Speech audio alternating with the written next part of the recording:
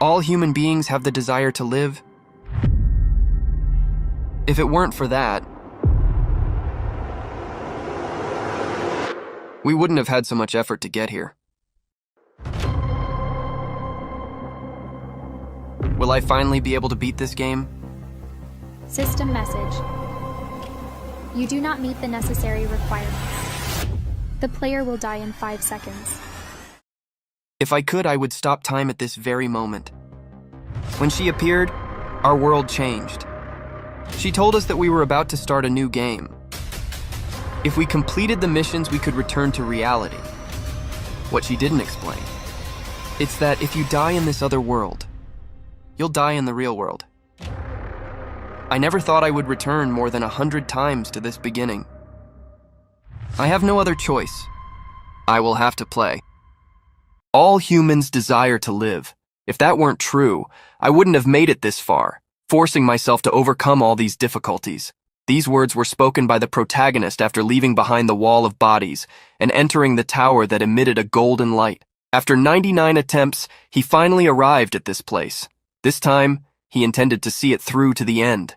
The final of the 20th round took place in a grand golden chapel, where, shockingly, dozens of golems resembling angels awaited the challenger. Upon observing the presence of these beings in the area, it was obvious they were there to guard the door ahead. Certain that those guardians would not let him pass easily, the protagonist summoned his weapon. A scarlet shadow took shape until a scythe appeared in his hands. Upon seeing the weapon, the eyes of the golems shone with a strong golden light. Like an army, they advanced, each wielding their typical weapon, intending to destroy the intruder. The first golem attacked, but its target was no longer in the spot. Losing sight of him, it only realized when one of its companions was attacked. With his scythe, the protagonist advanced under the golden glow of the chapel. He prepared to use a seal ability. Above one of the golems, a scarlet symbol with a black skull appeared. Before the golem could react, the protagonist charged toward it, overflowing with a bloody aura. With all his strength, he struck the golem, burying the scythe into that being. The golem suffered the great attack to its neck. After activating the seal on an opponent and successfully attacking it, the seal would activate. With the activation of the seal, a damage increase of 100% was applied. Without expecting this extra damage, the golem was crushed. Slowly, the golden hands of the golem began to dissipate, as it had been destroyed. However, several other giant golems were still standing. They gathered to attack the protagonist together. Knowing their intentions, the protagonist took the initiative. With his scythe of scarlet aura, he used a night ability, exerting all his power. In an instant, the chapel, which had previously shone in gold, transformed into total darkness. Even the golems, which emitted some light, could not orient themselves in the environment. They were no longer able to see anything. Taking advantage of the ability, the protagonist attacked golem by golem. Each of those giant beings was destroyed, releasing an intense golden glow that dissipated into eternity before the young man in black clothes. Despite having defeated many, the protagonist became irritated when he realized they would not give him a break. With his scythe, he launched himself at a golem, preparing a fiery attack. The protagonist managed to dodge in time, but his cloak was destroyed in the process. Even though he dodged, he felt the speed of the attack. In addition to the fiery attacks, there were also ice attacks that appeared without warning, forcing the protagonist to dodge quickly. Making a decision, he increased his speed, advancing faster than ever. With great speed, he created copies that crossed the entire chapel, attacking the main golem. Prevented from acting as it wanted, the golem summoned several fiery arrows to counterattack. A rain of arrows headed toward the various copies of the protagonist. They were destroyed, but the main body of the young man remained untouched, being difficult to hit. The protagonist was confident, but a blue light brought him a sense of humility. He was surprised when a gigantic sealing magic circle appeared on the ground beneath him. The protagonist couldn't escape in time. A powerful ice magic was executed by the magic circle, creating a huge ice pillar around him. Unable to move within the pillar, the protagonist saw the golems approach. One of them raised its sword, preparing an attack against the young man, who had now become an easy target. However, at that moment, the ice pillar began to crack. The protagonist's red eyes reflected great seriousness as they stared at the golem. An ability was activated, the destruction of the moonlight. A scarlet light cut diagonally through the ice pillar and headed toward the golem, which was trying to attack the protagonist. Thanks to the scythe he wielded, he was able to free himself easily. attacking and destroying the golem in the process. The protagonist sighed in relief, for even with his abilities, he would have suffered some damage from that attack. Knowing that the fight would last forever if he continued facing each golem individually, the protagonist decided to end them all in a single attack. The powerful scarlet aura completely enveloped his body and weapon, overflowing with immense power. The golem still intended to attack, using fiery arrows and magic circles that launched ice pillars. However, with each step the protagonist took, he destroyed the ice created by the golems. Finally, he activated the ability Destruction of Moonlight, complemented by the ability Red Moon. With a single attack, the scarlet darkness crossed the entire chapel, hitting all the golems at once with its immense power. One by one, the golems began to collapse after being struck by that attack. The protagonist placed the scythe on his shoulder, sighing in relief after defeating all those beings. Now he could investigate what was behind the door that the golems guarded. After passing through the grand arch, the protagonist entered a lightless chamber, different from the previous one. Looking around, he wondered what place this was. The environment, with several windows, conveyed a feeling of being a temple. Spotting a door further ahead, he wondered if he should cross it or wait to see if something would emerge from there. Seeing that nothing happened, he moved toward the door where there was a magic circle. The moment the protagonist stepped on the circle, it glowed with a golden energy. Internally, he was already wondering if he would be able to finish this game. However, a notification appeared before him. To enter the boss room, at least 5 players must be present. Upon seeing the notification, the protagonist was confused. According to the warning, only 1 player was in front of the boss room. Because of this, the player would be eliminated in 5 seconds for not meeting the requirements. The protagonist became extremely irritated when a golden energy surrounded him. He tried to escape it, but couldn't. What the hell? No one ever said anything about this requirement, damn bastards! Despite his complaints, the countdown began. He tried to attack the golden barrier to escape, but soon realized he wouldn't be able to destroy it. Perhaps this was the end. The protagonist saw his body begin to dissipate. Before the countdown ended, he cursed one last time, and thus he was eliminated. However, because of this, the conditions to activate the regression rune were fulfilled. Time began to rewind to the state before the first round. The number of uses of the regression rune had reached its limit, 100 times. Therefore, the rune began to disappear. Thus, the 100th regression was initiated. In front of a large temple, a crowd was gathered. A loudspeaker announced that the time was approaching, asking everyone to count down together. The people began the countdown from 5, and it was at that moment that the protagonist's regression was completed. The countdown continued as the protagonist appeared, irritated at having returned. His hands trembled as he realized he had come back to the moment before he was sucked into that cursed game. He clenched his fist in anger, remembering that he had reached the 20th round last time. Feeling that the moment of greatest difficulty was approaching, he wished he could stop time. However, he remembered that had been the last use of the regression rune. Now he wanted to finish this game once and for all. However, he discovered that he would need to take 4 other people with him to the final round, which made him wonder who would be good enough to accompany him. Several minutes earlier, a young man with stripes in his eyebrow was standing with a bored expression. Around him, many young people were excited about soon becoming adults, which meant they would no longer need their fake identities. A young man with a shaved head wondered what he should do after graduating, thinking about becoming a delivery person. Curious, he asked his friend Young Min what he would do. Young Min smiled at the question. "Didn't I tell you? I'm going to become a gangster." Young Min's friends, who were excited, were shocked by his response, stating that if he did something wrong, he would be in trouble. They thought Young Min was joking, but he reminded them that you only live once, and therefore he would live the life he wanted. Young Min's 3 classmates laughed at his statement, but internally they were already planning to distance themselves from him as soon as they graduated. Changing the subject, they asked Young Min what would happen to the young man who was his loader when they graduated. Young Min remembered the poor, gloomy classmate who always walked around with a hood. With a manic look, he stated that he wouldn't let such a bastard escape him, even after graduation. Young Min's friends couldn't help but laugh, knowing that the young man probably believed his suffering would end after graduation. However, for Young Min, that wouldn't be the end. He planned to continue tormenting that loader for the rest of his life. At that moment, one of Young Min's friends spotted the loader in the crowd. Upon seeing the hooded young man, an announcement was made on the loudspeaker. They were about to start the 5-second countdown. Young Min recognized his loader but noticed that there was a blue aura around him. Not understanding what that aura was, Young Min continued to watch him.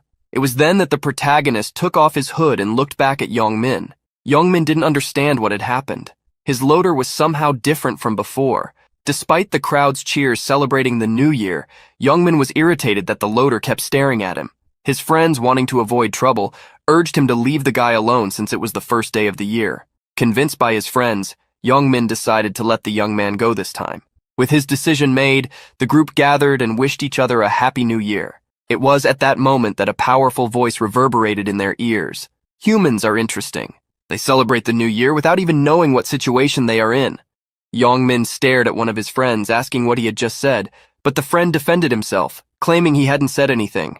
Above the crowd, a goddess with large white wings appeared. "Seeing all of you fall for this, knowing nothing, to us you seem like monkeys in a cage." The people looked at the beautiful being in the sky, wondering if she was an angel. Many disagreed about the origin of that being, but everyone agreed that she was beautiful. Among the crowd, the protagonist also saw her appearance, someone he hated, even after 99 times. Hearing the voices of the humans, the woman couldn't help but smile, then changed her tone. "Humans are like trash. You have already fallen in love with my appearance, but I advise you not to think of useless things, as I have no intention of getting close to you." As she spoke, several people below began to take out their devices to film her. She smiled as if relishing the sight. "Seeing how all of you are dazed, it seems you can hear my voice well." With an irritated expression, one person couldn't help but shout at the woman, "Hey, who are you? Are you cosplaying as an angel or something? What the hell are you saying?" Seeing someone shout at that woman, the protagonist felt pity for the person. The woman in the sky hid her eyes behind her veil, and soon her smile disappeared, giving way to rage. A dark aura enveloped her, and her eyes shone with a red hue. Before the man who had shouted at her could react, she exploded him. The man's blood splattered on the people around him. These people were initially shocked, but a second later they began to scream. From where Youngmin was, he could see what had happened. In the sky, that winged woman demonstrated how bloodthirsty she could be. "How dare an inferior human speak informally to the almighty me? You humans have no right to ask questions. Don't be arrogant, or what happened to that human will happen to you too." In light of the situation, the people were terrified. Couples embraced, while others called for help. Showing her large wings, the divine being displayed her superiority. "You understand what is happening, right? What do inferior humans know? I will explain everything, so listen well." Sighing, the protagonist wondered if he would have to hear that explanation again. The divine being beamed with a smile. "All right. From now on, I will start playing a game. For 20 rounds, at the beginning of each month, your souls will be transported to a new dimension to participate in a game. This is one of the things you humans need to do. Complete the missions that will be given to you. If you complete the missions, you will receive rewards and can return to the real world." The people began to talk among themselves, wondering what the hell that woman was talking about, realizing that if they completed the missions, they would be spared by her. As if she had heard what they said, the divine being continued to explain. "You must be thinking that if you complete the missions, you will be spared. However, even if you manage to complete the missions, not everyone will survive. Only half of the participants will be spared." Each person became concerned with the divine being's words, but she urged them not to worry too much, as she wouldn't take everyone to that world. As the people began to get agitated, the protagonist sighed. Then he heard the woman say that only humans aged between 15 and 29, according to the age of that world, would participate in the game. Hearing that he wouldn't participate, an older man felt relieved, thinking he was safe. One of Youngmin's friends became irritated with that man, asking if he was trying to provoke others just because he was safe. Youngmin was annoyed with his friend, questioning if he hadn't seen what had happened to the other man's head a few minutes earlier.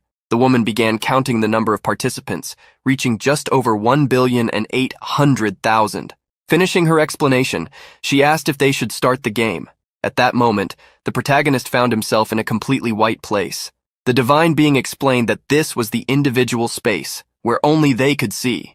She warned them that they would need to mold their bodies to prepare for the soul transfer. Their bodies would undergo a kind of customization. The woman warned that they would have only a single chance and asked each of them to choose wisely. The protagonist decided to choose the same thing he had chosen last time. Thus, he selected his body and his nickname, which would be Black Scythe. After making his choice, he was teleported to a vast plain. With that, his 100th time in this world was about to begin. Since he had used the same appearance since his 12th time, the protagonist felt as if it were his own body. Soon after, many other people began to be teleported to the plane. They were surprised and curious about that place that seemed like another dimension. Many were astonished that their bodies had indeed changed. Some gathered and showed their faces, which had been modified to resemble those of famous people. The protagonist observed how people had, as always, molded themselves in a cool and beautiful way, something not very smart to do. In the other world, the strong would always hunt the weak. If someone's appearance was too remarkable, it would be easy to become a target, and those who were eliminated in that world would suffer the same fate in the real world. Focusing on what mattered, the protagonist realized it was time to begin. He watched as Hwang Young-min appeared. His body had been molded to become muscular and attractive. The protagonist laughed mockingly at the guy, who had shaped himself to look stronger. At that moment, the goddess appeared above the humans, commenting that their expression showed they liked their avatars. She thought it was great to see those expressions without fear. Counting almost 2 million people, she confirmed that all the summoned humans from Seoul were there. Despite the number of people she counted, the humans didn't see so many.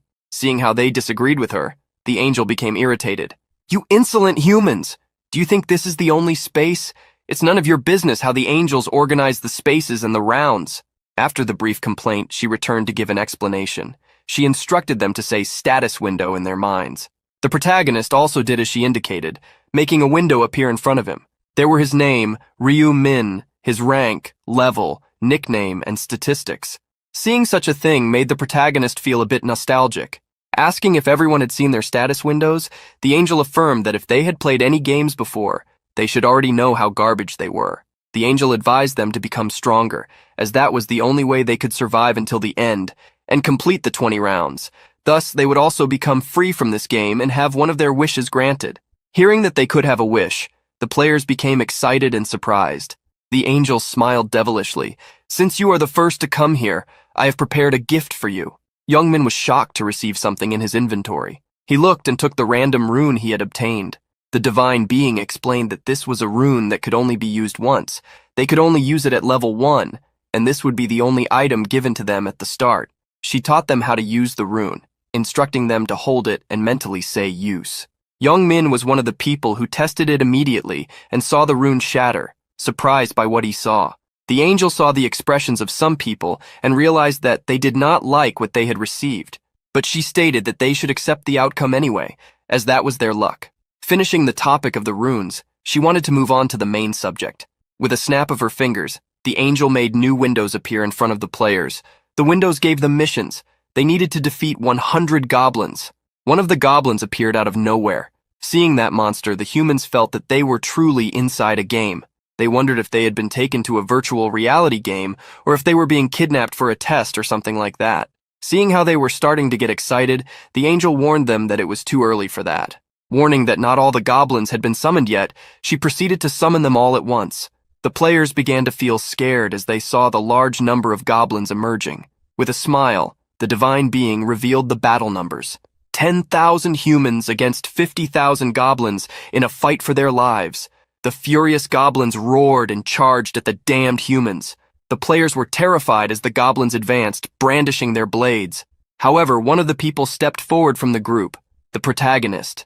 The others were surprised to see someone walking towards the monsters. They tried to warn him that it would be dangerous, but it was in vain. The protagonist did not care about them, attacking the first goblin. With a wide kick, he defeated the first goblin with precision, initiating the battle. When you are in a group, first impressions are extremely important. The protagonist wanted to imprint the image of his power in people's minds. Only then would he avoid being surrounded by annoying flies. He needed to show how strong he was here and now. There was another thing he wanted to do. The most important, to become the center of attention of that being. Taking the dagger from the goblin he had defeated, the protagonist prepared for a good performance. He charged at 2 other goblins, easily defeating them. People were impressed with the protagonist's moves, which looked like those of a special agent or something similar. Seeing his nickname, Black Scythe, they realized that the name was as cool as he was. Believing that the goblins were as weak as in games, other players prepared as well. They thought they could take down the goblins, even if they weren't as cool as the first guy. However, just as they were still getting ready, one of the goblins jumped on one of the men. In front of everyone, that goblin, smaller than a person, used its dagger to defeat a player. Seeing that made fear take hold of those who thought the mission would be easy. Immediately, people began to flee. The protagonist, who was defeating the goblins, looked in the direction of the screams he heard. Before him, the goblins were massacring everyone who ran away and avoided fighting. It had turned into hell. At that point, no one would confuse that world with a game. Now there was only one thought in people's minds: the desire to survive. The instinct for survival dominated each person's mind, leading them to run without a sense of direction. The first time Ryu-min had done the same thing, but after participating in these games twice, he realized the truth. There was no way to escape that dimension. The protagonist's lesson was proven when a woman running bumped into a barrier. She tapped the air several times, hitting the barrier, wondering what it was. The protagonist returned to defeating the goblins, thinking that there was no way modern people, who had never hunted even a small animal, could defeat a goblin. Many of them would hesitate at the moment of the final blow. However, to survive in this game, they would need to overcome this limitation.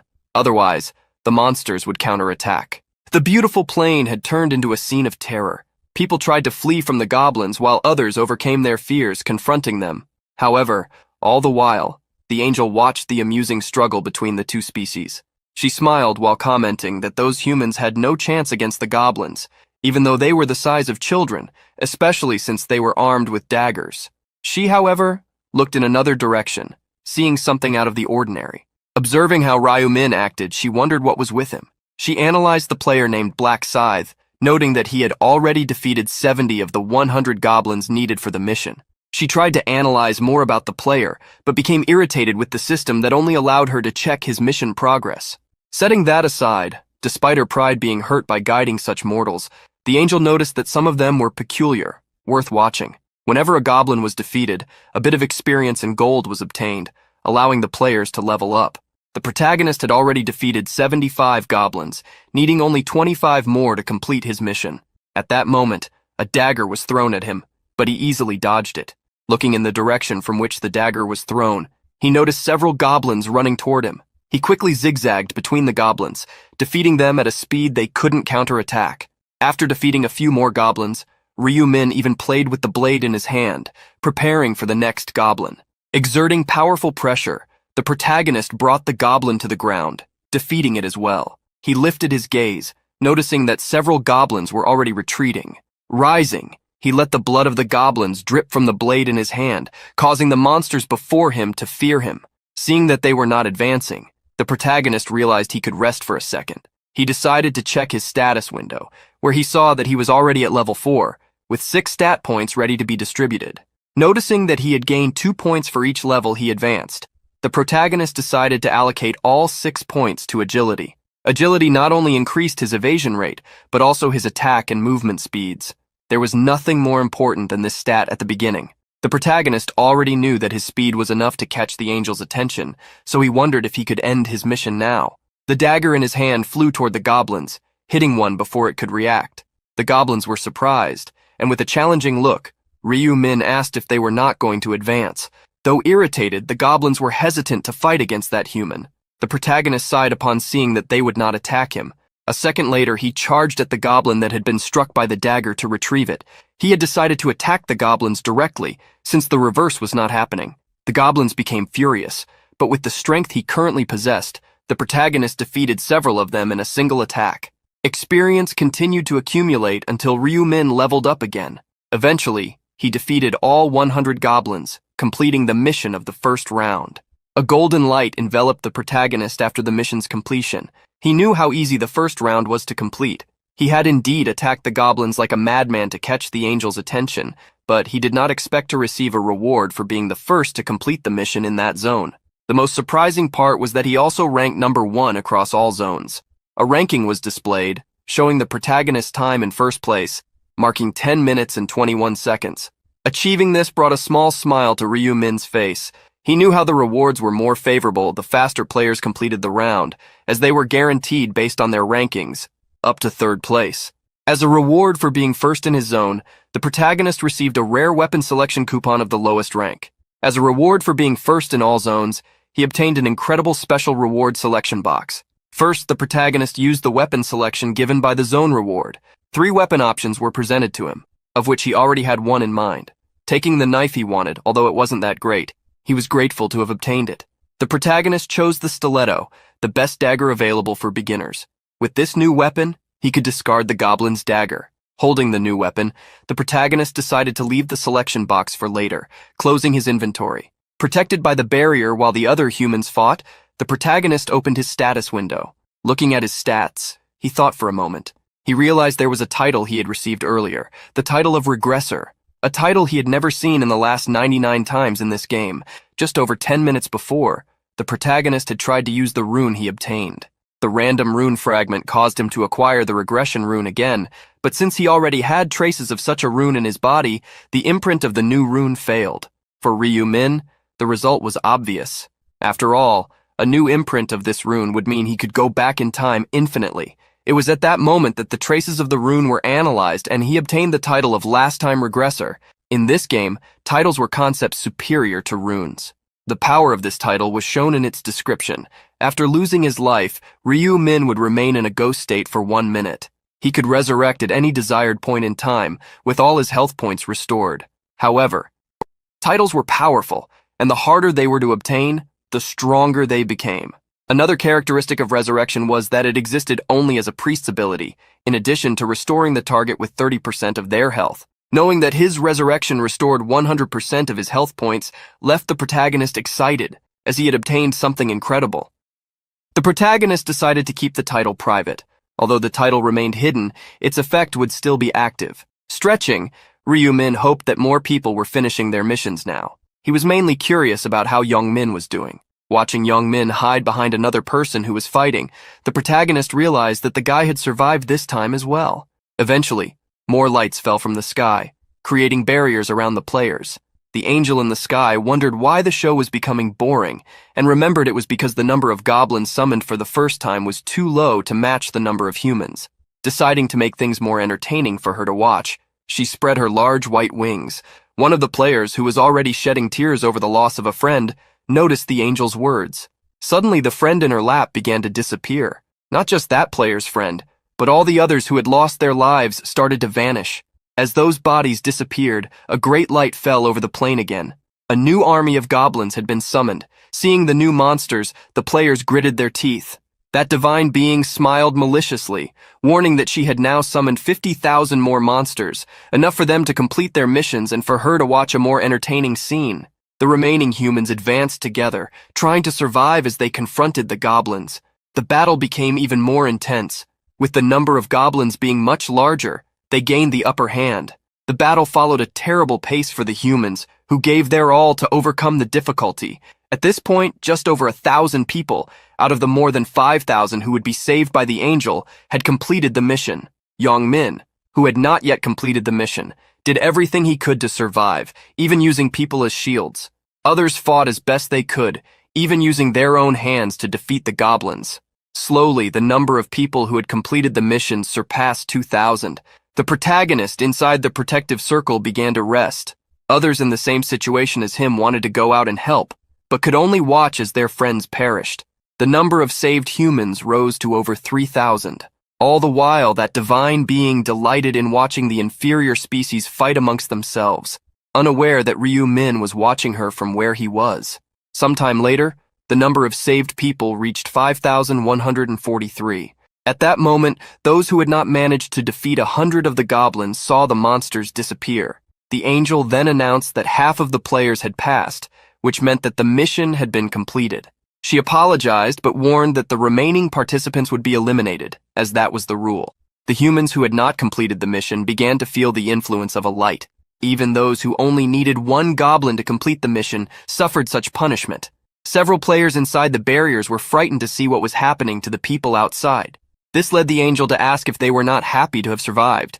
Changing the subject, she prepared to send them back, as they had survived.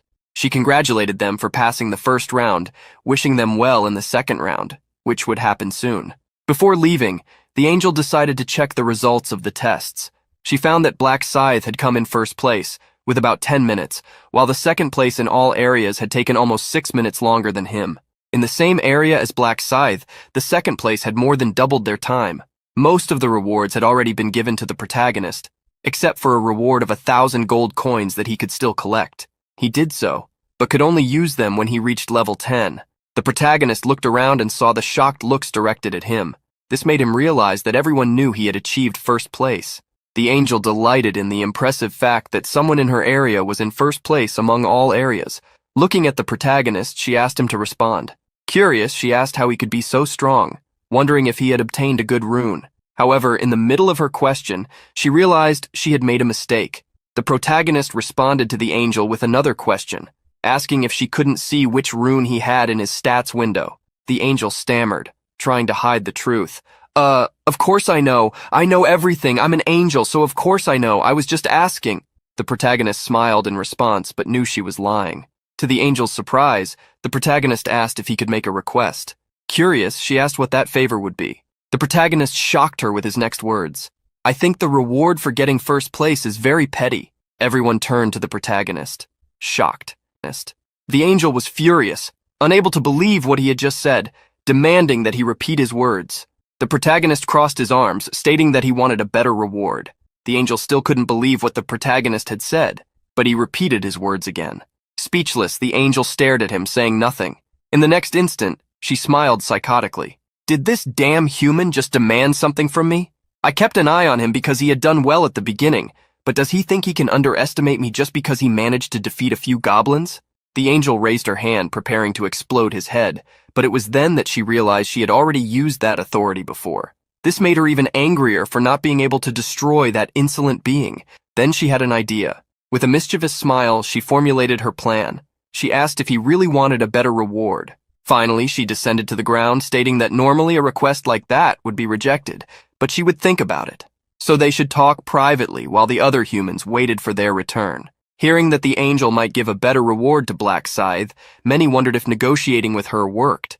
Some wanted to make demands too, but soon others assumed they should at least be in first place to ask for something like that. Many wondered what the reward would be, envying the protagonist. Before following the angel, the protagonist couldn't help but glance at Young Min, who didn't understand why the guy was staring at him. The angel walked through a forest, with the protagonist following closely behind. Seeing that he was keeping his distance, she ordered him to come closer so she wouldn't have to keep checking if he was still following her. The angel couldn't help but feel irritated at having to shout all the time for these humans to understand what they needed to do. On top of that, their stupid greed drove her furious. She still wondered how she could change the reward if she wasn't responsible for it. Despite questioning herself, she wouldn't deliver a better reward, even if she could.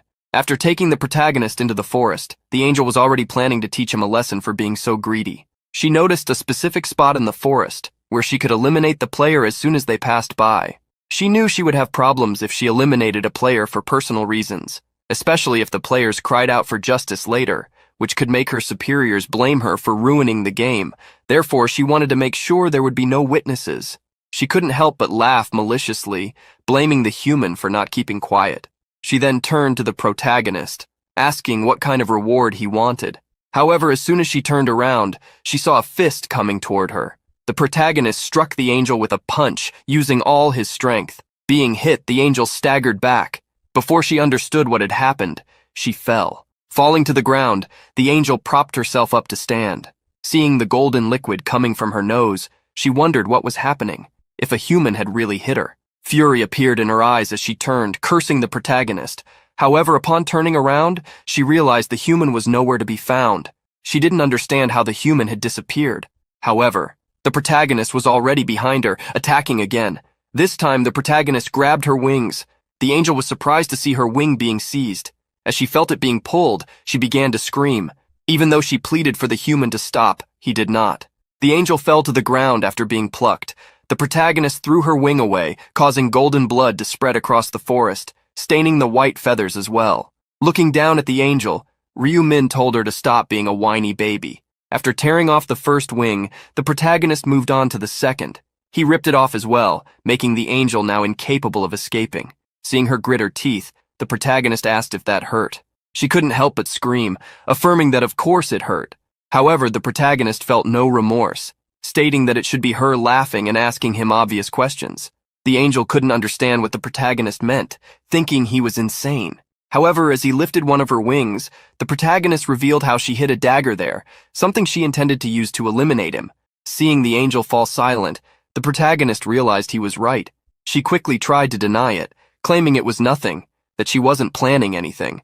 The protagonist couldn't help but smile. There's no point in lying. I can see the truth just by looking at your face, Spiriel. The angel was shocked to hear a human know her name. Taking a dagger from his inventory, the protagonist refused to reveal how he knew her name. Buriel didn't understand why he suddenly grabbed a weapon, but the protagonist taunted her, asking if she really didn't know. With no way to defend herself, Buriel tried to scare the protagonist. "Have you gone insane? Do you want your head to explode? With a snap of my fingers, you'll—" The protagonist contradicted Buriel's words, revealing that he knew she no longer had that ability. Buriel gritted her teeth as she was confronted with the truth. However, she continued trying to intimidate the protagonist. "Do you think you'll be fine? My companions will definitely not stay quiet." Once again, the protagonist contradicted her words. Companions? Angels are all a bunch of selfish beings who don't care about others. Whether you survive here or not, I doubt they'll care. Cutting off the small talk, the protagonist prepared to eliminate Buriel. She tried to stop him, claiming he wouldn't benefit from it. However, he revealed that yes he would, and she didn't know how. She tried to assert that if he eliminated her, he wouldn't return home, but the protagonist knew how the system would automatically send them back as soon as the mission ended. Seeing all her words rebutted, Buriel wondered how he knew all that. Finally, she decided to trade information for her life, begging for a chance.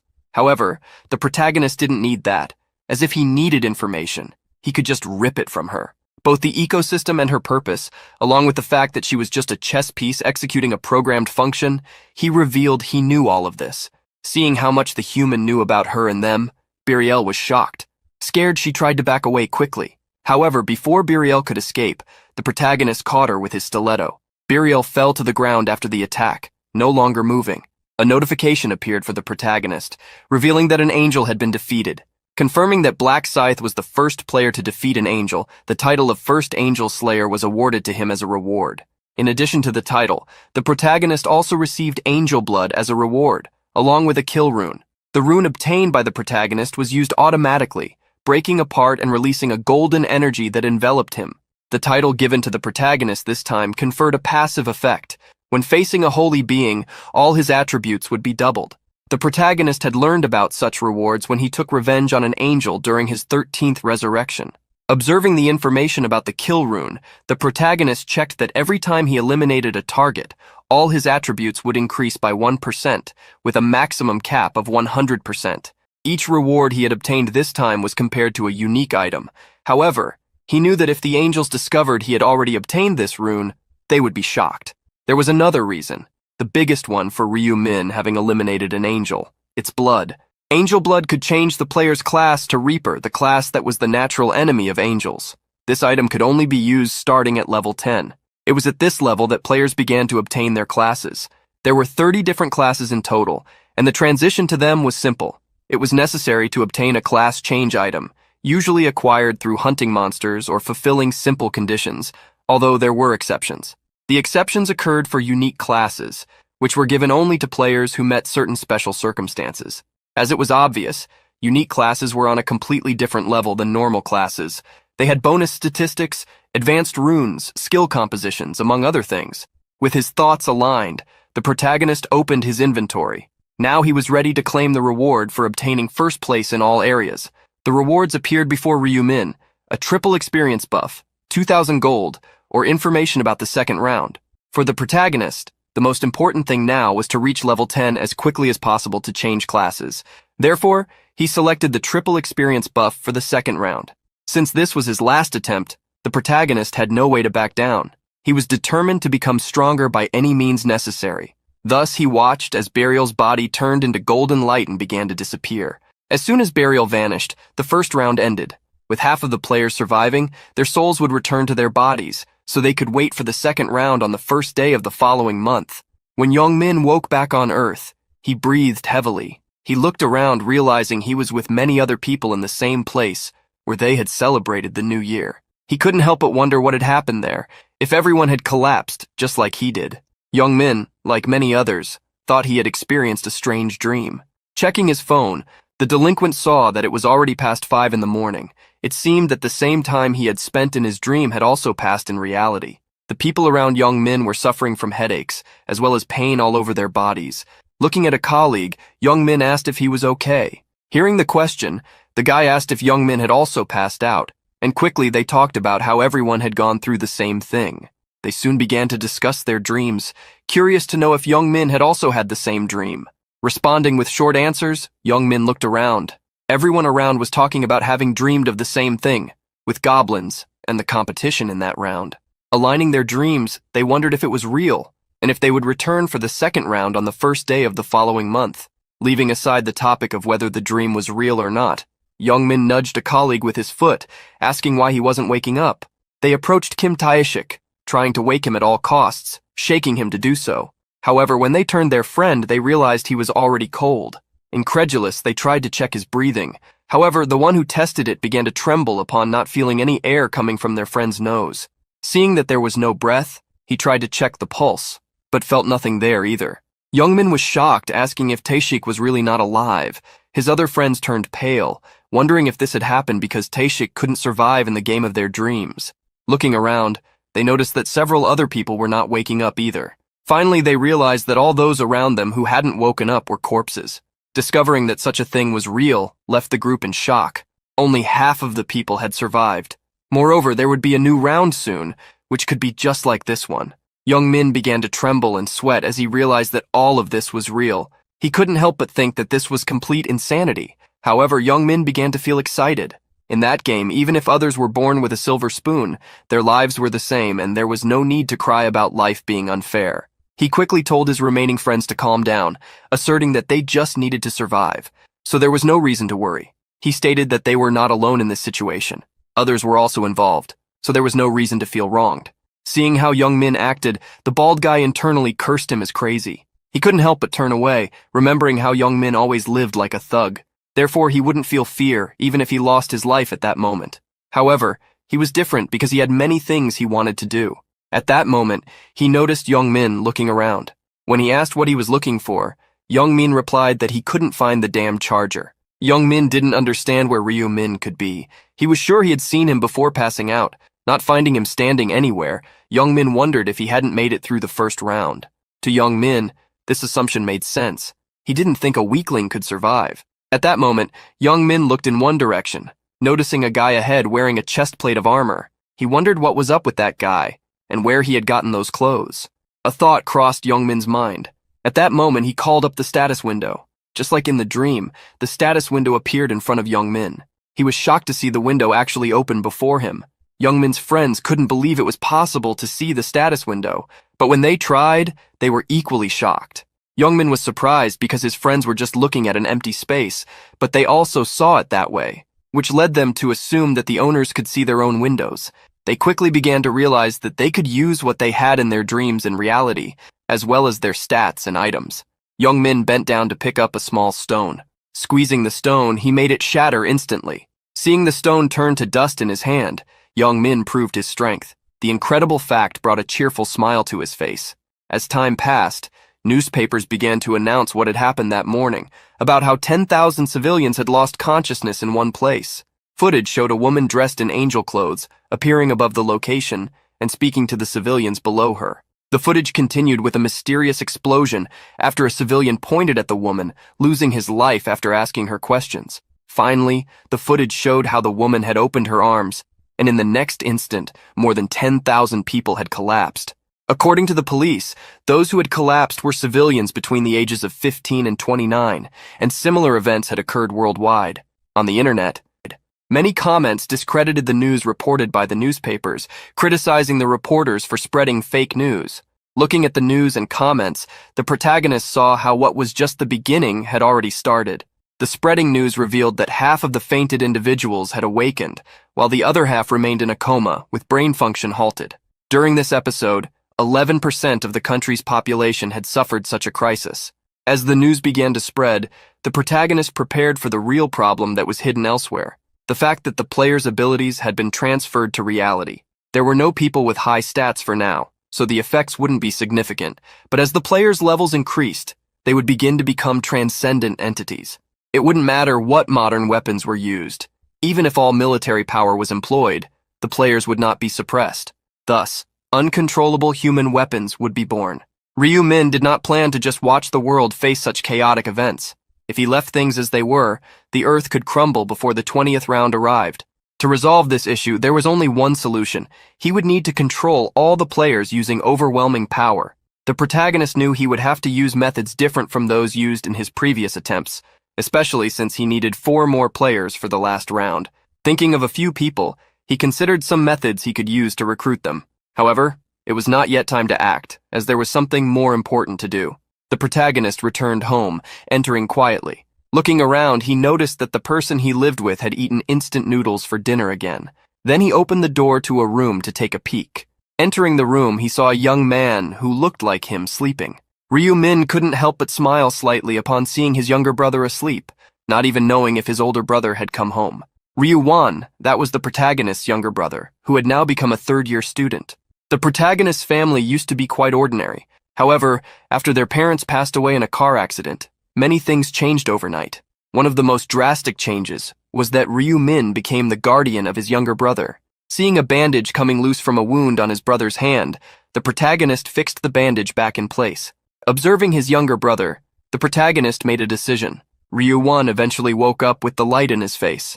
He sat up still sleepy and saw his brother saying it was time to wake up. The protagonist stated that it was already morning, but when Wan looked at his phone, he realized it was only 6 in the morning. The protagonist suddenly pulled the covers off his brother. Seeing the serious look on his older brother's face, who said they didn't have time to sleep, Wan asked what had happened.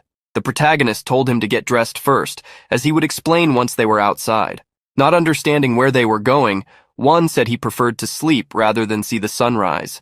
However, he fell silent when his older brother asked him to listen. With a serious look, Ryu-min stated that the world was in chaos and it was not time to sleep. Remembering that his brother had said he would watch the New Year's welcome ceremony, Wan asked if something had happened.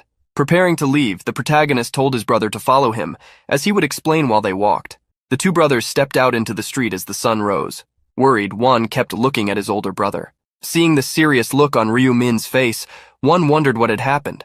At that moment, the protagonist asked his brother if he had any idea what was happening in the world at that moment. Wan began to get scared, asking if something had happened while he was sleeping. Without giving a direct answer, the protagonist told his brother to check the most searched topics. Wan grabbed his phone and, starting to read the news, wondered what it meant when it said an angel had appeared and kidnapped civilians to another world. The protagonist explained that, to be more precise, only the souls of the civilians had been taken. Wan was surprised, asking if even his brother had suffered this.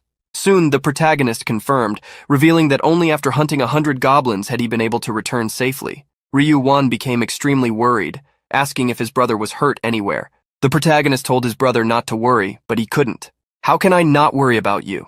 The memory of their parents' funeral still lingered in Ryu-wan's mind. That day, he learned what family was.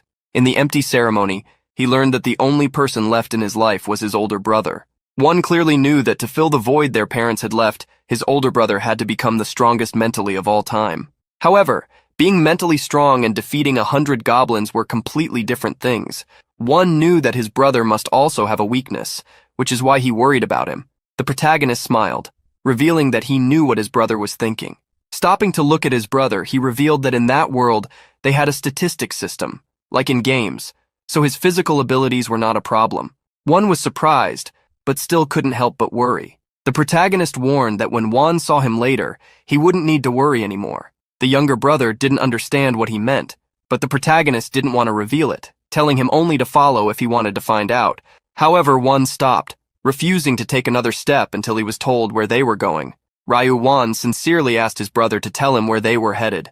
The protagonist couldn't help but notice the wound on his brother's hand, which led him to think about various things.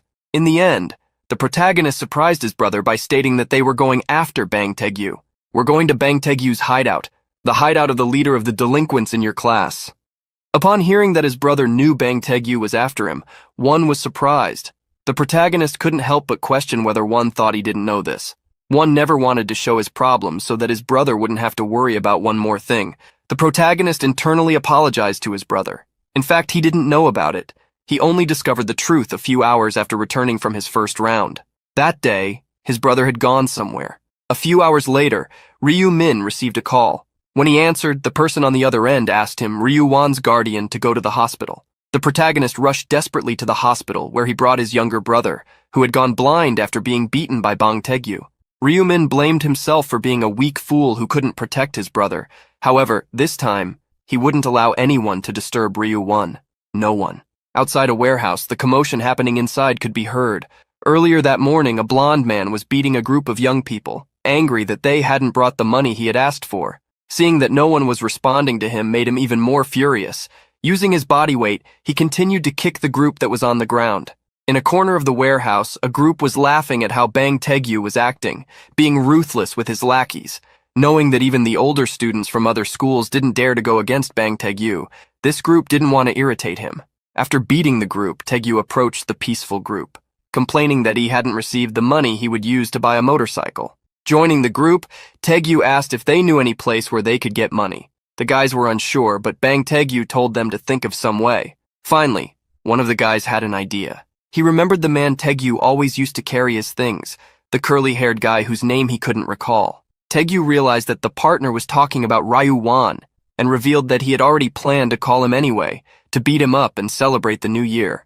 Hearing Taegyu's plans, the group began to laugh, claiming that he should blind Ryu Wan in the process. At that moment, Taegyu remembered the poverty situation Ryu Wan was facing. He won't get any money, even if I beat him. His house looks more like a wormhole. The group was surprised by the terrible state of the guy they were talking about, which led Taegyu to comment that Ryu Wan didn't even have parents, living only with his brother. At that instant, they heard someone knock on the door. It was then that Ryu Wan himself appeared, following his brother. Upon seeing him, Taegyu opened a surprised smile. Speaking of the devil, look who showed up, Ryu Wan, you damn bastard! Taegyu, who had been calm a minute ago, became extremely furious. Trembling, Ryu Wan couldn't help but hide behind his brother. Taegyu wondered who the person in front of Ryu Wan was, as just looking at him made him feel irritated. Staring at Ryu Wan, the big guy asked who the subject beside him was, and if he had brought him because he didn't want to carry his things alone. Ryu Wan started to stutter, so the protagonist smiled mischievously and answered for him.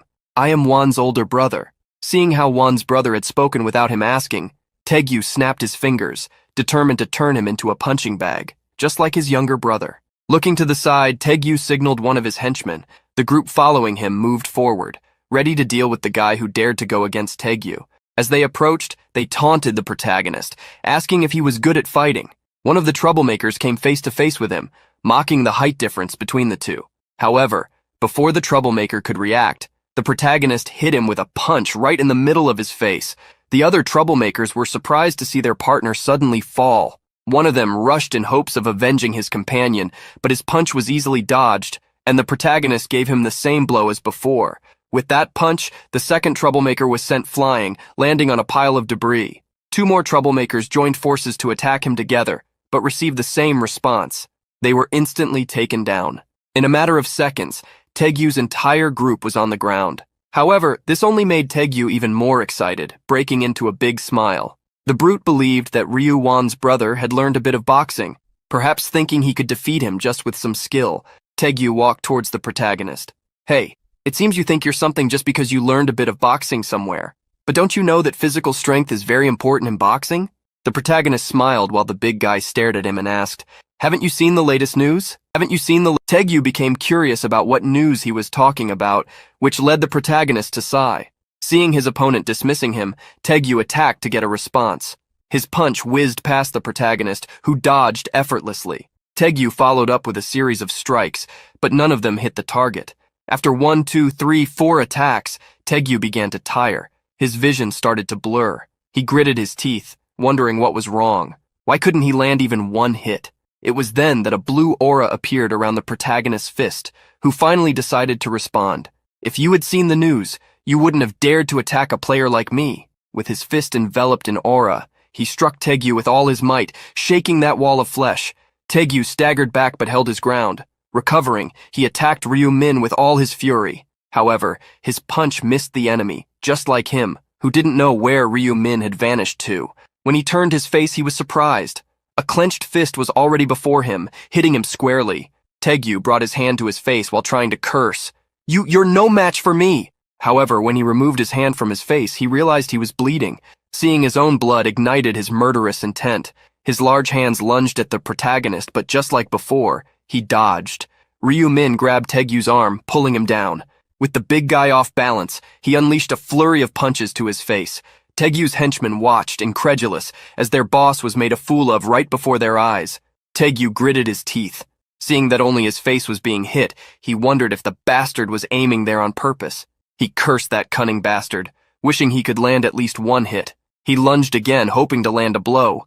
Internally, he begged for his punch to connect, but to his despair, Ryu-min dodged and countered with a kick. For the umpteenth time, Taegyu's face was struck, this time on the chin. With the impact, the big guy flew away, crashing against a wall. The protagonist then walked towards Taegyu, who was trembling as he tried to rise.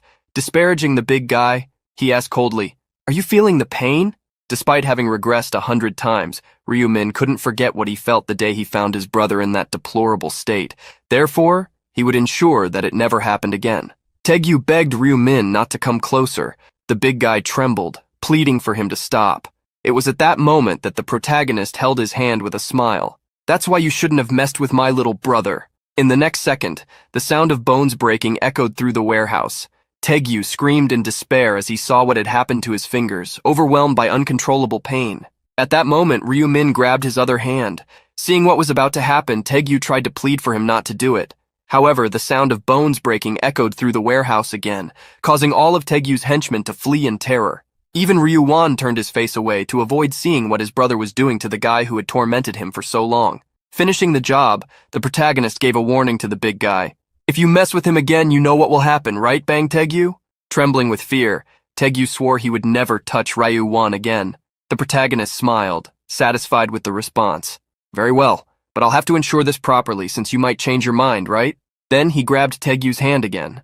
In the following minutes, a pig's scream echoed out of the warehouse, spreading throughout the neighborhood. After finishing the job, the protagonist left, followed by his younger brother. Ryu-wan was confused about how his brother had done that. Had he learned martial arts? The protagonist revealed that players could use their abilities in real life. Ryu-wan still seemed incredulous, so the protagonist decided to show him. At that moment, a golden energy emerged in Ryu-min's hand.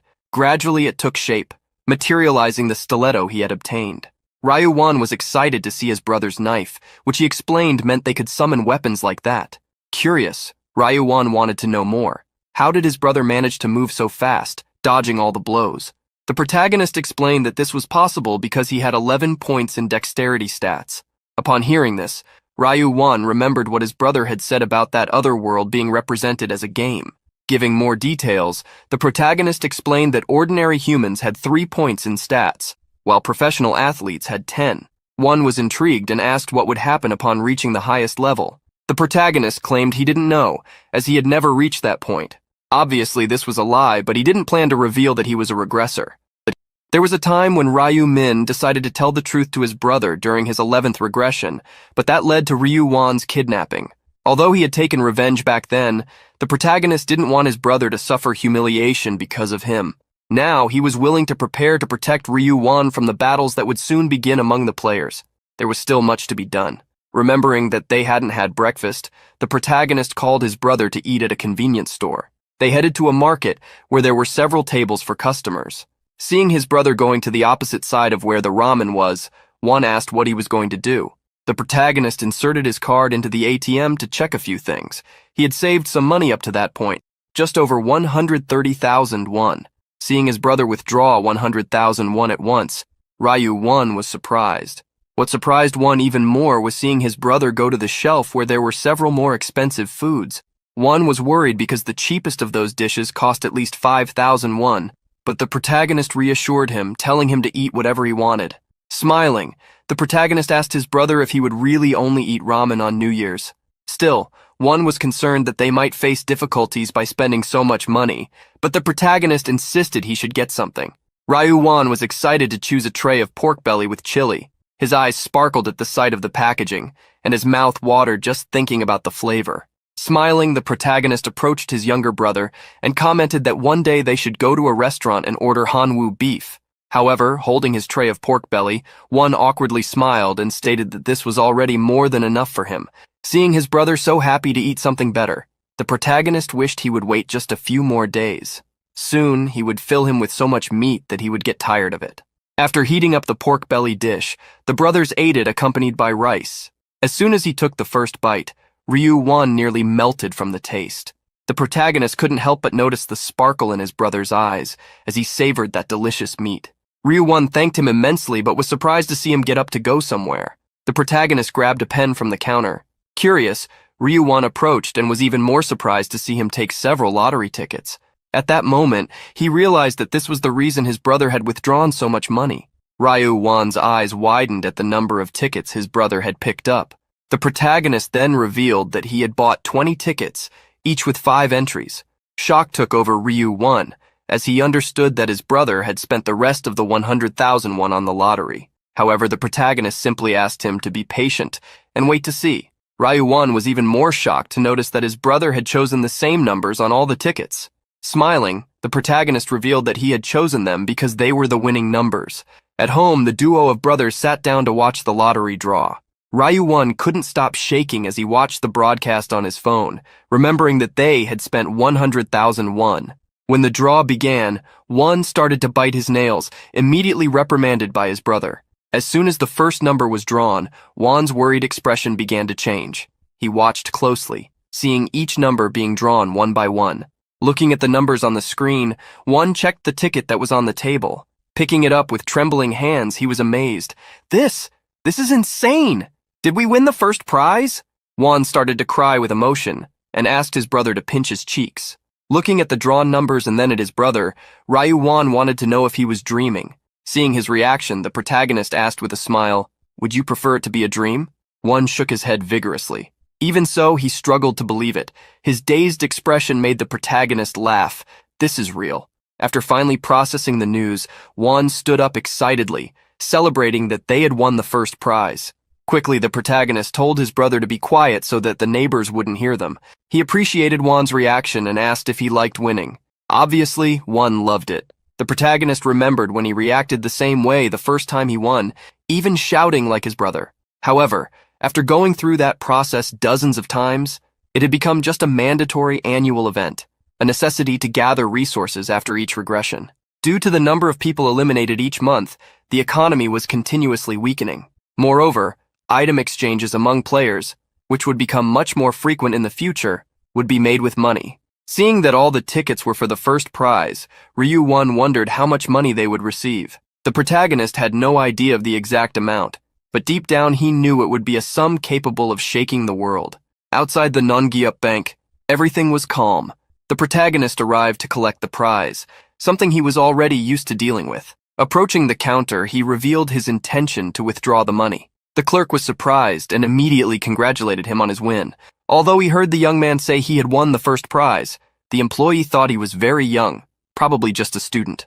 The clerk asked Ryu Min to tell him where he had bought the tickets. The protagonist then informed him of the store's location. After conducting the research, the clerk was shocked. He remembered a conversation he had earlier. A man had told him that apparently 115 tickets had won that round. They both thought that was an absurd amount. But what the man told him next was even more impressive. 100 of those tickets had been bought in the same place. The clerk, surprised, understood what his colleague meant. Probably a single person had bought all 100 tickets. Seeing that the clerk had understood, the man warned him.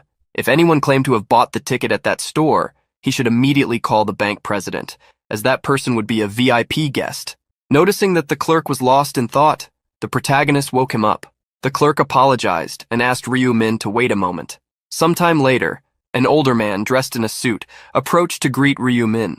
The old man introduced himself as Guan Junho, the president of Nongyup Bank. Seeing how young the lottery first prize winner was, the bank president congratulated him. Suggesting they go to a more private location, Guan Junho asked the protagonist to follow him. They both headed to the lottery ticket business team room. Inside the room, a woman was already waiting for them.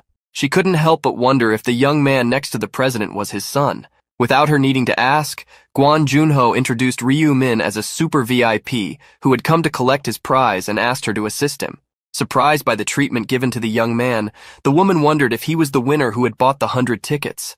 Trying to calm herself in front of someone so important, the woman greeted Ryu Min and asked him to take a seat. Quickly, she asked if he wanted something to eat, offering various drink options.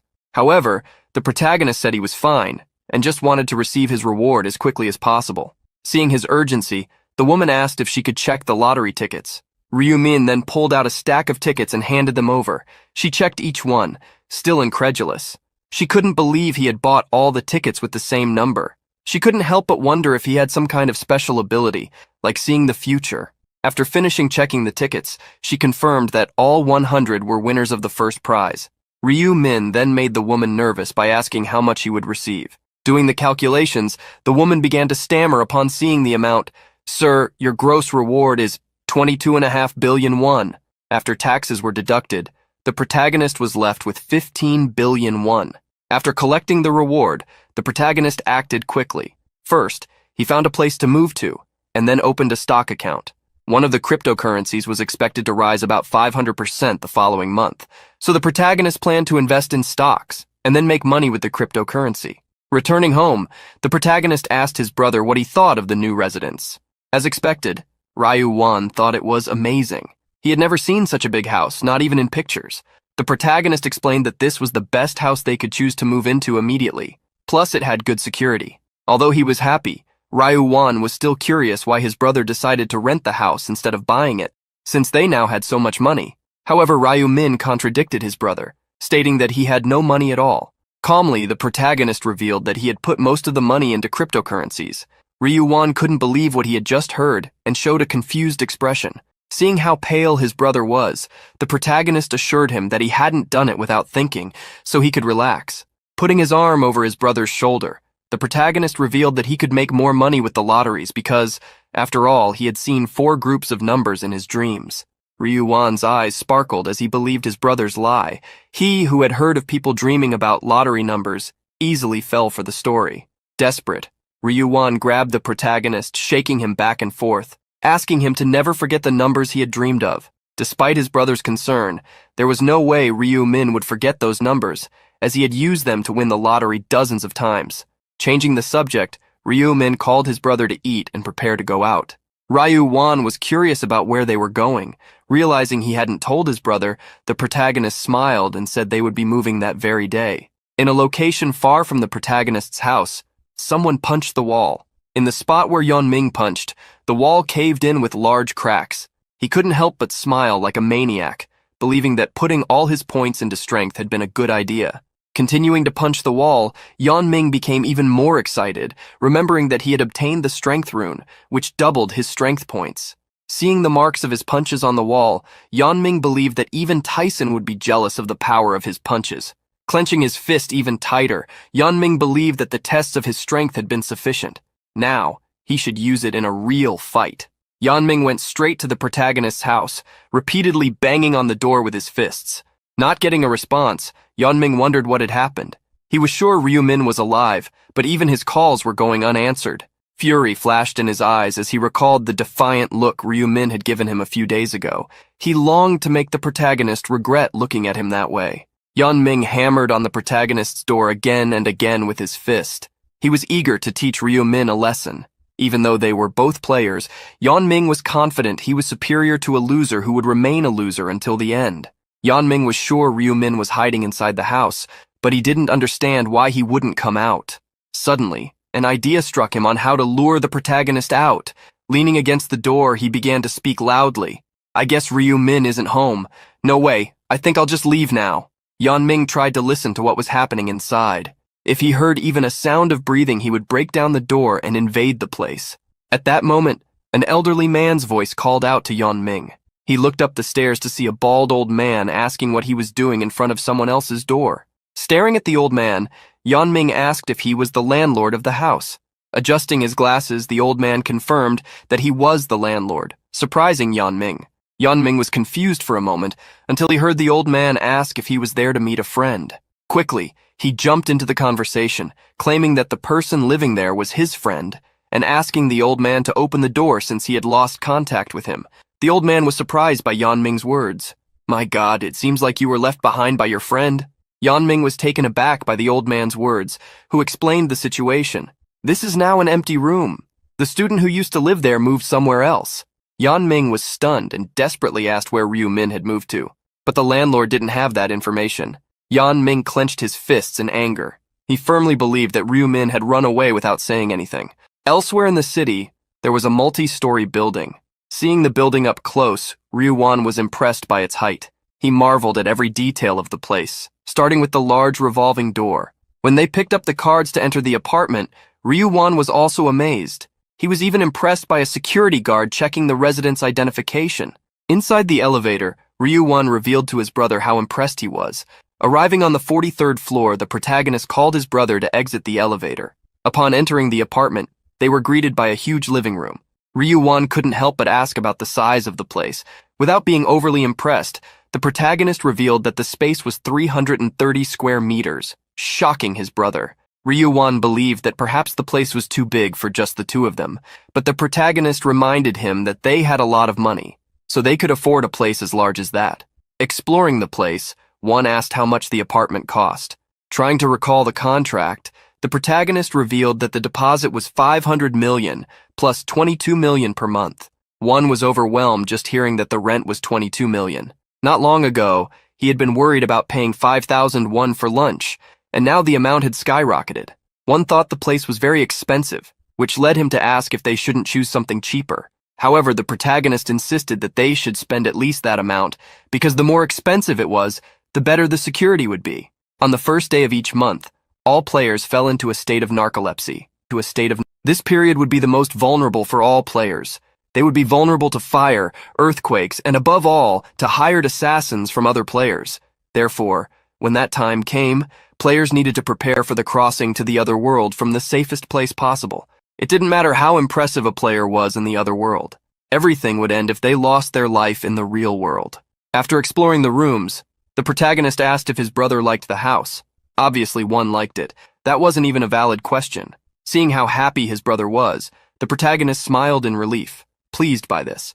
However, noticing that his brother was hiding various feelings behind his smile, Ryu-won felt a bit worried.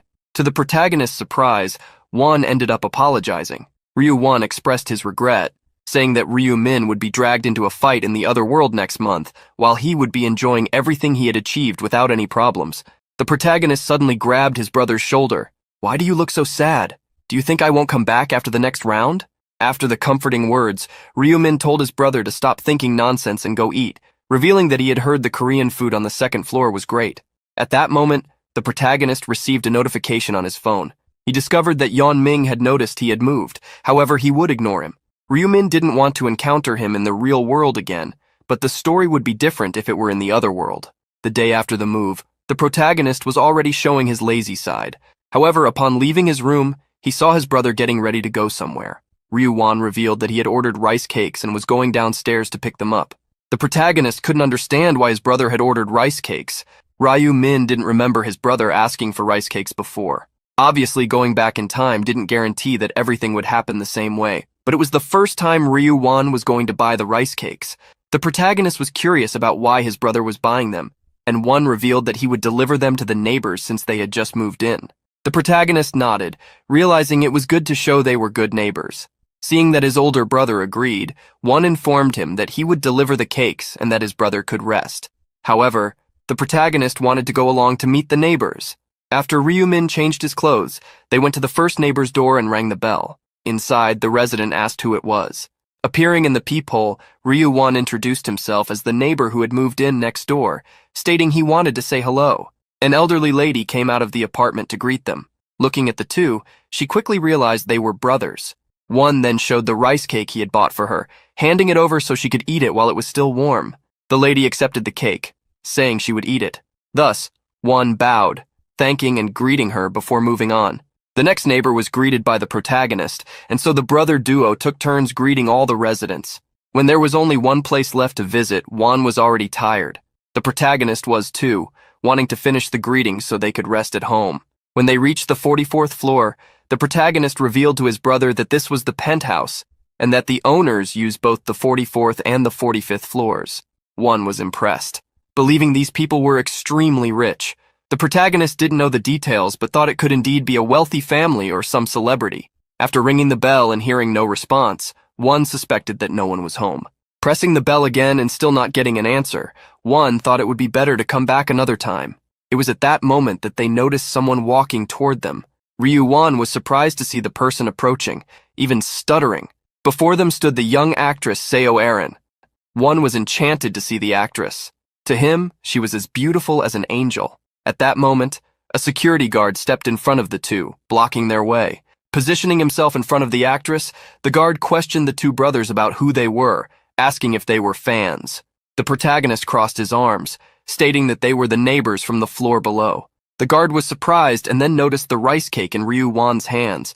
One asked if they would like to eat the rice cake, but the guard simply walked past him, stating he was fine and that the girl didn't eat that kind of thing. The guard then swiped a card on the electronic lock and called Seo Arin to enter. Before entering, Seo Arin looked back with a concerned expression for the two, although he didn't know who the guard was.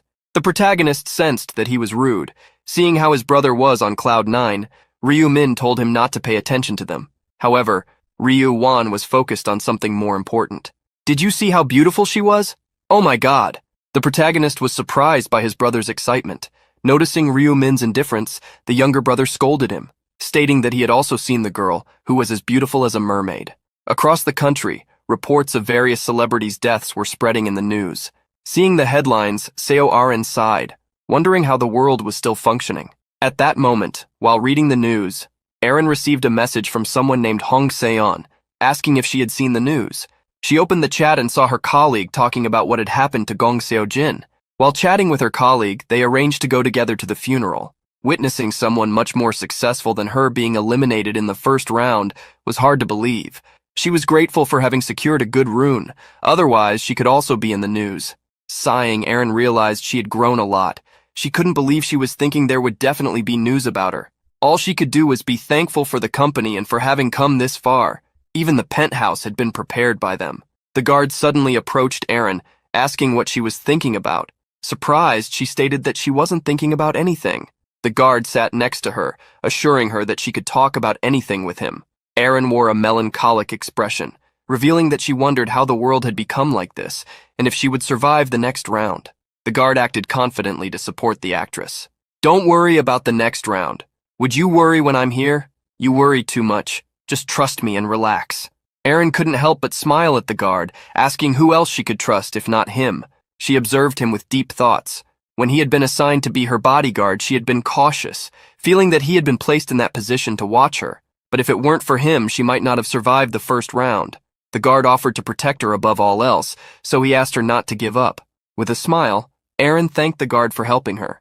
Changing the subject, Arin mentioned the two people they had encountered earlier. She thought they had just moved in since they had offered a rice cake that looked delicious. Despite this, the guard stated that she would gain weight if she ate that rice cake.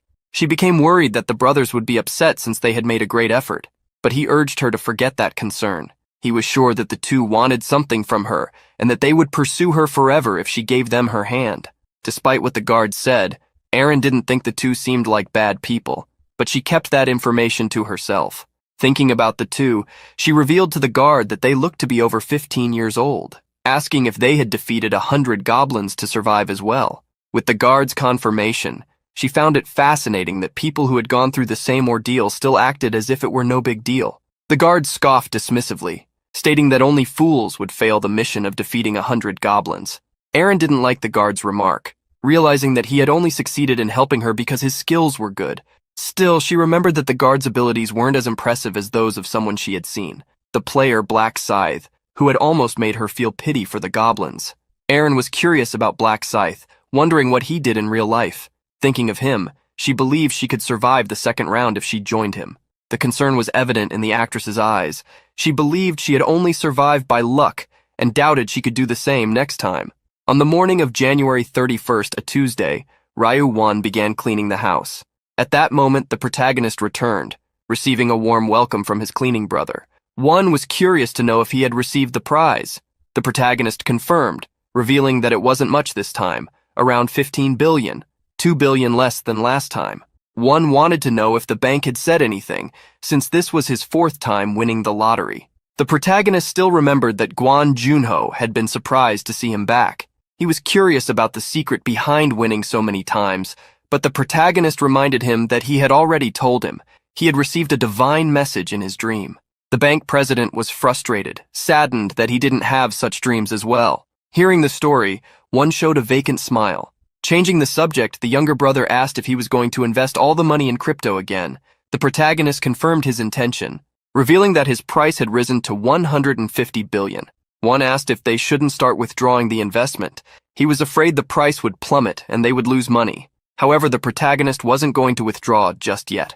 He asked his brother not to worry so much, assuring him that he would take care of it. Then the protagonist called him to have lunch together. The two had lunch, ordering a large pasta dish. After lunch, they spent the day together until night fell. That night, at 11:55, the protagonist went to bed with his brother always by his side. Ryu-1 held the protagonist's hands, showing his concern, asking him to come back alive. The protagonist reassured him, asking Ryu-1 to remember how he had defeated Bang Taegyu. Ruffling his brother's hair, the protagonist told him not to worry and to go to sleep.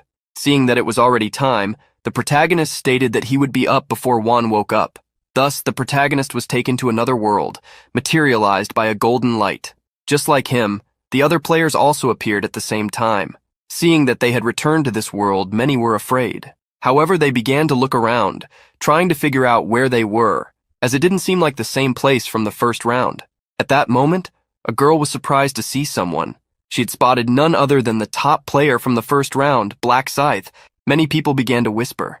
Noticing that they weren't approaching him, the protagonist realized that they recognized him. The protagonist looked around and noticed that everyone must have already arrived, including Yan Ming. He was anticipating when the new being would appear.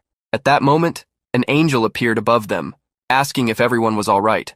The players were surprised that this time it was a different angel. Asking what had happened, the new angel revealed that the previous one had suffered an accident, which is why she wouldn't appear. Seeing that the humans were starting to murmur, the new angel asked them not to be alarmed.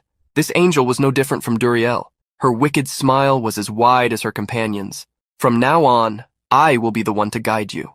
The angel spread her wings, which shone with a golden hue against the cloudy sky. Seeing that everyone was gathered, she asked if she could announce the objective of the second round. In front of each player, a window appeared. The window displayed the main mission. In 3 hours, they needed to select a representative from the region. The players were surprised as they thought they would need to defeat monsters again, but something caught their attention.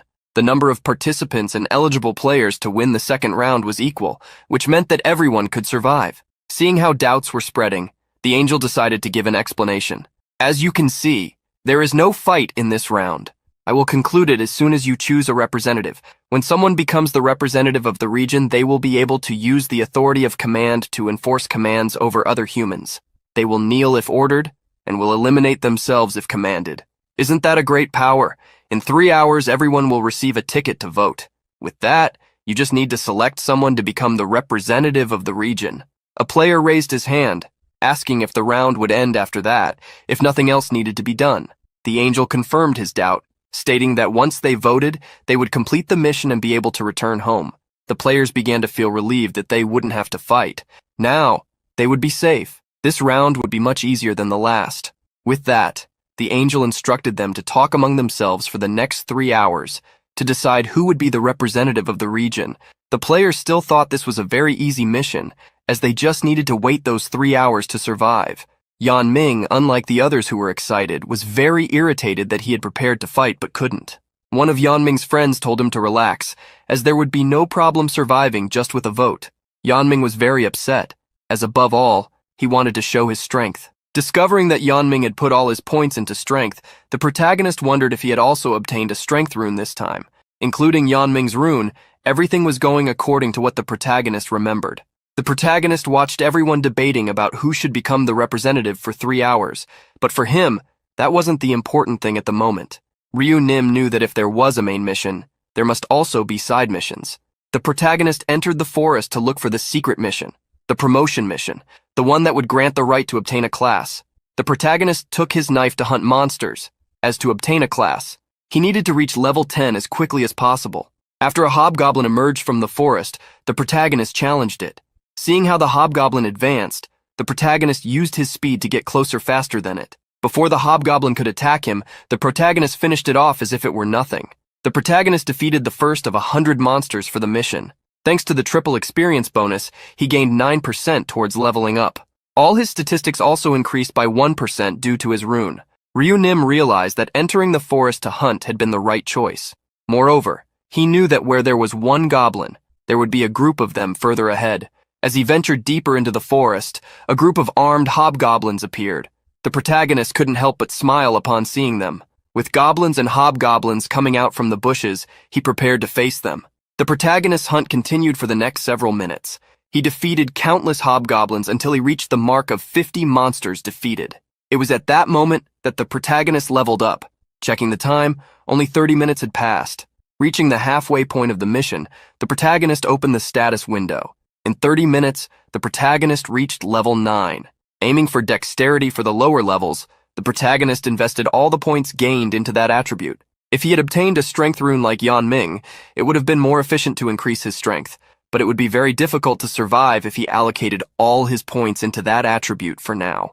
No matter how strong someone was, there was nothing they could do if they couldn't dodge fatal attacks. Players had 4 statistics: strength, intelligence, dexterity, and luck. Strength increased physical damage, health, and defense. Intelligence increased magical damage, will, and quick thinking. Dexterity increased attack speed, movement speed, and dodge chance. Lastly, luck increased critical hit chance and item drops, as well as providing an additional chance for gold. None of these statistics should be ignored, especially for the Reaper, as he used both physical and magical damage. Therefore, it would be ideal to increase them equally. While analyzing his information, the protagonist noticed a presence. He felt as if someone was following him.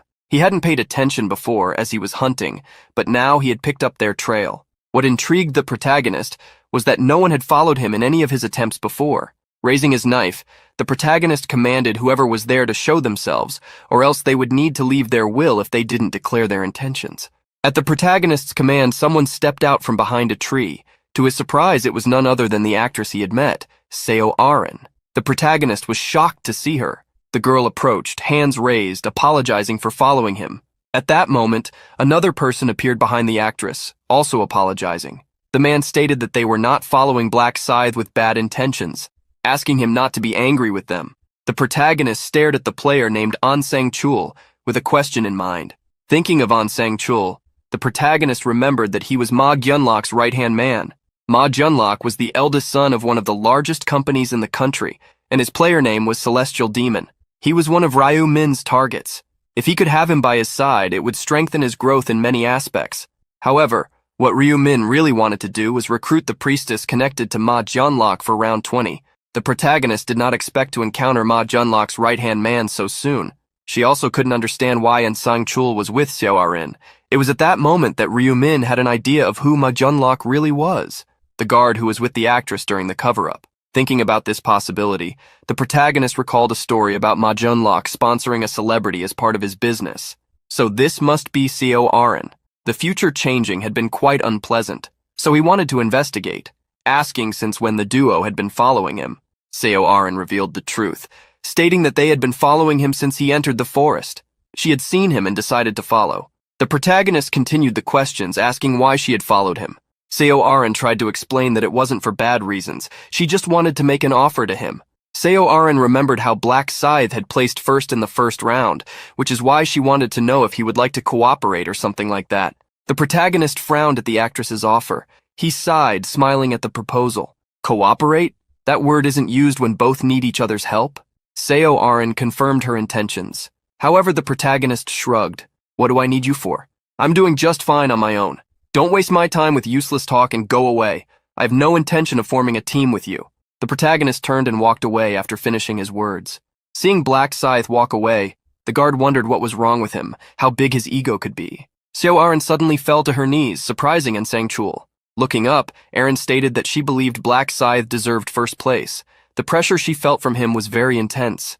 The guard questioned what pressure she was talking about, stating it was natural for her to be nervous when someone yelled while pointing a sword at her.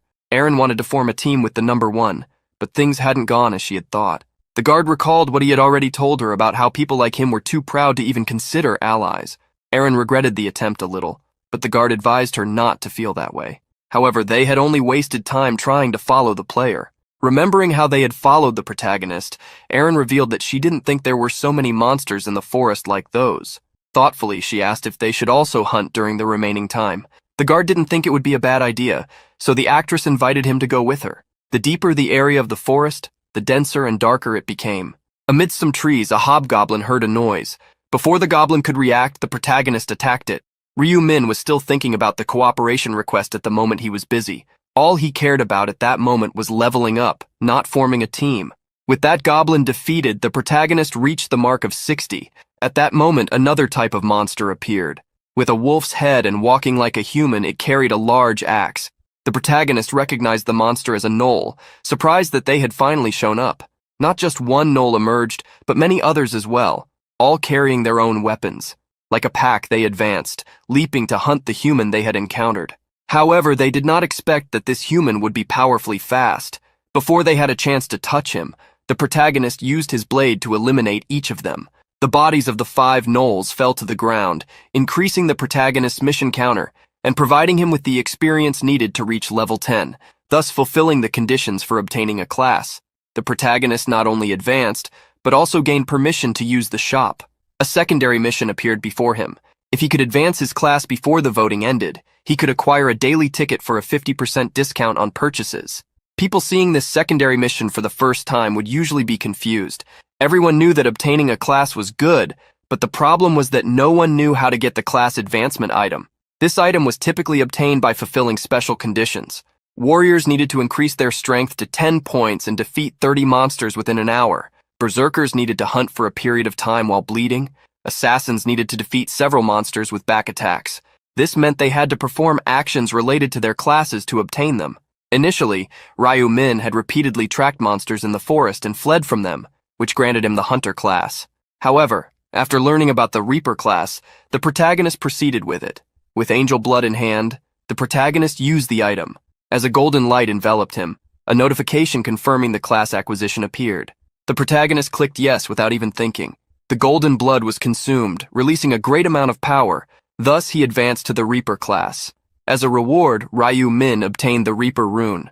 When used during the day, his weapon's attack would be doubled, and when used at night, his attack speed would also increase by 50%. At night, the rune would also reduce the chance of enemies finding him. With the use of the rune, a scarlet energy enveloped the protagonist, imprinting the rune on his body. As a reward for advancement, the protagonist obtained the Reaper's scythe. With the completion of the secondary mission, the protagonist received the discount ticket. He also upgraded his rank from beginner to apprentice. The protagonist then opened his status window to check his new information, including his rank, which in this world was divided into 6. Beginner, level 1, apprentice, level 10, regular, level 20, expert, level 40, master, level 60, and finally grandmaster at level 99. Just like in a game, advantages would be gained by increasing the rank. Class skills or unlocking functions could be acquired. The protagonist obtained the skill Death Insignia. This skill made the target visible, adding a 100% damage increase when hitting the marked target. Items could also be equipped according to the class, such as the Reaper's Scythe obtained by the protagonist. Advancing in class was essential to avoid getting stuck at the beginner rank. A notification appeared, identifying the protagonist's advancement and gifting him a random bag of gold. As the first player to advance, he also obtained the neutral skill tracking. This skill allowed the protagonist to track a known target. The skill needed to be purchased for 20,000 gold coins, but the protagonist was tempted to use it. As a test, he tracked Huang Yanming. By adding the name and face to the function, the skill was activated. Yanming's location was confirmed to be almost 200 meters from the protagonist. From Ryu Min, an arrow appeared on the ground for him to follow. Seeing that Yanming was so close made the protagonist realize that he had also entered the forest. Remembering how last time Yanming was 2 kilometers away, the protagonist decided to observe him. In a corner of the forest, the actress and the guard were running to the point of exhaustion. Due to fatigue, Erin ended up tripping and falling to the ground. Trembling, she tried to get up but could no longer run. Her legs wouldn't allow it. Seeing the actress's situation, the guard tried to encourage her to keep moving, or they would be caught. He extended his hand, helping Erin to stand up. Although she got up, Erin felt a lot of pain where she had been hit by the arrow. She felt an intense burning sensation. And Sangchul had the theory that even if they got hurt in this world, their bodies would still be fine in reality. So he urged her to survive somehow to be able to return home. She agreed with his words, deciding to make an effort. However, at that moment, a voice interrupted them. "Where do you think you're going?" Leading 3 henchmen, Yanming approached the duo asking if they hadn't suffered enough. The guard gritted his teeth, irritated at being caught because of the damned Erin. Drawing a knife, he wondered if he had no choice but to fight. Yanming was surprised, asking if the guard wanted to fight them. He told them to look and see how many there were. And Sangchul was furious. "Why are you doing this? What the hell have we done to you?" Yanming couldn't help but smile, stating that they hadn't done anything. This left Sangchul even more confused, not understanding why the group was attacking them. Yanming then revealed the reason, which surprised both of them. He stated that he wanted the girl. He didn't want a guy like Sangchul. What he wanted was Seo Aren. The bald guy in the group asked the others if that was really Seo Aren. One of the others then asked if he couldn't see for himself, as both her nickname and her face indicated that she was the actress. However, the bald guy still thought it could be someone trying to impersonate the actress. In the end, they didn't care, as her appearance still matched that of the actress. Hearing their conversation, Aaron was scared. Yeonming made an offer to the guard regarding Aaron. He should leave the actress to them, and in exchange, they would let Sangchul live. And Sangchul was irritated that they hadn't said from the beginning that Aaron was the target, because if they had, he would have abandoned her from the start. Among all things, he didn't want to lose his life because of this actress. However, the guard knew that if he couldn't protect Seo Aren, he would disappoint director Ma Gyeonglok. Seeing the guard take a combat stance, Yeonming got excited, thinking he wanted to fight. The guard gritted his teeth, asking if Yeonming didn't know that what he was trying to do was a crime. Yeonming couldn't help but laugh at the comment. Ha ha ha ha ha ha, that's so funny. But what laws exist here? Well, are you going to report me when we return to real life? You can try, but what evidence do you have against me? You don't even know if this is my real face. The guard gritted his teeth. Although the guy in front of him was annoying, he was right, and Sangchul knew that this group of assassins could back out of the deal, so he had no choice but to fight with his injured body. At that moment, Sangchul heard a noise and was surprised to turn around and see who had appeared. Leaning against a tree was the person they had invited to form a group earlier, Black Scythe. Yeonming was surprised to see the top one, as he hadn't noticed when he arrived. The protagonist stepped between the two groups, asking what they were doing there. Yeonming was the first to respond, stating it would be better for Black Scythe to continue on his way, but the protagonist interrupted him, saying he hadn't asked him. Seeing that the question was directed at him, the guard revealed that this group had ambushed them, trying to target Aaron to take her. He offered to owe Black Scythe a favor if he helped them. Seeing that the top one was inclined to side against him, Yeonming clicked his tongue. The protagonist looked at him, asking if what the guard had said was true. Yeonming, however, just shrugged. Who cares if it's true or not? Just go on your way. This has nothing to do with you. At that moment, a scarlet aura surrounded the protagonist. What do you mean? These are people I know. Yeonming was surprised, not understanding what Black Scythe was doing. Standing between the two groups, the protagonist summoned his scythe, which overflowed with that dark scarlet aura. I can't just let someone get hurt. Unlike Yeonming, who was irritated, Aaron was happy that Black Scythe was willing to help them. Obviously, the protagonist was helping because it would benefit him. If he helped, Ma Gyeonglok would have a good impression of him. And if his conglomerate owed him a favor, the reward would snowball, being paid back with a much higher value than the help. Ryu Min was also helping the duo because he didn't like the bastards in front of him. Yeonming tried to threaten the protagonist to avoid a fight, but the protagonist stared him down with no intention of backing down. What's the problem? Don't you want to fight me?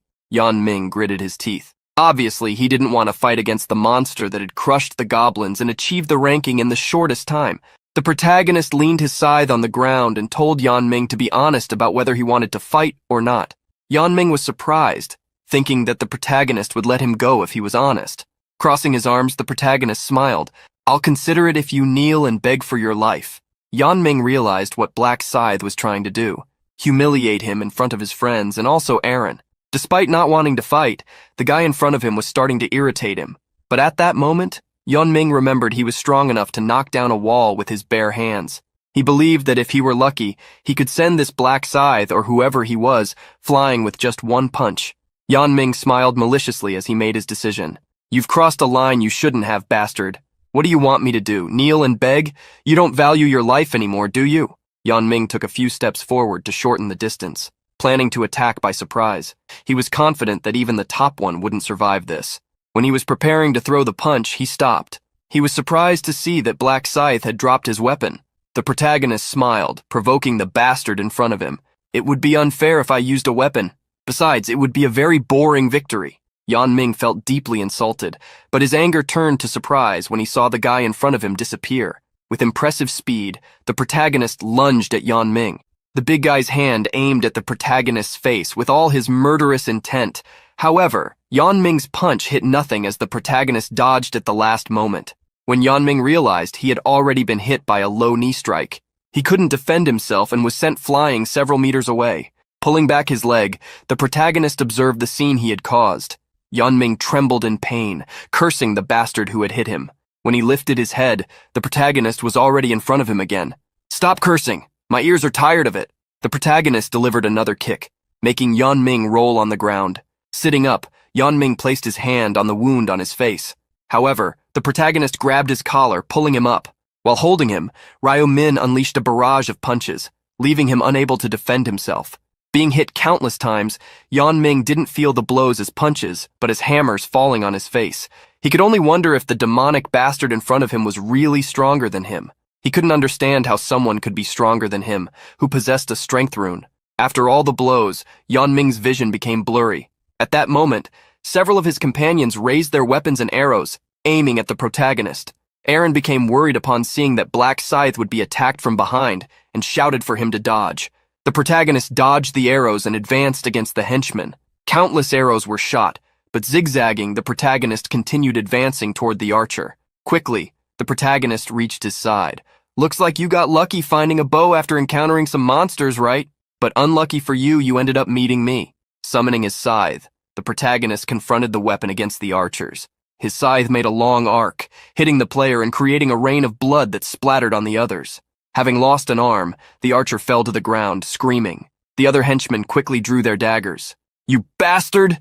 Do you think you can play with us like this? Forget about leaving here alive, you bastard!"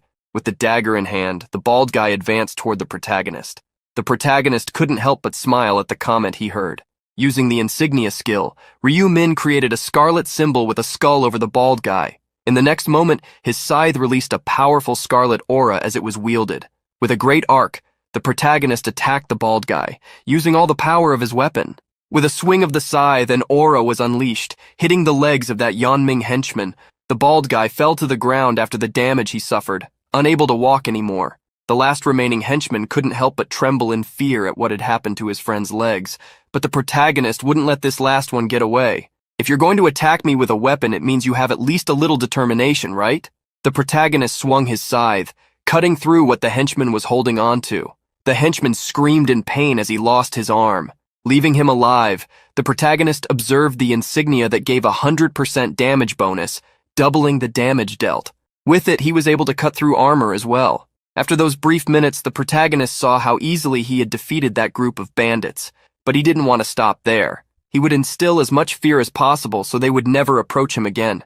The protagonist wielded his scythe and continued the attacks, inflicting pain. At this point, the last henchman that Ryo-min had hit was begging to be spared, but the protagonist didn't like the complaint. "What are you complaining about? You're going to survive, even after all this." Seeing that he had finished dealing with the henchman, the protagonist looked for the one who was missing. He glanced toward the tree where Yeonming was hiding, warning him that this wouldn't work. Swinging his scythe, he launched a long-distance strike, hitting Yeonming even while he was hidden. The guy who thought he was tough screamed upon seeing what had happened to his arm. Seeing Yeonming scream irritated the protagonist. The pain that Ryo-min had suffered because of Yeonming was much greater than what he had done to the guy this time. With another attack, the protagonist struck Yeonming's other arm. Watching the flurry of attacks, Aaron and Unsangchul fell silent. The guard was impressed that Black Scythe showed no mercy, incapacitating both arms of an opponent who had already lost the fight. Although others might not like this kind of thing, deep down, Unsangchul did. And Sangchul couldn't help but think that this Black Scythe would be a great rival even for his president. After destroying Yeonming, the protagonist asked the actress and the guard duo if they were okay. The guard thanked him, and the protagonist asserted that they wouldn't have to worry about being attacked anymore, since that group wouldn't be able to move. Therefore, it was time to go back and vote. Aaron and Sangchul bowed, deeply thanking him for his help. However, Aaron was worried about whether that group would survive. The protagonist didn't care if they survived or not, as they were worse than animals. With Aaron's comment, the protagonist realized she had a soft heart. Even if she cared about the lives of those bastards, he couldn't understand if she was some kind of saint or if she was trying to maintain her good image as a celebrity. Interrupting Ryo-min's musings, the guard asked if he could ask him a question, and Sangchul was curious to know why he had spared that group since it wouldn't be a problem to get rid of them in this world. Hearing in Sangchul's question, the protagonist realized how he acted exactly like Ma Jeonglok's right-hand man. The protagonist revealed his thoughts. If he eliminated those players, he wouldn't gain any benefit. Still, Unsangchul thought it was a bad idea to leave someone alive who could cause problems in the future. However, looking at the state he had left that group in, the protagonist questioned Unsangchul if they would really cause problems. The protagonist also thought that reducing the number of players would decrease the number of final participants as well, and Sang-chul realized that Black Scythe was right. If the number of participants decreased, the number of slots for those finishing the round would also diminish. And Sang-chul couldn't help but be impressed by Black Scythe's level of understanding of the game. He finally sighed, accepting that he wouldn't pay attention to those bastards from then on. With that, the protagonist decided to leave, and Sang-chul tried to stop the protagonist from going, wanting his number to send a compensation in real life. But the protagonist told him to forget that option. Seeing the player leave without asking for any compensation for his help, Sang-chul was surprised. This made him decide to report what had happened to the president as soon as he returned. In the bushes around, Yeon-ming continued to groan in pain, and Sang-chul wanted to finish him off but decided to hold back because of what Black Scythe had said. To relieve his anger, and Sang-chul spat on the leader of the bastards. Thus, he and Aaron could leave. In the plane where the players were, many people were asking others to vote for them. The competition for votes led to some people starting to fight. Seeing the fights begin, others tried to stop them. One guy, confident, wanted to become the representative, asserting that those who got easily agitated had no right to the position. Others wanted to become representatives, thinking about the money their families had in the real world. However, there was no way for others to believe those claiming to be rich since they couldn't prove it. At that moment, someone caught everyone's attention. A player named Mint Chocolate Boy announced that there were only 2 hours left until the voting, so they shouldn't waste time and needed to hurry to vote. People then asked for suggestions from Mint, who had something to say. Seeing that he had something important to share, everyone fell silent. Observing how everyone was following his words, Mint smiled mischievously. In reality, everyone was once again under the effect of his persuasion rune. When Mint obtained his rune through the random fragment, he was disappointed. This was a rune that would be effective against beings capable of conversation, but wouldn't apply to anyone with a higher level than his. Mint was irritated because this rune wouldn't have any effect against monsters incapable of speaking. However, he quickly figured out how to use it appropriately. Seeing some people about to defeat a few goblins, Mint decided to try using the power of the rune on them. He pointed at a woman, warning that she was in danger, and instructed the group to help her, leaving the monsters that were attacking. Those people instantly heard Mint's words and ran to help the woman. Mint used this rune to easily defeat the 100 goblins. He was confident that if he used his rune this time, he could easily become the representative of the region. Using the power of his rune, Mint instructed everyone to choose 5 candidates to vote for only them. Falling for Mint's words, people began to agree that this was a good idea. Thus, Mint instructed anyone who wanted to recommend someone to raise their hand to speak the person's name. The guy with the rich family tried to raise his hand, but Mint quickly stated that they couldn't choose themselves. Otherwise, they would remain in the same situation as before. Hearing this suggestion, people began to get upset, but Mint was leading them where he wanted. Everyone started to wonder who they should recommend, but ended up recommending no one. Seeing everyone quiet, Mint became confident that soon the recommendations would focus on those who had stood out. Finally, someone recommended Mint as a candidate. The person recommended him, believing that the representative should be someone with leadership skills and logic. Mint pretended to be surprised, and then the guy who recommended him stated that he was the one who had controlled the situation when they needed it. Mint thanked him for the vote and asked if anyone had another person to recommend. At that moment, someone raised their hand, recommending Black Scythe. Mint believed it made sense for the top one to be recommended. Another person raised their hand, recommending the top 2 from the previous round. Life is a documentary, as the representative, and then another person recommended the 4th place. Mint assured that they now had 4 candidates, and asked if anyone had more suggestions. Seeing that everyone was silent, Mint stated that they should go with these 4 candidates. Then he asked those chosen as candidates to step forward for a speech. Obviously, he wanted to go first. He wanted to easily convince everyone with his rune. The moment Mint began to speak, someone behind him interrupted. "Stop all this nonsense." Mint looked back, surprised. The player named Life is a Documentary had interrupted him. That player gritted his teeth. "I can't take any more of this crap you keep talking about." Mint was surprised and asked what the man was doing. Documentary tried to intimidate Mint with his large size. "Do you think life is that easy? People do everything you want with just a few words, right?" Mint was surprised because it seemed the man had discovered his ability. The veins on Documentary's face bulged. "Who do you think you are to decide who will be the representative? You damn instigator." Mint immediately used the power of his rune. "You've crossed the line." There's a saying that goes, "The words of a person reflect their face and personality." Do you really use such hostile words? Mint believed that would calm the man down, but it only worsened the situation. Documentary became even more furious. Damn! Are you really trying to lecture me? Mint couldn't believe that his ability wasn't working on this guy. Furious, Documentary threatened all the players present, demanding that they vote for him.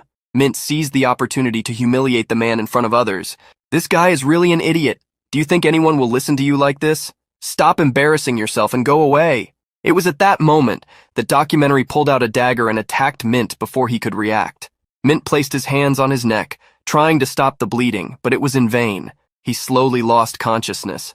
After finishing off Mint, Documentary looked at the crowd, stating that he would give everyone the same fate if they didn't vote for him. Seeing what had happened, people began to scream in fear. Documentary raised his dagger, still stained with red. What are you going to do? Come fight me if you think this is a problem.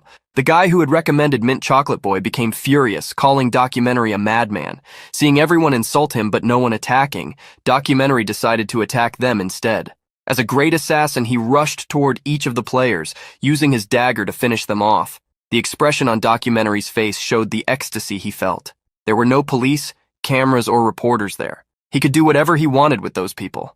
After taking out a group of people, he pointed at others, warning that if they didn't vote for him, they would be next.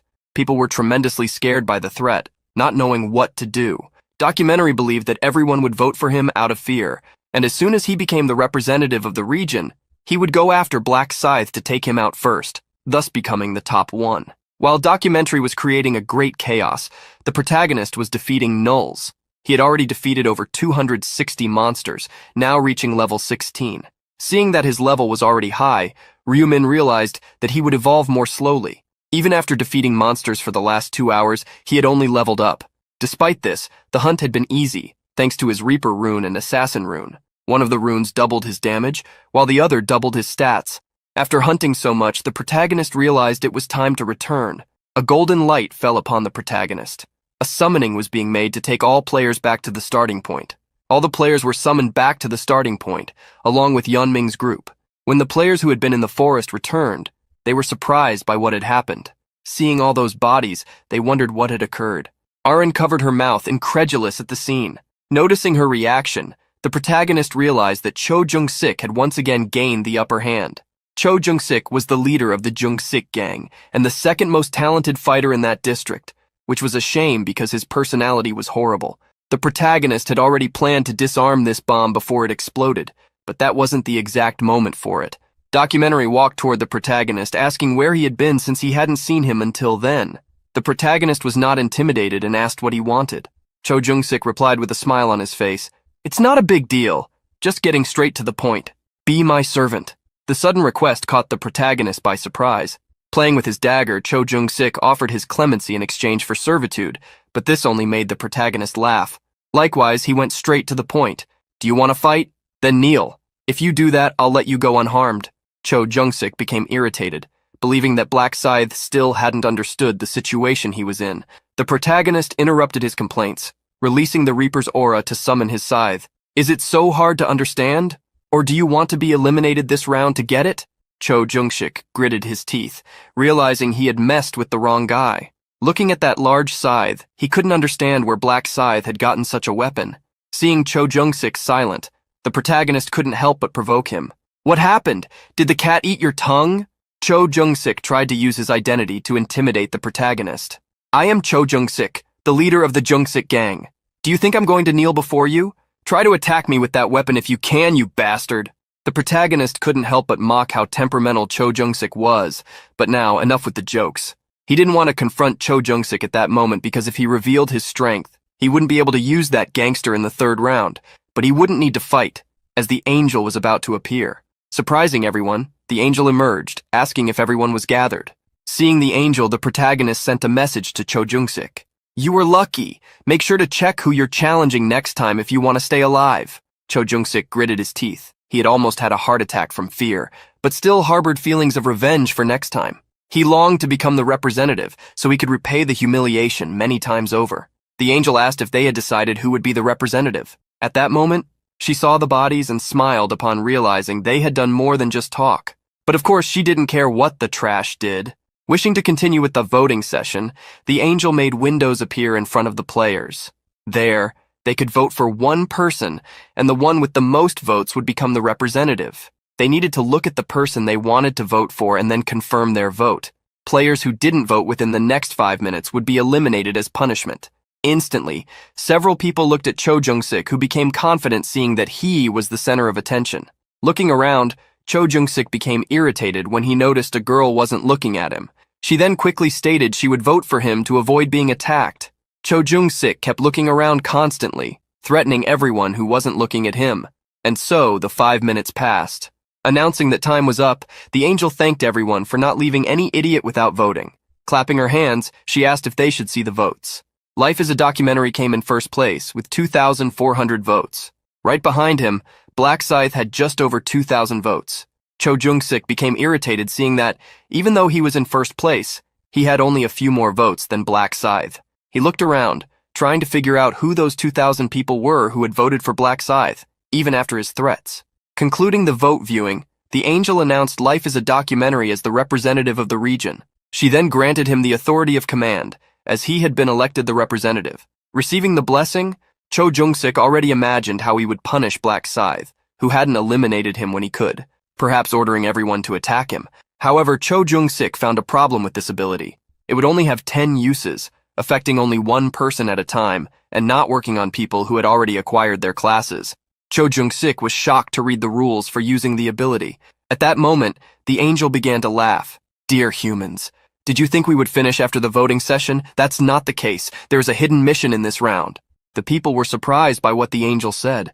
This time, a secondary mission about class advancement appeared in front of everyone. Whether it was the security or Aaron, everyone was astonished.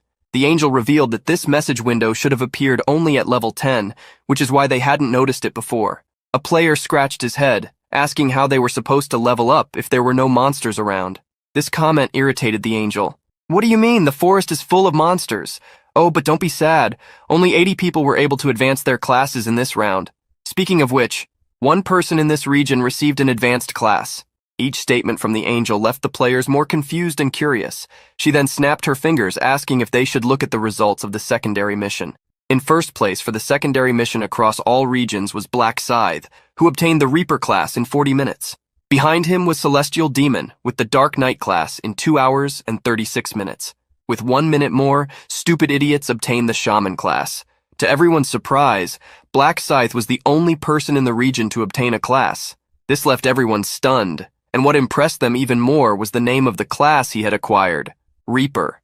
People grew curious, approaching the protagonist to ask what kind of class he had obtained, and if it was strong. They realized that it was probably because of this class that he carried the Great Scythe. Cho Jung-sik gritted his teeth for not being able to use his authority to make Black Scythe attack himself. Excited, the angel stated that, in this round, the reward would be given based on the order of class acquisition. Looking at who had come in first place in the region and seeing it was Black Scythe, she realized that he had not only achieved first place in the region, but in all regions. The angel showed how impressed she was, especially by the name of his class, which perfectly matched his nickname, Black Scythe. She was curious to know how he had chosen that nickname and if he already knew how to obtain such a class. Obviously, the protagonist stated that he had no idea such a coincidence would happen. The angel was surprised to hear that becoming a Reaper had been a destiny. The protagonist knew that angels did not have information on how the Reaper class was obtained. They only knew it was a unique class. The angel began to laugh, discovering what true destiny was. Who would have thought there would be someone in this region who would change classes? So you are the only one who cannot be affected by the command authority? People were surprised by what the angel had said, asking why he would not be affected by the representative's skill. Hearing the curiosity of the people, the angel decided to explain. The command authority does not apply to humans with a class. Besides, this skill can only be used 10 times, so even if someone becomes the region's representative, it doesn't mean they have infinite power. Ha ha ha. Cho Jung-sik cursed the angel for revealing everything about the skill he possessed, as people began to whisper about it. The angel smiled and asked if she should now give Black Scythe his reward for being the fastest to obtain his class.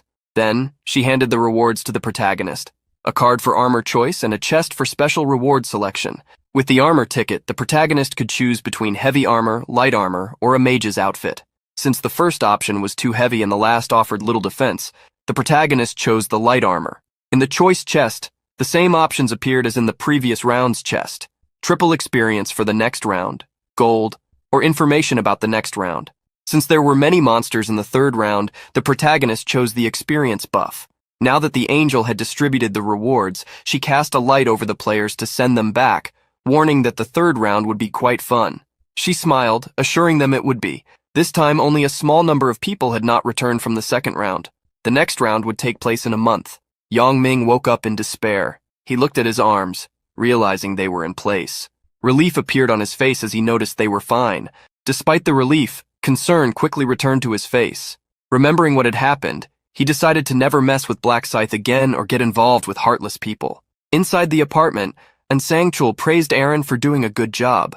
However, the girl thought she hadn't done anything, believing it was he who had worked hard.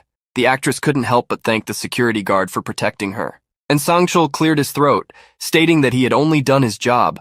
Aaron said she wanted to thank Black Scythe, asking the security guard if there was any way to contact him. Since they didn't know Black Scythe's true appearance, the security guard didn't believe there was a way to reach him. And likewise, he also thought that Black Scythe wouldn't want to reveal his identity. Aaron was surprised to hear this. Then the security guard reminded her that he had requested Black Scythe's contact to compensate him, but he had immediately refused. This meant that Black Scythe knew he could be tracked in real life. The security guard had an idea and suggested that Aaron gift the player with an item in the next round if she wanted to reward him. Aaron thought that could be a good idea. She would still have some time to think about how she could compensate him. Thus, the security guard prepared to leave, wishing Aaron to rest until the next day. While in the elevator, Sang-chul's phone rang. He answered the call from President Ma, who, when asked if he hadn't gone to sleep, revealed that he wanted to drink some whiskey after returning from that world. And Sang-chul congratulated the president on the results he achieved and for changing to the Black Knight class. Ma Junlok wanted to know what had happened on their side, so the security guard revealed that he and Seo Arin had managed to reach level 8, but ended up unable to hunt anymore due to injuries. Ma Junlok wanted to know how they had gotten hurt. Arriving at the building's garage, the security guard stated that he was about to report the incident, something related to Black Scythe. Ma Junlok immediately ordered him to go to the hotel so he could hear it. As the security guard got into the car, he didn't notice that someone was hiding behind a pillar. The person, wearing a hood, watched the security guard get into the car and leave the building. The protagonist, who was wearing the hood, wondered if the security guard was going to meet Ma Junlok. The protagonist had woken up 10 minutes earlier. Immediately, he used his ability to track on Sang-chul. Seeing that the security guard was only 9 meters away from him, the protagonist realized he must be on the upper floors. However, suddenly the distance between him and the security guard began to increase rapidly. Assessing by the speed, he assumed that Sang-chul had taken the elevator. Ryu Min wondered where the security guard was going, assuming it could be to meet Ma Junlok. Wanting to confirm this, he decided to follow his target, leaving his brother sleeping in bed. Seeing the security guard leave, the protagonist realized it was a good idea to follow him. Looking at the obscured moon from his building, Ma Junlok believed this was the perfect moment to pursue someone. But since the report came first, he would wait to find out who Black Scythe was and what kind of player he was to obtain first place in the first 2 rounds. Ma Junlok was nervous. He didn't believe that a report about the first place would contain anything good. He wondered if Black Scythe had attacked his subordinate because if that had happened, he couldn't just stand by. For Ma Junlok, messing with his right-hand man meant challenging him. He had no intention of letting anyone block his path, even if that person was first in the ranking. After some time waiting, Sang-chul arrived at President Ma's apartment. Ma Junlok stood up to greet the section chief, who also greeted him back. And Sang-chul stated that they were doing well because of him, but the president knew he hadn't done anything since they weren't even in the same region. And Sang-chul bowed his head, claiming to feel motivated solely by Ma Junlok's existence. Seeing how the security guard was such a good flatterer, Ma Junlok asked him to sit down. The guard couldn't help but praise the president once again, congratulating him for surviving. Ma Junlok didn't understand the congratulations, recalling that the second round had been very easy. And Sang-chul also congratulated the president on his class advancement, to which Ma Junlok smiled, stating he had been lucky. The security guard believed that luck was also a skill. Besides, being in first or second place among all regions wasn't easy. For him, there was no greater honor than being able to serve someone like Ma Junlok. Noticing how the security guard was flattering him, Ma Junlok assumed he wanted something. He asked Sang-chul to say what he wanted right away. Realizing he had been found out, Sang-chul humbly asked where he could obtain a class advancement item. The president smiled, revealing that it wasn't difficult. He had obtained his item just by defeating monsters. Ma Junlok hid the fact that he had acquired his class thanks to the Black Knight rune he got in the first round. At that time, Ma Junlok obtained a rune that increased all his attributes and developed his weapon with a dark aura to deal damage to enemies. The rune would also advance him to the unique class at level 10. Ma Junlok was very lucky in the first round to get such a good item from his random rune. However, even though Sang Chul was such a valuable subordinate, he couldn't reveal such important information, as people could change suddenly. That was human nature.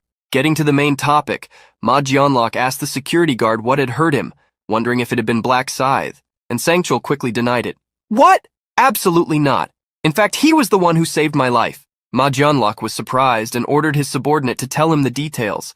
Ma Junlok listened to the entire story and confirmed it with Sang Chul, who remembered that if Black Scythe hadn't appeared, both he and Aaron would no longer be alive. He recalled that, according to the situation, Aaron might have survived but would end up with psychological trauma that would prevent her from continuing her future work. Ma Junlok realized how close he had come to losing his precious subordinate and how his business had almost gone into crisis. He wanted to know what had happened after the attack, if Black Scythe had eliminated the group of bandits. However, the security guard revealed that, although Black Scythe made them feel a pain worse than anything, he had still left them alive. Ma Junlok didn't understand why he would do that, and Sang Chul explained that Black Scythe had said there was no benefit in it, as reducing the total number of participants would also decrease the number of spots for survivors. Ma Junlok agreed with that thought, but believed they didn't know what could happen in the future. Still, Ma Junlok was grateful because, thanks to Black Scythe, his subordinate and his possessions remained intact. The security guard remembered that he wanted to give Black Scythe a reward, but he had said it wasn't necessary. This situation made Ma Junlok realize that Black Scythe was very careful to avoid revealing his identity. Ma Junlok asked the security guard to convey his thanks to Black Scythe if he encountered him in the next round. He also requested Sang Chul to stay close to Black Scythe to see if there was any way to help him, as he didn't want to leave a debt unpaid. As the security guard was about to leave, Ma Junlok remembered something important. He recalled those bandits and asked the guard what their nicknames were. The protagonist followed Ma Junlok's loyal guard, who had come to find him directly in reality, even though it was late at night. After confirming Sang Chul's destination, the protagonist decided to leave, or he would only attract suspicion. He thanked his little brother for discovering that the celebrity sponsored by Ma Junlok lived in the same apartment as him.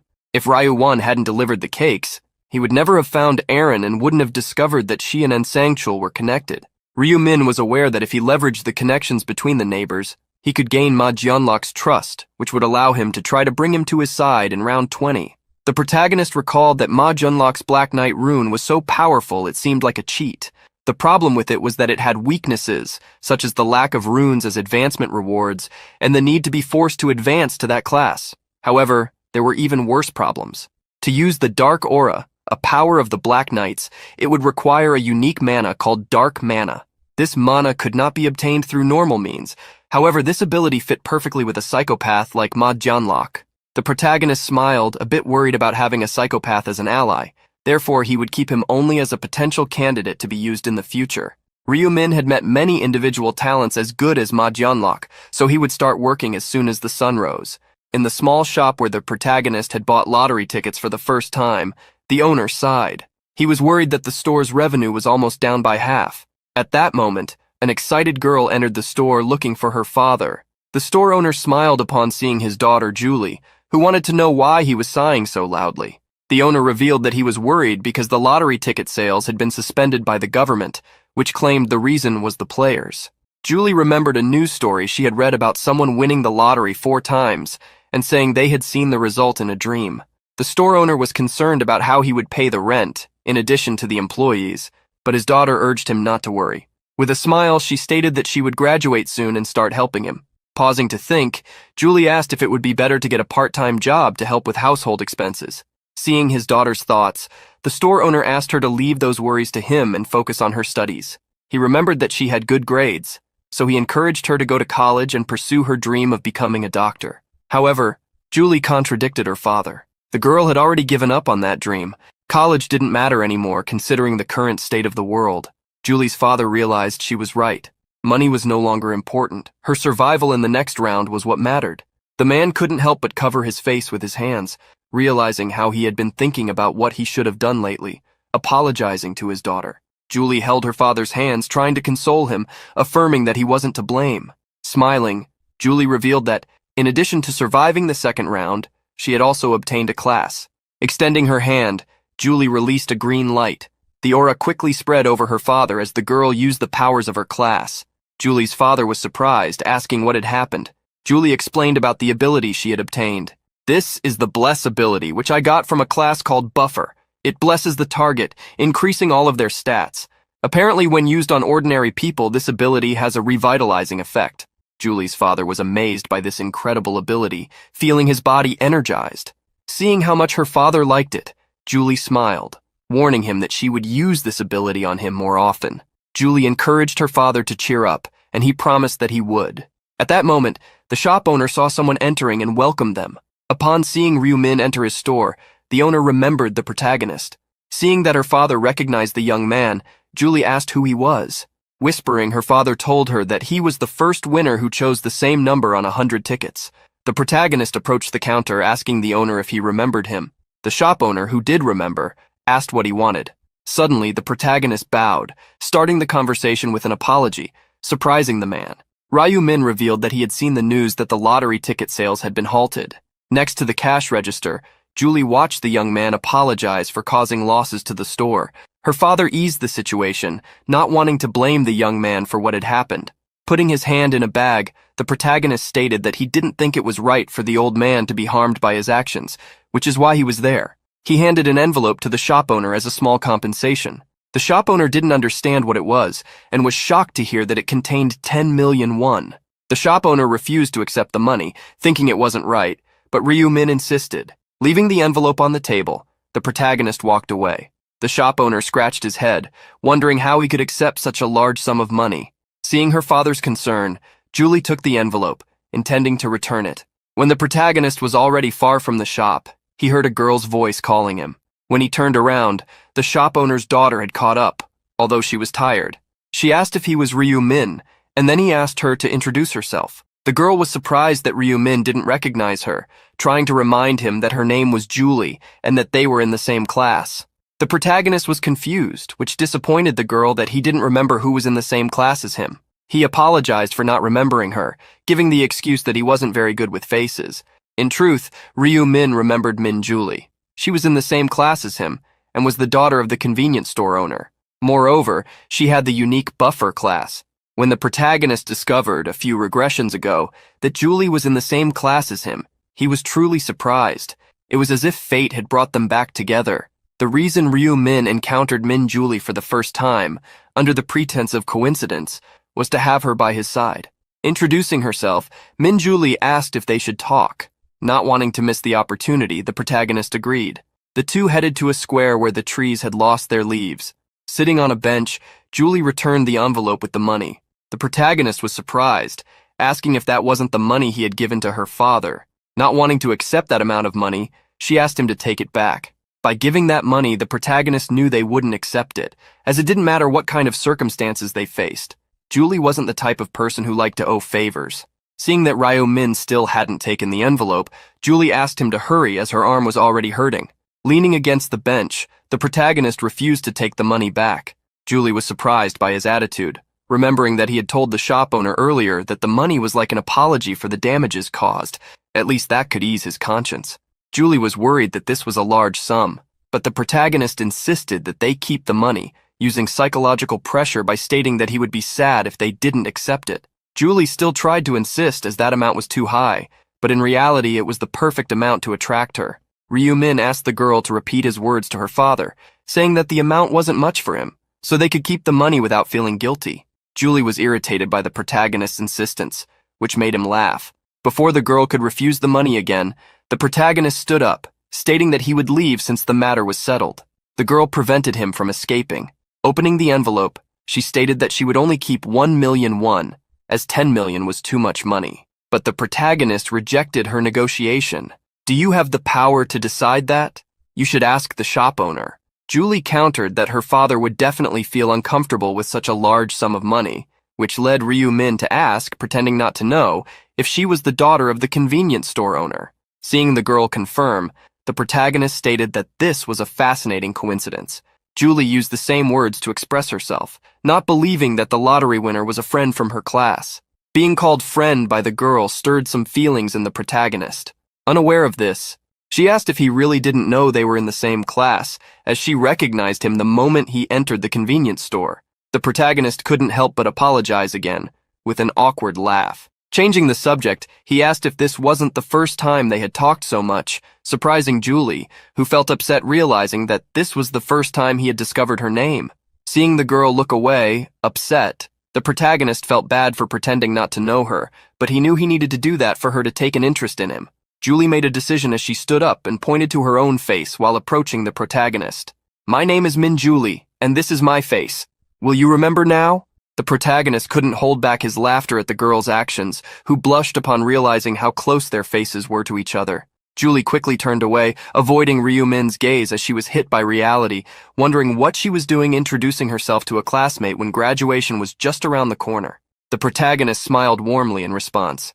"At least now I know who you are, but it's not like we're going to lose contact after graduation, so could you give me your number?"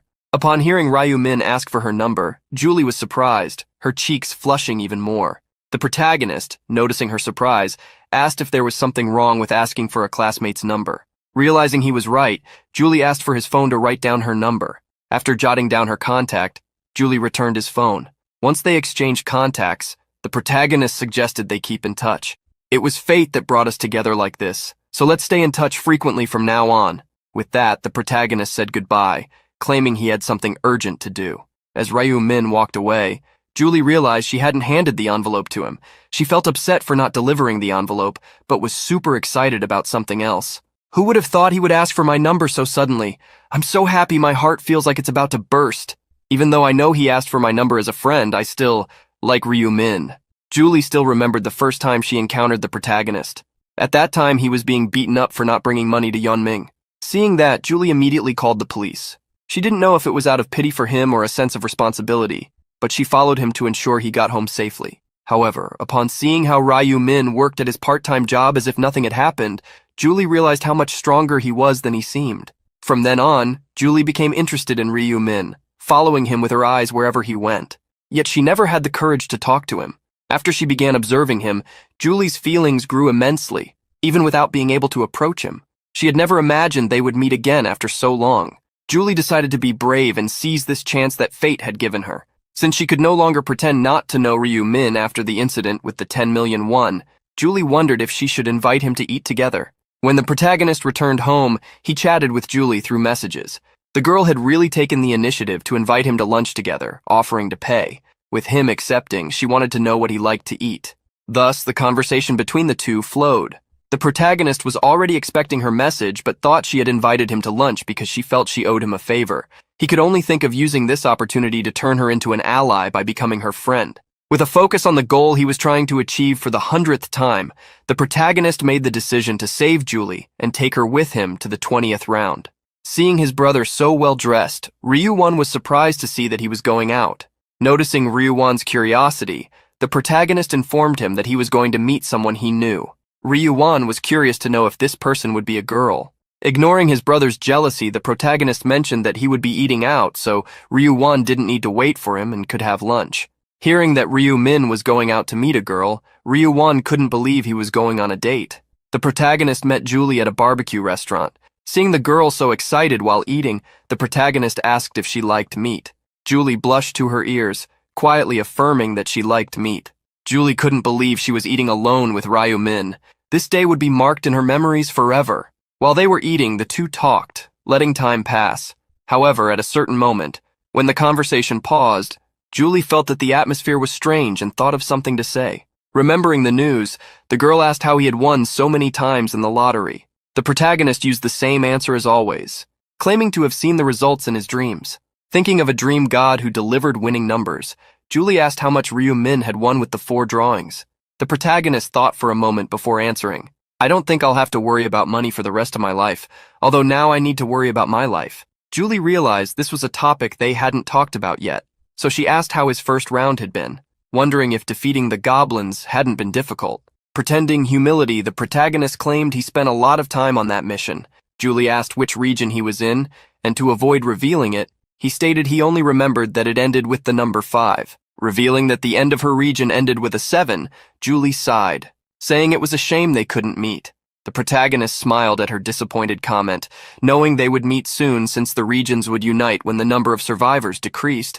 Julie wanted to know what level he was at, so the protagonist lied, claiming to be at level 10. She was surprised, as she was also at that level, and asked if he had obtained a class, to which he replied that he hadn't yet, asking about hers.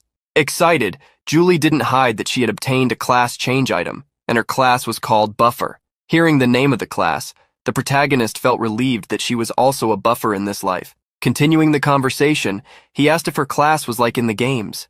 Seeing Ryu Min interested in her class, Julie volunteered to use Bless on him. The protagonist allowed the girl to cast the spell on his body. Extending her hand, Julie channeled the magic, and a symbol appeared in front of her hand. The protagonist received a 50% bonus to his stats, which would last for 3 hours. Reading the notification, he found the effect incredible. He remembered that the effectiveness of the ability would double once Julie reached the maximum level, becoming 100% buff. The protagonist felt relieved with Julie using Bless on him, as that was the reason he wanted to meet her. The reward Ryu Min had received from the side quest for the class change was a random gold pouch. As the name suggested, it was a pouch that would give him a random amount of gold, with the amount affected by the luck stat. The protagonist made sure to thank Julie, which made her happy to hear the gratitude. Julie offered to use the ability whenever he needed. He just had to tell her. At that moment, the protagonist remembered that Julie had sent him a message saying she had something she wanted to tell him, so he wanted to hear it. Realizing she had almost forgotten about that topic, Julie thanked him for the 10 million won, stating that her father had also sent his thanks. Finally, she insisted that she would pay the money back at any cost, which made the protagonist feel awkward, asking her not to worry about it. Seeing him refuse to accept the money again, Julie believed he would like something else in return. Thinking of something, she took it out of her inventory. Julie handed a purple crystal to the protagonist, revealing that she had obtained it while hunting. Asking him to accept it, she was sincere in giving it to him. After finishing lunch and saying goodbye in front of the barbecue restaurant, each went their separate ways. On his way home, the protagonist passed by the park. There, he took the opportunity to open his inventory. The protagonist examined the item he obtained from Julie, the low-level purple magic crystal, from which he could sense a faint mana. Due to the brief explanation about the item, the protagonist still didn't know what it was for, but he was aware that when he reached level 20, he would discover how rare this crystal was. There was a combination function that would be unlocked for players who reached level 20. Using this system, players could combine weapons with magic crystals, allowing them to add additional options to the weapons. There were 7 colors for magic crystals: red, orange, yellow, green, blue, dark blue, and purple. The red color was for damage, orange for strength, yellow increased luck, green boosted dexterity, while blue enhanced intelligence. Finally, dark blue increased damage reduction, and the purple crystal, the rarest of all, had the potential to increase all stats. Obtaining this item out of nowhere brought a dose of happiness to the protagonist. It made him realize that his luck in real life was quite high. Storing the crystal to use at level 20, the protagonist wondered if he should open the gold pouch before his buff expired. However, before doing that, he needed to increase his stats with his assassin rune. The protagonist took out a small bag containing 100 worms. The assassin rune increased the protagonist's stats by 1% for each target he defeated, and this also counted for insects. They just had to be living beings. Since there were no insects in the other world, he would be forced to defeat monsters, but that was different in the real world. Throwing the bag on the ground, the protagonist apologized to the worms as he stepped on them. Quickly, the rune's count increased, boosting the protagonist's stats by 100%. Opening the status window, the protagonist saw that he had 45 luck points, unlike the 15 initial points he had. With that luck rate, the protagonist opened his inventory to see what he would get. The first random gold pouch appeared in his hand. Anticipating how much he would obtain with the help of his luck, the protagonist used the gold pouch, which floated above his hand with a golden aura. He expected to receive between 3,000 and 6,000 gold coins based on his past luck. However, upon seeing the result, the protagonist was surprised. From the random gold pouch, the protagonist obtained 9,999 gold points. He was surprised, as this was the maximum possible amount. It seemed that receiving the blessing had truly been worth it. With over 16,000 gold points, the protagonist was confident that he could now buy at least one epic item. However, since the item he wanted wouldn't appear for another 2 weeks, He decided to save the amount for now. The protagonist then returned home, where he found his brother. One was very excited, wanting to know how Ryu Min's date had gone. The protagonist didn't understand why One thought he had gone on a date, which left Ryu Min even more confused. Changing the subject, the protagonist asked if his brother had already had lunch. One sat next to him, remembering the jjajangmyeon he had ordered. The protagonist smiled, asking if One couldn't order something better, which upset his brother, as he really wanted to eat that. The protagonist sighed, realizing that this was normal since he had only improved his life a month ago. Thinking about money, the protagonist remembered that the invested coins had risen to 150 million just like before, and that they would likely experience a massive drop in 2 weeks, so he should sell his coins before that. While thinking, the protagonist watched a car commercial on television and decided to get his driver's license. The next day, he took the written exam for the license. He couldn't remember how many times he had taken the exam, which made the process easy. Seeing someone suddenly stand up, the test supervisor was confused. He didn't understand why the examinee had left so quickly, so he went to check his result. He couldn't help but be shocked to see that the guy had scored 90 points on 5 questions in such a short time.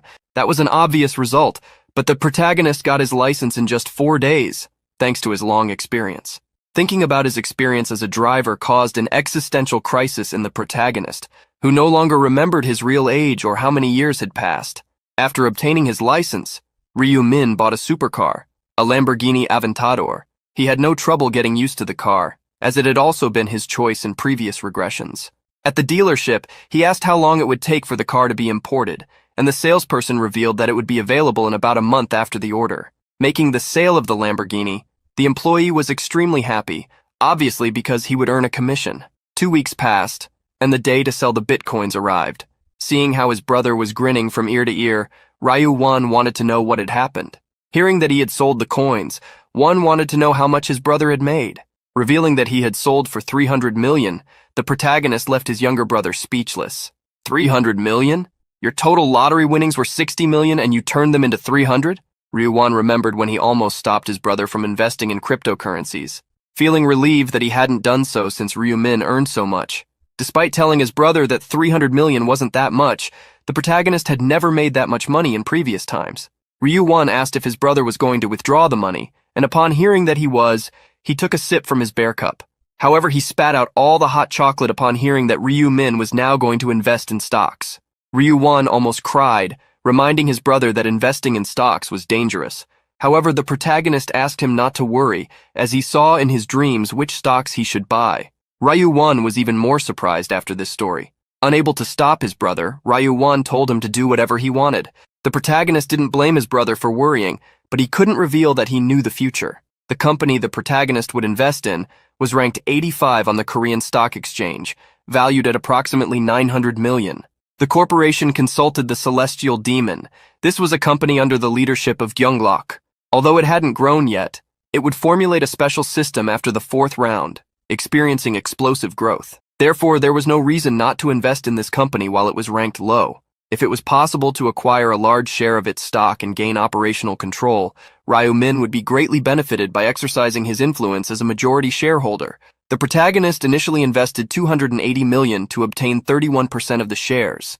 Seeing the protagonist make the investment, One was pleading to the gods that he was right. Setting his brother aside, the protagonist bought the shares. All that was left for him now was to buy the items. After midnight, the protagonist opened the shop. He had saved all his gold for that moment. In the shop, it was allowed to purchase common items and skills using gold. Although the equipment was of normal rank, it wasn't as if there was no way to buy rare or epic items. There was a function where the player could buy a random item that changed every day. Normally, it was difficult to get what one wanted since it was never known which item would be available. But this wasn't a problem for Ryu Min, who knew which items were in the random option that day. That day was the day an epic item he needed would be available. The protagonist visualized the skeletal necklace, which had an effect of 3 intelligence points, along with 1% attack speed gained for each defeated enemy until the end of a round. Moreover, this necklace was very cheap for the effects it delivered. As he needed this item, the protagonist used the daily discount ticket he obtained by completing the advancement mission. Using the ticket to buy the necklace, the price dropped to 2,300 gold points. Seeing that he had almost 14,000 gold coins left, the protagonist realized he could buy more things. He considered the possibility of buying a set of armor, but soon realized that if he gathered another 6,000 gold coins, he could obtain another skill, which would be better than the equipment. Seeing that he needed to acquire more gold, the protagonist felt relieved as there would be many monsters in the next round. Thus, time passed, and March 1st arrived. This was the day when players were summoned to a medieval village, and it would be the day when something inevitable would happen. Looking around, people saw that most of the buildings were destroyed. They realized that this was no longer a city or a village, but rather a ruin. As they walked through the area, they noticed that the village was surrounded by walls. In the center of the village, there was a large crystal emanating a strong purple light. Everything seemed confusing in this place, including their objective. Since this was not a location they recognized, people grew anxious. The only one who seemed relatively normal was Cho Jung-sik. People also spotted the regional representative and began to whisper about him. They recalled how Life is a Documentary had said he was the leader of a gang and how he had threatened others to vote for him. Everyone was irritated, wishing that instead of the murderer, Black Scythe would be the representative. While some people whispered, others tried to warn them that the gangster might hear them, but many didn't care, remembering that the representative could only use that ability 10 times. Seeing how everyone was talking about him, Cho Jung-sik became furious. "Damn bastards, shut your mouths!" People mocked Cho Jung-sik, wondering what he was complaining about. Hearing more voices discussing him, Cho Jung-sik pointed in a direction, asking who had spoken about him, but everyone averted their gaze. Cho Jung-sik gritted his teeth. He had expected something like this to happen because of everything that the damned angel had revealed. At that moment, someone approached Cho Jung-sik, bowing. Realizing it was Hwang Yeonming, the gangster asked what he was doing. Yeonming raised his head with conviction. "Life is a documentary. No, gang leader Jung-sik. Cho Jung-sik Sunbae. I came to greet you." Seeing how Yeonming addressed him, Cho Jung-sik asked if he was perhaps from his family. Yeonming denied, revealing he was just a young man in his 20s, hoping to become a gangster as well. Jung-sik was confused, wondering what kind of bastard chose to become a gangster. Yeonming tried to please Jung-sik, stating that he was his role model and that his gang was the one he wanted to join. Jung-sik was surprised by Yeonming's next actions as he knelt. "I will serve you as my leader for the rest of my life. Please accept me." Jung-sik was satisfied. He had seen many lunatics in his life, but it was the first time he had seen one like this. The gang leader ordered Yeonming to stand up. Pointing at the people around, he questioned if there was something wrong with Yeonming's eyes, asking if he didn't know that the reputation he had was ruined, and if he still wanted to serve him after that. Yeonming patted his chest. "I don't care about any of that. I respect you. As long as you accept me, I won't care what they think of me." Liking the young man's response, Jung-sik accepted him into his gang. Seeing that his goal was achieved, Yeonming bowed repeatedly, thanking the gangster. People watched Yeonming's insanity, unable to believe he had joined Cho Jung-sik. But in the end, people with the same disposition tend to stick together. The protagonist observed Yeonming, who did the same thing he had done in his past regressions. It was at that moment that the angel appeared in the sky, her wings shining with golden light. The organizer of the round surveyed all those present, noting that there were about 40 fewer people than last time. People were shocked, but the angel did not respond to them, only invoking the main mission in front of them. They needed to protect the relic in the ruins for 3 hours. Many were surprised to see that there were indeed fewer people than last time. The angel finally gave a hint about what had happened. "There's no way you can stop me from bringing you here, so it seems you ended up fighting in the real world. I even worry about how much you fought." Finally, someone drew everyone's attention to something important: the number of participants who could finish that round. People were shocked to see that only a quarter of the 4,900 participants would move on to the next round. They tried to ask the angel if that was a mistake, but she couldn't help but treat them as a joke. "Ha ha ha ha ha ha ha, what do you want from us? This is not a mistake. It seems you're frustrated because fewer people will be able to survive, but did you forget? Only half can survive each round, but everyone survived last time, so it makes sense that this time only a quarter survives, doesn't it?" People were stunned by the angel's explanation, who did not find it unfair since all they needed to do was work hard to be among the top 25% of the round. With that said, the angel began to explain the third round. Monsters from her army would appear at the castle gates every 30 minutes and target the relic in the center of the village. There would be a total of 4 waves of monsters, and everyone present would have to work together to protect the relic. Each would receive an additional reward if they managed to protect the relic for 3 hours. However, if they failed to protect it, they would receive a massive penalty. Finally, whether they managed to protect the relic or not, they would be ranked by the number of monsters defeated. The angel warned that many more monsters could appear than normal due to the nature of the round, but all of them would have only 1/3 of their strength, which would make things easier, although the gold and experience provided by them would also be reduced by the same amount. Jung-sik was excited to know that he would only need to fight monsters, and since he had the authority of command, this round would become much easier. The angel then remembered something, calling the attention of the chosen representative from the last round. He can use the authority of command starting from this round, but I bet everyone here is curious to know what will happen if the representative is eliminated. Only the first part of what the angel said sent a chill down Cho Jung-sik's spine. She then explained the topic she had raised. If the representative is eliminated, whether by a monster or by natural causes, their seat will become vacant. However, what will happen if they are eliminated by another player? In that case, the one who eliminates them will immediately become the representative of the region and will receive 10 uses of the authority of command. Immediately, all eyes turned to Cho Jung-sik. With that said, the angel announced that the monsters would appear in 10 minutes. I hope you work together to survive in the next 3 hours, although I'm not sure you'll be able to do that. Looking at the spot where the angel had been before disappearing, Cho Jung-sik cursed her eternally. Grinding his teeth, he looked back and saw that several people had already drawn their weapons against him. Cho Jung-sik pulled out a dagger, challenging them to attack him. Come! I will eliminate all of you, so start whenever you want. The group that was preparing to attack Jung-sik smiled, eager for one of them to become the representative after eliminating the gangster. At that moment, someone walked toward the group. The protagonist passed by them, positioning himself between them and Cho Jung-sik. The gangster was startled to see Black Scythe approaching him. As he got closer, the protagonist told him not to be so scared, as he only wanted to talk. Cho Jung-sik smiled upon hearing someone call him scared, telling Black Scythe to say what he wanted. Cho Jung-sik was about to give a warning as a threat, but the protagonist interrupted him, revealing that he had a suggestion. I think you're in a tough situation right now, so how about I protect you? Cho Jung-sik didn't understand the suggestion, so Black Scythe repeated, I will protect you so that no one can envy you.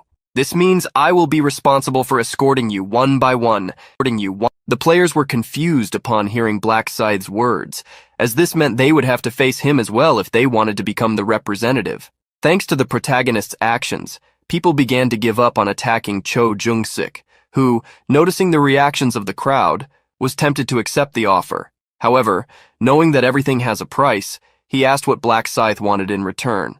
The protagonist coldly revealed what he wanted. I don't want much, just that you follow all my commands. That's the condition. Cho Jung-sik was surprised, as this meant he would have to become Black Scythe's subordinate.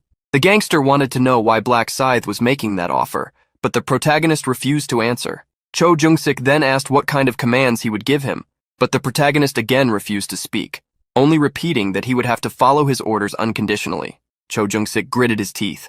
He didn't want to follow someone unconditionally, but he wondered what would happen if he refused. He suspected that Black Scythe might attack the moment he declined.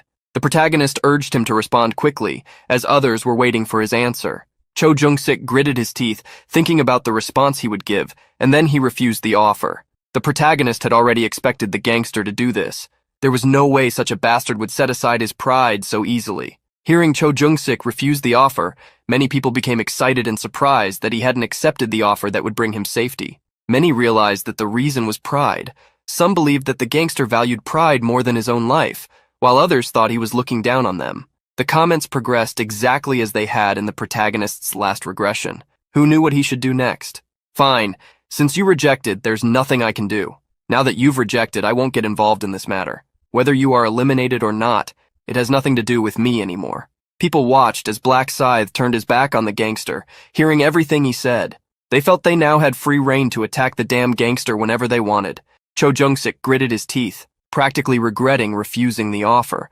At that moment, it was announced that the first wave of monsters was about to arrive, asking everyone to prepare to protect the relic. Additionally, it was announced that after 30 minutes, regardless of how many monsters were defeated, the second wave would be released. Everyone took positions to begin defending the crystal. Cho Jung-sik was worried about fighting with all those people targeting him, but since this was a personal mission, he had no choice but to face the problem alone. Looking around, Cho Jung-sik saw Black Scythe heading in the opposite direction of the monsters and became confused. He ended up following the protagonist through the empty streets of the village, wondering if Black Scythe also planned to fight alone, and if he was heading to another entrance. It was then that the first wave was released. The gates opened, allowing the 4,900 players to face double the weakened goblins, a number that left many feeling scared. Worried about the number of monsters, even if they were weakened, Cho Jung-sik ran to hide. He climbed onto one of the abandoned houses, wondering where Black Scythe had gone, if he had gone straight to fight the goblins alone. He couldn't believe that Black Scythe was confident enough to fight alone in a place where at least 10 people could stand side by side. From the top of a house, Cho Jung-sik saw the protagonist facing the orcs that had passed through the gate. He mocked the protagonist's actions, thinking he would just fight a little and then flee. Dozens of monsters advanced through the gates, and with his scythe in hand, the protagonist attacked them. With each attack, a crimson aura was released, defeating several goblins at once. However, more goblins advanced, jumping to attack Black Scythe. The protagonist followed their movements and with a jump spun his scythe multiple times, attacking each of the goblins and defeating them mid-air. Watching the battle, Cho Jung-sik was shocked by how strong Black Scythe was showing himself to be. He wondered if that was the strength one would gain by reaching level 16. Cho Jung-sik realized it wasn't the time to envy someone, but to hurry up and become stronger, especially now that the battle against the goblins was in full swing. From there, he could see people fighting against the goblins, where no one remembered his existence anymore. Everyone just wanted to protect the relic. Cho Jung-sik ran to the cave to also fight the goblins and level up. Treating the goblins as experience points, the gangster attacked them. His sharp senses warned him of danger, and with a backward strike, he defeated a goblin that tried to ambush him. His senses were sharp because of his detection rune, which he relied on to make battle easy. However, at that moment, something grazed Cho Jung-sik's face, and he dodged with a scratch. Seeing the arrow that had been shot, he was surprised, as he had not seen goblins shooting arrows. He looked around, searching for the bastard who had tried to hit him when his guard was down. In that moment of concern, Cho Jung-sik was hit by a spearman. However, instead of falling, Cho Jung-sik grabbed the spear, cursing the bastard who struck him. He yanked the spear out, pulled it back, and aimed at the spearman with his dagger. He took out all his hatred on that player who had dared to attack him, but at that moment another arrow was shot, passing close to his chin. Cho Jung-sik managed to locate who had fired the arrow. Grabbing the spear, he prepared to throw it at the archer. The archer tried to shoot another arrow, but he didn't have time. He was hit by the spear. Cho Jung-sik was furious for having to worry more about players than goblins, regretting being the representative of the region. He cursed the position he had obtained, wishing he could pass it on to someone else. By this point, he began to regret not accepting Black Scythe's offer. However, he cast aside that feeling because of his pride. He wanted to find a solution, a way to hunt safely without having to worry about so many players. At that moment, Cho Jung-sik spotted someone. The burly man was the current rank 3 in the region, the black dragon in my right arm. Cho Jung-sik smiled maliciously, planning to use this player. Calling the black dragon, Cho Jung-sik pointed his dagger at him, ordering him to protect him from then on. The protagonist was hunting, and thanks to the effect of the skeletal necklace, his attack speed had already increased by 25%. His goblin kill count had surpassed 500, and he was also being strengthened by the effect of the assassin rune. The protagonist opened his inventory and realized he had already earned almost 2,000 gold coins. Satisfied, Ryumin noted that he would soon collect the 20,000 coins he wanted during the second wave of monsters. He began to think it would be better to save the gold throughout the wave and buy 2 common skills, as doing so would allow him to obtain the rune of true heart thoughts. After standing still for a while, the protagonist noticed some goblins approaching. He quickly swung his scythe, defeating all of them at once. After the group of goblins was defeated, other goblins refused to advance. Since they weren't moving forward, the protagonist decided to take action. After 30 minutes had passed, a thunderous sound echoed through the village. A golden light emerged, causing the goblins to start disappearing, ending the first wave. Almost 1,000 players had been eliminated in this round, leaving just under 4,000. As a reward, these players received 500 gold coins. Seeing the number of eliminated players, the protagonist confirmed that the goblins could not be faced lightly. Thinking of something else, the protagonist searched for Cho Jung-sik and found him alive, something he had already expected, as it would be difficult for him to be eliminated in this round. Despite being alive, Cho Jung-sik was irritated. Everyone, instead of focusing on the goblins, was only focusing on him. At that moment, someone tried to attack Cho Jung-sik from behind. However, before that person could complete the ambush, Black Dragon and Yeonming threw him to the ground. Seeing the scene, the gangster boasted about having used his authority to create meat shields that helped him survive the first wave. Moreover, Yunming was even helping him without needing to be controlled by the authority. However, the pain from the wound caused by the spear still tormented Cho Jung-sik. He was bleeding heavily, to the point of not knowing if he could survive for the remaining time. Cho Jung-sik gritted his teeth, forcing himself to survive with his tenacity. At that moment, new monsters appeared. This time, in addition to the goblins, hobgoblins also emerged. For each player, there were 2 monsters. The monsters invaded the walls, rushing towards the crystal. However, at one of the entrances, there was a man with a scythe. Using his class weapon, the protagonist attacked the invading monsters, eliminating many with each strike. With his scythe, Ryu Min created a pile of monsters that kept growing. After defeating countless monsters, the protagonist reached level 20. Thus, his rank changed from apprentice to normal, and the combination function was unlocked.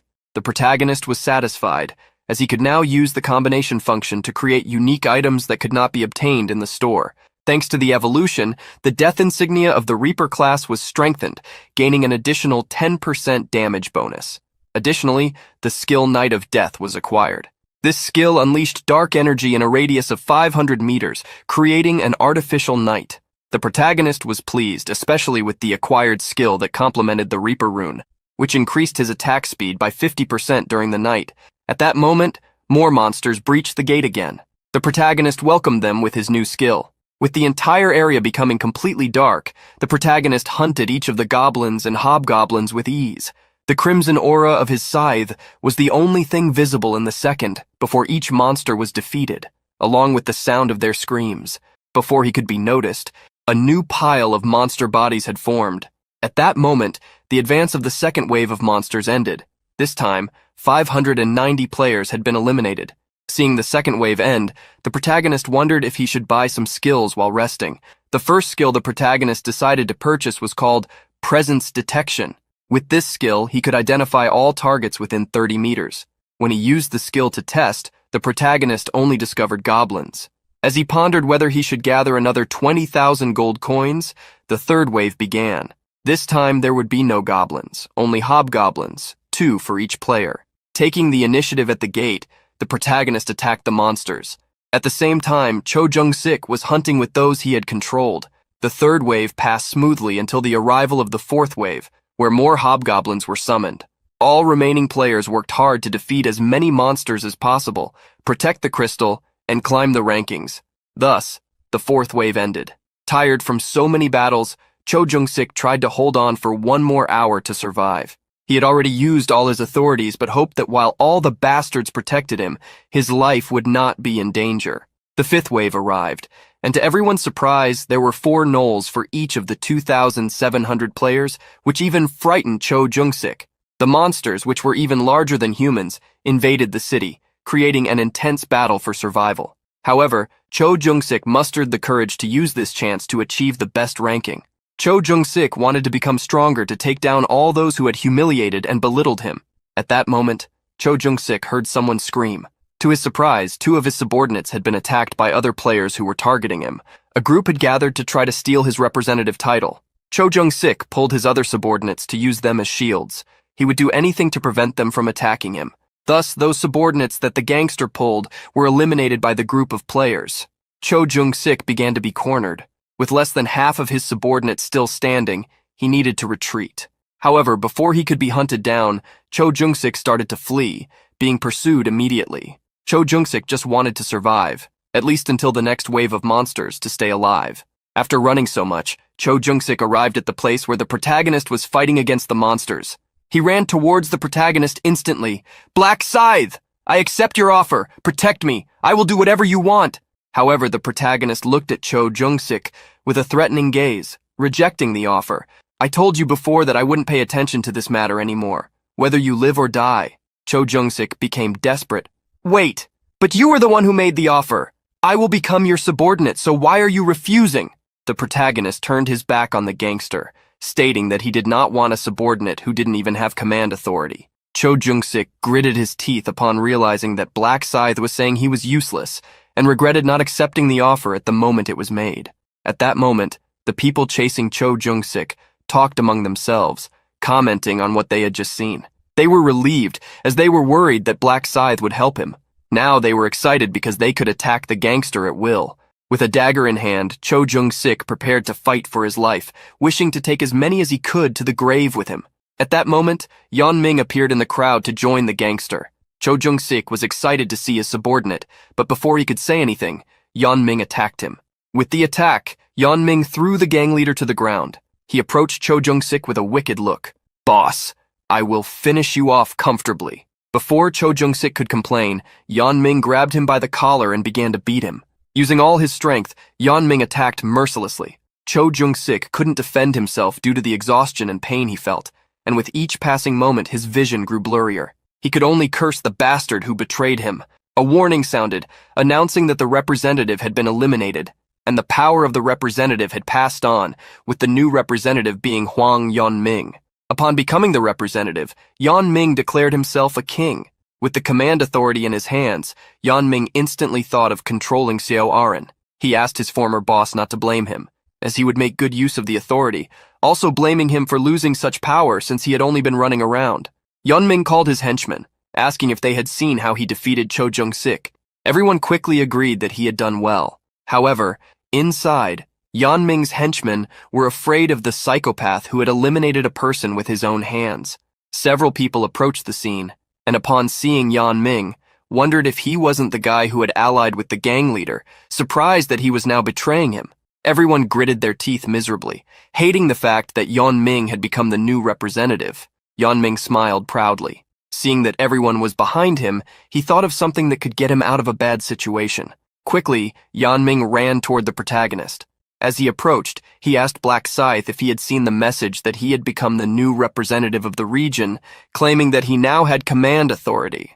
Yeon-ming wanted to accept the offer that Black Scythe had made to Evita Ium Documentario, doing whatever Black Scythe wanted in exchange for his protection.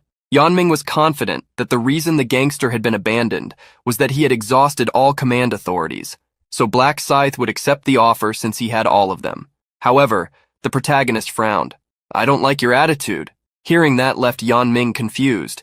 Contrary to the bastard, the protagonist ordered him to kneel and beg, then he would consider the offer.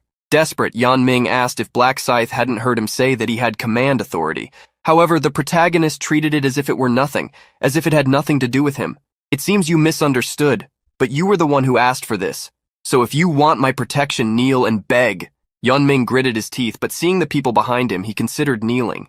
In an instant, Yeon-ming knelt and bowed, asking Black Scythe to accept him as a subordinate, begging loudly. The protagonist had seen this scene many times, enough to grow tired of it. However, unlike Cho Jung-sik, Hwang Yeon-ming had something to offer, for now. The protagonist accepted the offer, which made Yeon-ming so grateful that he bowed several times to thank him. Seeing Yeon-ming's actions, the protagonist ordered him to stop. The protagonist then positioned himself between Yeon-ming and the other players, who were surprised, wondering if the whole situation would end like this, with Black Scythe protecting Hwang Yeon-ming. Some people wanted to attack together, but others discouraged them, reminding them that Black Scythe wielded his scythe, defeating countless opponents at once. At that moment, the protagonist interrupted the chatter of the people. "I will give you two choices. You can give up the position of representative of the region and go back to hunting monsters, or perish by my hands." The protagonist extended his scythe, recommending the first option, but warning that if they chose the second, they would no longer be seen as humans. Those closest to him swallowed hard. Quickly, everyone gave up the position of representative, fleeing in fear. Yeon-ming was impressed. Everyone had fled just from Black Scythe's words. He felt confident that now, as an ally of the top one, he could relax. The protagonist observed that the atmosphere indicated everything would come to an end soon, successfully finishing the fifth wave. However, the protagonist thought that if things ended like this, it could be a bit boring. The protagonist approached Yeon-ming, stating that he had something he wanted him to do.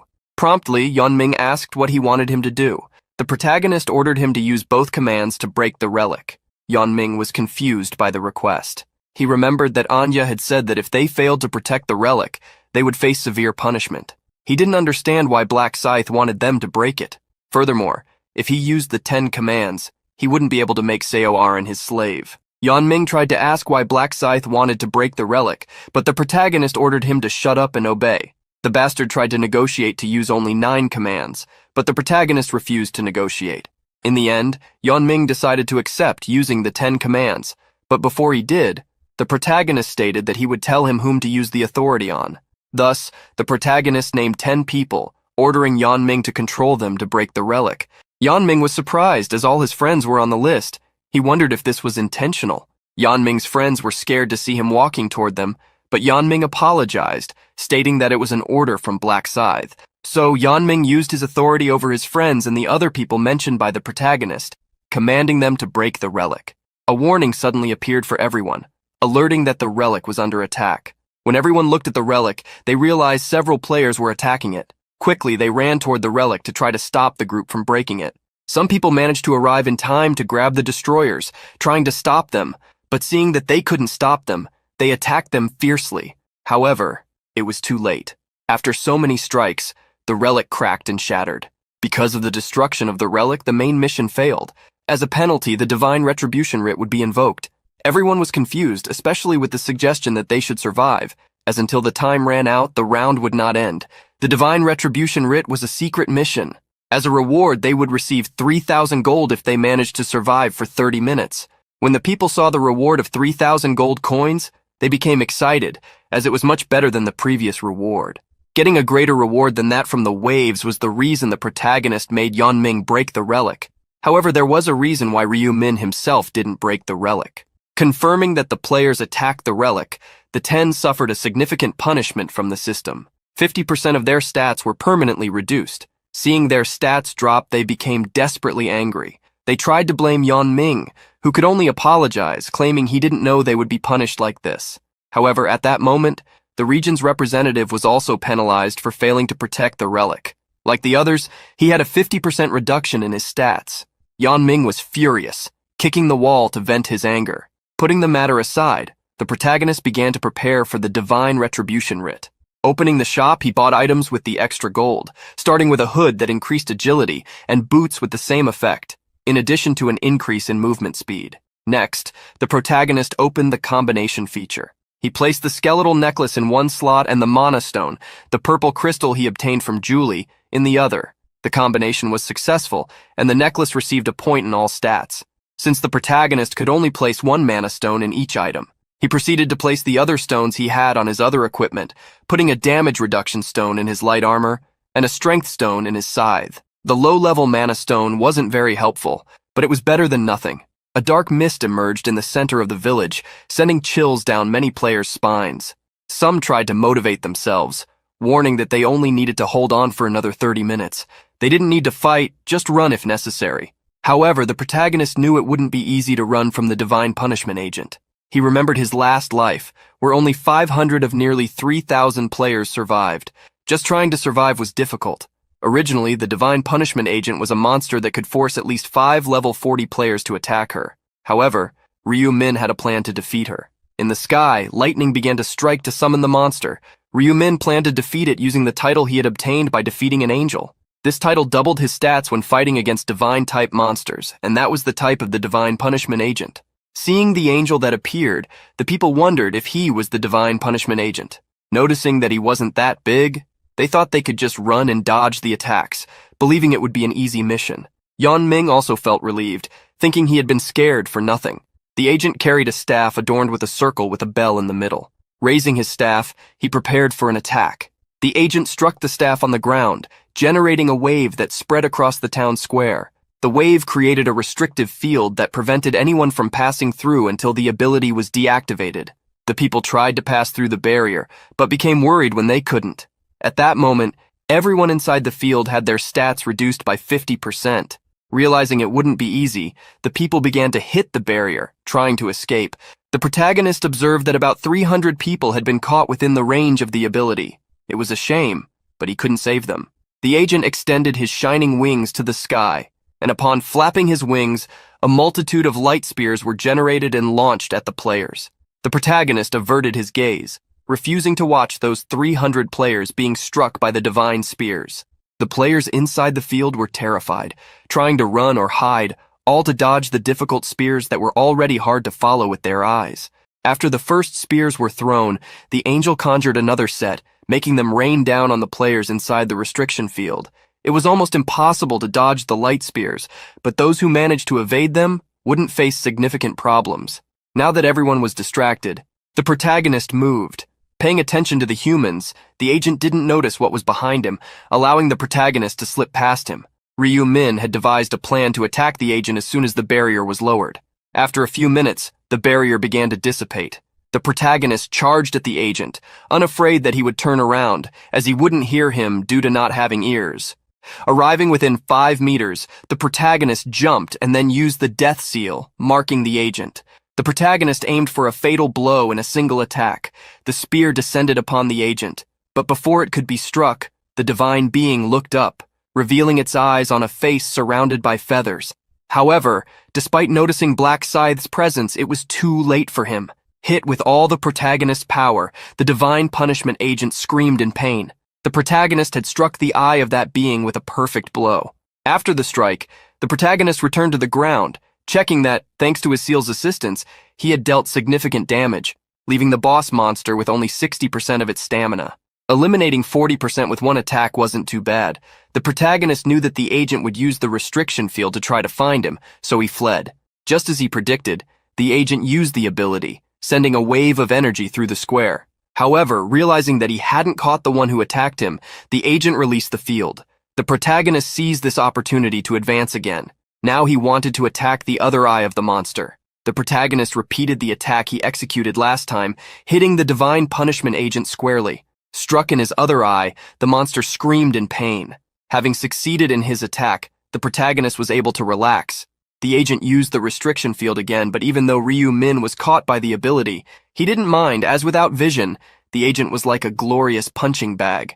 The divine punishment agent conjured the light spears to attack. Soon, Ryu Min understood the monster's plan, to hit him by aiming in all directions. The moment the spears were launched upwards, the protagonist used the night ability. Instantly, complete darkness covered the entire area, swallowing the light spears. The agent became confused as his spears were consumed, but Ryu Min was already before him, ready to attack again. With his Reaper's scythe, he was prepared to finish off the divine monster, demonstrating the superiority of the knight. The scythe tore through the angel's wing, splattering golden blood everywhere. With the powerful strike, that wing fell to the ground. The divine agent tried to figure out where his enemy was, but all he encountered were the blows of the black scythe. With his scythe and crimson aura, the protagonist toyed with the monster, which couldn't even touch him. With one more powerful strike, the protagonist ripped off the other wing of the angel. After all the attacks, the protagonist checked the divine agent's stamina, discovering it was at 10%. The protagonist didn't stay still, putting some distance between himself and the agent. It was at that moment that the passive ability of the divine punishment agent, Radiant Last Flame, was activated. Thanks to his passive, the agent became invincible. The protagonist watched as the monster became invincible after his life was reduced to 10%. The staff the agent held launched several spheres of dark energy, which fell throughout the area. The protagonist could watch the monster attack randomly one last time. The duration of the agent's invincibility buff, which would last 50 seconds, passed like a countdown as he attacked randomly. When the countdown reached 1 second, the protagonist prepared himself. The invincibility buff dropped, and just as the agent was about to flee, the protagonist charged in his direction. The protagonist swung his scythe, delivering a horizontal strike that hit the angel. The angel would no longer be able to turn its head, as it no longer had one. Defeating the divine punishment agent, the protagonist leveled up several times and collected a huge sum of gold. Being recognized as the first to defeat such a monster, the protagonist earned the title of Divine Punishment Opponent. With the divine being fallen on the ground, the protagonist examined his title, which reduced divine type attacks by 80%. Ryu Min also received a condensed ether as a reward for being the first to defeat such a being, along with the Rune of Brilliance, which was automatically used. The protagonist had expected to obtain the condensed ether, a supply-type item that was his main objective in hunting the divine punishment agent, as it was used for crafting god-rank items. The Rune of Brilliance was also a great acquisition, as it increased intelligence by 1 point for each level, in addition to increasing the effects of divine-type abilities by 1%. Currently, thanks to this rune, the protagonist was already gaining 30 points of intelligence and 30% bonus to divine skills for being at level 30. With the mission completed, everyone received a reward of 3,000 gold coins, causing great excitement. Everyone celebrated being alive. No one could believe that Black Scythe had defeated the divine punishment agent, the monster that was supposed to hunt them. At that moment, an excited voice surprised everyone. The angel managing this region appeared in the sky. Incredible! Defeating the divine punishment agent alone, you are the first human I, Olive, genuinely recognize. The protagonist ignored the angel, who asked if he would like to give an interview. We are here with Black Scythe, so what do you think about defeating the divine punishment agent? The protagonist clicked his tongue, irritated by the silly question. I only defeated the agent because I wanted to. The angel assumed he did it for the reward, but the protagonist stated it was also to prevent the agent from attacking people. The players were surprised by Black Scythe's response, starting to treat him as a savior. I thought he was an arrogant guy for being strong, but who could imagine he had such a sweet side? The angel, hearing that Black Scythe had attacked the monster to save others, believed what she had heard about humans being a very strange race.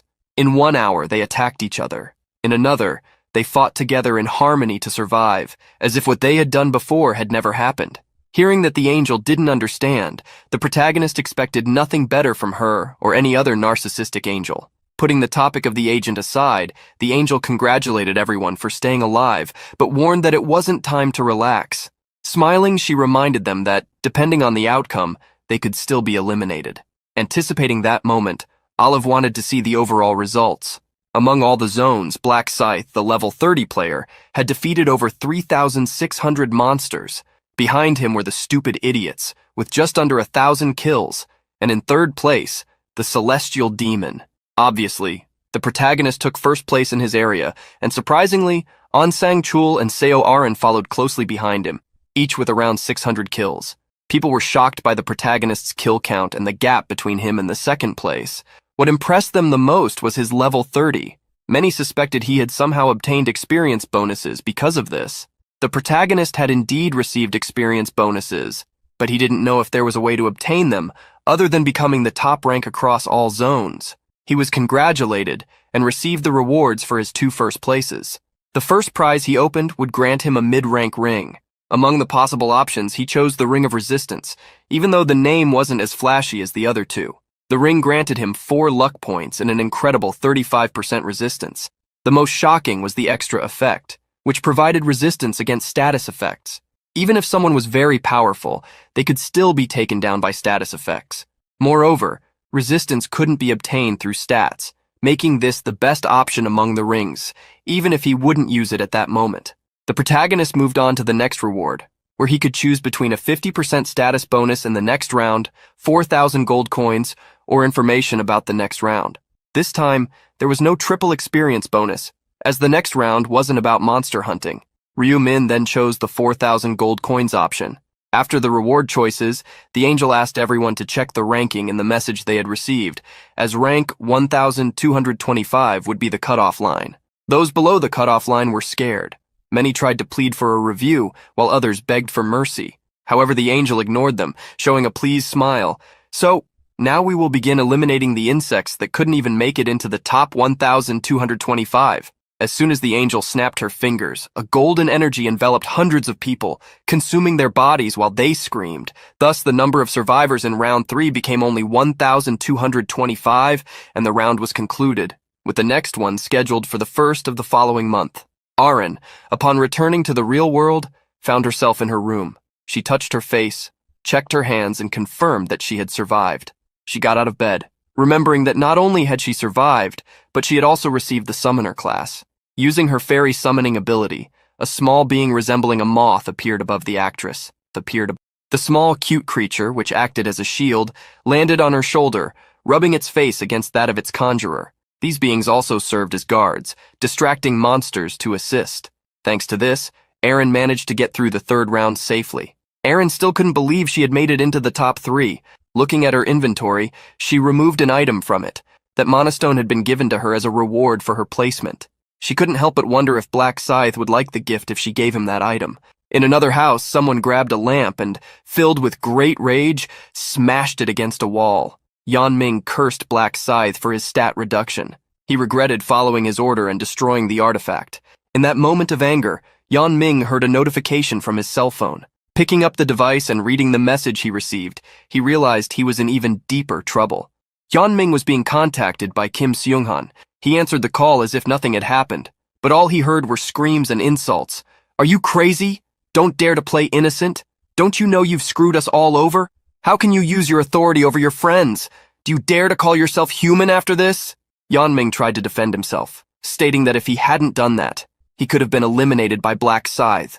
But Kim Seung-han on the other end of the line was not at all willing to listen. Feeling betrayed by Yeonming, who preferred to hurt his friends rather than just kick the bucket, he exploded. If you hadn't been so ambitious, none of this would have happened. You damned traitor! Yeonming wanted to explain himself, but Kim Seung-gun cut him off. Never call me again. Whether in real life or the other world, pretend you don't know me or I'll tear your face off if I see it one more time. Seeing his companion hang up, Yeonming gritted his teeth, unable to believe that what he had done was so wrong. He tried calling the others to join against Kim Seung-han, but the first number he dialed was unavailable. Seeing that he had been blocked, Yeonming took out his frustration on his phone, throwing it onto the bed, for the device's good fortune. Feeling abandoned, Yeonming dismissed the idea of needing anyone. Remembering the threat he had faced, he wondered who Kim Seung-han thought he was. Now he was determined to take revenge on the former colleague for threatening him. Not just him, but everyone else too. At the Imperial Hotel, Ma Junlok met with the security guard, On again. Sanchul humbly stated that he had survived by luck. Remembering that the third round had been difficult, Ma Junlok asked if he was okay, but Sanchul replied that he hadn't had much trouble since the monsters were weakened. Ma Junlok questioned what level Sanchul was, and if he had chosen a class. In response, the guard revealed that he was a level 11 knight, and that Seo Aaron was at the same level, but as a summoner. Upon hearing about Aaron's class, Ma Junlok was surprised and immediately found the information fantastic, as it didn't seem like a common class. Seeing his expression, Ma Junlok couldn't help but laugh, as he hadn't seen that expression in a long time. This made him feel at ease to choose to do whatever he wanted if the situation weren't so problematic, and Sanchul realized that this would be the last part, as Seo Aaron felt nothing for him. Ma Junlok was surprised, as the guard seemed so masculine, but soon remembered how the actress only called him Mr. Security. Changing the subject, Ma Junlok asked which report he wanted to deliver. First, the guard bowed and apologized, leaving Ma Junlok confused. The guard revealed that he had failed in the mission to help Black Scythe and deliver a message to him. Ma Junlok was surprised, as they were both from the same region. Then the guard told him everything that had happened in the ruined village. After hearing about the agent of divine punishment, who had such a powerful name, Ma Junlok asked if Black Scythe had really defeated this divine being.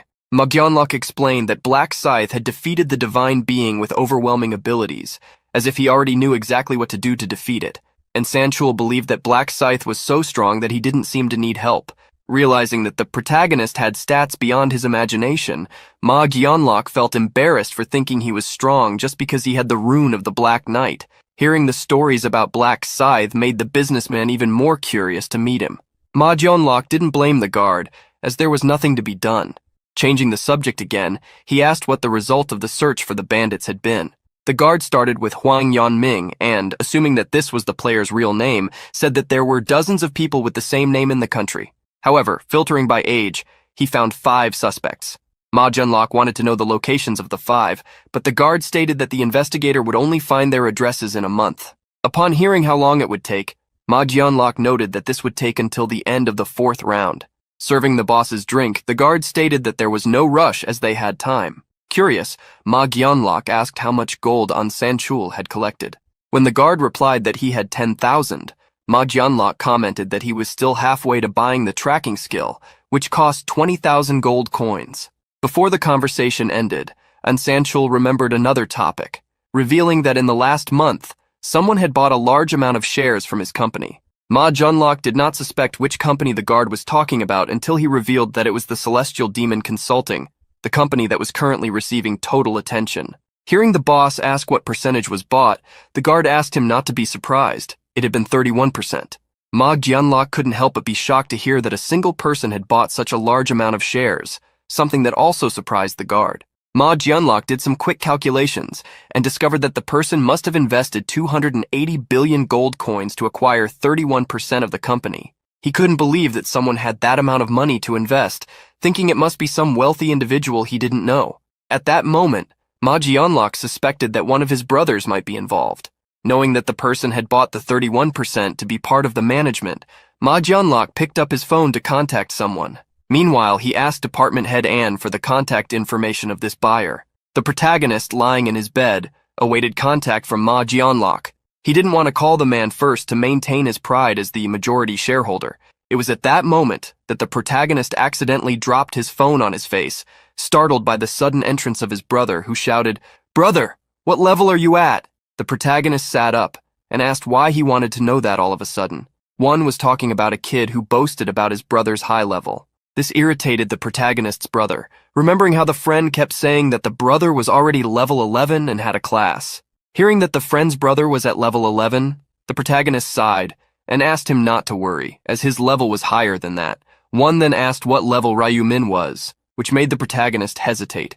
He wondered what he should answer, as telling the truth could attract trouble. Smiling, the protagonist claimed to be level 12. This excited One, who was eager to know what class his brother had obtained. His face seemed to shine as he asked Ryu Min what his class was. Going back to sleep, the protagonist replied that his class was a secret. Ryu Wan became frustrated, not wanting there to be secrets between brothers. Expelling his brother from the room, the protagonist stated that he was going to sleep. The moment Wan left the room, the protagonist received a call. Upon answering, the person on the other end asked if he was speaking with Ryu Min. Upon confirming his identity, Ma Junlok introduced himself as the CEO of Celestial Demon Consulting. Receiving the contact, the protagonist decided to play innocent, as it would help him catch Ma Junlok off guard. When he heard Ryu Min stammering in greeting, Ma Junlok asked if he had invested a fortune in his company. With a timid voice, the protagonist asked what the matter was. Ma Junlok, revealing that Ryu Min had become the largest shareholder of the company, stated that he wanted to meet him in person. With the protagonist's confirmation, Ma Junlok suggested they meet on Friday. The protagonist looked at his calendar, remembering that it was an important day to obtain the Rune of Inner Thoughts. Claiming to have plans for Friday, the protagonist suggested Saturday instead. Thus, they both agreed on the meeting. The protagonist already knew that Ma Junlok would call, as the CEO had founded the company to gain his father's approval, so there was no way he would treat his majority shareholder casually.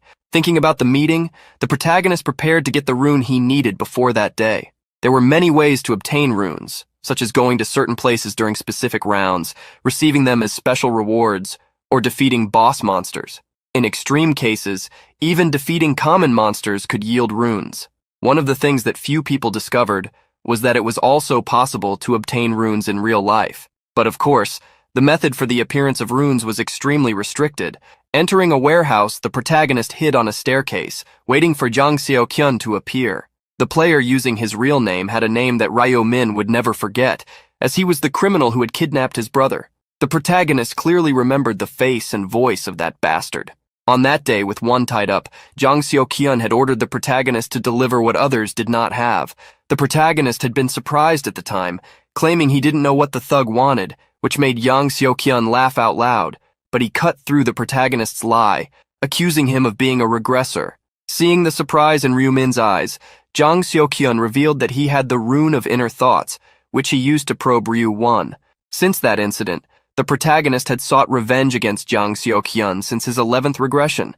Therefore, Ryu Min held no unnecessary feelings. He just wanted to obtain the Rune of Inner Thoughts before that bastard could get it. Putting on a mask, the protagonist waited. A few minutes later, Jang Seo-kyun entered the warehouse carrying someone over his shoulders.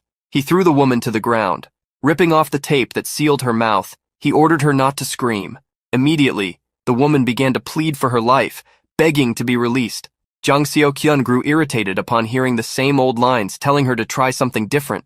He didn't want to hear about letting her go, money, or anything else boring. The woman apologized, asking if he was doing this to her because she had looked at him the wrong way a few days earlier. Jang Seo-kyun looked at her with disdain, finally hearing what he wanted. That day, I felt terrible, did you know? 2 days ago, Jang Seo-kyun had been walking down the street, looking for someone who could help him forget his problems. Finding a pretty woman, he followed her. Even after entering a dark alley, the woman didn't realize she was being followed. When they were far from the main street, Jang Seo-kyun moved, appearing before the woman in the blink of an eye. His body shone, and upon facing the sudden light, the woman's eyes were blinded. Jang Seo-kyun approached her, causing her to scream in despair. After the scare, Jang Seo-kyun fled. He loved his current life, where he could run away after doing whatever he wanted. His life after getting out of prison was so boring that he didn't want to live anymore. But the rune of luminescence, which made his body shine and blinded opponents, brought fun back into his life. After blinding the first woman, Jang Seo-kyun went to a cafe. The waitress greeted him with a smile, and upon seeing that smile, Jang Seok-hyun was surprised by how beautiful she was. Approaching the counter, he ordered an iced Americano. Paying for the coffee, Jang Seok-hyun asked if she was working part-time there since he had never seen her before. Awkwardly, the young woman revealed that all the other part-time workers had quit due to the chaos happening lately. Jang Seok-hyun thought it made sense for people to want to live their lives instead of working if they could end up in a coffin the following month. Investigating further, Jang Seok-hyun asked if the woman was the owner, and she confirmed that she was. When he asked her age, Jang Seok-hyun found out she was 32 years old. Learning that the woman was not a player satisfied Jang Seok-hyun. He then asked for her number, saying that he liked her, which left her confused. Seeing the expression on the woman's face, Jang Seok-hyun began to get irritated. "What's wrong? Don't you like my face? Are you disgusted by the spots on my face? This is ridiculous. I'm not drinking this coffee, so give me my money back, you filthy brat." Trembling, the woman returned his money. Jang Seok-hyun left the store with a scowl on his face, cursing the woman for thinking she was too pretty. That night, Jang Seok-hyun ambushed the woman. His intention was to make her pay for having looked down on him with that cursed look. Remembering the incident, the woman deeply apologized. Bending down, Jang Seok-hyun taught her that she should never underestimate someone's appearance again. The woman swore she would never judge anyone again, but for Jang Seok-hyun, that was not enough. She was surprised to hear him say that she wasn't being sincere. Jang Seok-hyun then threw the woman to the ground again, saying she was just pretending to escape. He approached her with a devilish look, asserting that she should pay the price for feeling guilty. Seeing the woman squirming, Jang Seok-hyun ordered her to stay still. At that moment, he was surprised to hear a voice from behind him. "You're the one who should stay still, understood?" Jang Seok-hyun was startled, believing there was no one else there. He looked back, thinking the person might be a detective. He stood up furious, asking who was there. In the dark, the protagonist advanced with his scythe. "Don't get upset. You'll be complaining a lot more later anyway." Jang Seok-hyun was confused to see someone with a huge scythe and wearing a white mask. Seeing the appearance of the man who appeared, Jang Seok-hyun couldn't help but mock. "Crazy miserable. Do you think this is a place for playing around?" Noticing that the man hadn't understood the situation he was in, the protagonist extended his scythe, asking Jang Seok-hyun if that really looked like a toy to him. To show he was serious, the protagonist swung the scythe through the air. Jang Seok-hyun realized that it was a real weapon, which led him to ask the protagonist if he was a player. Looking at the woman, the protagonist said, "Now is your chance. Go away." However, before the woman could get up, Jang Seok-hyun displayed his aggression. "Who said you could leave?" Seeing the man distracted, the protagonist charged forward. Before Jang Seok-hyun could react, the protagonist attacked him with the shaft of the scythe, causing him to make an omelet in his pants. Jang Seok-hyun fell to the ground, howling in pain. The protagonist couldn't help but remember that he had warned him he would end up complaining. Once again, Ryu-min told the woman to leave. She did so after thanking him. With the woman gone, only Ryu-min and the man remained in the place. With a smile behind the mask, the protagonist sent chills down the thug's spine. Let the games begin. The pain that Jang Seok-hyun felt turned into fury. "You bastard, I will end you!" The protagonist liked his attitude, as it would be fun if he didn't give up. Seeing the young man laugh at him, Jang Seok-hyun tried to attack him. As if fighting in slow motion, the protagonist skillfully dodged the dagger attacks. Jang Seok-hyun gritted his teeth, wondering why he couldn't land a hit. The protagonist couldn't help but comment on his dissatisfaction. "I can't believe you're still wielding that piece of goblin trash." When Jang Seok-hyun reached out again to attack, the protagonist swung his scythe, cutting him. A red fountain gushed from the spot where the protagonist's scythe struck, making Jang Seok-hyun roar. Seeing how much he screamed, the protagonist asked if it hurt. Jang Seok-hyun was already gritting his teeth but turned pale upon hearing the man say that this was just the beginning. At that moment, the protagonist lunged again, attacking with his scythe. After 2 strikes, Jang Seok-hyun realized he wouldn't survive if he stayed there. Seeing the masked man stop moving, Jang Seok-hyun planned to blind him. At that instant, a light exploded from Jang Seok-hyun's chest. "Screw you!" However, the light in Jang Seok-hyun's chest was suppressed, barely shining. Not understanding why his ability didn't activate, he began to tremble with fear. The protagonist smiled internally, telling him to try to shine as much as he wanted, but that it wouldn't be allowed within his night ability. Knowing Jang Seok-hyun's ability, the protagonist conjured his ability in advance. Regardless of the ability or not, the protagonist already planned to leave Jang Seok-hyun immobile in every way. Passing by Jang Seok-hyun, the protagonist attacked his legs with the scythe. The thug fell to the ground, unable to stand anymore. He crawled toward the protagonist, screaming, "You damned demon, why are you doing this to me? Why?" Attacking Jang Seok-hyun with the tip of the scythe, the protagonist questioned him about why humans eliminate insects. Attacking him again, the protagonist answered his own question. Humans eliminate insects because they cause problems. Suffering at the hands of the protagonist, Jang Seok-hyun cursed how much of a psychopath he was. Seeing that Jang Seok-hyun was still cursing him, the protagonist wished to see how long he would maintain that attitude. In the following minutes, the protagonist continued to make Jang Seok-hyun suffer. The man didn't even know why he was suffering so much, or what the protagonist had against him. It reached a point where he felt he was suffering an injustice, to the extent of thinking that living was no longer worth it. Yang Seok-hyun began to cry, giving up on his life. It was at that moment that Ryo-min lifted his head using his scythe. The protagonist looked at Jang Seok-hyun with a threatening gaze. "Are you thinking of biting your own tongue? Do you think I'll let you do that?" The protagonist attacked Jang Seok-hyun once more. "I will keep you alive until you kneel and beg me to stop." Then a barrage of attacks fell upon Jang Seok-hyun. Jang Seok-hyun's mind was no longer functioning properly. Left with a vacant look, he begged. The protagonist pretended not to hear, forcing Jang Seok-hyun to plead for him to end his suffering. The protagonist asked if he really wanted that, and with tears streaming down, Jang Seok-hyun confirmed that he did. The protagonist didn't end him immediately, but questioned, "Don't you know why this is happening? We are total strangers after all." The protagonist revealed to Jang Seok-hyun that they were not total strangers, as they had met before. Hearing the masked man call him by name, Jang Seok-hyun was surprised, thinking he was somehow connected to that woman. However, the protagonist denied being related to her. The protagonist revealed that Jang Seok-hyun had kidnapped his brother to obtain information from him. Jang Seok-hyun didn't remember doing anything like that, and Ryo-min explained the reason he didn't remember. That would happen in the future, although for him, it was an incident from the past.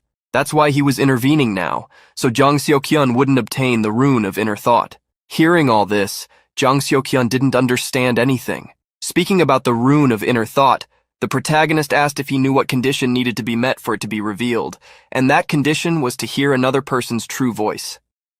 Jang Seok-hyun didn't know what the true voice was, and Ryo-min revealed, "That is the voice that comes from the heart, sincere and genuine." The protagonist revealed that the one who should have released the voice from the heart was the woman Jang Seok-hyun had kidnapped. She would plead with all her heart, giving him the opportunity to obtain the rune and use it to commit even more crimes. Jang Seok-hyun continued to listen to the masked man say that this had happened before, and seeing this happen multiple times, he was convinced that he didn't deserve to live. Jang Seok-hyun begged the protagonist to end him quickly, but the protagonist refused to touch him. The protagonist took his scythe and placed the handle between Jang Seok-hyun's teeth. "What do you think I've been doing all this time? I've been letting time pass so you could suffer." Jang Seok-hyun was suffering from intense pain. He, who had asked not to live anymore, wondered if the masked man didn't want the rune he mentioned. He didn't understand why the masked man had placed the handle in his mouth, or why he wouldn't let him speak, since he wanted so much to hear the voice from his heart. As if reading Jang Seok-hyun's mind, the protagonist replied, "Why am I not letting you speak? Because I want to test the rune of inner thoughts." Jang Seok-hyun was surprised by what he heard. Deceiving Jang Seok-hyun for so long, the protagonist apologized, revealing that he had already obtained the rune. He reminded the man of the moment he pleaded for the first time from the bottom of his heart. At that moment, Ryo-min obtained the rune by hearing the true voice. In the protagonist's chest, a rune shone. It shattered, being imprinted on his body. With the power to read the thoughts of the target in front of him, Ryo-min only needed to observe the person to read their internal intentions. The protagonist revealed that he was just doing some tests, showing how well the rune was functioning. Using the ability to read thoughts, Jang Seok-hyun begged Ryo-min to end his suffering, since he had already obtained what he wanted. However, the protagonist refused to end his suffering so easily, as that would be unfair to Jang Seok-hyun's victims. Hearing that he would suffer even more, Jang Seok-hyun cursed the protagonist. After some time, Jang Seok-hyun stopped breathing. There were no witnesses, but Ryo-min cleaned up all that mess with the bonus he obtained in that situation. The cleaning of traces, an ability that made any trace of a crime disappear. A dark green aura enveloped Jang Seok-hyun, making him disappear, along with everything related to what had happened. Now that he had obtained what he wanted, the protagonist was ready to meet Ma Jung-grok the next day. The next day, Ryo-min wore an elegant dark gray suit. Seeing how handsome his brother looked, Won thought he was going on a date. The protagonist didn't understand why his younger brother thought he was going on a date. His formal attire had been chosen for a business meeting, One was surprised, wanting to know what kind of business his brother had. Remembering that the older brother had bought large shares a few days earlier, and now seeing him leave for a business meeting, one felt confused and worried. The protagonist couldn't help but observe his brother's expression, questioning whether he was more concerned about him or their finances. To calm him, the protagonist smiled and assured him that he would inform him of the details if the business meeting went well. He wanted One to trust him.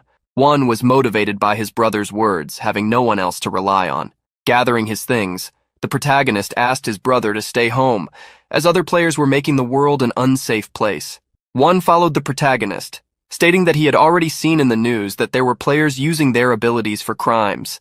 He had even heard about prisoners abroad escaping from jails using their powers. The protagonist confirmed that this was happening, as criminals who became players could seek revenge. Players would become stronger, and the population would decrease each month. It would be very strange if nothing changed. The protagonist remembered that, in his last regressions, the world always reached a point where humans would be hunted like animals. However, before the world became so lawless, Ryu-min planned to become overwhelmingly strong, building his reputation as Black Scythe in the process. Ready to leave, the protagonist warned his brother to be careful if he needed to go out. Waiting for Ryu-min to depart, One asked when he would hear from him, but upon hearing that it was a secret, he pouted in irritation at being curious. Ryu-min scolded his brother to stop being so annoying, reminding him that he would have to have lunch and that something more expensive than instant noodles would be a good option. The protagonist wasn't surprised by the place Ma Gyeongrok chose for lunch. That hotel was known to belong to the Osun Group. Although it was one of Ma Gyeongrok's hotels, this was confidential information. Believing that the employees would know to whom the hotel belonged, the protagonist wanted to use this information to appear more valuable in their eyes. Furthermore, Ryu-min wanted to create an image of himself, looking as naive as possible. Arriving at the information desk, the protagonist began to stutter. "Hello, I came for an appointment. I was told to come here." The employee quickly recognized what it was about, asking if this was the appointment with the president of the Heavenly Demon Consulting. Asking the protagonist to wait in an area for a while, she informed him that the president would arrive shortly. Bowing his head to show humility, the protagonist thanked her. After making an innocent first impression, the protagonist sat down, staring into space to appear out of place. Looking up, he feigned surprise. "Oh, that chandelier is so nice." At that moment, someone approached the protagonist. "Are you Mr. Ryu?" Believing Ma Gyeongrok had arrived, the protagonist stood up to greet him, but came face to face with Aaron's bodyguard. Looking at the protagonist, the bodyguard asked if they had already met at the hotel before. The protagonist had to confirm that they had met when he was delivering rice cakes after moving, remembering that he was Aaron's bodyguard. And Sanchul had to bow to apologize for his previous rudeness. Despite apologizing, and Sanchul still didn't believe that the young man in front of him, who didn't even look 20, was the majority shareholder who invested 280 billion won. The protagonist knew that the bodyguard must be suspicious of him, but wondered if this was truly a natural reaction to not believing he could have so much money at such a young age. Bowing to appear weak and naive, the protagonist minimized the situation, stating that they didn't even know each other at the time, and revealing that he didn't expect the president of the Celestial Demon Consulting to live in the apartment above his. Realizing that Ryu-min had mistaken him for the president, and Sanchul quickly cleared up the misunderstanding. He introduced himself. He was the section chief and Sanchul, and since the president would arrive a bit late, he arrived first. Showing the way, and Sanchul asked Ryu-min to follow him. Upon taking the protagonist to a room, the security guard asked him to wait a moment. Leaving Ryu-min at the table, and Sanchul hid behind a door to send a message to the president, informing him that he had met the investor face to face and did not believe he had invested that amount of money alone. Someone must be using him, and therefore he should be careful. As the protagonist expected, Sanchul sent an analysis about him to the president. There was no way someone as meticulous as Gyeonglok could accidentally be late for an important meeting. A few minutes later, the president arrived, introducing himself to the protagonist. He extended his hand, and Ryu-min shook it, introducing himself in return. The president asked the protagonist to sit down and invited the section chief to join him. The protagonist found it curious that the president included Sanchul in the meeting without asking permission first. It seemed he was subtly trying to take the initiative. Ma Gyeonglok invited the protagonist to eat before discussing business, revealing that he had prepared Korean food, something he hoped would please his palate. Various dishes were placed on the table, which the protagonist pretended to enjoy. Ha ha ha, everything tastes good in a luxury hotel like this. Seeing Ryu-min eat and claim that the lunch was delicious, Ma Jeonglok said he was happy. Ma Jeonglok began to agree with Section Chief An, believing that the person in front of him was too young to invest 280 billion won alone, and he hardly seemed to have the courage to invest all that money. Therefore, he must be working for someone. Ma Jeonglok wondered who had sent Ryu-min. He suspected his brothers or uncles. Wanting to uncover the truth, Ma Jeonglok initiated the conversation. "I was quite surprised when I saw you, Mr. Ryu. I never expected our majority shareholder to be so young. May I ask your age?" Dryly, the protagonist revealed that he was 20 years old. Ma Jeonglok looked at him for a moment before smiling. 20. I'm 29, so it's nice to meet someone in the same age group. Ma Jeonglok tried to investigate how the protagonist had obtained so much money at such a young age, questioning whether he was the son of some conglomerate. The protagonist couldn't help but notice that Ma Jeonglok was getting straight to the point and quickly denied his identity, stating that until recently, he was just a student. Ma Jeonglok was confused by the protagonist's words, asking if he hadn't seen the news recently. Seeing how confused Ma Jeonglok was, Ryu-min asked if he hadn't seen the article about the new millionaire who had won the lottery 4 times in a row. Finally, Ma Jeonglok remembered that case. Ryu-min revealed that he was that person, the winner of 4 consecutive lotteries. Ma Jeonglok was shocked, asking if he was the winner from the news. Upon hearing Ryu-min confirm, Ma Jeonglok questioned that, according to the article, the total prize amounted to about 60 billion, and he wanted to know how he had obtained 280 billion. The protagonist simply revealed the truth. He had invested in cryptocurrencies. This left Ma Jeonglok even more surprised as the story ended there. Ma Jeonglok couldn't believe the story. This led him to want to know why Ryu-min had invested 60 billion in cryptocurrencies. During the meeting, Sanchul stated that Ryu-min seemed very lucky, but the protagonist denied having been lucky. And Sanchul finally remembered the article, where Ryu-min claimed to have seen the lottery numbers in a dream. But at that moment, he stated that he hadn't obtained the numbers through a dream, which left the duo curious. The protagonist looked at Ma Jeonglok, ready to use the card that would bring him to his side. "This is the first time I'm revealing this to others, but I have the rune of future sight." Ma Jeonglok was shocked. Then the protagonist shocked him even more by stating that this rune allowed him to see a few years ahead. In other words, he was a prophet who could see the future. Silence fell in the room after Ryu-min's revelation. Ma Jeonglok couldn't believe what he had heard. Neither he nor Sang-chul believed the explanation that had been given. Ma Jeonglok asked the protagonist if he was serious, and Ryu-min returned with another question. "Why would I lie?" Ma Jeonglok connected the dots and asked if the lottery numbers had been chosen thanks to the rune of future sight. The protagonist confirmed that he had made money in the same way with cryptocurrencies. He had invested all his money because he could see the future. For reassurance, Ma Jeonglok asked Ryu-min to prove he had such a rune by predicting his actions in the near future. Since the protagonist could read Ma Jeonglok's thoughts, knowing what he would do was easy. However, at least for later, he would create some restrictions for this ability. The protagonist apologized, stating he couldn't use his power, as it activated by itself. Ma Jeonglok was not surprised, as restrictions would be natural for a rune that could see the future. Ma Jeonglok finally thought of something, speculating on why Ryu-min had invested 280 billion in his company. Before Ma Jeonglok could speak, the protagonist confirmed his thought, stating that he had invested because he knew that the Celestial Demon Consulting would experience rapid growth in the future. Ma Jeonglok wanted to know precisely how great this growth would be. To the question, the protagonist replied that the company would be listed on the Kospi, the main stock group in Korea, within a year. Ma Jeonglok was pleased to hear about the success of his company. He wondered how great it would be if this were true, as not only would his father recognize him, but he could also become the next president. Ma Jeonglok quickly composed himself, not believing he had been so happy about something he didn't know was true. At that moment, Ryu-min broke Ma Jeonglok's train of thought by stating that for him to succeed, he would need to renew his industry. And Sang-chul, who had been silent, became furious. "This is extremely irrational. Change industries now? You might as well tell us to change the name of the company." Ma Jeonglok tried to stop the section chief, but he became furious again upon hearing Ryu-min claim that if they were changing industries, they obviously also had to change the name of the company. Seeing how Sang-chul was behaving, the protagonist gave him a cold look. "Do you think I came here to make jokes? You both are players. So you know the great penalty it is to casually reveal your runes like this. And yet I risked revealing my rune to you because, as the majority shareholder and a business partner who will participate in management from now on, I want to help the company grow. Who else would invest 280 billion? For your company to succeed, you need to join hands with me. The protagonist's brief speech left Ma Jianlok silent. Seeing this, the security guard asked if he believed it. Seeing Ma Jianlok silent, the protagonist sighed. It seems you don't believe in my power. Without beating around the bush, An Sang-chul stated that was exactly the case. Seeing how the security guard was being an obstacle, the protagonist sought to convince him.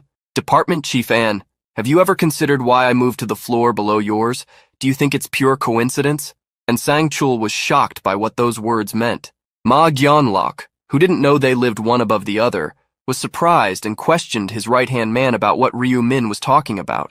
And Sang-chul then had to reveal that 2 months ago Ryu had moved to the floor below Seo Aren's penthouse.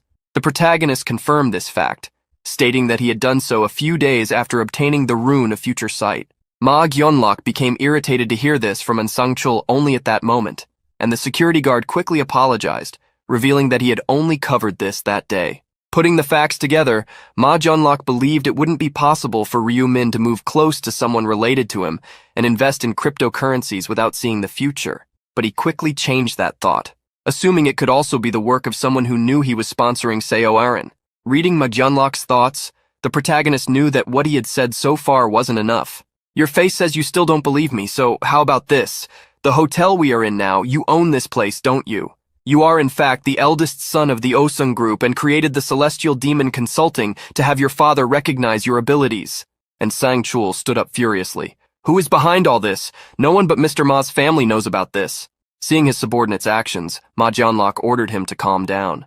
Sighing, and Sang-chul apologized. Ma Jianlok stated that Ryu Min was right about everything, but it still wasn't enough to convince him that he could see the future. As like Department Chief An had been, all the family members were aware of this information. Ma Jianlok revealed that he thought Ryu Min was being hired by someone to set a trap for him, especially for suggesting that he change the businesses of his industries. Ma Jianlok concluded that it sounded ridiculous. He acknowledged that the rune that saw the future really existed and that he wouldn't say no to the growth of his company, but it was still hard to believe such words. Although he appreciated the investment in the company, Ma Jianlok suggested they discuss the matter in a shareholders' meeting and that Ryu Min should convince them. Ma Jianlok stood up and said goodbye, but the protagonist interrupted him. Ma Jianlok paused his movements, asking if Ryu Min had anything more to say. The protagonist wondered if the method he had left was his last option. Determined, he asked Ma Jianlok if he would believe him if he provided information about the 4th round. Ma Jianlok was shocked, asking if Ryu Min had information about the 4th round. The protagonist activated his actor side. Yes, I saw the tragedy that will happen through my vision. That should be enough to prove my ability, right? After the matter was settled, the protagonist left. When only Ma Jianlok and Sang-chul remained in the room, the security guard apologized for raising his voice earlier. Ma Jianlok reassured him, reminding him that the section chief had acted that way because of him. Since everything was fine, An Sang-chul asked if he could say something. Ma Jianlok allowed him to express his opinion, and Sang-chul revealed that he was suspicious of Ryu Min regarding his ability to see the future. It didn't make sense for him to want to help them, as with that power he could live a better life. Remembering that Ryu Min had said he wanted the company's growth, Ma Jianlok believed he wanted to earn more money. And Sang-chul didn't understand such greed, as 280 billion was already a large sum, enough to live a lifetime, even having fun. Ma Jianlok believed that this amount wasn't enough for some people, as human greed knows no bounds. And Sang-chul still didn't think it made sense, given the risks. He even didn't believe that such a rune existed. Ma Jianlok also found it hard to believe, but knew that if Ryu Min could really see the future, they needed to have him as a companion at all costs. Ma Jianlok urged his subordinate to think carefully about how useful it would be to have information on each round to prepare themselves. In comparison, the company's progress would be just a bonus, and Sang-chul still believed they didn't even have certainty that Ryu Min was a seer. But with a smile, Ma Jianlok stated that they would find out soon. After leaving the hotel, the protagonist walked down the street. He was sure that after the 4th round, the duo would be convinced that he was a seer. He hadn't shared very important information, like side missions or anything that could help them achieve higher ranks. But the warning that the 4th round wouldn't be a monster hunt, but a massacre among players, should be enough to make them believe his words. The protagonist was convinced that after this, they would treat him differently, with the utmost respect, even protecting him, as he would be a seer, especially since having someone like that as an ally would be better than having him as an enemy. Since the protagonist had started pretending to be a seer, he decided to follow this path. Taking out his phone, he decided to contact a certain person. Julie was walking quickly down the street, afraid of being late for her appointment. When she stopped at the crosswalk, she prayed for the light to change soon. At that moment, she saw a red luxury car blocking the front of her store. She couldn't believe someone could be so thoughtless. However, at that instant, Ryu Min rolled down the car window and called out to Julie, who was surprised to realize he was the driver. As she crossed the street, Julie went to the driver's window and asked the protagonist if that car was his. Immediately, the protagonist apologized for stopping in front of the store and invited his friend to get in the car for a drive while they talked. Still surprised, Julie accepted. The car sped down the road, and Julie felt a bit nervous since it was her first time in such a car. The protagonist smiled, revealing that it was also his first time, as he had just received it. Julie was curious about the car's price, and after thinking for a moment, the protagonist revealed that he hadn't paid much, just about 900 million won. Julie was shocked by the amount, and since Ryumin said it wasn't much, she asked if he knew how many convenience stores she could open with that money. Seeing her reaction, he stated that it wasn't much considering what he had won in the lottery. This made Julie remember that Ryumin was now rich, having won 60 billion in the lottery. It made her feel like they were in different worlds. Seeing the situation, Julie associated the moment with a date and felt embarrassed. At that moment, as the girl blushed, the protagonist shocked her. "Actually, there's something I need to confess to you." Julie started to stutter, asking him to speak. Seeing her reaction, the protagonist assured her that it wasn't anything strange, so she didn't need to misunderstand. Julie felt like jumping out of the car from embarrassment. Trying to hide her shyness, she urged him to speak. The protagonist recalled that he had told her the lottery numbers had appeared in his dream and confessed that he had lied. Seeing the girl confused, he explained that he obtained the information from his rune of the future, not from a dream, and that with this rune, he had acquired the class of seer. Julie became excited, as being a seer sounded like a totally unique class. She congratulated the protagonist, believing that the rune of the future also sounded amazing. She couldn't help but thank him for telling the truth, as it must have been difficult to reveal, even to a friend. The protagonist asked her not to treat it as something significant since she had also revealed her class, but Julie reminded him that she hadn't informed him about her rune. Seeing they were on that topic, she asked if she should just reveal it at that moment. The protagonist didn't mind her keeping the information, but Julie revealed that she had obtained the rune of protection in the first round. This rune created a barrier around her, based on the number of people within a 10-meter radius. If there were 5 people, for example, there would be 5 barriers. Julie felt relieved to have shared this information. Still, she was curious about why Ryu Min had mentioned her rune to her. The protagonist stated that keeping it a secret was tormenting him, and since he felt she wouldn't believe what he would say next, he couldn't hide the truth. Julie was curious to know what Ryu Min was going to say. When the protagonist revealed the information about the 4th round, Julie almost jumped out of her seat from surprise. The protagonist urged her to be careful and stay alert since they didn't know what the players around her might do. Julie was very grateful to Ryu Min for giving her that advice. Remembering that he had even invited her first, she wondered if Ryu Min was starting to have feelings for her. She hoped so. The protagonist returned home as sunset approached, and even after some time, he still couldn't believe that Julie had liked him all along. He had never known that. For Ryu Min, the reason Julie had always been so nice to him made sense. Although the situation was still confusing, the protagonist thought it was better this way, as it would be easier to make her his ally since she would more readily believe in his prophecies. Lying in bed, the protagonist prepared to rest, as he had nothing more to do. Time flew by, and soon the last minutes of the month arrived. Before going to the other world, Ryu Min bought an epic item from the daily section, the dark glove, which gave a semi-transparent tone to the equipped weapon. Since the glove had passive abilities and high attributes, the protagonist planned to combine it with his night skill. Hearing someone knock on the door, Ryu Min turned and saw it was his brother, reminding him that it was time to go. When asked by his brother if he would manage this time as well, the protagonist affirmed that he would try. One recalled that his brother had said he was a seer and had seen information about the 4th round, but Ryu Min stated that seeing and acting were different things. One was worried about his brother's lack of confidence. "You have to come back, understand?" The protagonist brushed off his brother's words, avoiding letting bad luck hit him. And so, Ryu Min entered the world of the 4th round. Upon arriving in this world, Yan Ming immediately opened the statistics window. Seeing that he had a 50% penalty, he gritted his teeth, as this was the result of his betrayal against Cho Jung-sik. What frustrated him more was that he had spent all 10 command authorities. He quickly looked around, trying to figure out if anyone would hunt him down for being a representative, or if any old friends were coming for revenge. However, another thing caught his attention. The unknown place they were in. Wherever he looked, he only saw white walls as if he were in a maze. While looking around, Yan Ming found the source of his hatred, Black Scythe. Yan Ming still remembered how he had manipulated him into destroying the relic, and how he had defeated the divine punishment agent without hesitation. Yan Ming wished he were powerful enough to smash that bastard's face in at that very moment. He couldn't help but feel frustrated as he had no options. If he wanted to survive, he had no choice but to hold hands with that demon.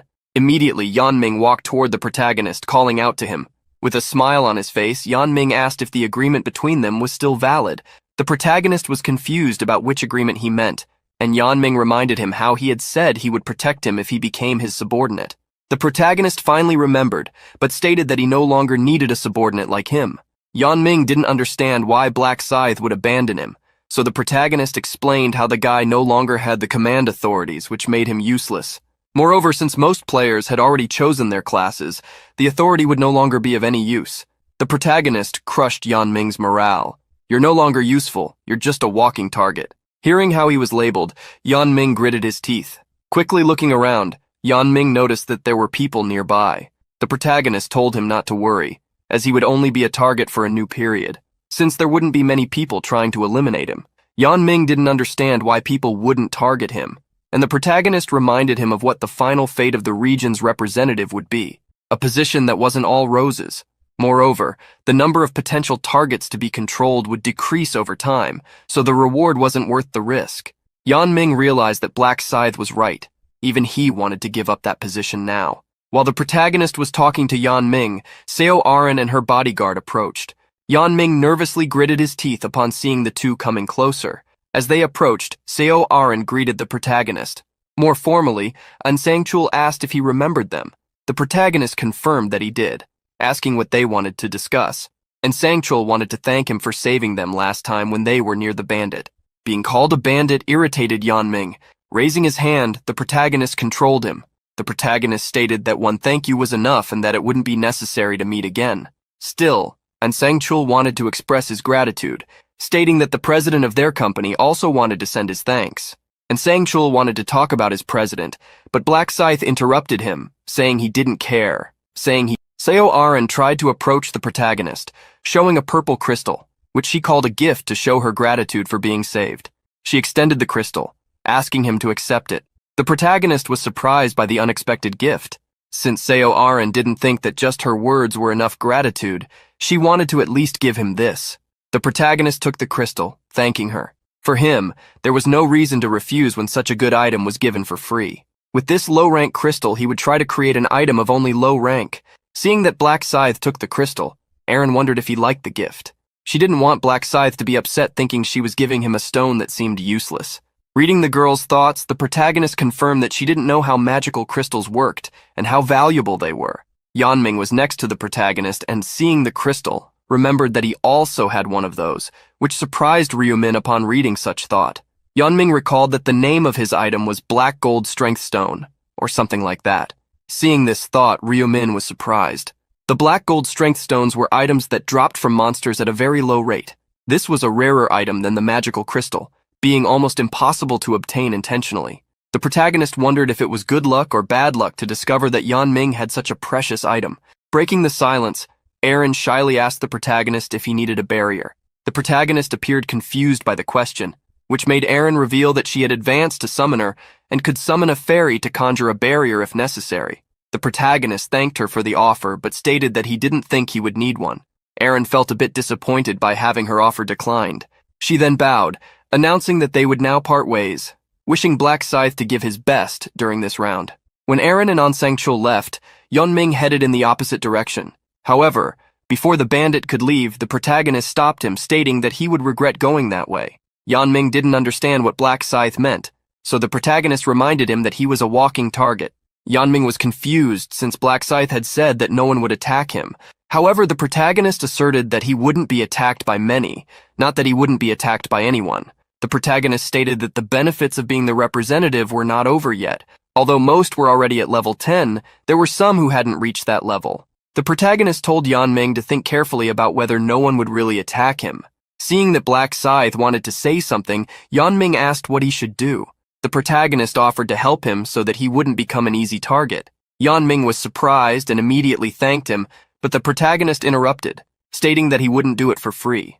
As payment, he reminded Yeonming of the stone that Aaron had given him, saying he would accept anyone like that. Yeonming immediately remembered that he had a stone. He took out the black gold strength stone and handed it to the protagonist. Ryu Min asked if he had any other items, but Yeonming said he had nothing else, asking him to at least leave the equipment. The protagonist sighed, stating that he didn't want his equipment, even if he was offering it. Yeonming asked, worried, if Black Scythe would help him since he had given him the item. The protagonist turned his back, stating that he would keep his promise. At that moment, an angel appeared above the players, laughing. Hee! You returned as humans, but it seems your numbers have decreased again. Hearing that there were fewer players, those present wondered if there had been a fight in the real world. Ryu Min would be more surprised if the players didn't get into trouble for an entire month. Since everyone was there, the angel asked if she could announce the mission for the 4th round. A mission appeared before everyone. They would have to eliminate each other, and out of the 1,042 participants, only 521 would advance. The players were surprised and confused by the mission, something noticed by the angel. It's as it's been said, you just need to attack and eliminate the player near you. Simple as that, right? To give a more detailed explanation, the angel stated that the goal of this round was to reduce the number of players by having them eliminate each other. Unlike previous rounds, there would be no monsters this time. Hearing that there would be no monsters, many were worried, as they needed to evolve. At that moment, a player caught the angel's attention, asking if, since only half could survive, each person only needed to eliminate another. Putting her finger to her lips as if asking for silence, the angel smiled. That's a secret. It wouldn't be fun if I told you everything. The protagonist mocked the angel. There was no fun for her. She was just following orders from her superiors who had forbidden her from revealing anything. Angels were merely messengers of information to ensure that the survival game took place. Above them was a game master, and the fact that the angel was hiding a specific rule meant she had been ordered to do so. The angel stated that they wouldn't complete the mission just by eliminating others, since only the top 521 could survive. As the ranking would be determined, that would be a secret. The angel couldn't help but smile as she revealed that the ranking was not determined based on the number of people eliminated. With that, she finished her explanation, wishing everyone to start eliminating each other. She prepared to leave with a great golden glow. The players were confused, wondering what to do, whether to start attacking someone. Many didn't want to do that, as they had nothing against the others. This type of round was madness for them. Yeonming was excited about the round's mission, as there were many bastards he wanted to eliminate. The protagonist observed Yeonming from a distance, realizing that he was already planning to attack others. At that moment, Yeonming realized it would be good for him if the players hesitated to eliminate each other, as that would make him invincible. Gritting his teeth, he wished he could find the bastards who had turned against him so he could eliminate them. Lost in deep thought, Yeonming jumped in surprise when the protagonist approached him. Seeing Black Scythe come closer, Yeonming asked if there was a problem. The protagonist reminded Yeonming that he had promised to prevent him from becoming a target, and said he was there to fulfill that promise. At that moment, the scythe began to materialize in the protagonist's hand from a scarlet liquid. Yeonming was confused, but before him, the protagonist was already swinging his scythe. With the protagonist's attack, Yeonming fell. There was a hidden side mission: eliminate the representative of the region within the time limit, with the reward being a low-rank mana stone lottery token. The token randomly guaranteed between 1 to 5 mana stones, mandatory for that round. The protagonist received the reward he wanted, although that was not the only reason for his attack. People were quickly shocked to see Black Scythe eliminating someone. Noticing how they watched, the protagonist noted their hypocrisy, as not long ago, they were the ones wanting to eliminate the representative of the region. Quickly, several people surrounded the protagonist, criticizing him for having eliminated someone in cold blood. The protagonist didn't care about the criticism, as he knew it was genuine. He himself had eliminated Jang Seo-kyun in real life, and he wouldn't stop there. He would do the same to countless people until he reached round 20. However, Ryu Min would never do that without a good reason, especially in this round, where he had no choice if he wanted to move on to the next. Everyone criticized him, but no one knew the truth. Internally, many people were already imagining how to eliminate Black Scythe, formulating plans to attack him together, or at least ruin his image. Reading everyone's thoughts, the protagonist couldn't help but smile. Seeing the smile, many became irritated. Do you think this is funny? Are you a psychopath? After what you did, how dare you laugh? At that moment, the announcement that Black Scythe had become the representative was presented to everyone. This startled many, as now the guy who was already powerful had gained even greater power. The protagonist smiled, provoking them. What happened? Why aren't you cursing anymore? Or have you suddenly become afraid now that I've become the representative of the region? If you're afraid of the authority of command, I bet you still haven't obtained a class, have you? Read like a book. Many were surprised. At that moment, someone pointed in the direction of the protagonist, catching everyone's attention. The color of Black Scythe's name had changed. Many were surprised, wondering why only his name had changed color. The protagonist had already expected his name to turn red. In a round like this, his nickname would turn red after eliminating someone. And the more people were eliminated, the darker the color would become. The color change served to facilitate the identification of who was a murderer and who was not. People tended to choose to attack murderers instead of innocent players, as this made their conscience feel lighter. However, the person who dealt the final blow would also have their name color changed, and as a result, others would encourage them to be attacked. The protagonist knew that people were hesitating now, but that would be the reason many would be eliminated in no time. The protagonist crossed his arms and asked why they were standing still, as there was no time for small talk. Hearing Black Scythe's provocation, several began to criticize him again. The protagonist couldn't help but retort the criticisms. You make it seem like I'm the only one who wants to become the representative. And what about the people who attacked Jongsik in the last round? This round is about eliminating or being eliminated. Don't tell me you survived until now without knowing such a simple principle. Stop the hypocrisy and face reality. If your head were at risk, there would be no way not to point a knife at the person threatening your life. Now is not the time to stand still. If this bothers you, hold a debate and decide, just like the last time we voted. After the brief speech, the protagonist fell silent. Even if he hadn't provoked those present, they would have started fighting anyway. But that might happen too late. If Ryu Min had stayed quiet, everyone would have just wasted time, and if that happened, it was possible that the number of people qualifying wouldn't reach 521. Even if it meant fighting each other, encouraging them to fulfill the mission was the best way to keep the maximum number of people alive. After hearing what Black Scythe had said, a woman questioned whether they shouldn't do something. A man next to her gave a sarcastic smile, asking if they should just talk. The woman was irritated by his tone and sarcasm, explaining that she just wanted to discuss what they would do. Quickly, the conversation between the two became more aggressive, until they started arguing. Seeing the argument, Aaron asked the security guard what he thought, whether they really should eliminate someone, as Black Scythe had suggested. And Sang-chul agreed with Black Scythe, as if they didn't eliminate others, they would be targeted and eliminated. This wasn't the time to care about the lives of strangers. And Sang-chul revealed that he completely agreed with Black Scythe and asked Aaron to make a decision as well, since this wouldn't exactly be a pleasant experience. Aaron was worried about the way the security guard spoke, as if he had already committed such a crime. And Sang-chul just brushed it off, stating that he was merely speculating. After making a decision, Aaron asked the security guard who they should eliminate, and he preferred to let the atmosphere decide the answer. Little by little, people began to discuss who they should attack, and quickly someone suggested starting with those who already had red names. This suggestion left some people worried, as it meant attacking Black Scythe first.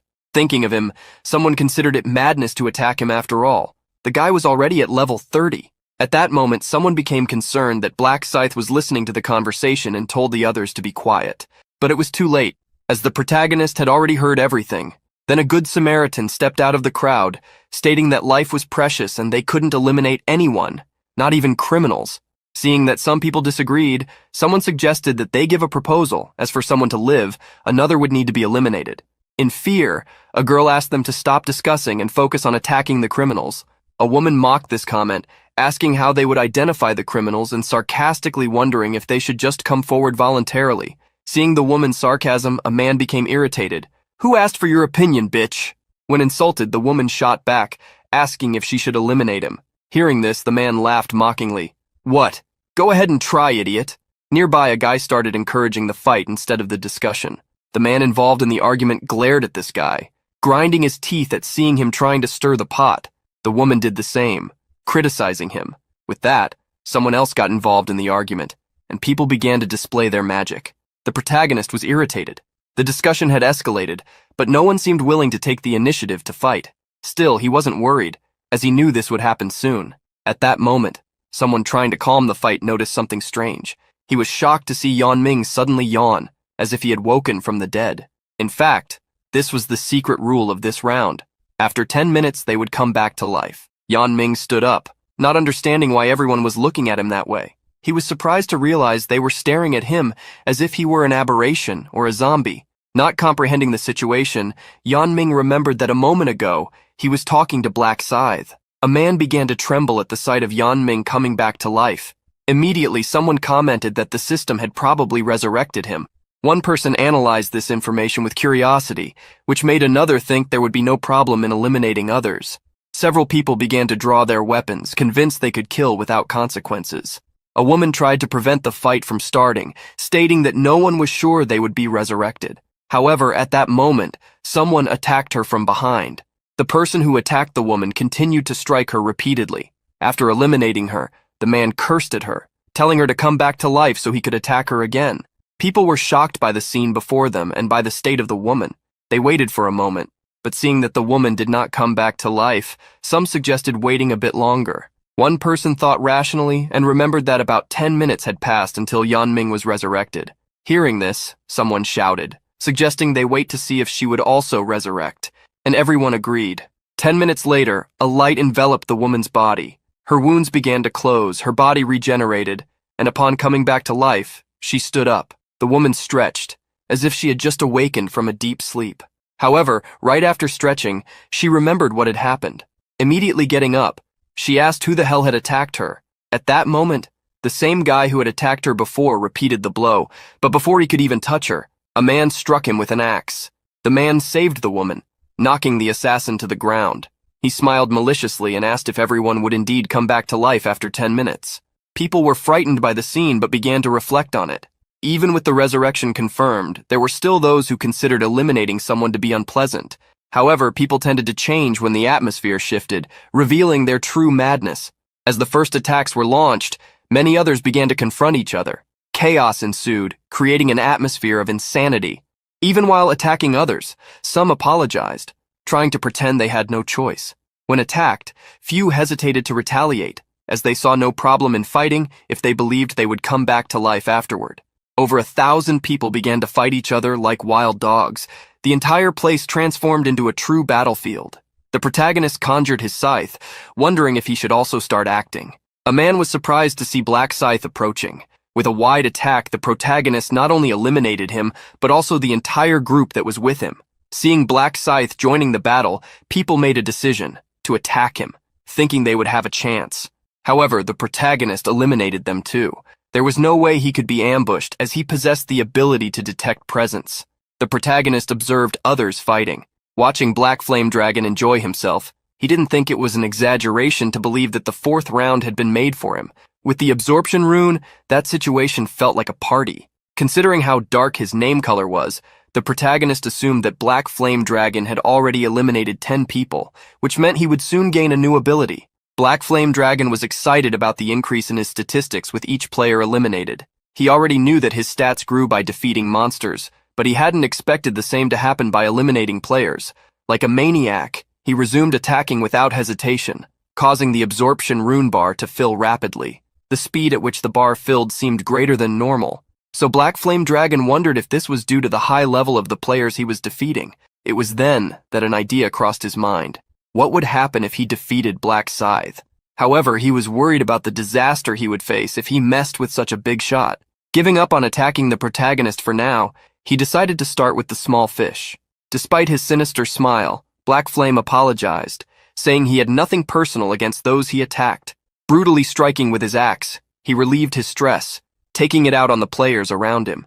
Before, he couldn't hunt because of the Yanming bandits, but now this round seemed made for him. Unlike the others, he gained stats while hunting. At that moment, someone sneaked up behind Black Flame Dragon. He dodged the attack and violently counterattacked with his axe. In addition to increasing his stats, Dragon saw his prey resurrecting from time to time. He couldn't think of a better opportunity than this. He had already lost count of how many players he had eliminated so far, but he was willing to continue until he reached the top of the leaderboard.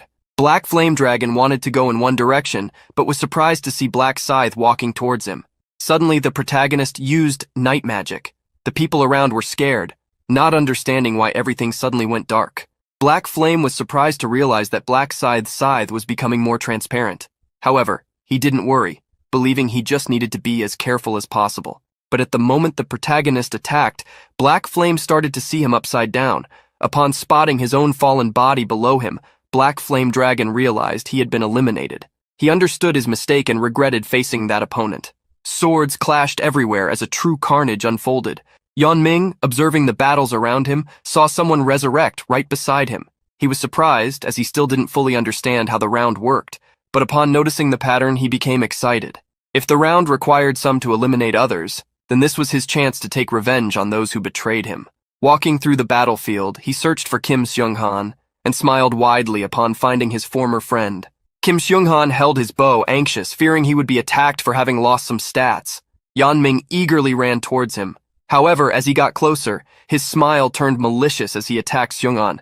Without expecting the blow, Kim Seung-han was thrown far away. The archer brought his hands to his face, feeling the intense pain from the attack. Yeonming approached him, remembering the words his ex-friend had said on the phone. "You bastard, you said you'd eliminate me if you saw me again, didn't you? So why not try now?" Laughing like a psychopath, Yeonming raised his fist to attack Kim Seung-han again. After finishing off his ex-friend using only his fists, Yeonming felt a deep relief. He then looked around, wondering where the other bastards were. If hell existed, it could be like round 4. A massacre had spread to every corner, where murderous intent moved each person. In this terrifying scenario, Aaron had frozen, and Sang-chul, who was attacking a player, looked back and asked if the actress was tired. However, instead of feeling tired, Aaron was suffering mentally. Aaron was suffering mentally. The security guard could handle the situation, but Aaron's state was a problem. He feared that if her mind wasn't in good condition and it affected her performance, he wouldn't be able to face the CEO the next day. And Sang-chul became alert upon noticing something happening suddenly. A hand emerged and grabbed Aaron's hair. Like a butcher, a man jumped on her with a dagger, and Sang-chul moved quickly, preventing the attack. With his sword, he disarmed the assailant and with a single blow eliminated him. Aaron looked at Sang-chul but was startled to realize she was still holding the dagger. She gritted her teeth, feeling the weight of her conscience, and fell to her knees. And Sang-chul noticed that, in the end, she was just doing everything she was told. Even so, Aaron managed to get up and asked how much longer they would have to fight this way. Observing the situation, Sang-chul estimated at least another hour. Just watching that massacre was already causing great anguish in Aaron. She couldn't understand how some people were so determined to eliminate each other. And Sang-chul clicked his tongue, irritated by how weak Aaron seemed. He advised her to rest if she was exhausted, reminding her that she had already eliminated about 50 people. And in Sang-chul's view, that would be enough to place her on the leaderboard. So he asked her to leave the rest to him. Aaron thanked Sang-chul, but deep down, it was he who wanted to thank her, as he no longer needed to help her get kills. Wanting to focus on his own record, Sang-chul charged at 2 opponents at the same time. Hours passed, and soon the final 10 minutes approached. The fight was intense when the protagonist checked the remaining time. Thinking about how round 4 was always exhausting, he attacked the man trying to ambush him. Despite the fatigue, he still couldn't afford to lose the top spot in the ranking of all regions. Ryu Min would do anything to progress as much as possible until he reached round 20. Since he had no knowledge of the final boss's strength, the protagonist wanted to become as strong as possible. In this field of terror, he began to hunt every player that crossed his path, determined to fulfill his mission. One player was fleeing from Ryu Min but suddenly tripped. Seeing him pass by, the man thought he was safe. However, Ryu Min had intentionally avoided him. He didn't want to eliminate someone he had already defeated before. In round 4, the ranking was not defined just by the number of kills, but also by the variety of victims. Even if he eliminated the same person multiple times, only 1 point was counted. That's why he wasn't hunting the same way Yeonming was. The brute spent all his time chasing the friends who betrayed him. Ryu Min couldn't believe what he was seeing. Yeonming was attacking the 3, one after the other, always in the same place. Surely this would prevent them from surviving the round. Yeonming, seeing another of his ex-friends resurrect, immediately attacked him.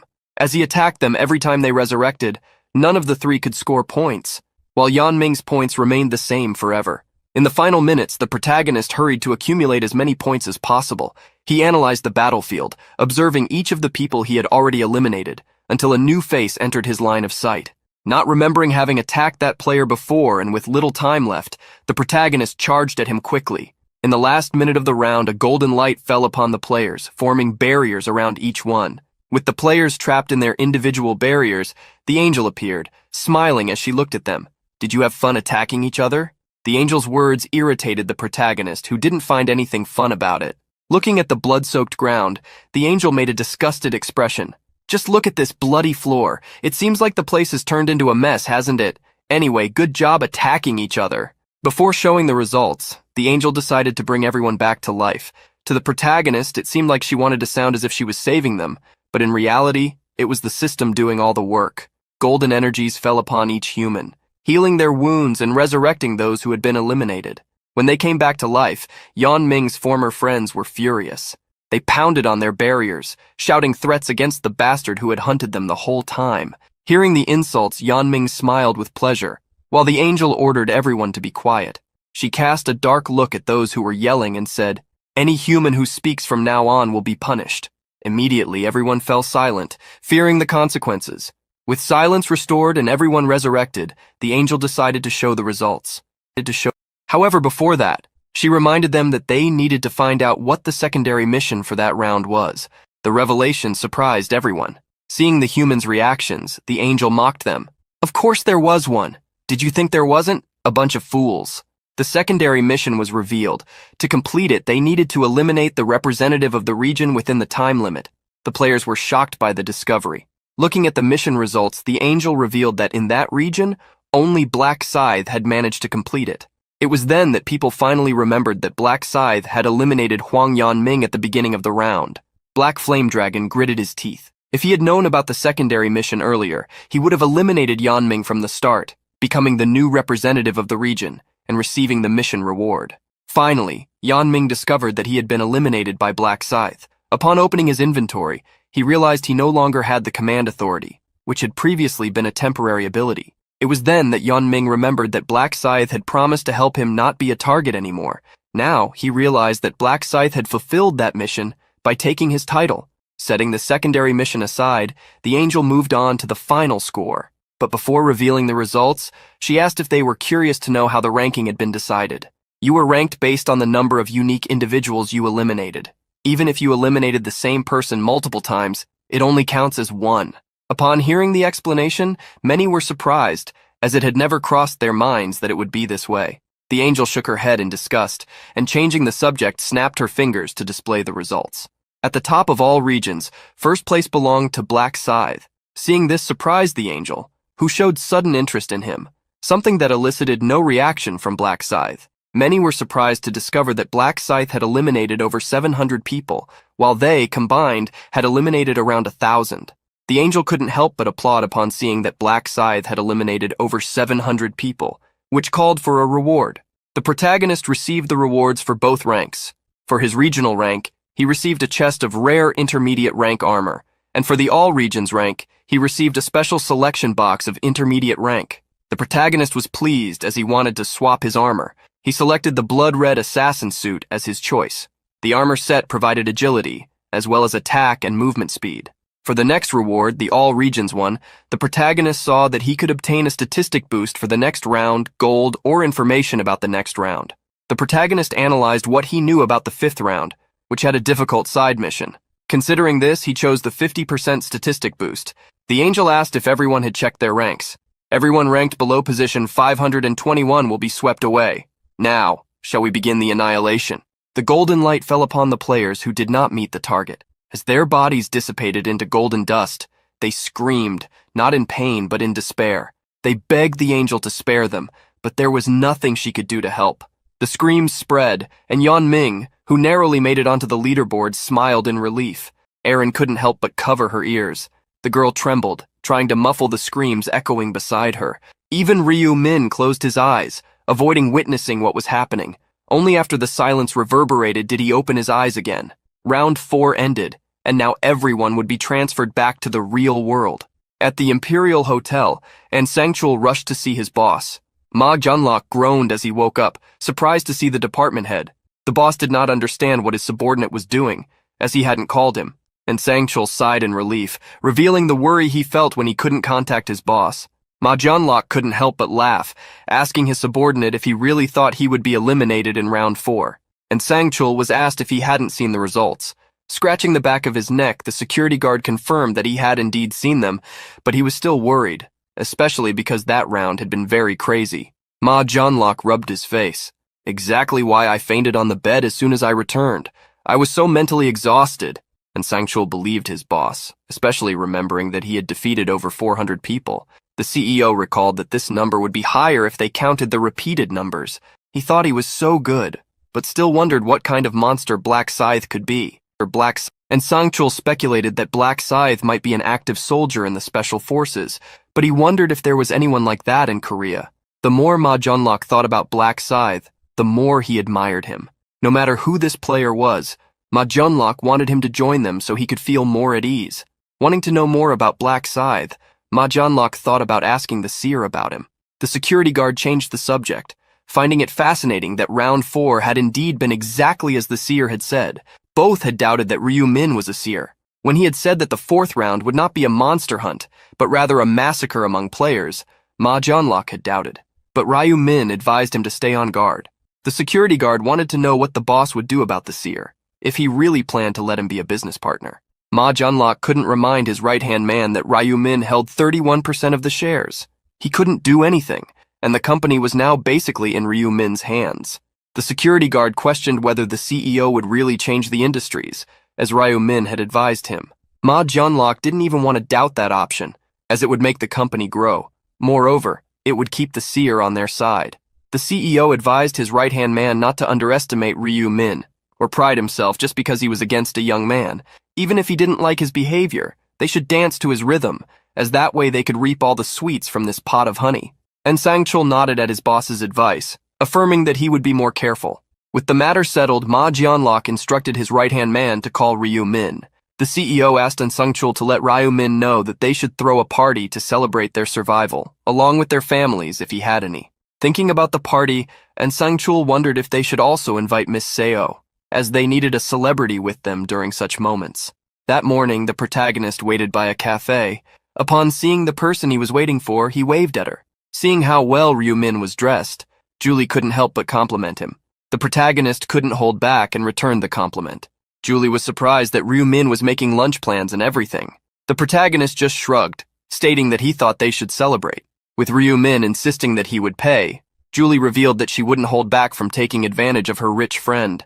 While they traveled in the car, Julie thanked him for the tip about round 4, as it had helped her survive. The protagonist couldn't help but question her if she thought he had lied, but Julie quickly affirmed that she would never do that, and he wouldn't gain anything by lying to her. The protagonist thanked her for her trust, but Julie was the one who wanted to express her gratitude. As if he hadn't told her that she needed to eliminate at least 30 people, she wouldn't be alive. Ryu Min didn't think the girl should have any reason to be grateful, as even if he hadn't advised her, she would have survived thanks to the protection rune. To him, Julie seemed resourceful. Compared to Seo Arin, who was like a flower protected by a greenhouse, Julie appeared to be a weed outside. The duo arrived by car at a restaurant. Sitting at the chabudai table, Ryu Min asked her to enjoy her lunch. Hearing Julie thank him, the protagonist wondered how many times he had heard that from her. Despite being in front of several delicious dishes, Julie felt shy. She had several self-deprecating thoughts, questioning whether, as an assassin, she should be sitting there eating in peace as if nothing had happened.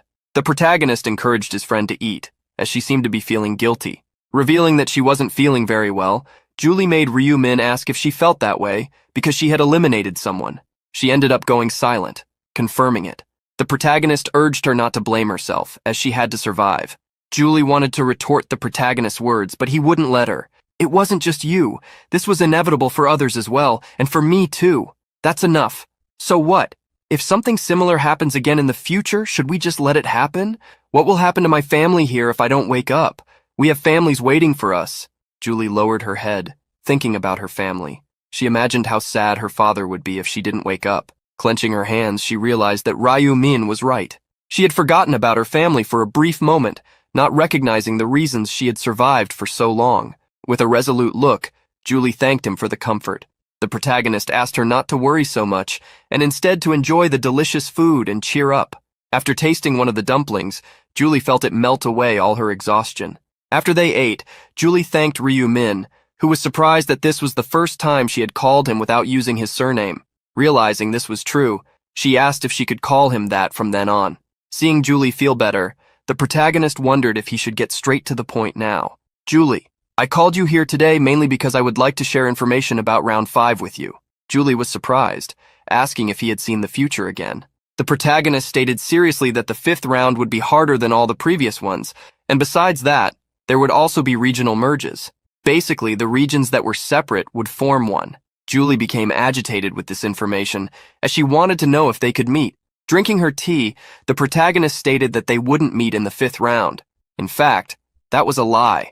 But if he said they were in the same region, he knew she would want to meet him. However, for Ryu-min to find her, he would need to reveal his identity, and he didn't want to do that now. The protagonist asked her to listen carefully to what he was about to say. As I said, the 5th round will be very difficult. You may not be able to get through it, but there is a way. Go talk to Black Scythe and ask for his help. Upon hearing that she should go talk to Black Scythe, Julie was shocked. Julie asked if he was talking about the top guy in all regions, and Ryu-min confirmed that he was. Julie wanted to know if she should really go ask for help from this person. Instead of calling it help, the protagonist changed the discourse to cooperation. He advised her to create a temporary alliance with him in order to survive. Julie questioned whether Black Scythe would really collaborate with her since he was level 30. The protagonist stated that since she was a buffer, Black Scythe would need her help. Julie was still worried, as she didn't know if Black Scythe would want to join her just because she was a buffer. Despite her humility, the protagonist knew she was incredible. So he asked her not to worry, as Black Scythe would cooperate with her, not just in this round, but in the next ones as well. Since he had seen the future regarding this, she didn't need to be concerned. Despite Ryu-min's confirmation, Julie still felt some doubt. In the end, she thanked him for telling her such important information. Thinking of something, Julie asked if she could see his hand for a second. Using her magic, she wanted to give him something in return. A green aura covered the protagonist from the symbol created by Julie's hand. The protagonist thanked Julie for the blessing. In fact, he had expected this, as he thought she couldn't live in debt to anyone. But thanks to this, he could go home and use something specific. All of Ryu-min's stats were increased by 50% thanks to the blessing. He also stepped on 100 more worms to gain an additional 100% increase with the rune. With these two combined effects, his stats grew significantly. Opening his stats window, he saw that his luck already totaled 84 points. Taking the lowest rank magic crystal ticket, he hoped to obtain good amounts of crystals. If he were a normal person, he would have prayed to God for good results, but he would never do that again, as he knew that behind the angels ruling this game, there was the work of a god. He didn't know who could pull almost 2 billion people into a game, but it definitely had to be a god who liked to play with humans. The protagonist hoped that if he had the right to a wish after conquering the last round, he would wish for the annihilation of this god who created the game. The protagonist used the crystal ticket and obtained 5 crystals, the maximum amount. He didn't pray, but instead cursed this god, and got the best result. The protagonist proceeded to combine, placing 2 red crystals together and merging them.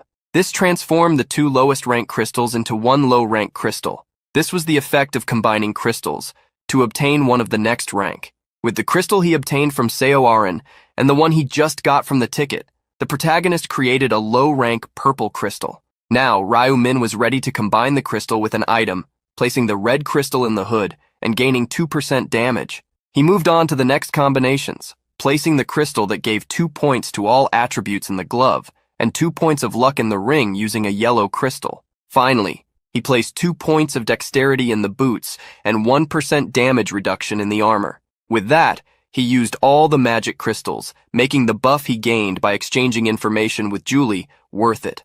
With everything prepared, Ryu-min was ready to meet Ma Jianlok. Hearing what his brother had said, Ryu-wan was confused.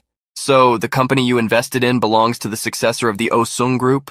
The protagonist confirmed what he had said, revealing that he had been invited to a business partners party and that they would work together in the future. One trembled, wondering if he could really be in a place like that. Ryu-min adjusted his brother's tie, revealing that the president had said he could bring his family. Hearing the doorbell ring, Wan stood up trembling as he realized that the other guests had arrived. The duo of brothers went to the door, and Wan was surprised.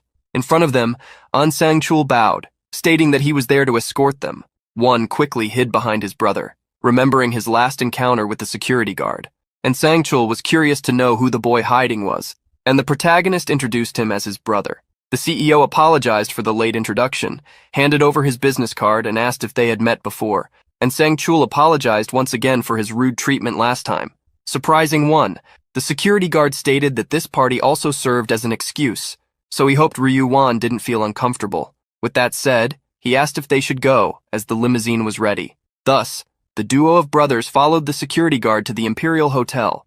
As soon as the protagonist arrived, someone came to greet him. Ma Jianlok, this time, was not late, greeting Ryu Min as soon as he arrived.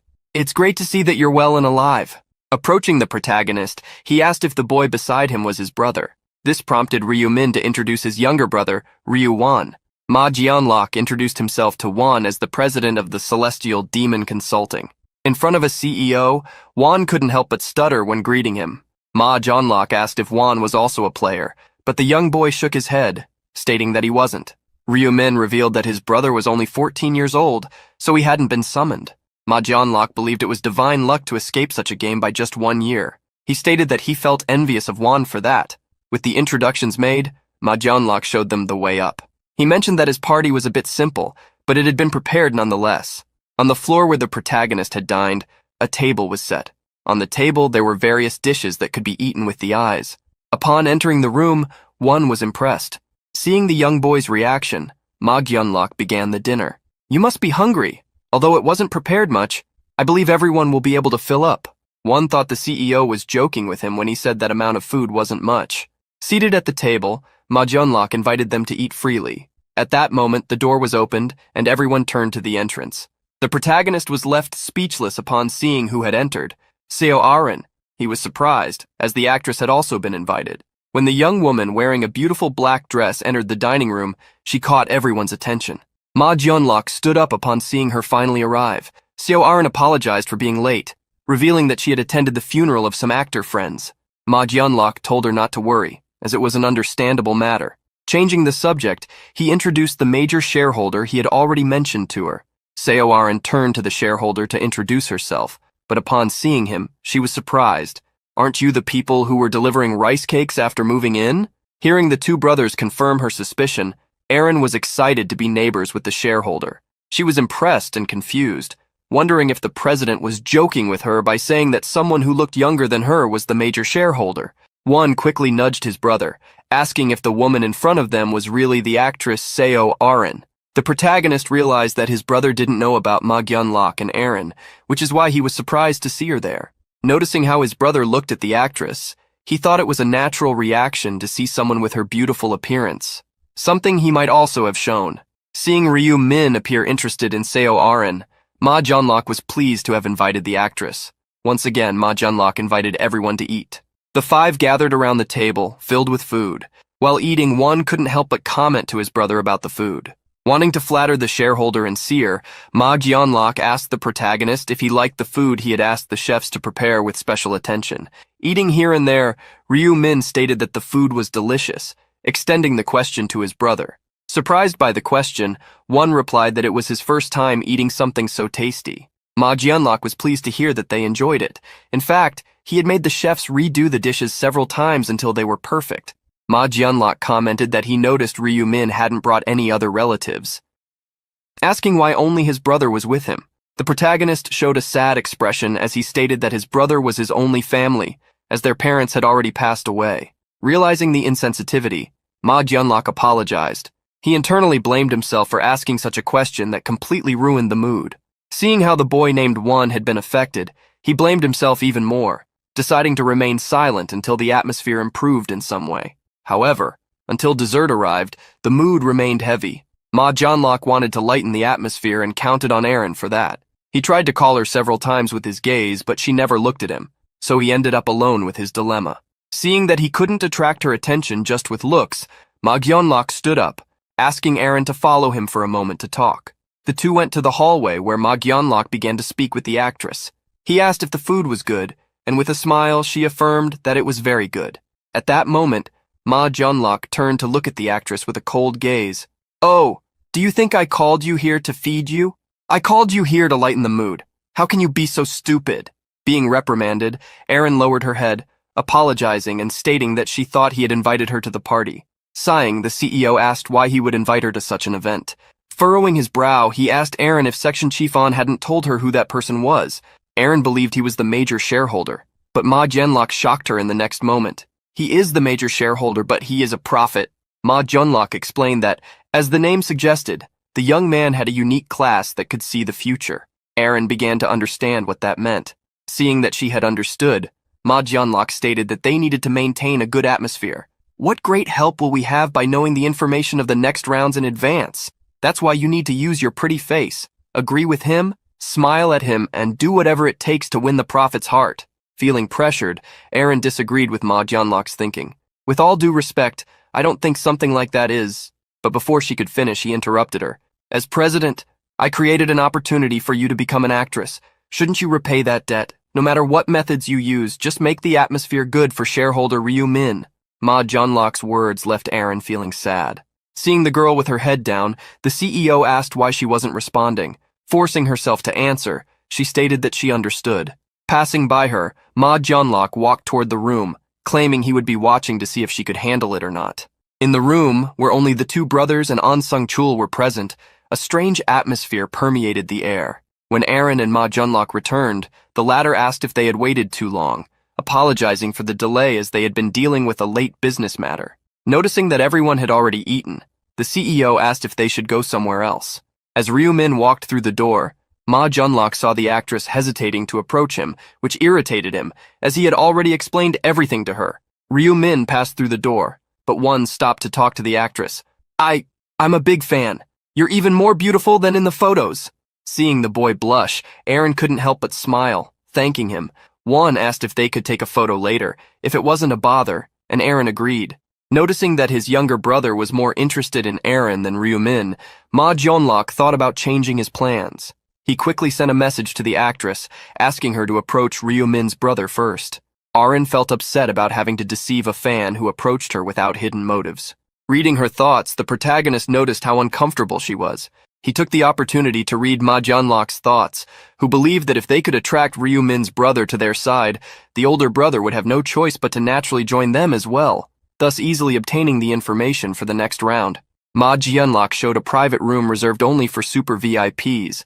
Showing the luxurious room decorated in red tones, he explained that they could drink without limits and enjoy the music there. Hearing about drinking, one stated that he was just in high school, so he couldn't drink alcohol. Ma Jianlok quickly downplayed the situation, saying that he could drink other things. He then asked An Sang-chul to order the special super VIP drink and a non-alcoholic beverage for the student. When the security guard left, the protagonist stated that he also couldn't drink. Ma Jianlok was surprised but advised Ryu Min to take the opportunity to try, as he was of legal age. At that moment, Ryu Min asked Aaron if she could step out of the room to take a photo with his brother. Realizing that Ryu Min wanted to speak privately with the president, the two left after looking at them with concern. After seeing the two leave, Ryu Min's voice turned serious. Mr. President, do you think I'm that easy? Did you forget that my class is being a prophet? With me who can see the future? Did you really think I wouldn't know about your conversation with actress Seo Aaron? How can we do business like this? Feeling pressured by Ryu Min's words, Ma Jianlok felt his back against the wall. The protagonist crossed his arms, frowning. Mr. President, you should stop hiding things from me. Ma Jianlok was shocked to hear that Ryu Min knew about his conversation with Aaron. He wondered if the prophet had seen this in his vision of the future as well. The protagonist asked if he had also told her to gain her support. Seeing that he had been discovered, Ma Jianlok apologized, stating that he simply wanted to get closer to him. However, Ryu Min put Ma Jianlok in a dead end by asserting that he had gone too far in trying to use his brother as well. Ma Jianlok, surprised to see that Ryu Min even knew about that, lowered his head, apologizing for making such a foolish judgment and claiming that he would fix everything he had done to make Ryu Min feel offended. Hearing the sincere apologies, the protagonist stated that he would let it go, pretending he had never heard their conversation with Seo Aaron. Ma Jianlok deeply thanked him for the second chance given to him. At that moment of gratitude, the security guard entered the room. Upon seeing the guard, Ma Jianlok cleared his throat, asking him to leave. Sounding cold, the CEO stated that he had something serious to discuss with Mr. Ryu Min, so he could join the others in the next room. Understanding the boss's command, An Sang-chul left the room. Ma Jianlok was stressed. He thought everything would work out because of Aaron, but he only managed to offend Ryu Min. Suddenly, the protagonist asked the CEO if he wanted information for the next round. Responding affirmatively, the CEO asked if he knew anything about it. The protagonist continued on the subject. I accepted your invitation mainly to talk to you about the 5th round. However, considering your actions, it wouldn't be easy to be your business partner or give you information. Desperate, Ma Jianlok sincerely apologized, asking Ryu Min not to hold a grudge. The protagonist reprimanded the CEO. Not only should you not hide anything from me, but you should also completely trust me. There should also be no unnecessary discussion about the management of the company. You can convince the other shareholders in a meeting, right? Faced with the demands, Ma Jianlok agreed to make the other shareholders accept, no matter what. Hearing the CEO's words, the protagonist stated that this way, the company could grow. With that settled, the protagonist moved on to the information the CEO wanted. The fifth round will be harder than any previous round, but you don't need to worry. You won't have difficulty getting through it. Hearing the contradictions, Ma Jianlok asked what the mission of the round was for Ryu Min to be saying that. The protagonist explained that the mission would be to defeat 300 orcs, but it wouldn't be that easy, as there would be another thing, a merger between the regions. Upon hearing about the merger, Ma Jianlok was surprised. The protagonist explained that the mergers would happen due to the smaller number of players. Hearing about the merger also excited Ma Jianlok, as he believed this meant they would be able to find players like Black Scythe. However, the protagonist stated that the CEO would not be in the same league as Black Scythe. With Black Scythe entering the conversation, Ma Jianlok asked the protagonist if he knew who he was. The protagonist shattered Ma Jianlok's expectations by stating that he was not aware of that, but encouraged him by saying they would meet soon. Changing the subject, the protagonist asked the CEO if he was looking for someone named Huang Yanming.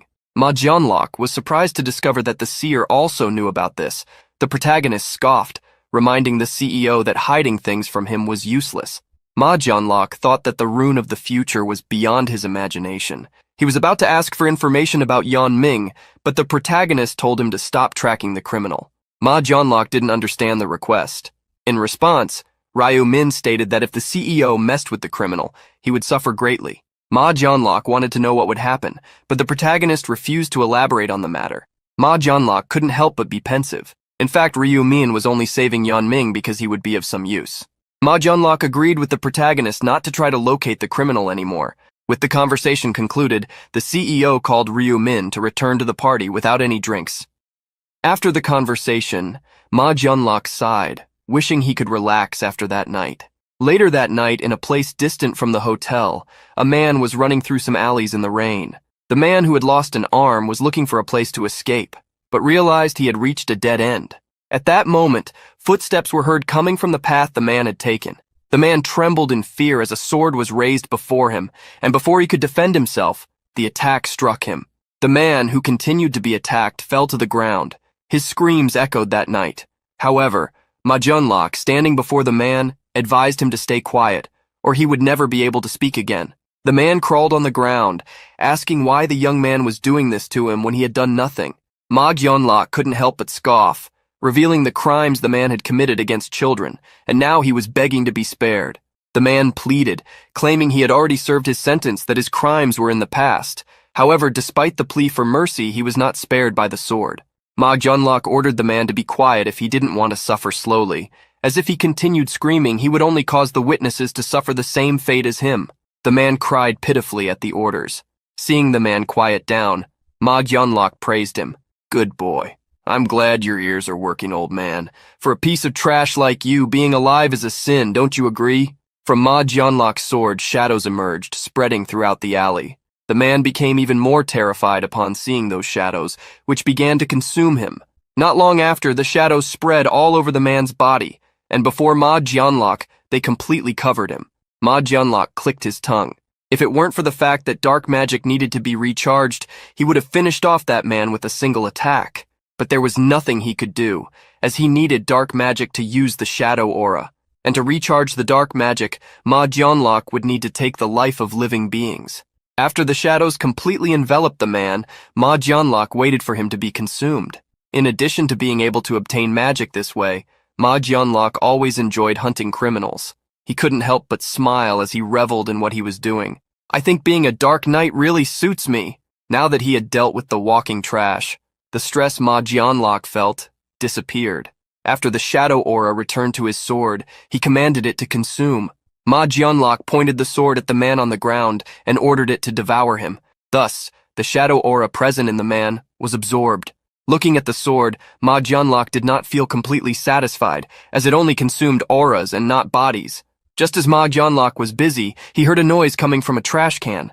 He immediately looked in the direction of the sound, but realized it was just a stray cat wandering around. He sighed, realizing there was no way anyone had seen him hunting.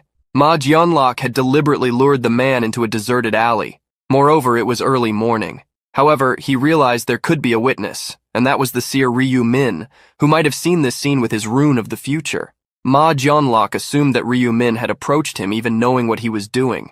Realizing this, he couldn't help but smile at how interesting this seer was. Finishing up the mess, Ma Jianlok called his right-hand man, ordering him to clean it up. 2 weeks after the party with Ma Jianlok, the protagonist spent the entire day at home, as he had no plans. Considering the future, this prolonged rest was necessary. However, that would change that day. Looking at his phone, the protagonist opened a forum about players changing the world. Pressing the button to enter the forum, he was ready to take action. One of the 5 runes that could be obtained in the real world was the Rune of Incarnation, which was about to appear in that rune he wanted, Rune He. The news of the tragedy spread. The nearly 2 billion people taken to the other world had become just 90 million. The economy was at risk due to the tragedy affecting the younger generations. Schools had been closed, and an endless mourning spread, with parents and siblings crying all over the world. In a room completely stained with blood, a young man was reading the news on his cell phone. He smiled upon seeing the news of how the city had become lawless, where the number of attacks by players had increased after the 4th round. Despite seeing that everyone was afraid of the players, the young man thought they were being hypocritical because, in the place of those young people, everyone would do the same. He put away his cell phone and grabbed his axe. What's the problem with doing what I want while I'm still alive? Damn old folks. That's why they shouldn't have pressured us so much. Don't do this, don't do that. It's all because of these rules and restrictions that we're going crazy now. With the axe, the young man struck heavily at the ground, causing the classroom floor to tremble. Releasing his anger, the young man set the matter aside, thinking that no one could stop him now. Now that I'm a player, I'm better than everyone, hi-he-he. In that completely destroyed room, the bodies of various teachers showed the marks of the players' attacks. Looking around, he wondered who he should attack next. Even doing this to those people, he felt nothing. He questioned whether this was because he had already faced the hell that was the 4th round. Focusing on the situation, he wondered if he was getting a point per person because they were civilians. For Black Flame Dragon, the 4th round was amazing. The amount of points obtained through the absorption rune had been much more useful against players than when he was hunting monsters. Wanting to hunt other players, he remembered that there was a community forum for players. He couldn't help but laugh maliciously at the thought of whether he should join the group to find other players in real life and attack them. To enter the forum, there was a list of questions to prevent non-players from trying to enter. He would need to answer things like name, address, level, class, region, among others. Black Flame Dragon couldn't help but feel irritated at seeing that the forum owners wanted practically all his information. However, since he still needed to get into the forum to meet other players, he had no choice. He registered, believing that no one would think a player would hunt others. Shortly after, Black Flame Dragon headed to a cafe in the countryside. This had been the place where the interviewer asked him to go for his identity to be confirmed. Confirming he was at the correct location, he was extremely irritated to have to go to such an isolated place. He entered the cafe, grinding his teeth at the thought that he would deal with that interviewer if he got on his nerves. The interior of the cafe was much more modern than Black Flame Dragon expected. In the corner of the cafe, there was a man accompanied by another person wearing a pink hood. Looking at Black Flame, the man stood up and asked if he was the person they were going to interview. The man approached the young man and asked his name. Black Flame Dragon introduced himself. The man shook the young man's hand, also introducing himself. His nickname was his age, 30. Discovering that the man was also a player shocked Black Flame Dragon, as he looked much older than he appeared. 30 invited Black Flame Dragon to sit next to the hooded person, introducing them as Little Cockle, someone who was also there for the interview. Black Flame Dragon observed the person next to him, unable to believe that the young man was also a player since he seemed even weaker than the man who looked like an old man. Black Flame looked around and commented that it seemed like business wasn't going well since he saw neither customers nor part-time workers. 30 confirmed that there weren't many customers due to the remote location. That was exactly why he had rented that place for the interview. Black Flame Dragon was surprised to hear that the man had rented the place. He looked around for the owner and saw no one. 30 explained that the owner was preparing food in the kitchen since, although it was a cafe, they also served meals. Black Flame continued observing the place and noticed that there were no cameras. This meant that no one would find out if he attacked the two present there. However, Black Flame dismissed this thought, as he didn't want to lose the opportunity to join the group. The young man wanted to know if they would start the interview, but 30 asked them to wait a little longer, as they were still expecting one more person. Hearing that there would be someone else, Black Flame Dragon asked if the interview would be with all three of them. 30 confirmed it, and noticing that a bit of time had passed, asked them to wait just a little longer. It was at that moment that he spotted a man in a suit approaching the cafe. When the man entered, 30 stood up, asking if he was there for the interview. Asking for the man's name, 30 was surprised to hear that his nickname was Black Scythe. A few days earlier, some people had gathered in a video call. The one who seemed to be the leader noted that everyone had joined except for Honey Jelly, so they could start the meeting for the 3rd week of April. He started the meeting by asking Lost Yark how many people had joined the forum that week. The man with short hair explained that 2,000 people had registered more than the previous week, which was incredible since the number of players was decreasing. Remembering that a news article had mentioned the forum, the president asked who had hired the journalist. A woman raised her hand, revealing that it had been her, which surprised the president, as he didn't know she had connections in that area. Returning to the conversation with Lost Yark, the president asked how many of the new people were skilled. The man then reported that about 1,200 people, excluding the classless and those below level 10, were among the most skilled. The president questioned how many of them would actually be useful, which made Lost Yark adjust his glasses before replying. A noteworthy player is Black Flame Dragon. He is a level 10 warrior but managed to achieve 3rd place in his region. Hearing about the good ranking, the president assumed that the player must have a good rune for his low level, or else he was lying. Still, Lost Yark commented that this player would be good enough to be considered for an executive position. With the topic of Black Flame closed, the president asked about the next one. Lost Yark then spoke about Little Cockle, a player who always ranked between 4th and 10th place in his region. In addition to these two, another 50 players within the top 100 of their respective zones had also signed up for the forum. The president was excited, seeing that he would be busy interviewing some people. He asked 30 if he didn't agree with his opinion. Suddenly called, 30 woke from his near nap. Seeing how drowsy the employee was, the president questioned what he had done the previous night to be in that state. When 30 was about to speak, the president cut him off, stating that he didn't want to hear excuses. He ordered 30 to take care of the 50 interviews, or another high-level candidate would take his place. Realizing he could lose his position, 30 accepted the job. Changing the subject, the president asked Lost Yark if Black Scythe had been in contact. Hearing the question, Lost Yark confirmed that he would inform him if that happened. The president couldn't help but sigh, remembering that he had kept an executive position waiting for Black Scythe to join. Returning to talk to the woman named Yami, he told her to ask the journalist to write more articles, thus creating marketing work to attract Black Scythe. Yami confirmed that she could do that as long as she was paid. The president had no objections, stating that he would pay for her hard work. Hearing that she would receive more money, Yami made a heart gesture for the boss. Just as the president was about to change the subject, Lost Yark interrupted him, announcing that a name had just requested to join the forum, and that person was Black Scythe. Everyone in the meeting was shocked by the breaking news. Back in the cafe, 30 greeted the player he admired, asking if it hadn't been difficult to get to the place. Hearing from Black Scythe that it had indeed been difficult to get there, 30 scratched the back of his neck, giving the excuse that it was the best place for privacy. 30 couldn't help but compliment Black Scythe on his appearance, saying that it must make him popular among women. Showing the way, he asked Black Scythe to sit down, introducing the other two people who were also there for the interview.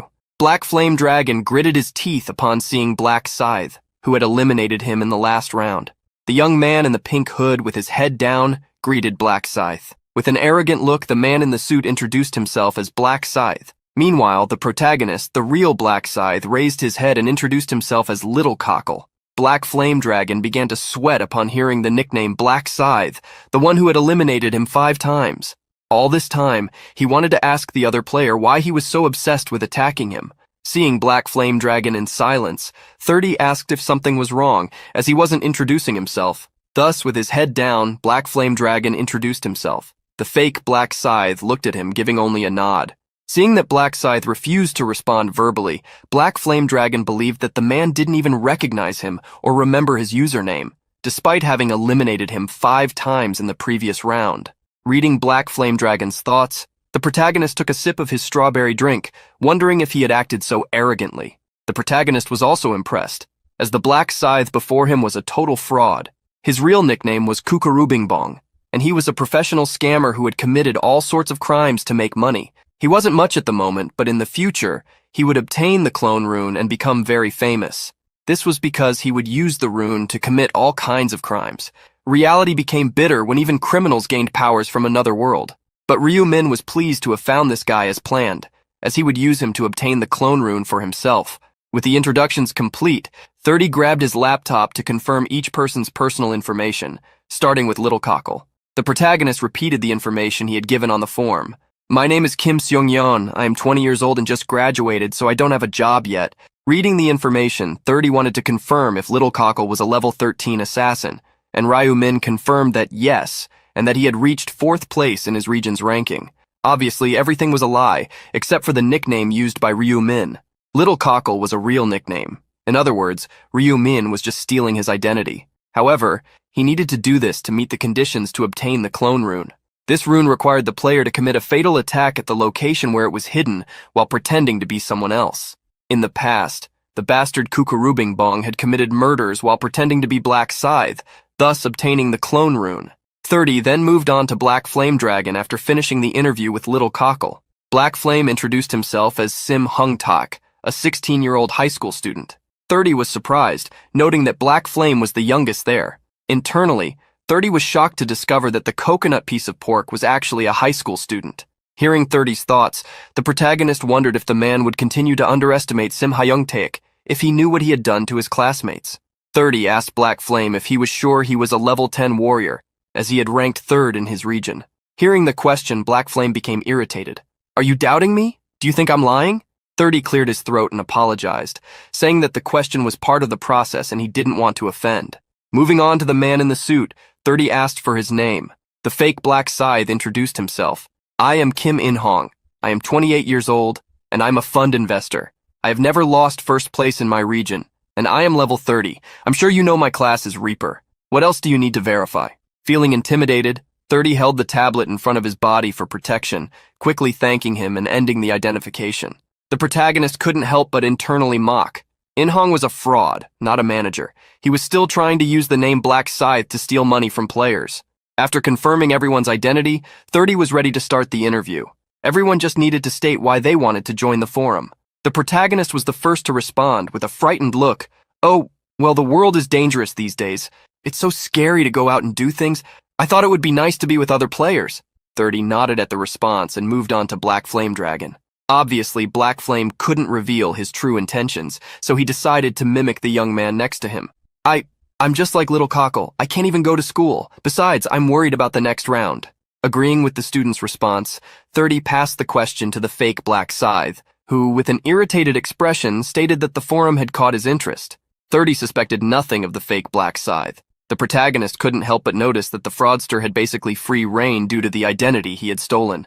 Nodding that all the answers were satisfactory, 30 moved on to the last part of the interview. With a malicious smile, he stated that they needed to take care of someone else to pass the final phase of the interview. The protagonist feigned confusion, asking why they needed to do this. Seeing that the young man hadn't understood, 30 decided to give him a more detailed explanation. I'm sure you've seen the articles, but the government has started regulating us players. They are afraid because we are more powerful than they are. However, we, players, will soon rule the world. This will be the new reality in no time if we all work together. The more he spoke, the more 30 displayed a psychotic smile. Moreover, there's no need for us to fear the laws. We need to show the government that we, players, are the law, resisting the regulations they want to impose on us. Showing signs of nervousness, Ryu Min asked if that was why they needed to take care of someone. 30 confirmed, saying they needed to demonstrate the player's strength to the government, to make it clear that they could not be controlled. Hearing the explanation, Black Flame was surprised, while the fraudster remained silent. After the explanation, 30 asked if Little Cockle had understood, and the protagonist quickly confirmed. 30 stated that if anyone didn't have the courage to fulfill the last part of the interview, they could leave at that moment. However, if they did so, they couldn't expect help from them in the future. Ryu Min realized that what the man meant was that they would be put on a blacklist. They were practically being forced to commit a crime so that they couldn't easily leave the community. Black Flame and the fake Black Scythe remained silent, which excited 30, as he believed everyone was prepared to move forward. However, Black Flame did not understand what 30 meant by saying they would proceed, as there was no one else there to carry out the mission. Smiling maliciously, 30 reassured him, stating that they were already ready for this. As the rain began to fall outside, 30 invited them to stand up. At that moment, the cafe owner was surprised to see the group leaving, as they had rented the entire place. 30 stated that they were in a hurry and, changing the subject, asked where the bathroom was. The owner then pointed the way, and at that moment, 30 asked if he could ask her a favor. 30 handed the key to his car to the cafe owner, asking if she could fetch it from the parking lot since he was in a hurry. Without thinking much, the owner accepted the request. She went to the parking lot with an umbrella. Finding 30's car, she prepared to get in. However, at that moment, she didn't notice that 2 hands were sneaking up behind her. The hands grabbed the owner's neck, and 30 pulled her close to him. As if it were easy, the maniac made the woman faint. Ryu-min feigned surprise, asking why 30 had done that. Putting the woman inside the car, 30 ordered the 3 of them to get in. The rain did not stop as the car left the cafe. 30 took everyone to a large warehouse, carrying the owner over his shoulders. Entering the dark place, he threw the woman on the ground, stating that they were now ready to begin. He looked around, asking Black Scythe if he would like to start. With In-hong agreeing, 30 became excited as he expected nothing different. However, at that moment, someone asked them to wait. 30 realized that Little Cockle had interrupted, and he was surprised. Not allowing the fake Black Scythe to obtain the rune, the protagonist asked if he could go first. 30 was surprised by the request, as he didn't expect that from him, given how shy he seemed. Agreeing with the young man, 30 asked the fake Black Scythe if he would allow the young man to go first. In-hong stepped back, and Ryu-min approached. As he passed by the protagonist, In-hong smiled, telling him to do a good job since he was doing him a favor. The protagonist thanked him, as he would make good use of the clone rune. The comment caught In-hong's attention, and he turned to ask what he was saying. At that moment, 2 hands grabbed In-hong's face. The protagonist exerted force on the fraudster's head, violently twisting it. The protagonist twisted In-hong's head, which fell to the ground. Trinta was startled to see what the shy boy had done. He brought his hands to his head while shouting, "What have you done? You just eliminated Black Scythe! Are you crazy?" The protagonist clicked his tongue, complaining about the noise the man was making. Under the protagonist's gaze, Trinta trembled in fear, feeling as if he were facing a beast. The atmosphere around the young man had completely changed. The protagonist had fulfilled all the conditions to obtain the hidden rune, the clone rune. Because of this, he obtained the rune, which was automatically sealed in his body. Seeing the young man silent, Trinta asked him to say something, to explain why he had done that to Black Scythe. The protagonist was confused upon hearing the man, but gave him an answer. "Because he's a damn idiot who dared to steal my identity." Trinta couldn't understand what the young man meant by that. Seeing Little Cockle walking towards the woman, Trinta pointed at her, reminding that he should eliminate her, not do this to Black Scythe. The protagonist covered the woman's face, reminding Trinta that he had already told him the reason. He had eliminated that man because he was a piece of trash, just like Trinta was too. Trinta was surprised by the boy's insult, telling him to repeat it. Immediately, Trinta drew a sword.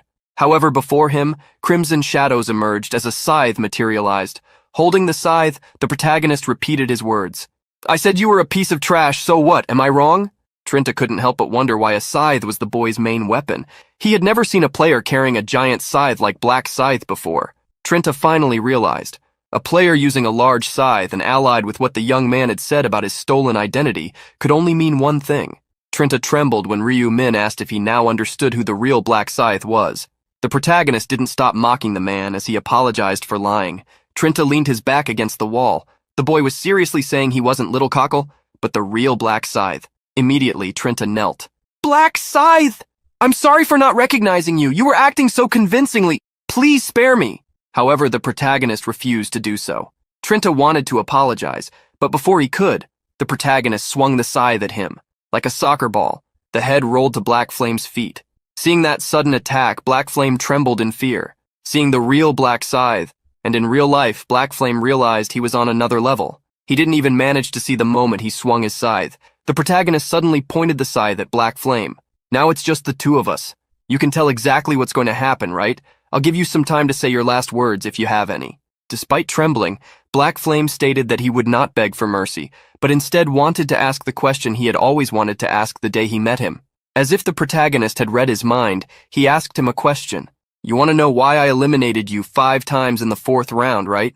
Surprised, Black Flame affirmed that was exactly what he wanted to know. The protagonist replied, stating that he recognized him as his rival. Black Flame was surprised and wanted to know why. The protagonist ended up praising him, stating that he was the most skilled person among all the others, which is why he needed to eliminate any potential rivals. Black Flame was surprised, which left him speechless. The protagonist asked if he had more questions, and seeing that he remained silent, he asked if he really accepted to end it this way. Thinking of something to ask, Black Flame questioned why he was eliminating him. The protagonist answered that question, stating that, like the other two, he was also a piece of trash. Black Flame was confused, so the protagonist reminded him that he followed them to deal with that woman. Black Flame tried to argue, claiming he hadn't done anything yet, but the protagonist asserted that he had been waiting all this time to act.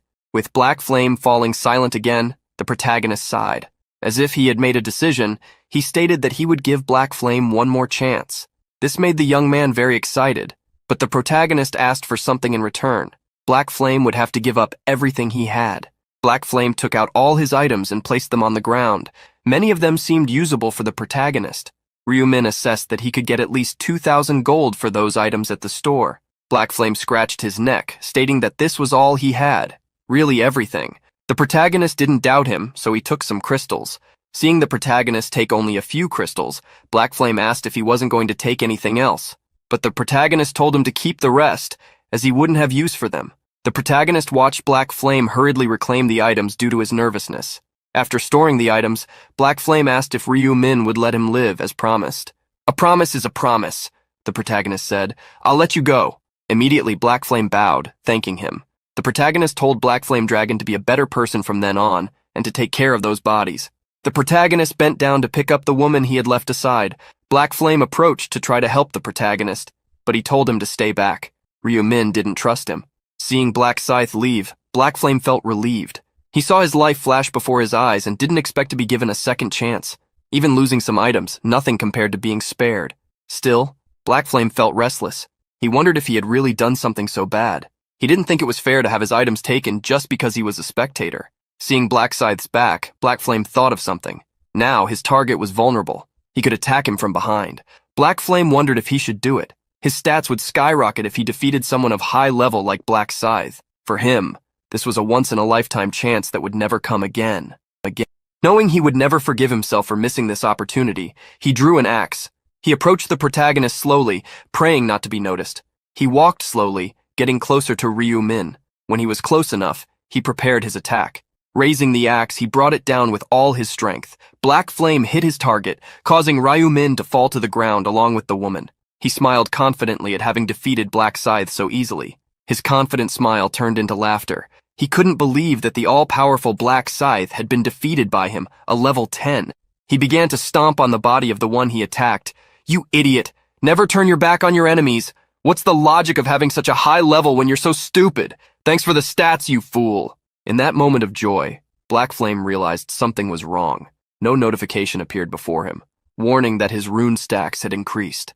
Seeing that something was off, his expression darkened as he wondered what was happening. At that moment, Black Flame trembled completely upon hearing a demon's voice. "What do you think is happening?" Black Flame looked back and was startled to see the protagonist.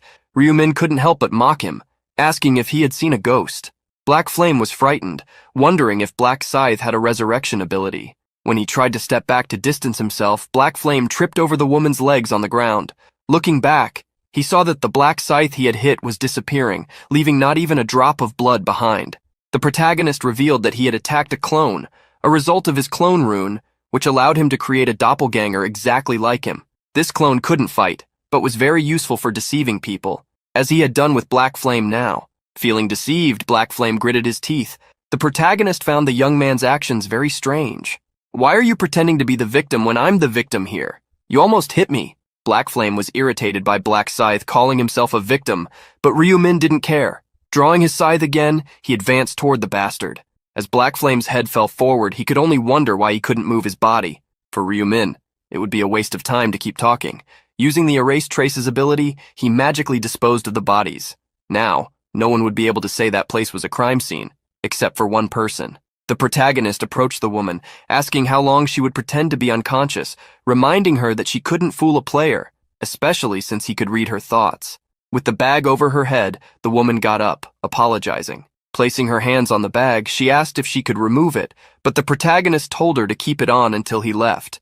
The protagonist stated he would leave after a few questions, so he asked her to cooperate. He wanted to know how many clients there were, and if she could remember their faces. The woman stated there were 4, one of whom looked to be in his 40s, and she could remember his face since they had talked. But the story was different for the others. The protagonist verified that she was telling the truth, so he was satisfied. Hearing that was all, the woman asked if she was safe now, if it was all over. The protagonist told her to go home and advised her not to report what had happened to the police, as there could be retaliation. Finishing his advice, he informed her that she could remove the bag after 1 minute. She nodded at the order and began to count. When she reached 60, she removed the bag, able to breathe freely. The woman looked around, wondering what had happened. Seeing that there was nothing around, she questioned if she had been dreaming. As the sun was about to set, the protagonist arrived home and found his brother, who welcomed him. One was surprised because Ryu-min was wearing his hood. Asking where he had been, Ryu-min felt awkward answering. He ignored his brother's question, stating that he was tired. One followed his brother, asking if he had eaten. The protagonist, taking off his jacket, informed him that he hadn't eaten yet. This made One ask if they should order food, and he received a confirmation. The protagonist knew the jacket was clean, but couldn't return it to his brother. Seeing Ryu-min throw his jacket in the trash, One was surprised. He quickly tried to retrieve it, but couldn't. The protagonist made the excuse that the jacket was old, and that he would get him a new one since he had used it for a long time.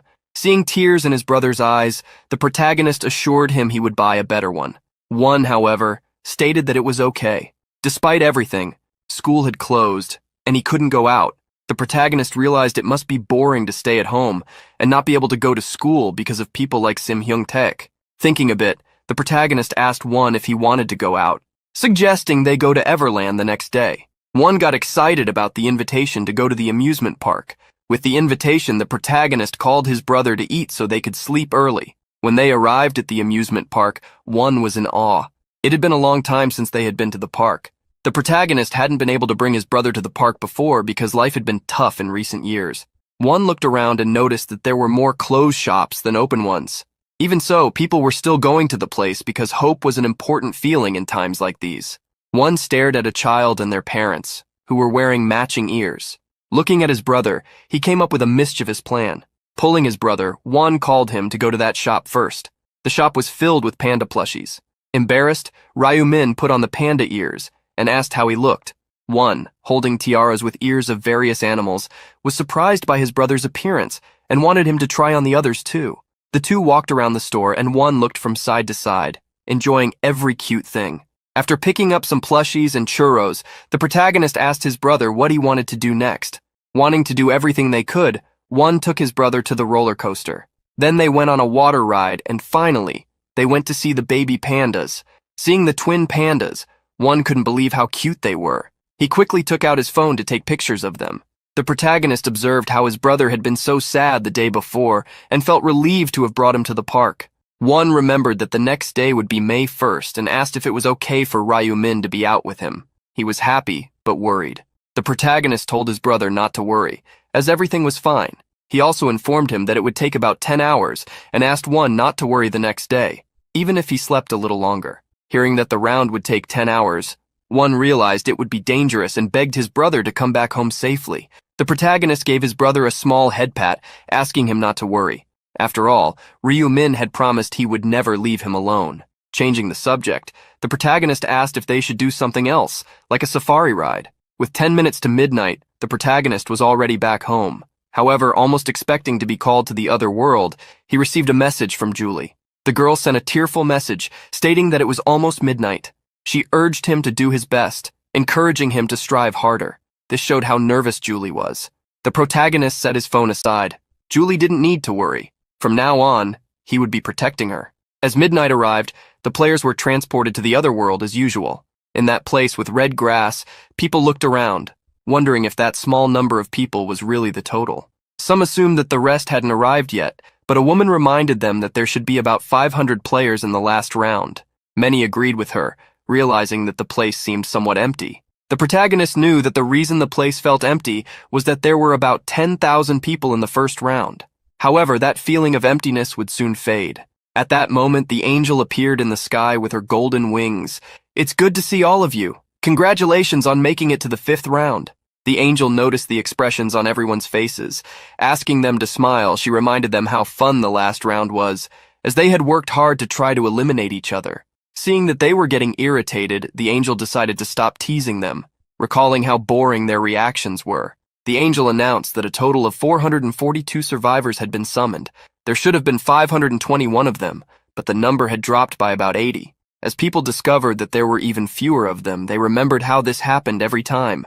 The angel interrupted their thoughts, stating that everything they had done in real life had nothing to do with her. However, they wouldn't be able to have a game with such a small number of people, which is why she had prepared something very special for them. The angel revealed that there would be an integration of the regions. A player raised his hand, asking for more details. The angel became irritated and told him to understand the matter on his own instead of making her work more. She explained that exactly what she had said would happen. There were hundreds of regions like the one they were in, 875 to be precise. People were shocked, wondering if there was such a large number only in their country. The expression of shock in the eyes of the humans amused the angel. Revealing that this was a small number compared to several other nations. Some players realized that it made sense. As if there were 10,000 people per region, then there were nations with many more regions. They understood that if there was one angel per zone, there should be a large number of these divine beings. The angel explained that they were correct. There was one angel per region. This explanation prompted someone to ask an important question. So it wasn't you who created this survival game? The angel gritted her teeth at the question and retorted, asking why the young man thought that. The player stated that he believed it was impossible for tens of thousands of angels to work together just to create a survival game. The angel descended from the sky before that human. Looking into his eyes, the angel showed her demonic side. What if we are working together? Will you praise us? Don't ask unnecessary questions or you might not make it to the end of this round. The man couldn't help but tremble, apologizing. The angel clicked her tongue, angry with the humans. The protagonist realized that the player had hit the nail on the head. He also thought there was a rule preventing angels from talking about the creator of the game. Moreover, he didn't believe that a being like the angels, who could be defeated by humans, could create a survival game like that. The angel crossed her arms, refusing to answer any questions. Not wanting to waste any more time, she proceeded with the integration of the zones. She asked them to remember that she was doing this because there were few of them, so she requested that they not create theories. The angel flapped her wings and some of her feathers fell. The ground beneath the players began to crack, with a golden light rising from below. At that moment, several squares were divided by the golden lights. In a matter of seconds, the golden light grew, and the ground rose up like a great tower. The players were shocked at those pillars. More and more plates of land shone, moving in ways the players did not expect. After all the plates of land moved, golden flames surrounded the players. The people who shone were moved to other areas of land, while people from other regions appeared. The people looked from side to side, seeing the new players. Finally, the angel stated that the integration of the regions was complete. In addition to the people, several new angels appeared. They laughed among themselves, asking when they should stop looking at each other and then introduce themselves. The people were surprised to see 10 angels in the sky. With their wings wrapped in a divine glow, they joined each other with smiles on their faces. The first angel greeted the humans. Hello, I'm sure you are already aware, but we integrated regions with few people. We just combined 10 regions into one, totaling 4,844 people. Now that almost 5,000 humans were gathered again, everyone was surprised. An angel mentioned that other regions had done the same, and their names had also changed. Now that region was called CX007, and it consisted only of players from Korea. The people were surprised but relieved, as at least they could communicate. Although it was a gift, the integrations of regions would continue to happen whenever a zone fell below 500 people. Much later, when there were fewer than 5 players in all of South Korea, they would have to compete with players from other nations. Since this would only happen in round 11 or 12, the protagonist decided to focus on the current round. The protagonist remembered that soon the angels would start a bonus game. Just at that moment, an angel stated that before announcing the main mission, they would have a bonus game to celebrate the integration of the regions. She reminded them that there was a representative for each region and asked what they should do now that the regions had been combined, as they obviously needed a new representative. The angel explained that the rule was simple. The old 10 representatives would fight with only one remaining, and that person would be chosen as the new representative. The representatives were surprised to hear that they would have to fight each other. However, those who were not representatives thought it would be quite fun. They wished they had popcorn to watch. One representative gritted his teeth at seeing those who could laugh because they wouldn't have to fight. Another representative was afraid of the battle that would choose the new representative. Many regretted having taken the position, while others wondered if they would resurrect after being defeated. In the end, practically everyone was wondering if they should give up the position of representative. There was no merit in being the representative of the zone anymore. But starting from that round, it would be different. That's why Ryu Min wanted to win this battle and become the representative, no matter what happened. Seeing the scared looks, the angel asked them not to be like that, as everyone would remain alive. Everyone would be resurrected after the game. The angel's comment relieved everyone, but it irritated her. You must be thinking that there is no merit in becoming the representative of the region. The new representative will receive the position of ruler instead of the position of authority. This will give them the power to govern players with a lower level than theirs. This is an improved version of the position of authority, allowing control over players regardless of their class, as long as they have a lower level than yours. Of course, you can still use it 10 times and the position will be handed over to whoever eliminates the representative in the future. Quite tempting, isn't it? Having a governing ability in your hands? Hearing that they could control anyone below their levels made some people rethink whether they should give up, and hearing that they could govern, regardless of whether the other had a class, removed any remaining doubts. Seeing that they had received the motivation they needed, the angel decided to start the game. Another angel revealed that now that they had integrated the regions, they would also choose a representative. They organized themselves in a circle, and that angel asked if anyone would volunteer for the position, but everyone remained silent. She realized she shouldn't have even asked. One angel joked, stating that anyone who volunteered wouldn't be in their best shape. An angel with purple hair asked what they should do, questioning if any of them had a good idea. One angel suggested rolling a die, but another thought that leaving it to chance didn't sound too bad. Although it was a bit boring, one angel suggested taking turns. But that didn't seem fair since those at the end of the list might never become the representative. This seemed right as more mergers were going to happen. They then wondered if there was a fun way to decide. In the end, an angel with red hair brought a solution. The representatives of the regions will fight soon. So, we will make the angel from the zone where the representative is eliminated first our representative. The idea pleased all the angels, and they all began to agree with the method. However, one angel brought up a final idea. She suggested that instead of choosing the human eliminated first, they should choose the angel of the human who survives until the end to be the queen. Obviously, the angel who suggested this idea was the one who was the representative of the protagonist's region. And upon hearing this suggestion, the angel who had made the previous proposal frowned in discontent. Listening to the suggestion that the winning angel would play the role of queen, some angels did not immediately understand what that implied. But the most perceptive soon explained that they would all have to completely submit to the queen's commands, as if her orders were absolute. Upon discovering that if their human won, they would also be victorious, some angels began to imagine what it would be like to play the role of king, just as humans would. Little by little, the idea gained acceptance, as it seemed extremely fun. Together they applauded Olive's clever suggestion. Huffing, the red-haired angel commented that Olive must be quite confident to propose such a method. With a smile, Olive confirmed her suspicion. Trying to provoke her, the red-haired angel stated that her representative would not be easy to defeat, as he had always been in first place in the region's ranking. Olive couldn't help but pretend to be surprised, although she mentally mocked her companion. To her, being first in the region was not something to brag about. She could already imagine how the other angel would lose her cool if she knew who her representative was. Hiding the fact that Black Scythe was her chosen one, Olive asked the red-haired angel if she accepted the suggestion, but the other had no reason to oppose it. Sequentially, the other angels also agreed, as the method seemed fun and they were confident in their representatives. With everyone in agreement, one of them suggested that Olive, as the creator of the proposal, should go inform the humans. Olive fulfilled her role and descended to speak with them. We will begin the bonus game that will decide the representative of the unified region. Representatives, gather below me. Following Olive's instruction, 10 people who were looking at each other moved forward to the designated spot. Among them was the protagonist. The group of 10 representatives positioned themselves in the indicated area, looking up in anticipation of the next instructions. Extending her hand, Olive triggered a change in the terrain. Everyone felt the ground tremble beneath their feet, and amid the flames, an arena took shape below them.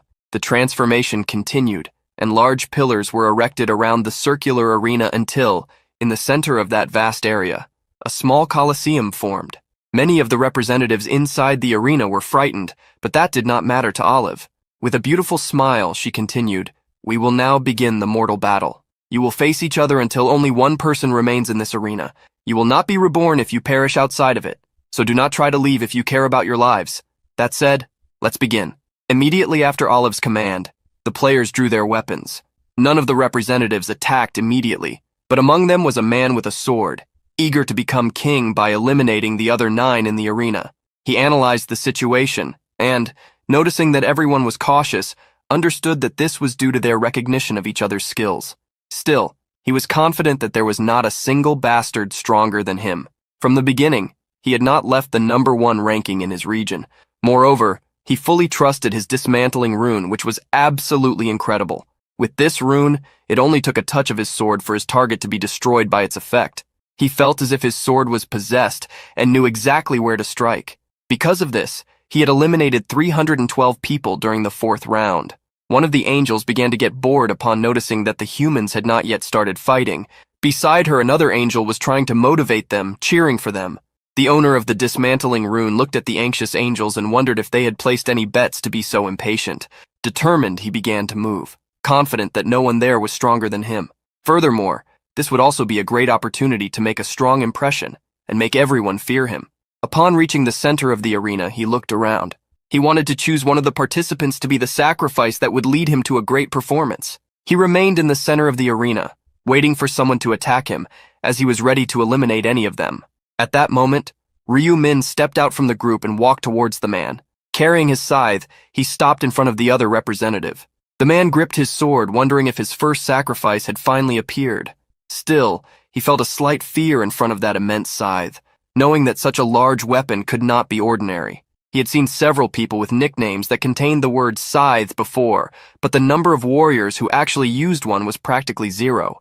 Looking more closely at the player with the scythe in hand, the representative realized that the nickname above his head was Black Scythe. Discovering that this player's name was Black Scythe, the man became frightened. He tried to convince himself that it must be someone with the same name, but he remembered that it was not allowed to have the same nickname as someone else. Finally, he realized that the person in front of him was the number 1 ranked player from all regions, Black Scythe, the one who had already reached level 30. Seeing that representative, who until then had been extremely confident, become so shocked, the angels were confused. One of them asked Priscilla, the red-haired angel, if that wasn't the representative of her region. Nervously biting her nails, Priscilla remained silent. She didn't understand what her stupid human was doing. She couldn't comprehend why on earth he was standing there doing nothing. At that moment, Olive began to laugh, to the point of bursting into laughter. Angrily, Priscilla turned to Olive, questioning what was so funny. Finally, Olive contained her laughter. I'm sorry, but what can I do when this is so hilarious? Look at that human. He's staring at the representative from my region and dragging his sword on the ground as if he were cutting grass." Priscilla then looked at the human walking toward her region's representative. He carried a large scythe, which was indeed impressive, but she couldn't sense any chilling aura, even after observing him closely. Irritated, Priscilla questioned whether Olive was implying that her representative was frozen in fear at the sight of his. Smiling, Olive asked if that wasn't how it seemed. Priscilla was becoming increasingly furious. "Stop talking nonsense, Olive. Do you think being number 1 in a region is just for show? My representative has never lost his first place in my region's ranking since the 1st round." Hearing Priscilla's words, Olive couldn't help but mock. "In your region? Is it even possible not to be number 1 in a region? Unlike yours, my representative has never lost his first place in the overall ranking among all regions since the beginning." The angels did not believe Olive's words and began to accuse her of lying. However, Olive didn't care and instead told them to look at her representative's name, a name they would recognize if they had paid attention to the rankings. All the angels immediately looked at the protagonist's nickname and, at that moment, remembered his name. This was the human who always appeared when the results window was released. Priscilla refused to believe that Black Scythe was Olive's representative, because if the human below them really was that person, her representative would be no match for him. Suddenly, all the angels were shocked by what they saw. Without the representative of Priscilla moving, Black Scythe attacked him with a clean strike. Without any resistance, the protagonist eliminated the first among the other 9 representatives. Olive smiled, commenting on the obvious. "Oh, it seems Priscilla is eliminated." The other representatives also noticed the name above the protagonist's head and began to wonder why Black Scythe was in that arena. The representatives realized that they wouldn't be able to defeat Black Scythe even if they worked together, and that they might be eliminated like the man who hadn't even managed to react. One of the representatives, who was only at level 13, saw no way to win against someone who was already at level 30. After eliminating the first representative, the protagonist walked toward the others. The man at the front took a step back, trying to flatter him. "Hi, Black Scythe. I'm so happy to be in the same region as someone famous like you. I could even cry tears of joy. Ha ha ha." However, upon realizing that Black Scythe was ignoring him, he tried to change his approach and asked to talk.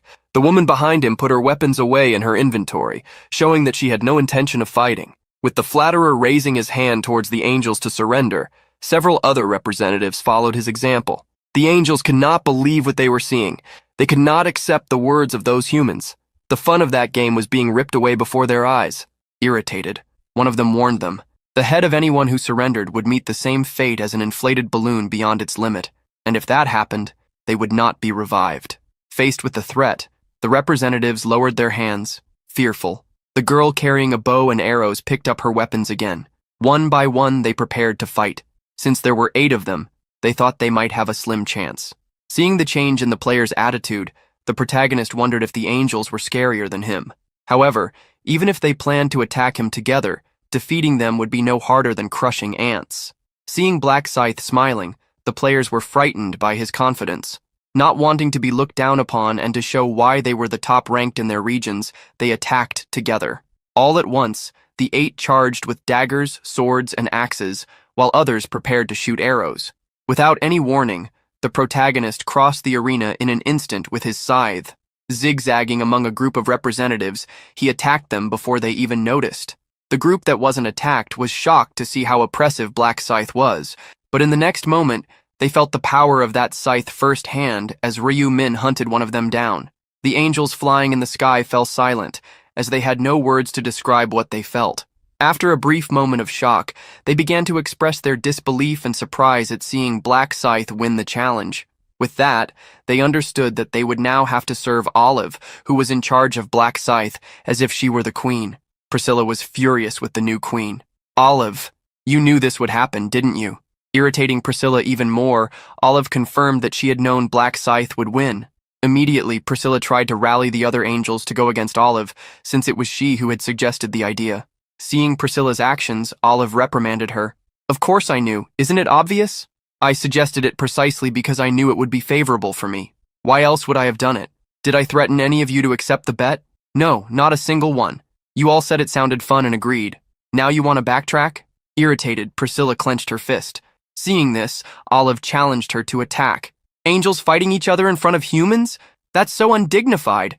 I bet if the head angel finds out about this, you'll be sent to the insect cell." Hearing about such a place, Priscilla recoiled. She would be willing to go anywhere but there. That was the place she hated the most. Seeing Priscilla remain quiet, Olive asked if she wasn't going to fight. Without a response, she declared herself queen, handing Priscilla the task of being the guide. Priscilla asked how long she would have to perform this function, and without caring much, Olive gave her a short answer: "Until I feel better." Seeing Priscilla standing still after her order, Olive quickly urged her to start doing her job. Approaching the humans, Priscilla regretted having accepted that bet. Thus, Priscilla began to work. As you saw, humans, the new representative has been chosen. Everyone received the notification that Black Scythe was the new representative of the zone. He had gained the temporary skill of ruler's position, which allowed him to give orders to players under certain conditions. Many people who knew Black Scythe realized he could become the representative. He was at level 30, so he could control whoever he wanted, which is why everyone began to prefer not to be on his bad side.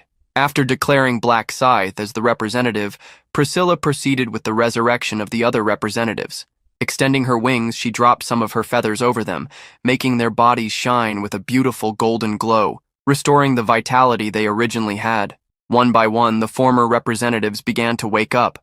Some didn't even remember what had happened, while others only recalled the feeling of having a scythe against them. As they were confused, Priscilla explained what had happened. They had been eliminated by Black Scythe, the new representative of the unified region. Quickly, they understood the truth upon hearing the angel. Now that they had a new representative, Priscilla prepared to remove the rights that the former representatives had. Still, she asked them not to be sad, as they would have the chance to regain their powers. Now that the bonus game was over, Priscilla would explain the main mission. In front of all the players, a window with the mission appeared. For the main mission, each of them needed to defeat 300 orcs in 10 hours. The window also mentioned a secondary mission, to obtain 4 equilibrium stones. What would happen in case of success was unknown. Furthermore, this time, only a quarter of the participants would survive. Seeing the mission and the number of participants who could advance to the next stage, some people were surprised as well as worried. Noticing that they were complaining, Priscilla sighed. "Are you complaining about the number of people who can complete the mission? Do you want me to reduce the number even more?" Faced with the threat, those who were complaining fell silent. Priscilla continued with her threats, stating that the round so far had been too easy. Therefore, this time she had prepared something more difficult. Despite the angel's words, some people didn't think this mission would be hard, at least for them, who didn't consider themselves weaklings. Seeing the confidence of those few, Priscilla left them to discover personally how difficult the mission would be. With Priscilla putting the matter aside, a competitor asked about the secondary mission and why its reward was a secret. Priscilla decided to answer the question, pointing out that unlike the previous rounds, the secondary mission was now visible, which is why the reward was a secret. Ryu-min was already tired of so many secrets. He remembered perfectly that the reward for the secondary mission of the 5th round was the Equilibrium rune. This was one of the 8 runes needed, and only one person per zone could obtain them at a time. Obviously, there were opportunities for other players to obtain the Equilibrium rune, but the difficulty would be even greater than that of a main mission. Ryu-min knew that even if they completed the secondary mission, it would be difficult for many to meet the conditions of the Equilibrium rune. Priscilla then reminded them that they would need to obtain 4 Equilibrium stones if they wanted the mysterious reward, revealing that only one person could receive the reward and that there would only be 4 of these stones within the zone. Discovering the limited number, one of the former representatives asked what would happen if a person couldn't find all 4 stones, realizing that the secondary mission would be useless in that situation. Seeing their concern, Priscilla urged them to calm down, as they could still steal the Equilibrium stones by eliminating those who possessed them. Hearing how to obtain the Equilibrium stones from others, they realized it was exactly like obtaining the position of representative. Priscilla confirmed it was indeed just like obtaining the position of representative, but reminded them that only the Equilibrium stone would drop, no other items. Furthermore, anyone who was eliminated would be permanently eliminated. Finishing her explanations, Priscilla wished that each of them would do their best. As the angels disappeared, the protagonist cursed how irritating they were. Formulating a plan, the protagonist decided to first fulfill the quota of 300 orcs, and then return to help Minjuri. As Black Scythe walked through the crowd, everyone looked at him, but no one had the courage to attack him to seek the position of representative. Seeing him walk away, many even sighed in relief, as they felt a chill in their stomachs when Black Scythe walked in their direction. Setting that aside, the former representatives wondered where they would go, and one of them suggested they follow Black Scythe. One man couldn't believe someone had such a crazy idea, as if Black Scythe used the king's ability, he could trap someone as his slave forever. However, the man who had that idea thought it would be better to do that than nothing, since Black Scythe had always been faster than them in everything, which is why he always took first place. People began to think it would be a good idea, but they were afraid that Black Scythe could capture them. For that problem, the person who suggested the idea stated that they could stay far enough away to avoid that. Since no one wanted to follow his suggestion, that man decided to go alone, leaving the group of former representatives behind. Seeing that someone had taken the initiative, the group finally decided to do the same. Surrounded by a red forest, there was a small orc village. The protagonist, followed at a distance by several players, sneaked between the trees to reach the village. The people watching from afar could see the village and how Black Scythe seemed to be heading straight for it. An orc at the entrance of the village roared upon seeing the intruder, who quickly advanced to attack him. Without giving the orc a chance to react, the protagonist swung his large scythe, striking him.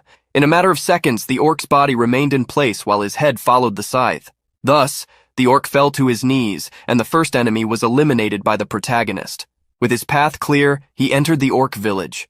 All around, orcs were cooking or carrying their hunting tools, but upon seeing a human, they stopped everything they were doing. Immediately, they ran towards the protagonist, who also did not stand still. Repeating the actions he had taken against the village gatekeeper, Ryu-min made each orc lose what was above their shoulders. After eliminating the first, he attacked 2 more orcs that came next. His scythe, wielded with a crimson energy, sliced through the air as Ryu-min's attacks hit each of his targets. After defeating a group of orcs, the protagonist walked as if he had made no effort at all. He headed towards one of the largest tents in the village, entering as if that tent were his.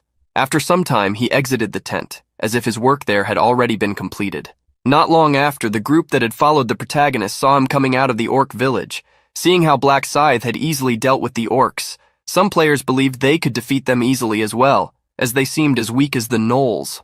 However, the man who had the idea to follow Black Scythe questioned whether they had that perception simply because it was Black Scythe attacking the orcs. He advised that no one let their guard down, and such advice was heeded by all as it wouldn't hurt to be cautious.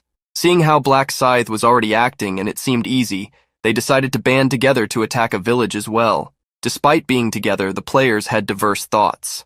One hooded guy wanted to stick with those people, whom he saw as a bunch of losers, just for the time being. Another would stay with the group only until he knew if he could act alone, while another was planning to use them as meat shields. The group continued together until they found a large village. Seeing the size of the orc village, they became excited, as it was 3 times bigger than any village they had ever seen. However, while they were talking, the orcs stationed as sentinels in the guard towers noticed the presence of the humans.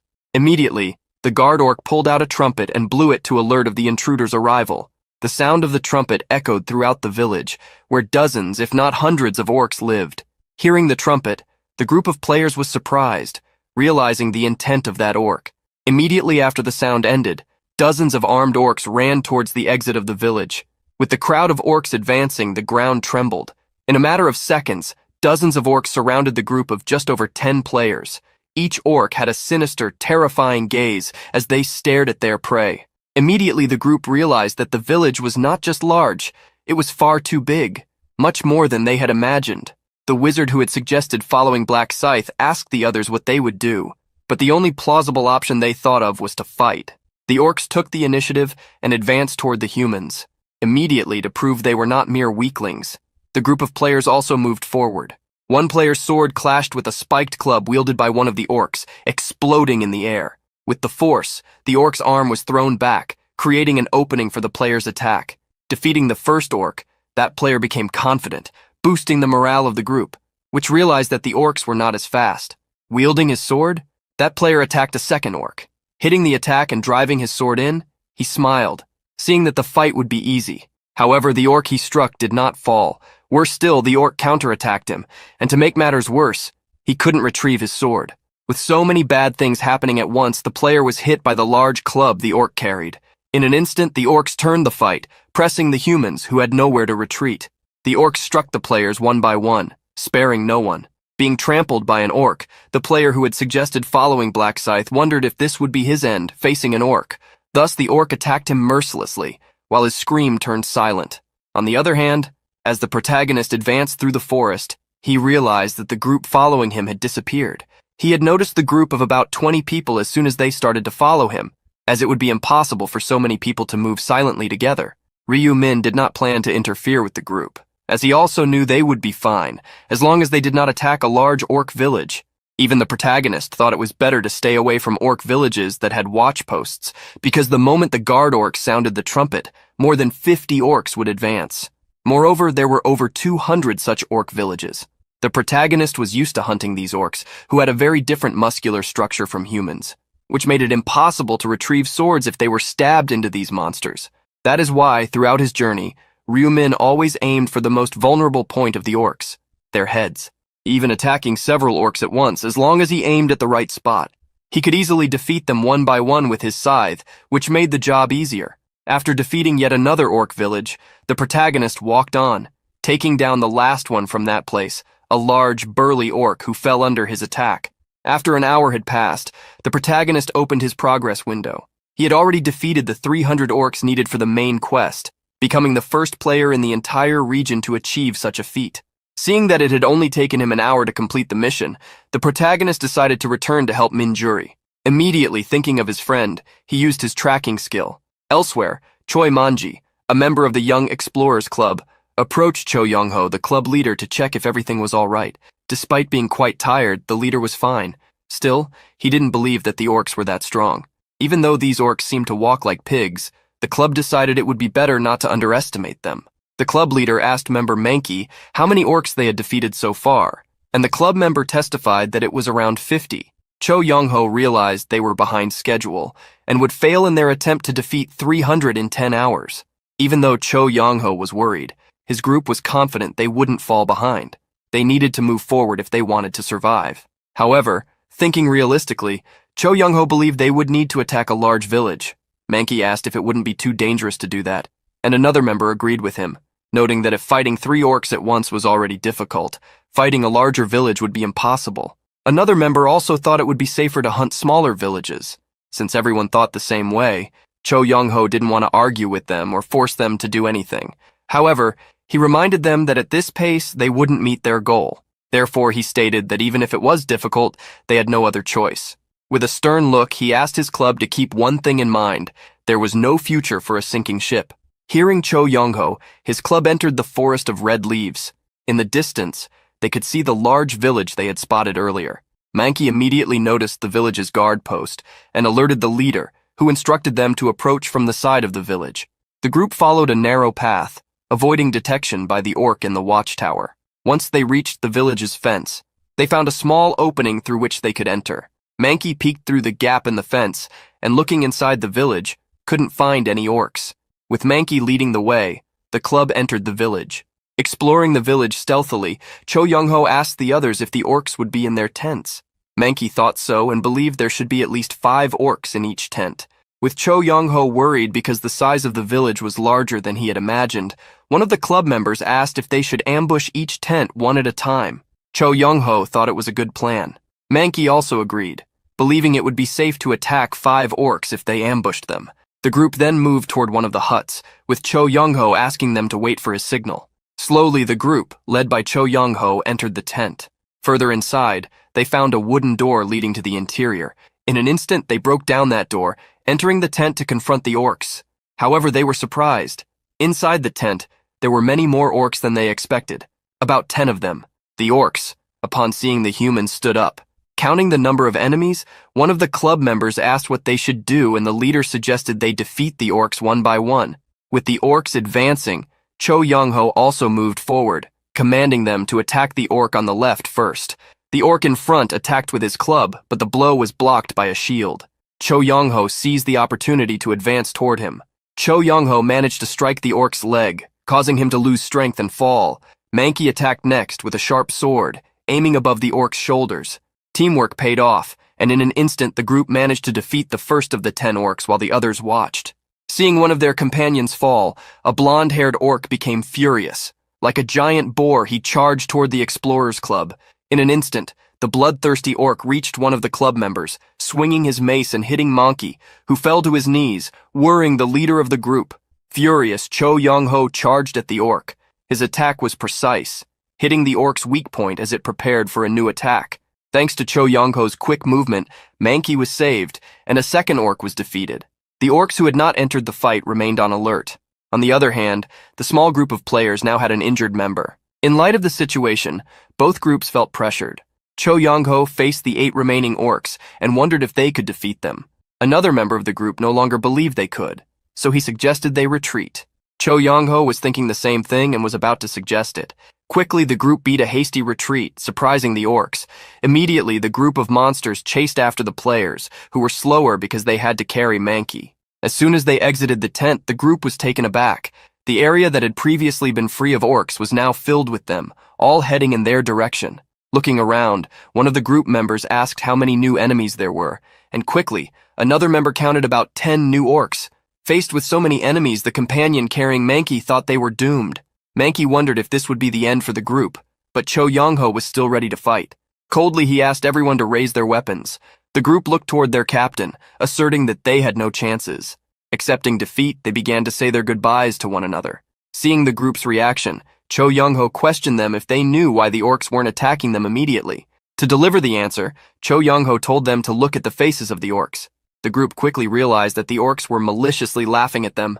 In light of these smiles, Cho Young-ho gave them an answer. They are laughing because they find it amusing to see us trembling like scared little mice. Doesn't that irritate you? Being ridiculed by orcs like these? Do you like being treated like zoo animals? Don't give up until the end. Take down at least one more orc. That way, we won't be so humiliated. The group was motivated by Cho Young-ho's words and raised their swords to fight.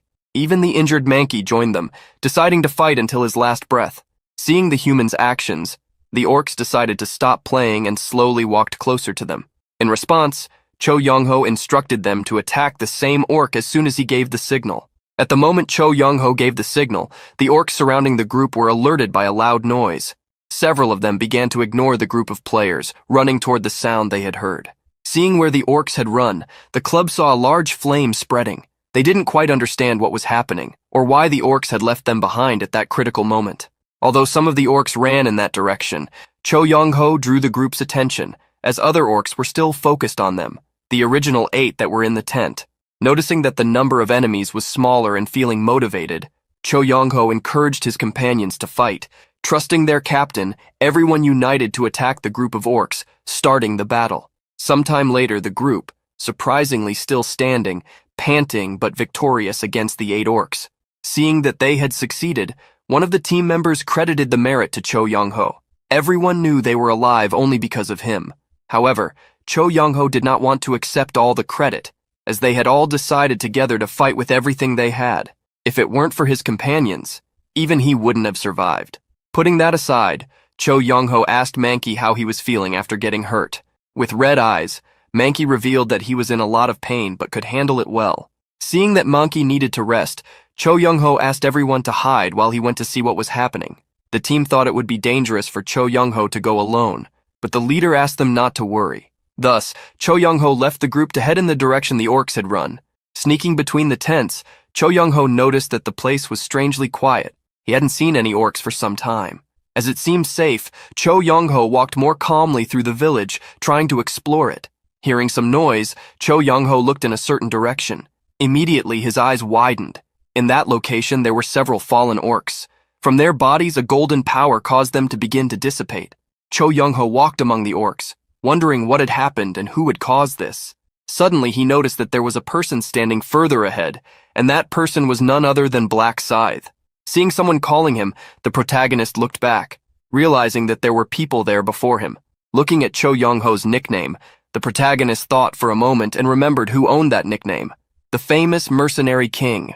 Mercenary? This is one of the close-range combat classes. Mercenaries used various types of weapons, like warriors, and had similar skills to theirs. But there was something that set them apart. They could become stronger through contracts with other players. For this reason, most mercenaries formed groups with people they knew, or with the Mercenary King. The Mercenary King was a solo class that allowed someone to govern all mercenaries through contracts. Those who signed with him received additional effects. There was no reason for anyone to refuse a contract with the Mercenary King. The protagonist recognized that the man in front of him was Cho Young-ho, the one who possessed the solo class Mercenary King. He did not expect to meet him. Cho Young-ho scratched the back of his neck with a shy smile, greeting Black Scythe. The protagonist was a little surprised to be recognized, but Cho Young-ho explained that everyone already knew the top-ranked player of all. Cho Young-ho himself didn't believe he would meet the guy who had broken all the records in all zones. He wanted to ask for a handshake, but preferred to keep the request to himself, as Black Scythe might not like it.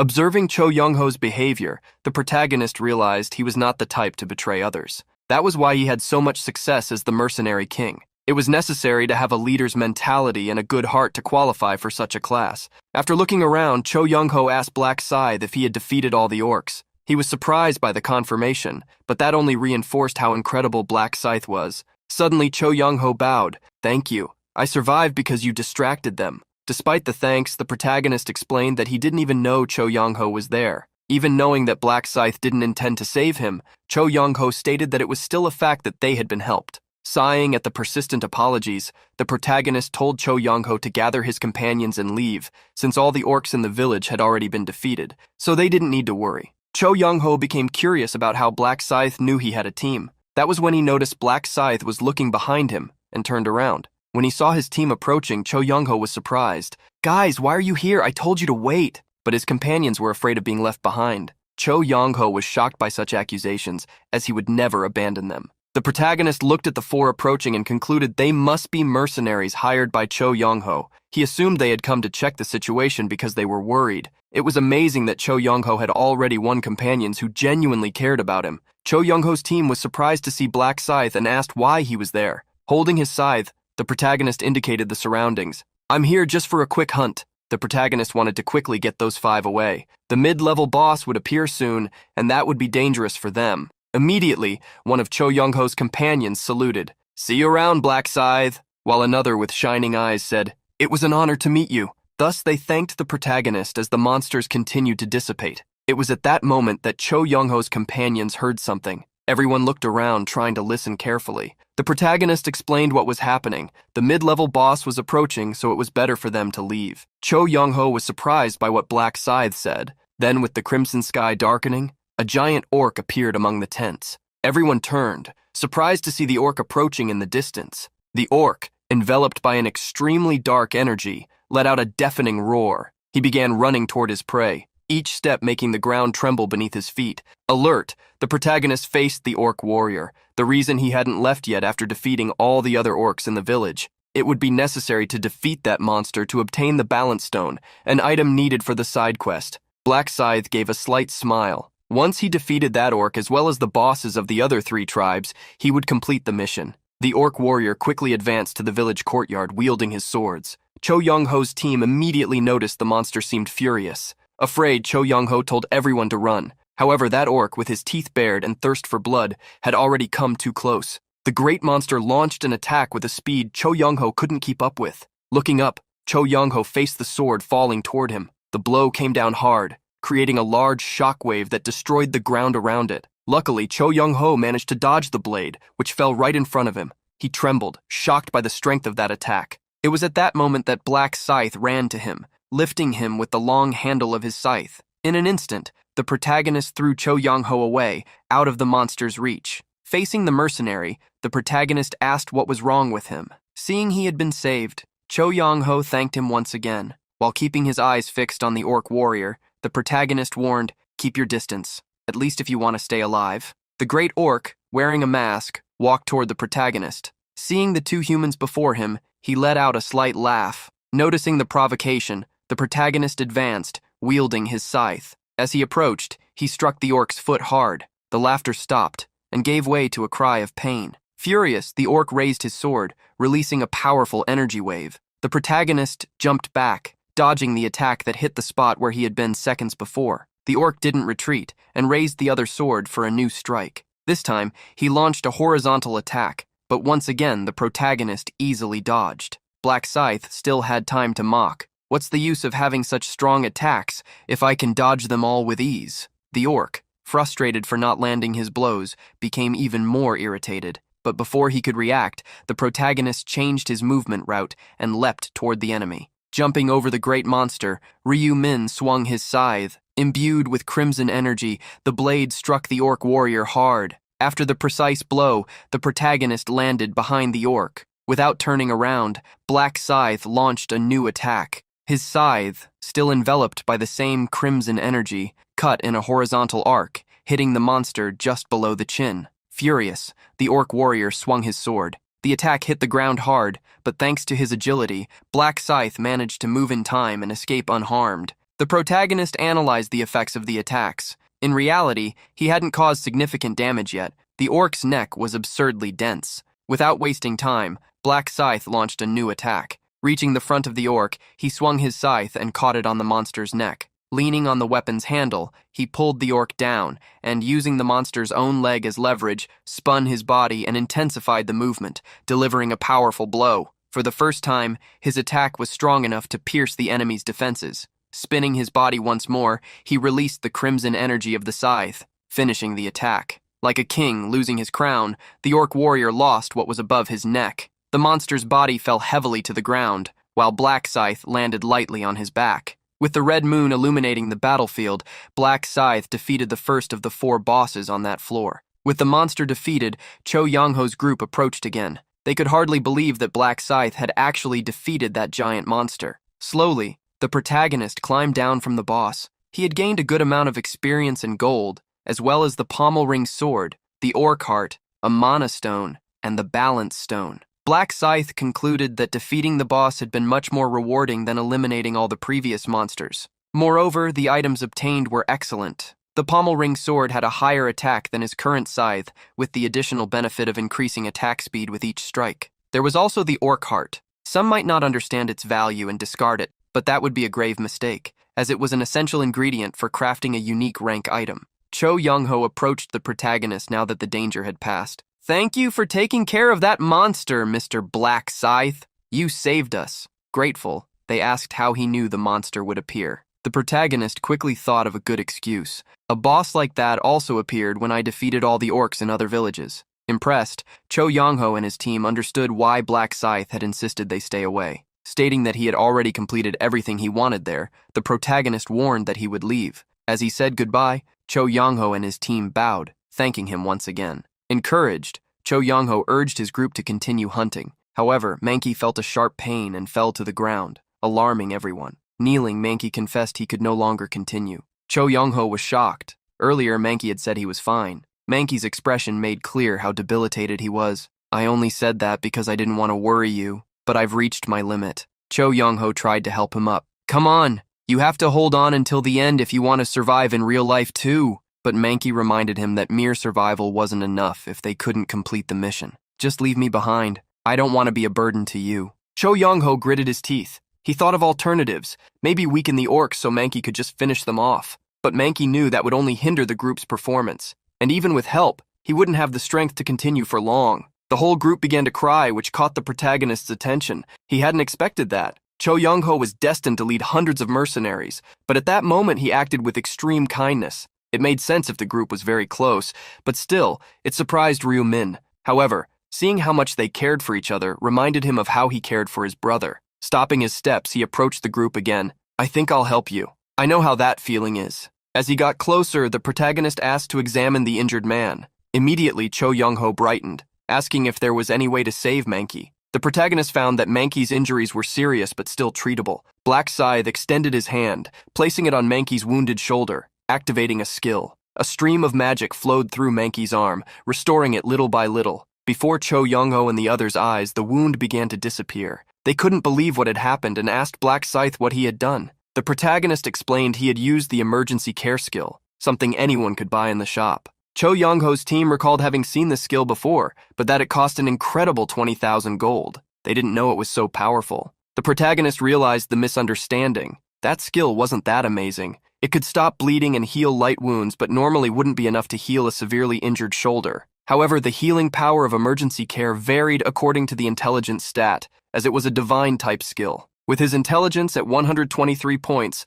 thanks to the Radiance rune, this became possible. The protagonist instructed Mankey to move his arm. There would be a scar, but he was healed. Following the instructions, Mankey was amazed. The protagonist warned that he might not be 100% healed, so he shouldn't overexert himself, as the wound could reopen. Still, hunting wouldn't be a big problem. As soon as he heard he could continue hunting, Mankey got up and bowed 90 degrees. "Thank you very much. You are my savior." Everyone else on the team, including Cho Young-ho, also bowed in thanks. On both sides, the members thanked the protagonist. To try to repay him, Cho Young-ho took a golden stone from his inventory. The other members also gave a red stone as a sign of gratitude. In an instant, everyone began offering their items to Black Scythe. The protagonist tried to refuse, but they treated it as gifts of thanks, which made it hard to reject them. In the end, they gave several items that alone didn't have much value, but together, they could yield something. However, besides the average equipment, Black Scythe obtained something more interesting. For having given new hope to the team,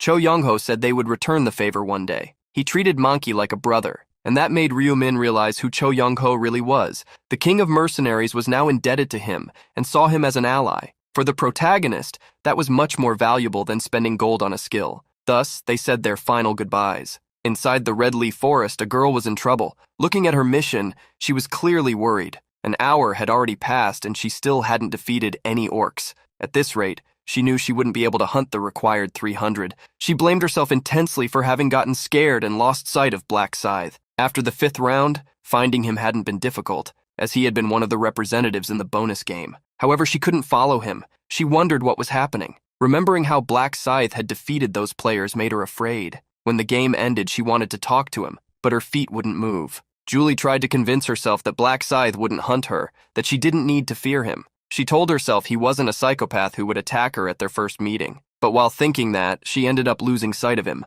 Out of her range, she no longer knew what to do. She had told Ryu Min that hunting 300 orcs wouldn't be easy since they moved in groups, and Ryu Min had told her to look for Black Scythe so she wouldn't have to hunt alone. Now she was following his last advice: wait for an hour in case she couldn't find him. Sitting on a rock, Julie had already waited the time Ryu Min suggested. However, she knew there was no guarantee Black Scythe would return to the starting point, and she might not find him until the end of the round. Standing up, she made a decision. She would find him. With a sword in hand, Julie walked through the forest, believing she was on Black Scythe's travel. Pushing aside some branches, she reached a destination. Upon seeing a village ahead, she wondered if orcs lived there, and if Black Scythe had passed through. Since it was very dangerous, she thought it best to move away for now, but at that moment, a shadow appeared behind her, an orc. Startled, she turned around and came face to face with the large monster who, upon seeing her, shouted as loudly as he could to alert the village. Julie regretted it. She didn't want to fight anyone.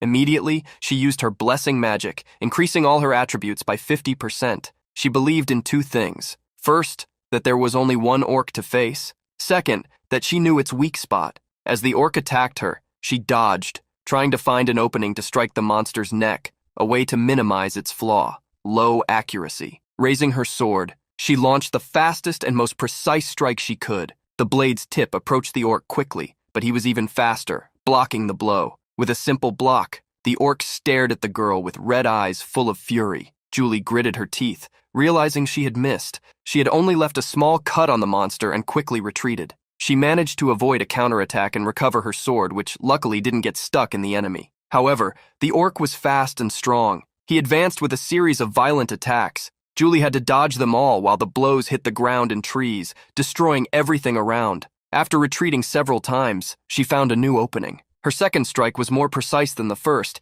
hitting the monster's trapezius. The orc roared, wounded at its weak spot. Julie felt relieved to see her attacks were having an effect. Advancing with several thrusts, she hoped to land more decisive hits. She struck the orc multiple times at the same spot until she managed to knock it down. Defeating it in a one-on-one fight filled her with confidence. She raised her sword in celebration, happy with her victory. Then she felt a presence. Black Scythe was walking toward her, appearing on a trail between the trees. Julie rubbed her eyes, wondering if she was imagining things. She couldn't believe that after searching so much for him, he was the one who had found her. But Julie was surprised when Black Scythe just passed by without saying a word. Realizing she couldn't just stand there, she turned around, trying to call him. The protagonist stopped asking what she wanted. Trying to gather courage, Julie stammered, before finally managing to ask Black Scythe if he would like to join her. The protagonist feigned surprise, and Julie, still stammering, repeated her request. Maintaining his disguise, Ryu Min asked why he should join her. Julie realized she hadn't given any reason and stepped closer to show him something. She then cast her blessing skill on the protagonist.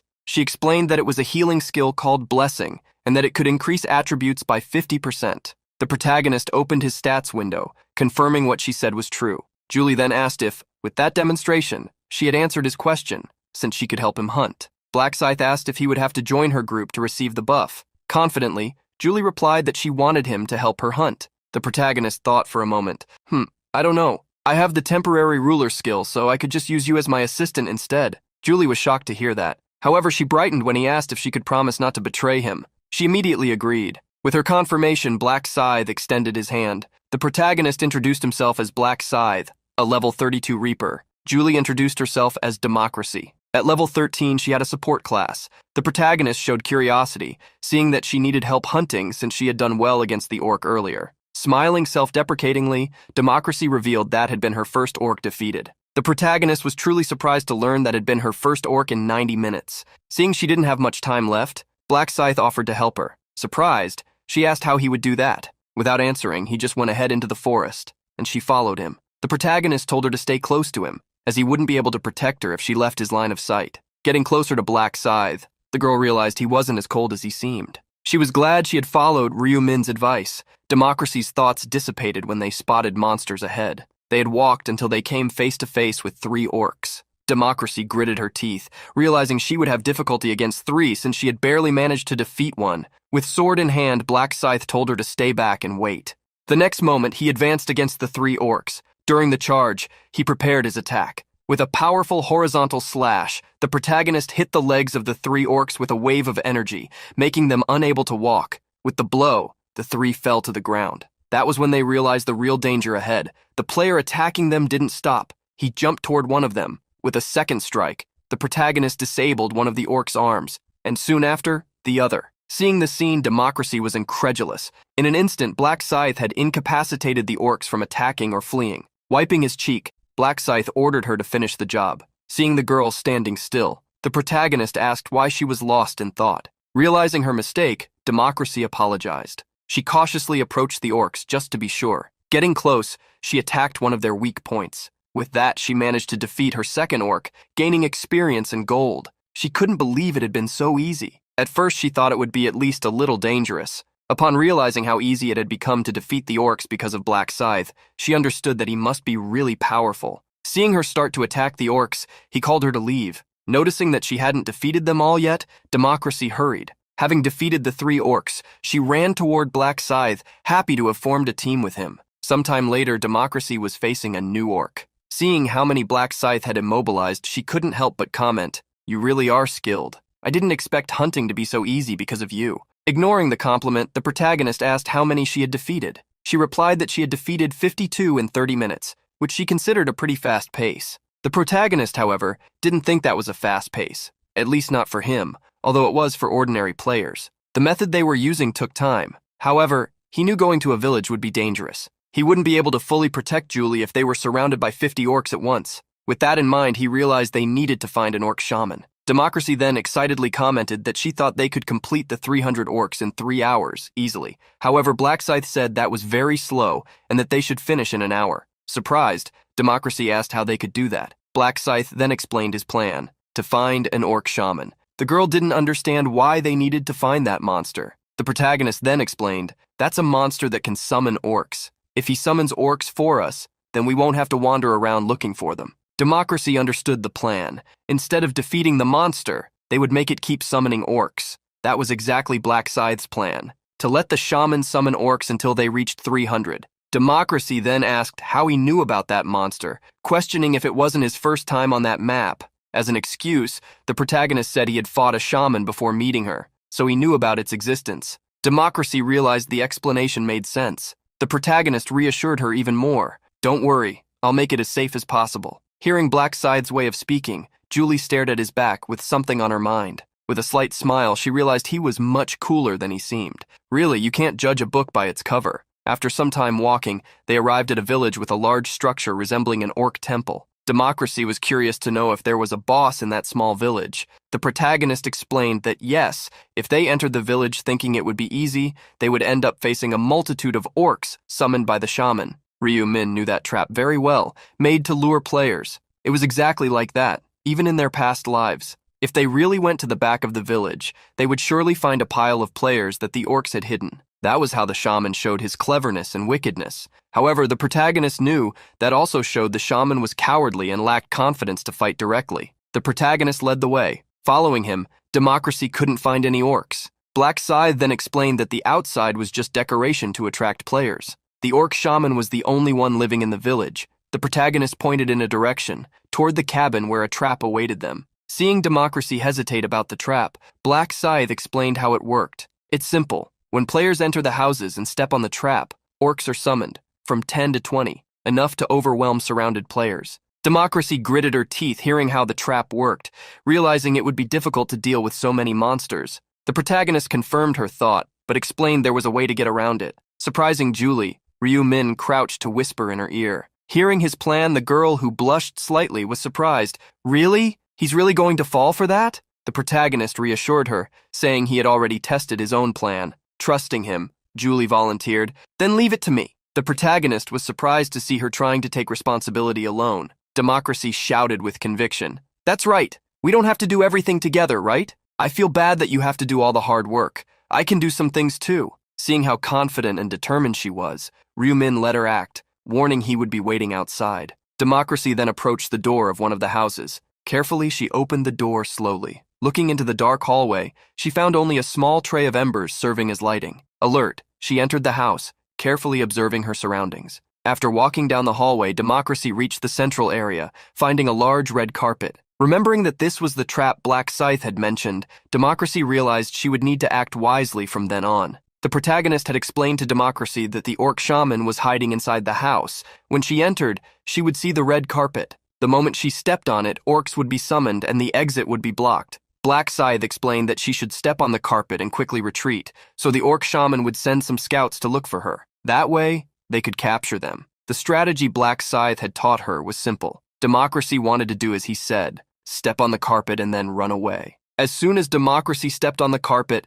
the shaman at the back of the room unleashed a wave of energy, frightening her. She stared into the red eyes of that shaman with shining magic. Immediately, Democracy turned and ran out of the house. Closing the door behind her, Democracy sighed with relief. That was nothing, but my heart is racing. Hearing Black Scythe ask if she was okay, Democracy smiled. Ha ha ha. Of course, I went straight to the carpet and came back like you said. Looking at the door, Democracy asked if the shaman would really send some scouts. The protagonist stood still, asking her to wait and see. Shortly after, the door opened. Armed, some orcs came out of the house. It was then that Black Scythe's voice caught their attention. What are you looking for? Releasing the crimson energy of his scythe, he jumped onto one of the orcs. I'm here! In an instant, the protagonist passed through all the orcs, breaking their defenses as well as their chances to counterattack. With the protagonist's strikes, the orcs fell to the ground, just like the previous ones, unable to flee or attack. Thus, he asked Democracy to come out of hiding. The girl was hiding behind some tents and came out to defeat the orcs.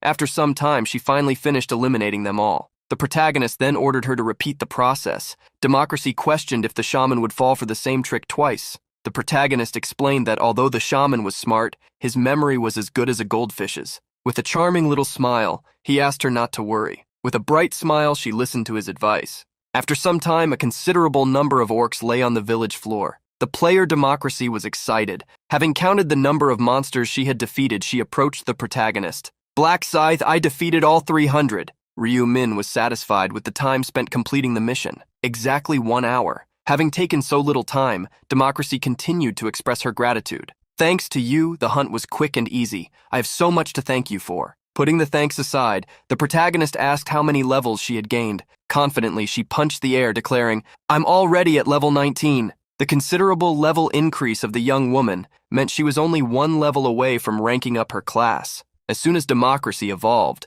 she would learn new skills, as well as strengthen the ones she already had, benefiting those she supported. In this case, Black Scythe. The protagonist was determined to make Julie as powerful as possible within that cursed game, so she could help him defeat the final boss. Ryu Min decided to help the girl level up to 20. She would also be able to handle the orcs more easily upon reaching that mark. Receiving all the support from Black Scythe, the girl, surprised, blushed slightly, not understanding why he was going so far for her. While shyly looking away to accept the offer, a group of players approached the village. The duo quickly had their attention drawn by the noisy group. Hey, look over there. Isn't that Black Scythe? Who's the person next to him? Besides being surprised to find the most famous person of all, they were also shocked by something else. But what's with all these orcs? The player leading the group scratched the back of his neck, feeling embarrassed as he greeted Black Scythe. Without beating around the bush, the protagonist asked what they wanted. The player looked around, revealing they had come to the village to hunt some orcs but didn't know someone was already there. Looking around, he couldn't believe that only 2 people had defeated those several hundred orcs. Many questions arose in the minds of those players. How did this small village have so many orcs? Who was the girl beside Black Scythe? And why was he forming a team with someone? One of the players in that group smiled maliciously, staring Democracy up and down while thinking, maybe she's his type. She's really pretty. Suddenly, the sharp shaft of a scythe was stuck into the ground, exuding a strong, dark energy. Black Scythe gave a single warning to the group. Don't bother us and leave. The protagonist would not accept them crossing a line they shouldn't, and stared at the group with the eyes of a predator. If you have no more business here, leave. Confident in their greater numbers, the players confronted Black Scythe. Who do you think you are to talk to us like that? Speaking so informally when we just met? Don't you think that's rude? Democracy was tremendously surprised. To her, those people must be crazy to talk to Black Scythe that way. Hearing the angry group continue to attack him with words, the protagonist swung his scythe. While one of the group members was still shouting, the blow hit him. The wound glimpsed on the man's forehead was not deep, just enough to scare him. Instilling fear in the other members, Black Scythe advised them, leave if you still value your lives. Immediately the group fled. Afraid, they apologized as they ran. Although they were fleeing, that group still had ulterior motives. They did not simply want to leave, but to hide and spy on Black Scythe. Black Scythe discovered the group's plan by reading their minds. Some flies buzzing around him wouldn't stop him from hunting, but some idiot could manage to steal the boss kill on the map. The protagonist would take care of them before that, but first wanted to get Julie to level 20. Addressing the girl, he called her to continue since the pests had gone away. Entering the forest, the group stopped fleeing. Thinking they had left Black Scythe's sight, the man who had been hit looked back. Seeing the expression on his companion's face, another player asked what he was planning. Grinding his teeth, the man who was not intimidated asked, "Aren't you curious to know how that bastard Black Scythe hunts?" A second player agreed with him. "I want to know too. Where did he find so many orcs?"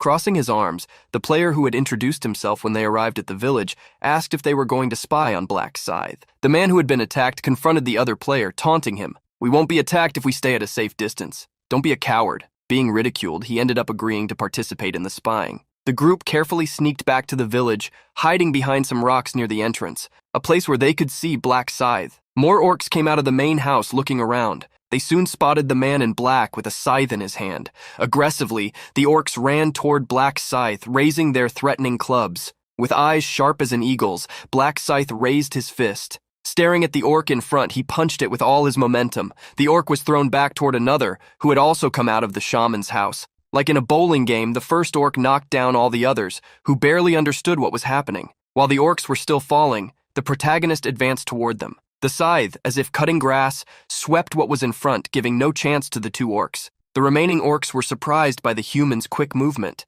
Outside the village, the players were impressed by Black Scythe, who easily defeated the orcs, while they, even united against one, struggled to win. One of the players, however, frowned when he realized the orcs were still alive. Black Scythe had not finished them off. Suddenly, the girl they had seen earlier appeared. She was the one who delivered the final blow to the immobilized orcs. The players in the forest were surprised to see Black Scythe helping the girl get the points. They quickly began to wonder what Black Scythe was getting in return for letting her keep the points, or how she deserved such a thing. In moments, envy grew in their hearts as they saw how easily democracy leveled up. While the group complained, they saw the girl enter the wooden house. Shortly after, she came out again. Having watched this several times, one of the players realized what was wrong. Every time that girl goes in and out of that house, orcs come out behind her, and Black Scythe immobilizes them. But isn't it strange for such a small house to have so many orcs? That player's comment made the others think, and they soon concluded that this must be a spawn point for orcs. There was no other explanation.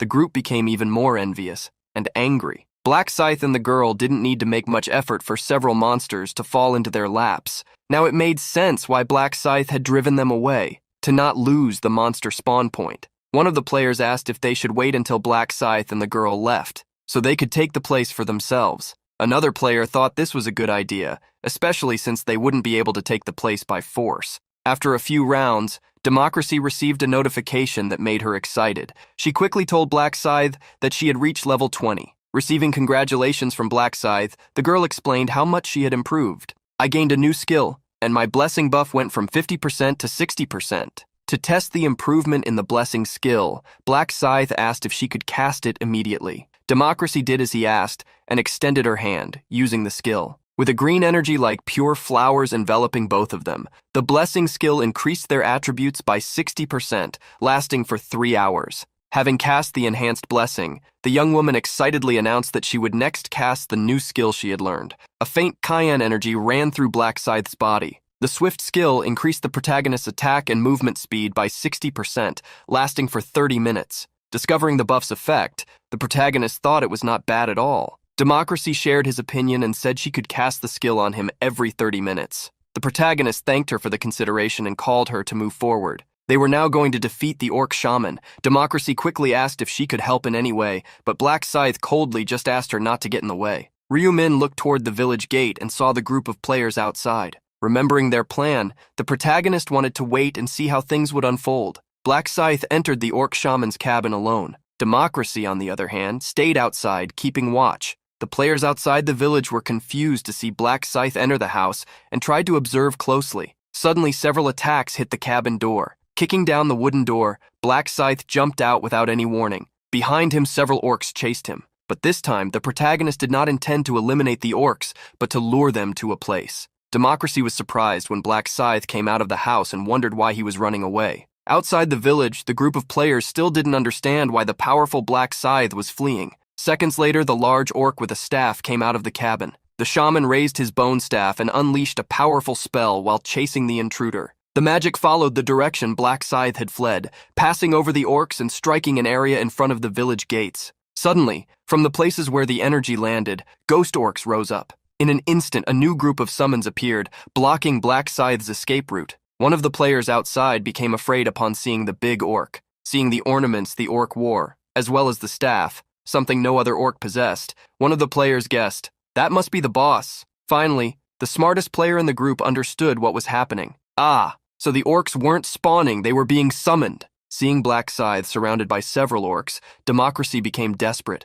wondering what she should do, whether she should run to help him. However, she quickly changed her mind when she saw the look on Black Scythe's face as he faced the orcs. He wasn't tense at all. The orc shaman, seeing his minions being eliminated, raised his staff once again, summoning new monsters that roared like a horde of beasts. Seeing 10 more orcs appear, one of the players watching the fight was surprised. In the center of the battlefield, Black Scythe kept swinging his scythe. His body, agile thanks to the increased movement speed granted by Democracy's skill, easily dodged the orcs' clubs. Watching Black Scythe's dodging moves, the group of players made surprised comments. "How does he dodge like that? Isn't he a monster?" Seeing his companions focused on watching the battle, one player warned them, "Guys, that orc who looks like the boss, doesn't he seem to have his guard down?" When everyone agreed with him, the young man smiled maliciously and suggested something dangerous. "Should we steal the boss kill?" One player hesitated, unsure if they should do it. Another, thinking the same, asked if Black Scythe wouldn't catch them, but the player who suggested it reassured them,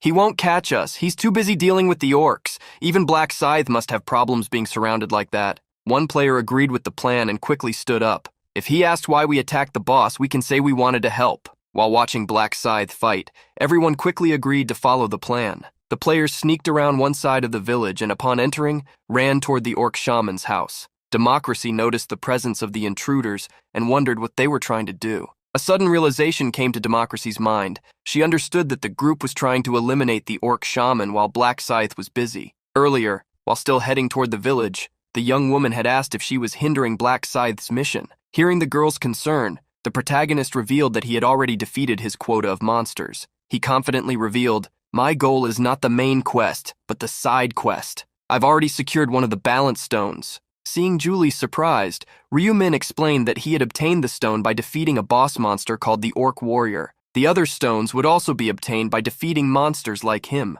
Democracy was reassured by Black Scythe, who said his target was only the boss monsters. Democracy became furious, seeing the group sneaking to attack the orc shaman, and shouted in her heart, "No, the shaman belongs to Black Scythe. At this rate, some random idiot will steal the balance stone." The girl made a decision. Leaving her hiding place, she was determined to stop them. Raising her swords and preparing her spells, 2 of the players sneaked behind the shaman. However, at that moment, a skill was used. Night of Shadows. A sudden darkness appeared, covering the entire village. The light emitted by the celestial body disappeared, and everyone present could see nothing beyond what was directly in front of them. The players who had invaded the village walked back and forth, looking up, surprised and confused. When one player was about to ask what was happening, the one who had the idea to attack the boss covered his mouth. Then both looked forward, and fear appeared in their eyes. The orc shaman had noticed their presence and was now staring at them. The shaman's eyes glowed with an intense red, and madness overflowed from his being.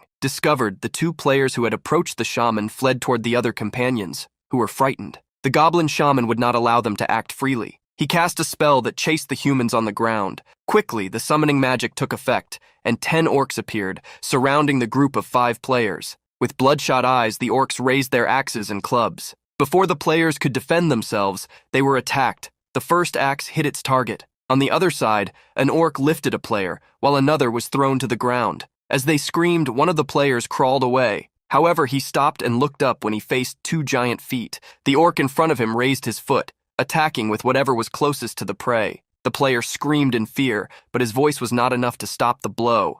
Meanwhile, a scythe danced with the wind, removing the crown the orcs wore above their shoulders. Within minutes, Black Scythe had already gotten rid of the 10 orcs surrounding him. Putting the scythe aside, the protagonist sighed before looking to the side, at the chaos that had started while he fought. Ryu-min had decided to lure the orc shaman outside just to see what those players would do. He never imagined they would try to attack the shaman while he was supposedly in danger. Seeing the battle's outcome nearby, Ryu-min expected nothing different. However, he didn't care much. Those players were already doomed to fail, as they had wasted a lot of time just spying on him. Of the players in the village, only Democracy remained, watching Black Scythe walk toward the orc shaman. The orcs who had finished off the group of players were startled to see the human, who had eliminated an entire group of them, approaching. But confident in their numbers, they advanced, hoping to protect their leader. Before the orcs could get close, the protagonist struck them with clean blows. In an instant, a rain of orcs fell, each one knocked to a different side after the overwhelming combo of attacks.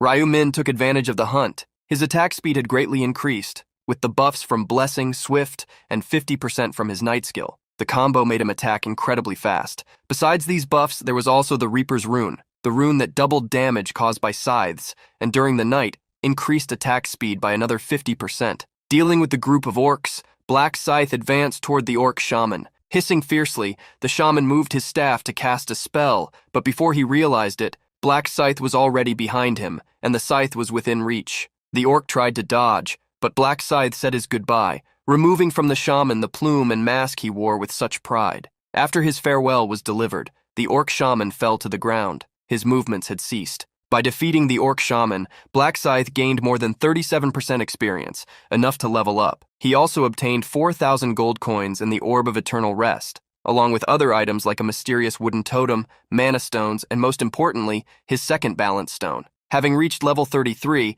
the protagonist looked at the necklace around his neck, an insanely good item he had just obtained. The Orb of Eternal Rest was a necklace with a special effect. For each monster killed, the necklace would lose 1 durability point, but grant 1 cumulative point. When 100 points were accumulated, they could be exchanged for 1 stat point. This necklace was similar to the absorption rune used by the Black Flame Dragon. However, there was a problem with the necklace. When its durability reached 0, it would break. Nevertheless, there was an item in the 8th round, the durability rune. With it, and the help of a blacksmith, Black Scythe could restore the necklace's durability. This meant that as long as he kept defeating monsters, he could increase his stats infinitely. In the darkness, Democracy tried to search for Black Scythe while shouting his name. Seeing the lost girl made the protagonist attest to the power of the Reaper's Rune, which made him hard to detect in the dark. Before disabling the night ability, the protagonist glanced at the players who had been eliminated by the orcs. He used the Trace Erase magic, causing everything related to them to disappear. Thus,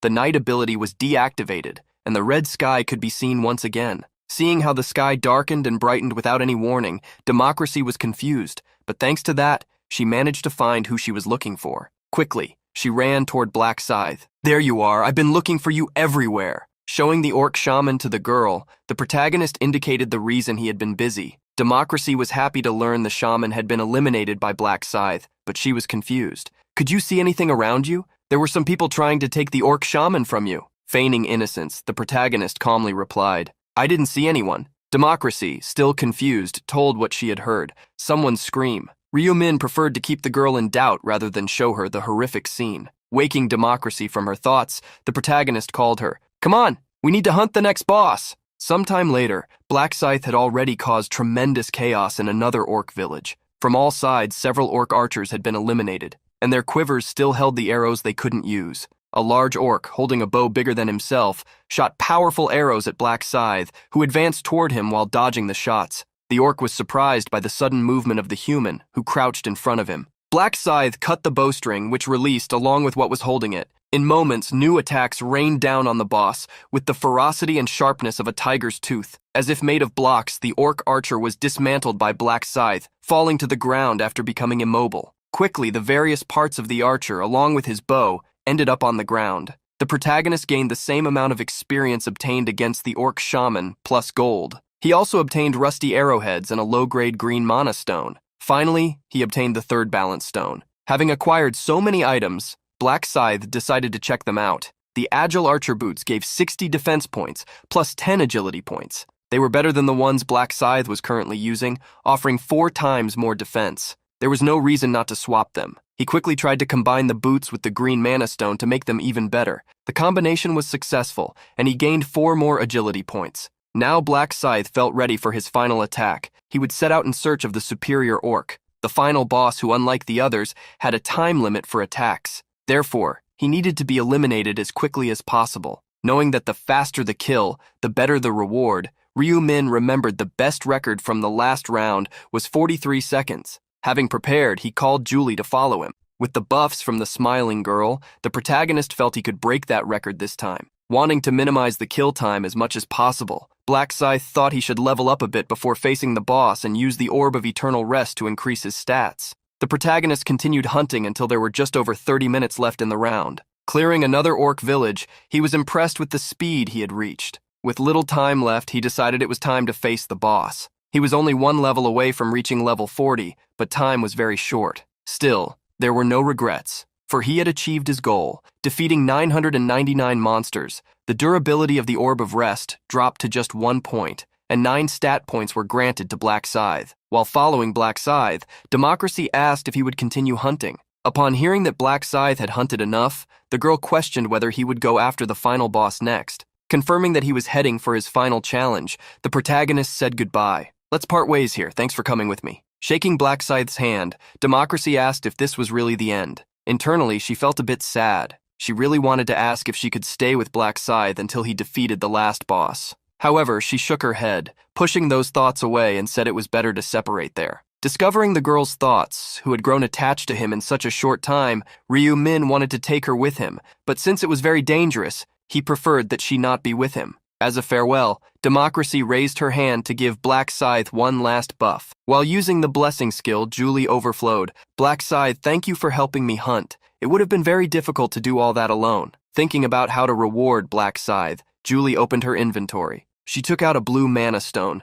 She wanted to give it to Black Scythe, even without knowing if it would be very useful to him. The protagonist refused the gift, asking her to keep the stone, but Democracy quickly waved her hands. "No! Just gaining that huge amount of experience was enough for me." Julie actually had 2 of those stones. She wanted to give one to Black Scythe and the other to Ryu Min. Discovering Julie's thoughts, the protagonist smiled inwardly. The girl wanted to take care of both people, not knowing they were the same person. Knowing how much the girl cared, the protagonist ended up giving in. He took the stone from her hand and then left. "I'll accept the item then. I hope we can meet again in the future if we get the chance." Seeing Black Scythe walk away after saying those words, Democracy watched him with much to process in her mind. Elsewhere, an arrow pointing in a certain direction guided Black Scythe along the path he sought. The location of the boss monster, the superior orc, had been confirmed. The monster was just over 1 kilometer away. Since it was possible to track the monster, it meant no one had defeated it yet.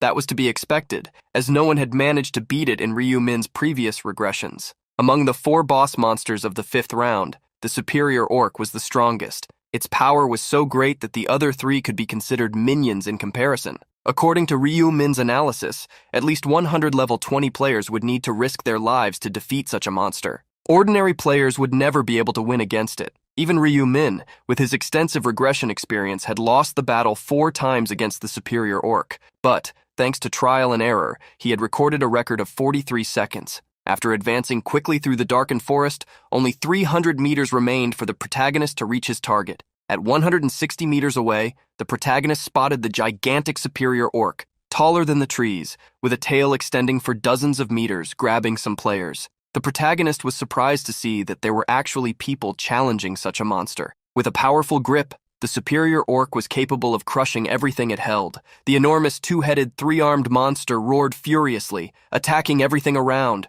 showing why it had such a powerful title. A player who had come to the location out of curiosity was trembling with fear. In his eyes, terror was evident, as he had never expected to face such a great horror. He couldn't even imagine how things had ended up that way. For the player, everything had been going well until just moments ago. Since orcs traveled in packs, he and other players decided to gather and do the same. That player was the first to introduce himself. His nickname was Junseok, and he was a level 12 warrior. An archer was the next to introduce himself, Brady Pitt of the hunter class. A man wearing a cloak was the third. He was level 13 of the martial artist class. His nickname was Byuk, but for a reason. I know the name is hard to pronounce, but I panicked and just typed anything. All the others also introduced themselves, and thus a mutual benefit agreement was made. For a newly formed team, their teamwork and atmosphere proved better than expected. With Junsek attracting the monsters, Brad was able to use his bow. Junsek had a controversial technique to lure enemies, shouting, "Hey, you ugly orc, come here!"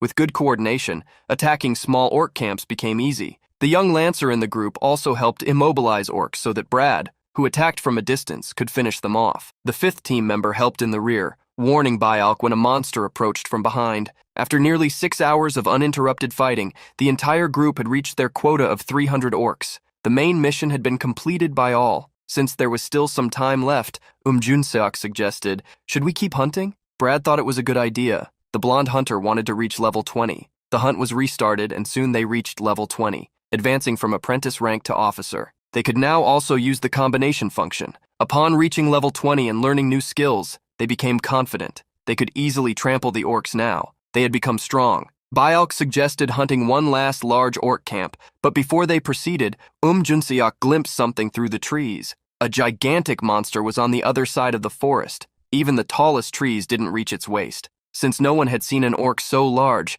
Junseok asked the group if they thought it was a boss. Confidently, the girl in the group asked if they wanted to try to defeat it. The fifth member liked the idea, imagining the items obtained would be valuable. Agreeing to split the items equally, the group decided to attack the giant orc. However, as soon as they approached the superior orc, it sensed the presence of the five and stared at them with its 2 heads and 4 fierce eyes. The group felt the orc was looking directly into their souls. The terror was immense. Junseok had thought he had become stronger, but before that 2-headed monster he seemed more like an ant. With long strides, the monster, despite its colossal size, leapt into the sky. As it landed, an earthquake shook the ground around, unbalancing the group of players. With one of its 4 hands, sharp claws were swung. The girl was the first to be attacked. She didn't even have a chance to dodge. Then the orc looked at the 5th member of the group, who had fallen sitting on the ground out of fear. The superior orc's foot moved quickly, crushing him as if stepping on an ant. That monster was not prey. It was the hunter. After eliminating 2 of the 5 group members, the orc reached out to grab the hunter Brad, who was trembling with fear. The orc grabbed him, lifting him off the ground. The muscles in its arm showed its strength, transmitted to its hand, which closed around Brad. Roaring fiercely, the superior orc instilled terror in the hearts of the group, or at least those still alive. Junseok, shocked, faced his end. The superior orc's tail didn't stay still and was swung toward Byalk. The orc grabbed the martial artist with the tail, lifting him toward one of its mouths. But deciding not to eat him, it simply threw him to the ground. Having finished off 4 group members, the superior orc's eyes turned to the last member. With extreme fear, Junseok couldn't even retreat. He was sweating as if in a sauna. Laughing, the orc approached the boy as if mocking him. Tears ran down Junseok's face as he begged the monster not to come closer. However, the orc didn't listen. Raising one of its arms, the superior orc prepared a crushingly powerful attack. At that moment, Black Scythe flew above the orc.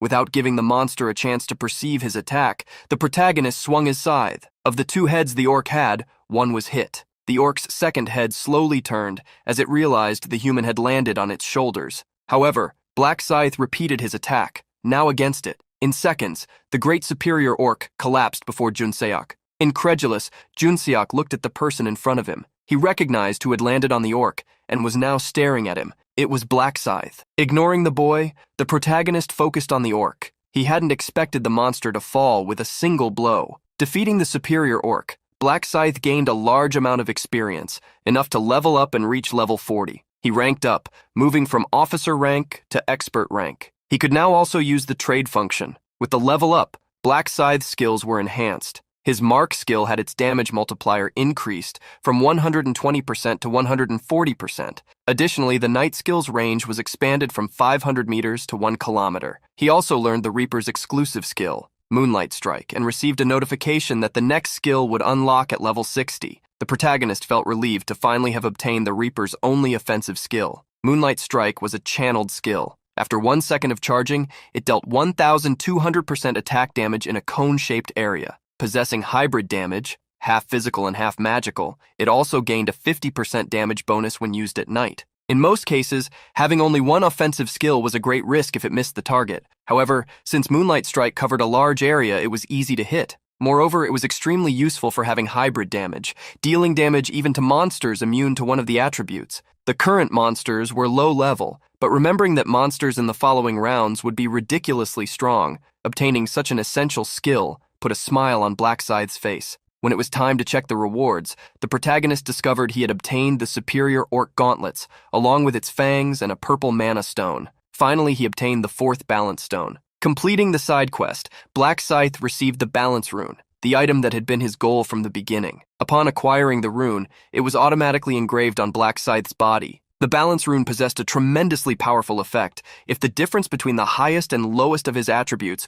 ignoring bonuses, was less than 10 points, all statistics would be doubled. The rune required the player to balance their 4 attributes: strength, intelligence, agility, and luck. Black Scythe had already allocated his points in advance, expecting to obtain the rune. In strength, intelligence, agility, and luck, he had 27 points, 18 points, 26 points, and 28 points, respectively. With the rune's stat doubling bonus activated, the protagonist wanted to check how his attributes looked. With all bonuses active, he had 374 points in both strength and luck, 614 points in intelligence, and 518 points in agility. Seeing all the stats above 300 points, even he was shocked. Although he knew his stats were inflated, thanks to the rune's bonus and Julie's buffs, he still felt they were higher than expected. In the end, the balance rune really seemed to be the item that would help him increase his attributes the most. The protagonist grew restless to see the reward for having defeated the superior orc. With his attacks being so fast, he had defeated the boss in just 1 second. The boss, eligible for attack time rules, calculated the rewards and gave extra gold to its attacker. Quickly, Black Scythe received the notification. You have received the maximum possible amount, 100,000 gold coins, for defeating the boss monster in less than 10 seconds. Congratulations! The protagonist remembered having earned a little over 23,000 coins last time. Having obtained so much gold, the protagonist told himself he would acquire all the general skills he had not yet learned. Unexpectedly, a new notification appeared. You have set a world record. Your achievement will be recorded in the Akashic Records. You will receive a unique item choice as a reward. It was the first time Ryu Min had seen something like this while playing. He didn't know there were time records. Seeing the unique item choice reward, he wondered if he could choose anything he wanted. Opening the inventory, he used the unique ticket. Immediately, a window with 8 item categories appeared before him. Faced with the vast list of categories, he imagined he really could choose anything. So he began to think carefully. I don't need a weapon since I can craft one. Thinking of something that could be useful, Black Scythe clicked on the helmets option. While Black Scythe took care of his own affairs, the young Junseok approached, curious. He couldn't believe that monster had been defeated in just 1 second. Looking at his fallen comrades on the ground, he could compare the difference in strength between Black Scythe and them, who, even as 5, couldn't defeat the monster. Junseok quickly changed his thoughts, telling himself he shouldn't be questioning Black Scythe's methods, but rather be grateful. Aware of the boy's thoughts, the protagonist turned his face to look at him, which startled him. An awkward atmosphere hung between the two, but only for a few seconds, as the protagonist turned to leave. Seeing Black Scythe leave, Junseok felt disappointed for not having had the chance to say goodbye. Sometime later, Priscilla, flying in the sky, looked down at the humans below. So, have you all finished your missions? Seeing many silent, Priscilla counted the numbers around, realizing many had been eliminated. Priscilla's words, though expressing pity, were said with a smile. I didn't think you would be defeated by those weak orcs. Or did you fight each other? Putting the provocations aside, Priscilla extended her hand, opening the results window. Surprisingly, in first place among all zones was Black Scythe, level 40. He had completed the mission to defeat 300 orcs in 1 hour and 6 seconds. Below him, a player named Idiotas Estupidos, a level 25 shaman, had completed the mission in 2 hours and 30 minutes. In the ranking of that same zone, obviously Black Scythe was first, and surprisingly, Democracy was second, completing the mission with their support class in 2 hours and 55 minutes. Upon discovering that Black Scythe had reached level 40 and completed the mission so quickly, many were shocked.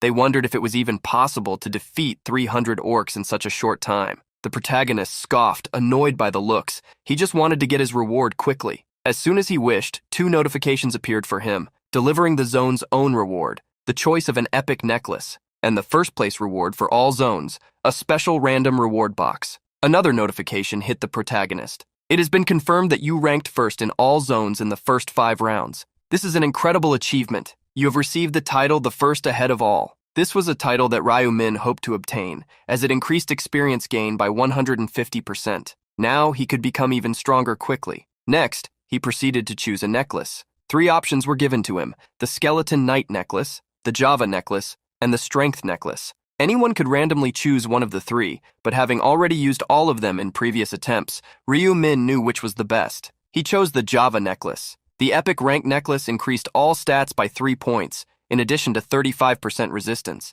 The protagonist was not worried about his offensive power at the moment. He wanted to increase his resistance to control statuses, like freezing. An item with resistance to effects was really rare, so even in the future, when he could trade it for something better, Ryu Min could still sell it. Then, the protagonist moved on to the choice for the next round. Having the option of triple experience bonus, he promptly chose it. After Black Scythe chose his rewards, Priscilla, in the sky, clapped, drawing the attention of all the humans. She promptly asked, "Have you all checked the ranking, right?" Her golden eyes, though beautiful, conveyed fear to those who looked at her as she spoke. A total of 1,585 people completed the main mission. The one ranked 1,212, and everyone below will be eliminated. As soon as Priscilla declared this, many people began to disappear, begging for mercy. On all sides, countless players cried for help, but nothing could be done to save them. For Priscilla, it was amusing. Begging for your lives, how pathetic. You are worse than insects. Hearing the winged redhead speak, the protagonist mocked her internally since she was no better than any of them.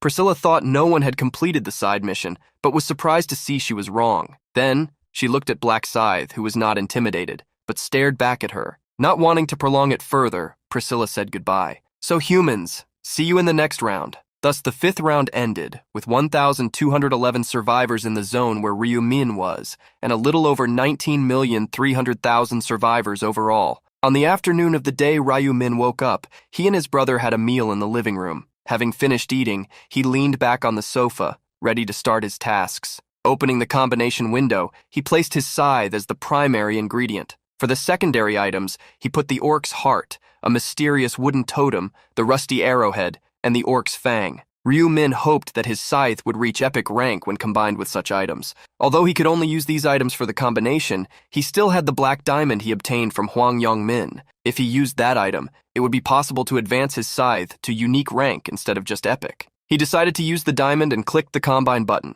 The combination was a success, and with the system's glow, the scythe, which had previously been red, changed, becoming a dark purple like the afterlife. The afterlife scythe was created, a unique rank weapon with 300 damage points and stat increase effects, as well as a 10% skill damage bonus. Ryu Won was startled to see his arrogant brother's smiling nose grow, unaware that Ryu Min had obtained an incredible item. Opening the shop, the protagonist checked the skills he could buy. He started with the surrounding research skill, which allowed him to see the surrounding areas as a minimap. Next, he bought the dynamic visual acuity enhancement skill, which improved vision. He also learned the basic resistance skill, which increased his resistance to abnormal statuses by 15%, as well as hand-eye coordination, which increased skill accuracy by 20%. After his purchases, the protagonist sighed, as he only had 14,000 gold coins left. There was nothing else he wanted to buy besides epic items that would appear in a few days. Believing that was enough, he straightened up and opened the statistics window.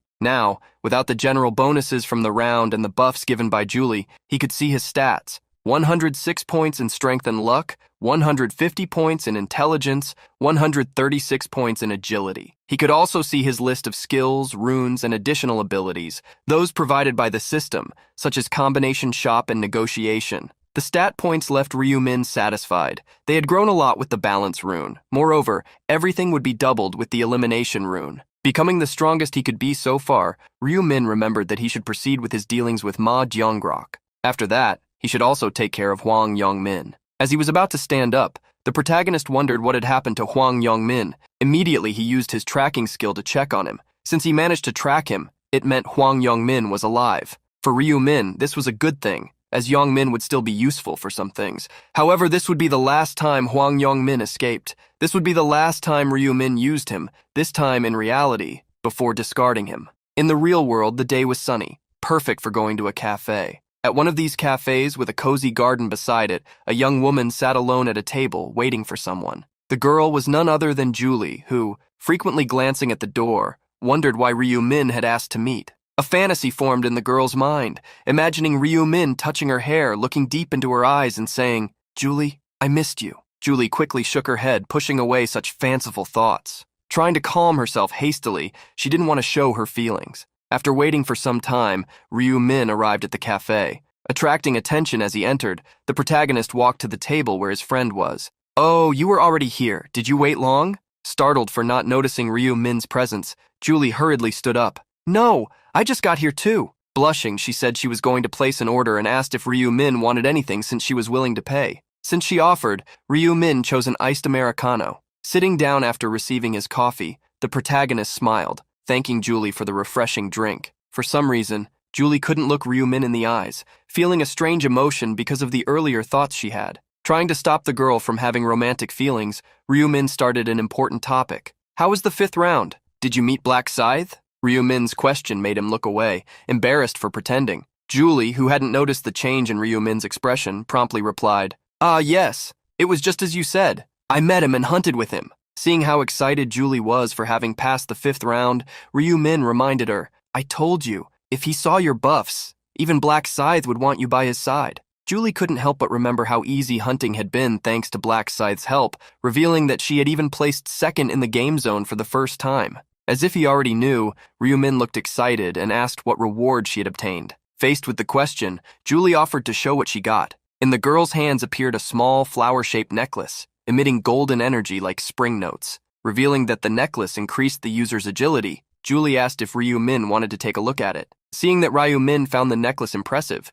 Julie handed the item to him. Here, you can have it. Surprised, Ryu-min stepped back, asking why she was giving him the item. Julie wanted him to keep the necklace as thanks for the tip. However, Ryu-min refused to keep the reward. You worked hard to get it, Julie insisted, using Ryu-min's own words against him. It wasn't hard. Black Scythe practically did everything, so the hunt was easy. Trying to refuse the gift, the protagonist asked her to give it to Black Scythe instead of him. But the girl didn't think someone of a high level would need her low-rank necklace. Ryu-min played his trump card to refuse the item, saying he couldn't use it since he didn't have a high enough rank. Surprised to hear her friend say he hadn't reached the regular rank yet, Julie asked worriedly what level he was at. Sighing like a good actor would, the protagonist answered, I'm at level 19. I barely managed to defeat 300 orcs alone. Remembering that Ryu-min had said his class wasn't exactly combat-oriented, Julie put away the necklace, hiding her bitterness. Changing the subject, Julie asked Ryu-min how a seer fought. The protagonist said he had some magic skills, although it was a bit embarrassing to show them. Since magic users needed intelligence points, Julie realized Ryu-min wouldn't need her agility necklace. Since she couldn't give the necklace to him, Julie took another item from her inventory to give him, a red stone. Revealing she had obtained the item while hunting, Julie asked him to at least keep it. She didn't want him to refuse this time. With a smile, Ryu-min understood her wish as he took the item. He thanked her. Thanks for always thinking of me. Julie almost fainted upon hearing Ryu-min's thanks. No, it's not like I'm always thinking of you or anything. You just gave me information. I'd feel bad if I didn't return the favor. Since Julie was giving him something, the protagonist felt he should give her something too. The girl was shocked to hear that Ryu-min already had information about the 6th round. Although she didn't want to pry into Ryu-min's affairs, Julie was happy to receive the information. So the protagonist told her what would happen in the 6th round and what Julie should do. Surprised, she was worried about having to team up with Black Scythe again. The protagonist reassured her, he probably won't refuse. You already proved your worth in the 5th round. Julie became extremely thoughtful, imagining herself on a team with Black Scythe again, which caused some shock in Ryu-min. You're pretty happy about that, aren't you? The girl promptly confirmed, Of course I am. Black Scythe was really nice to me. The protagonist was confused, as if wondering why it wouldn't be nice to be kind to someone, but Julie soon revealed the reason. He is more considerate than I expected, and not so scary. He's a bit arrogant, but that's to be expected from someone who's always in first place. Ryu-min felt the girl's words were like arrows, striking each of his flaws, but he recovered and curiously heard from Julie. He seems quite perceptive, almost as if he could read other people's thoughts. Julie wasn't wrong, since Ryu-min could predict many things thanks to the Heart Depth rune. The protagonist knew he wasn't perfect. Above all, he had failed 99 times to save the world and himself, despite feeling cheated upon discovering that the final round required a team of 5 people. Anyway, Ryu-min knew he had no more chances. He needed to conquer the last round. No matter what, he needed Min Julie, and also the American priestess. Seeing Ryu-min downcast, Julie asked what he was thinking. Recovering upon hearing the girl's question, the protagonist changed the subject. With a worried look, Julie asked if he was concerned about the next round. To avoid revealing his thoughts, Ryu-min nodded, saying he wasn't that strong. Julie was quite upset by this. If only our zones had merged, I would have helped you, for free. Downcast, Julie revealed she was very aware of what it's like to always be helped, since she could never really be of help herself. The Black Scythe inside Ryu-min wanted to praise how helpful the girl was. It had been precisely because of her that he managed to defeat the superior orc in a single attack. Offering a word of support, Ryu-min asked her not to get so stressed. Eventually, we will meet in the other world. Julie became extremely excited by Ryu Min's encouraging words. Then let's both do our best until then. The protagonist had to pretend to be equally enthusiastic, but inwardly, he was worried about how she would react when she found out he was Black Scythe. During the afternoon, the protagonist arrived at the Chianma group building. The head of security, An, announced Ryu Min's arrival to his master. Sir, the majority shareholder Ryu Min has arrived. Immediately, Ma Jianlok stood up to receive Ryu Min, his esteemed shareholder. Walking beside Ryu Min, the businessman guided him to a seat while asking the steward An to bring some teas. After sitting down, Ma Jianlok immediately began treating Ryu Min in the best possible way. Majority shareholder, no profit master, was your trip here comfortable? Dressed in casual clothes and unusual glasses, the protagonist settled comfortably in the armchair. The trip was very good. The driver you sent was very polite. Smiling, Ma Jianlok revealed he was happy to hear about his comfort, asking him to inform him if anything made him uncomfortable. I will take action immediately if something is worrying you. Ryu Min knew exactly what Ma Jianlok, who cleaned up the neighborhood criminals weekly, meant by saying he would take action, so it was better not to say anything unnecessary. While manager An brought the teas for the two who were talking, Ma Jianlok asked if they should eat together, but the protagonist said there was something more important than dinner. The comment made Ma Jianlok excited. You're here to give us information about the next round? Ryu Min could notice in Ma Jianlok's haste that he was desperate. He then reassured the man. Of course, I will share information about the 6th round. Just as Ma Jianlok was about to thank him, Ryu Min brought a condition. In exchange, I would like to call an emergency meeting among the shareholders. The protagonist was direct with his request. It's time to talk business. We need to change both the sectors of operation and also the company's name. Pressed, Ma Jianlok asked Ryu Min what he wanted to be done. The protagonist asked that, in the meeting, Ma Jianlok support him with the project to be proposed. Ryu Min was clear in reminding him, as I said before, I don't want objections, which means you will need to convince the other shareholders. The protagonist finished by reassuring both Ma Jianlok and his guard. From the future I saw, they won't need to worry about anything. Frowning, Ma Jianlok asked what kind of business he wanted to propose. From Ma Jianlok's expression, Ryu Min knew he was extremely curious. Of course, he had heard a bold claim that changing sectors would bring success. Ryu Min revealed what he planned to propose. I intend to launch a social marketplace open exclusively to players. Confused, Ma Jianlok asked if he planned to launch something like a website. However, Ryu Min explained it would be a bit different. Only players would be allowed to use it, as it would be exclusively for selling items, rather than common objects. Ma Jianlok questioned whether it would be possible to buy and sell items with money, and Ryu Min explained that yes, it would be possible to let the seller decide what they wanted in exchange for the item, whether they would receive a sum of money or some compensation. Everything would have to be listed at the time of sale. Although he understood the plan, Ma Jianlok asked if players really needed money. The protagonist nodded. Some people need money. There are no other means at the moment. With just that brief comment, Ma Jianlok asked curiously, at the moment? So there will be in the future? Ma Jianlok's intelligence and shrewdness did not surprise Ryu Min's eyes. The protagonist stated he had had a glimpse of the future. I saw someone close to level 40 making exchanges with gold instead of money.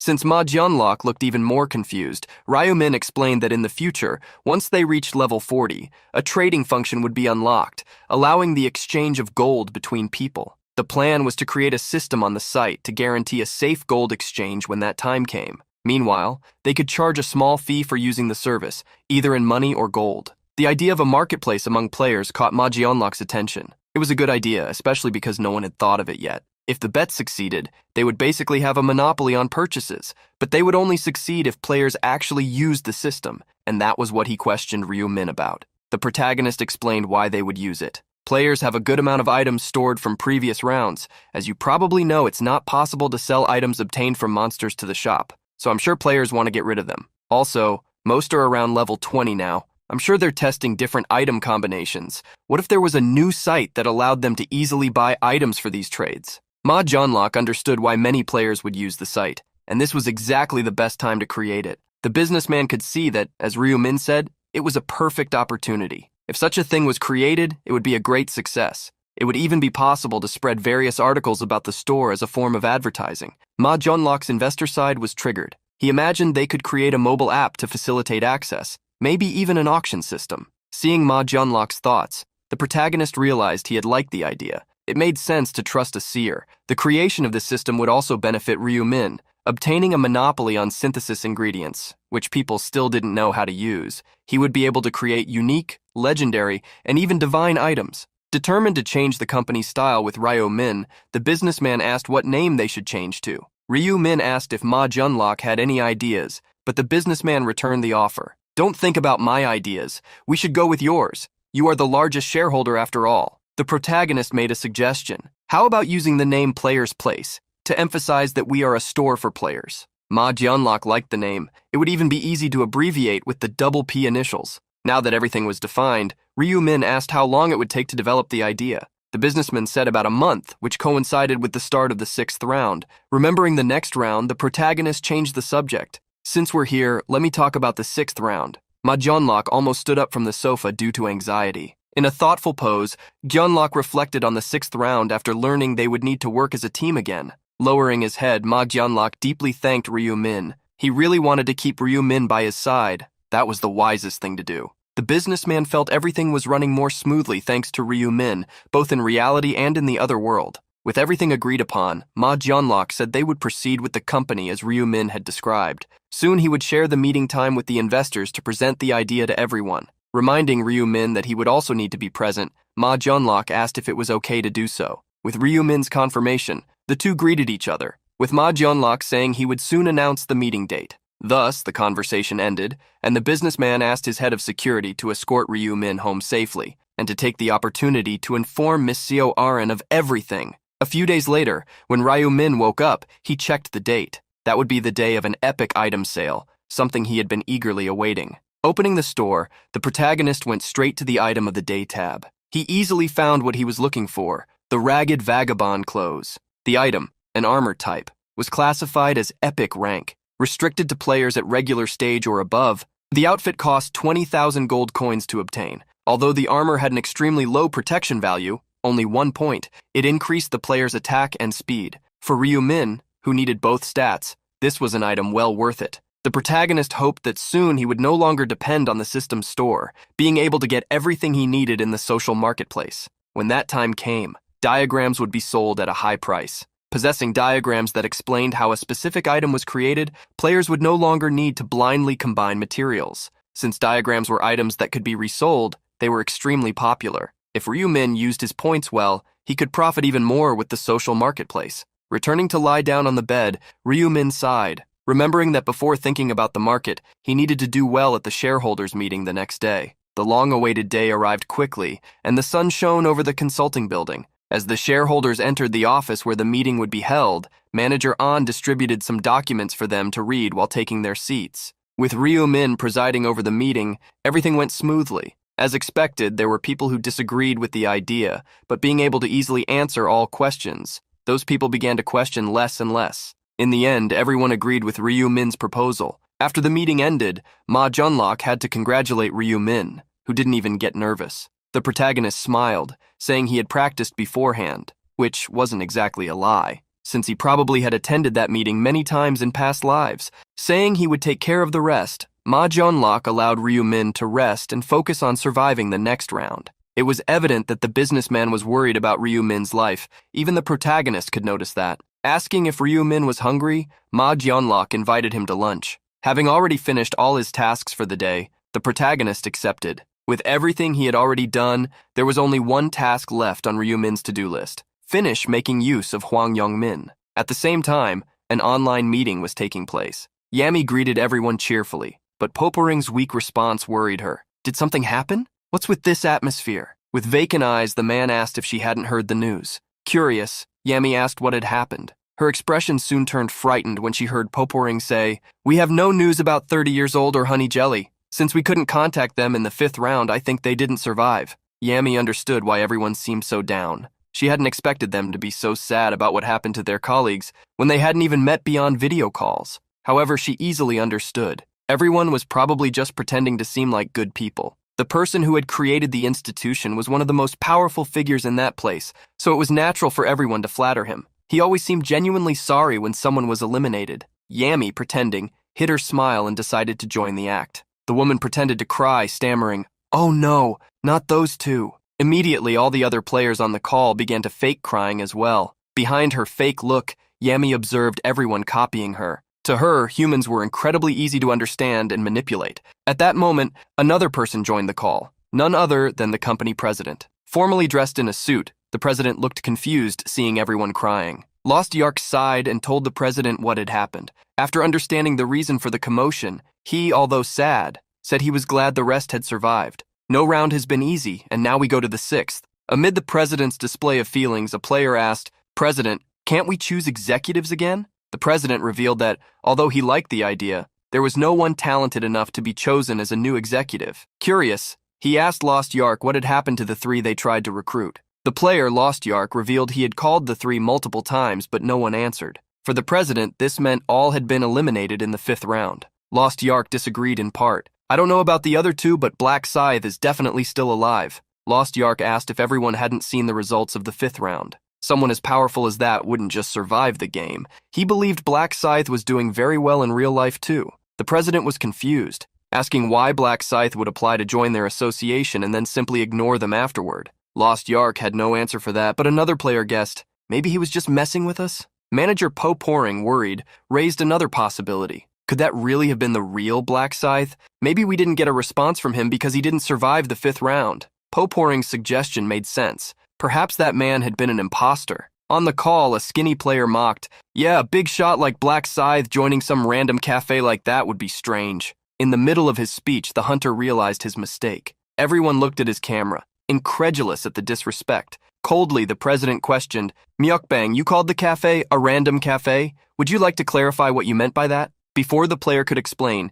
he met the president's dark gaze. "This is a cafe that unites players and acts as the vanguard for a new era. Do you have a problem with that?" The player hurriedly stood up, trying to explain to the president that he didn't intend to belittle the cafe. However, the president didn't want to hear excuses. So Myeokbang, you are removed from your executive position. No, you are permanently banned from the cafe. We are at a time when we need unity, not someone who belittles the cafe. I cannot accept someone like that as a member." The player fearfully tried to explain himself, but he was already being banned and blacklisted, receiving a final warning from the president. "When the new era comes, you'd better learn to adapt." Before Myeokbang could say another word, he was removed from the chat room. Now that the deserter was removed, the president asked them to continue the meeting. But immediately, he noticed an alarmed change in Lost Yark's expression. The player revealed the reason for his expression. Someone just applied to become a member, and their nickname is Black Scythe. The revelation from Lost Yark surprised everyone, even the president. Lost Yark confirmed the new application, but upon checking the information, he reported that the real name of this new Black Scythe was different. This applicant was named Hwang Yong-min. The cafe president asked Lost Yark to visit the supposed Black Scythe's house personally, as there was no way to know if he was the real one without meeting face-to-face. Worried, Lost Yark asked what he should do if the person was an imposter. Despite his calm expression, the president said, "If he is an imposter, he will have to pay the price for daring to mess with us." Meanwhile, the protagonist, in an internet cafe, looked at a computer screen. He himself had registered Young-min, knowing that the secret association wouldn't let it pass if someone else pretended to be the real Black Scythe. Most likely, an interview would happen with a visit to the supposed candidate's home. That's why Ryu-min had written in detail where Hwang Young-min lived. Ryu-min knew the recruitment method used by the group and how they rejected civilians. Such atrocities were precisely what would lead the world to destruction. Therefore, the protagonist couldn't just watch from afar. He wanted to eliminate the root of the problem, the executives, and he would use the organization itself to do that. One day, the organization called Flasiba would grow to gather more than 30% of the players as members, so instead of destroying it, it would be more beneficial to use it to control the player population. That was why Ryu-min applied to join Flasiba in the first place. Ryu-min's plan was to use Hwang Young-min to overthrow the executives and thus claim the president's seat. Elsewhere, a door opened, and a man carrying a bag entered an establishment. Before the owner could welcome the customer, the bag was thrown onto the table. Exuding a powerful aura, the masked man pointed to the backpack. "Put all the money in here if you still want to live." The old owner of the establishment trembled upon seeing that the person was a player. Furious, the bandit struck the table where the man was sitting, destroying it. "Why are you taking so long? Do you think I'm joking?" The old owner, frightened, stood up and ran to the cash register amid the bandit's shouts. Trembling, the man handed over the bag full of money. However, the bandit became furious upon seeing the amount. "Is this all you had?" Fearfully, the convenience store owner lowered his head. "Lottery ticket sales were suspended, so business has been bad lately. We're selling other things in the store, but still, profits are low." Staring into the man's eyes, the bandit said he knew there was a safe.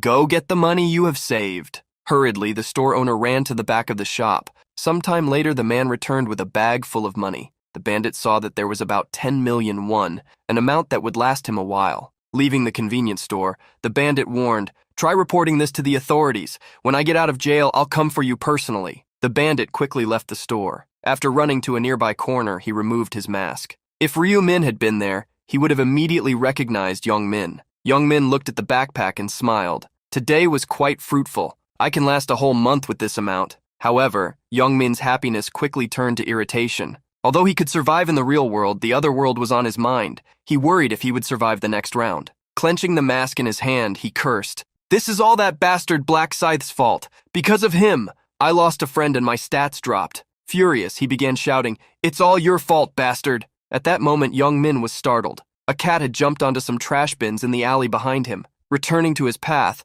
while cursing Black Scythe, he swore that if he met him in real life, he wouldn't leave him unscathed. In an apartment building, one of the lights was off. That was where Young Min lived. He hadn't arrived home yet, but was climbing the stairs to rest soon. As he entered the hallway leading to his apartment, Young Min saw someone at his door. Confused, he stared at the man, none other than Lost Yark. Who are you?" Lost Yark returned the gaze, eyeing the man with the suspicious bag. "Are you by any chance Hwang Young Min?" Judging by Young Min's reaction, the player realized he was right. Worried, Young Min cautiously asked, "Are you someone from the government?" Lost Yark looked confused, but soon smiled. "Ha ha ha, did you do something wrong to be afraid?" The hunter then formally introduced himself. "I'm Lost Yark, the interview manager for Flossaba. You applied to join us this morning, right?" Irritated, Young Min raised an eyebrow. "Is this bastard trying to sell me something? What kind of nonsense is this?" Seeing the confusion on Young Min's face, Lost Yark asked if he wasn't Black Scythe. The question made Young Min even angrier.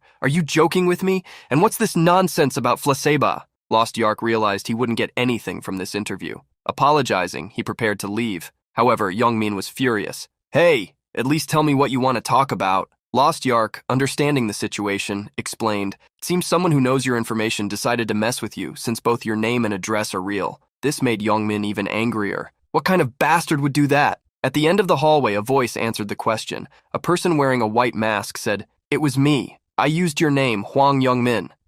Young Min's brow furrowed in a daze as the damned man introduced himself. "Who are you crazy bastard? Do you know me?" Monotonously, Ryu Min nodded in response.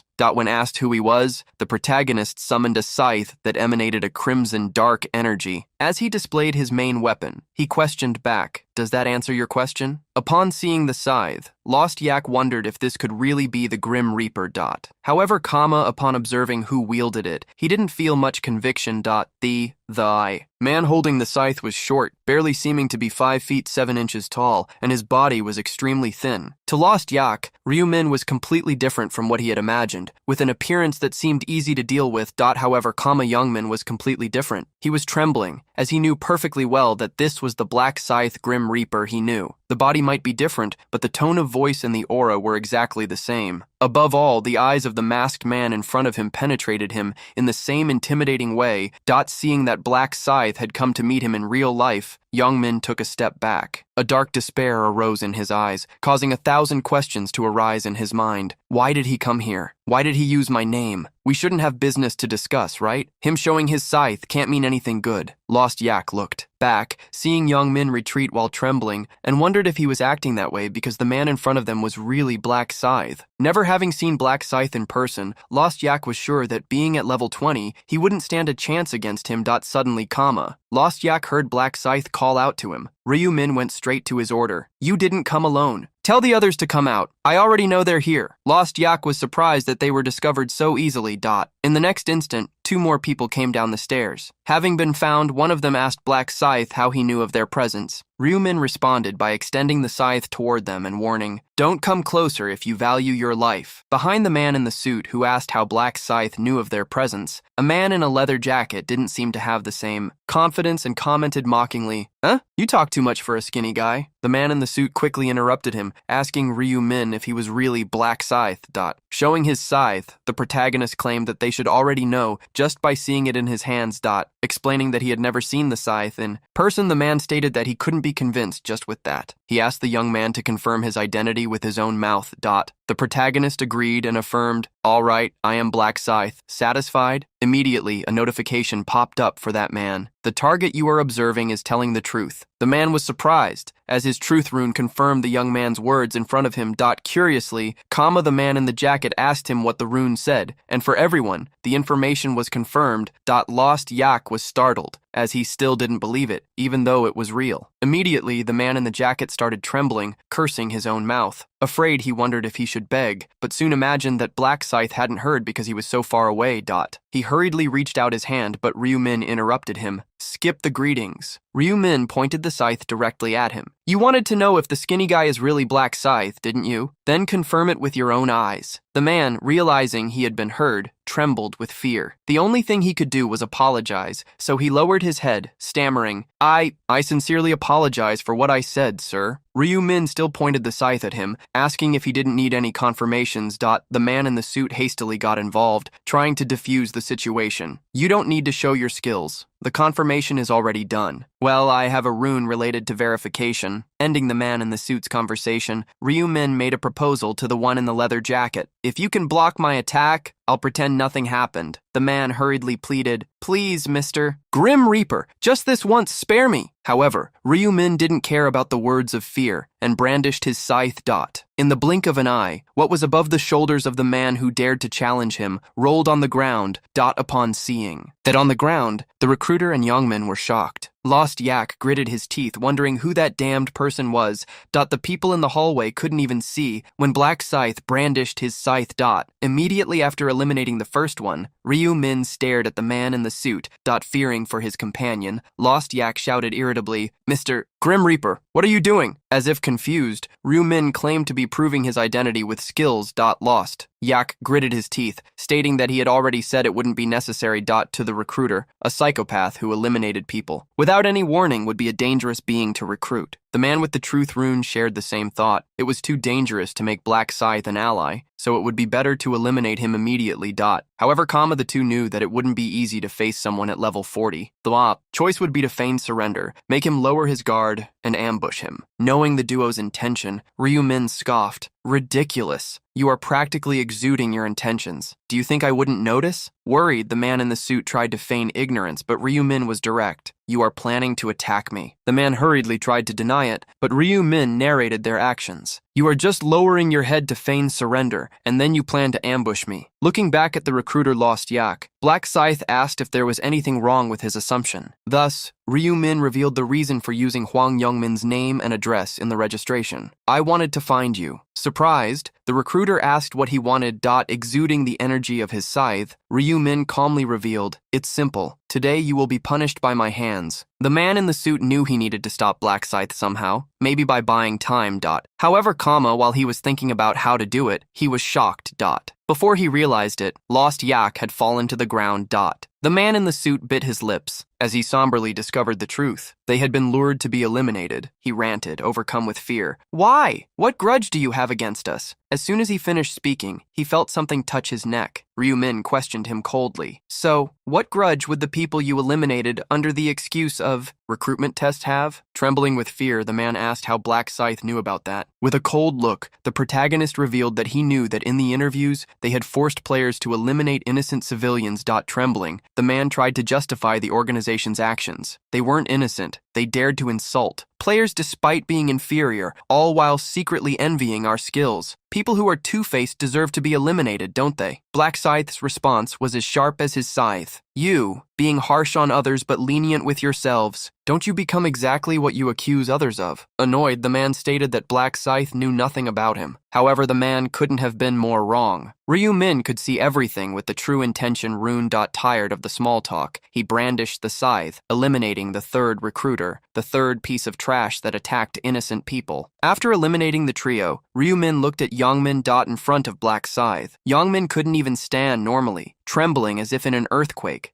Black Scythe's tone of voice was calming, but his words were terrifying. Don't be afraid. I'll send you to meet your friends soon. Youngmin was shocked to hear Black Scythe's words. As Black Scythe approached, he backed away, asking how he knew his friends. Black Scythe's reply was confusing. Why wouldn't I know them? We used to hang out together. To be exact, I was dragged along by your group. Huang Youngmin became even more confused with every word from Black Scythe. Surprised that he still hadn't figured out his identity, Ryu Min took off his mask. With the mask in his hand, he showed his own face. It's me, Ryu-min, the one you used to bother. Incredulous at what he saw and heard, Young-min mumbled Ryu-min's name. He remembered how Ryu-min was at his feet and how Black Scythe was hunting him, turning him into a stray for Young-min. Associating the two people didn't make sense. Seeing that, Young-min still didn't believe his identity. The protagonist smiled. In front of him, Young-min was gritting his teeth, trembling with rage. As he put away the mask, Ryu-min realized why he didn't believe it. Just in the last year, the situation had been reversed. Scared, Young-min ranted, "What are you? Were you toying with me this whole time? Why act like a loser?" Confused, Ryu-min asked when he had ever pretended to be a loser. Annoyed by the insult, he brandished the scythe in his hand, destroying the bag Young-min was holding and making all the money inside fall out. Along with the bag, Young-min's arm was also hit, and both fell to the ground. Making Young-min kneel. Ryu-min commented, "Hearing someone like you call me a loser really gets on my nerves." Young-min screamed miserably, so Ryu-min ordered, "Stay quiet, unless you want to lose your tongue." Young-min hastily bit his lips, forcing himself to endure the excruciating pain.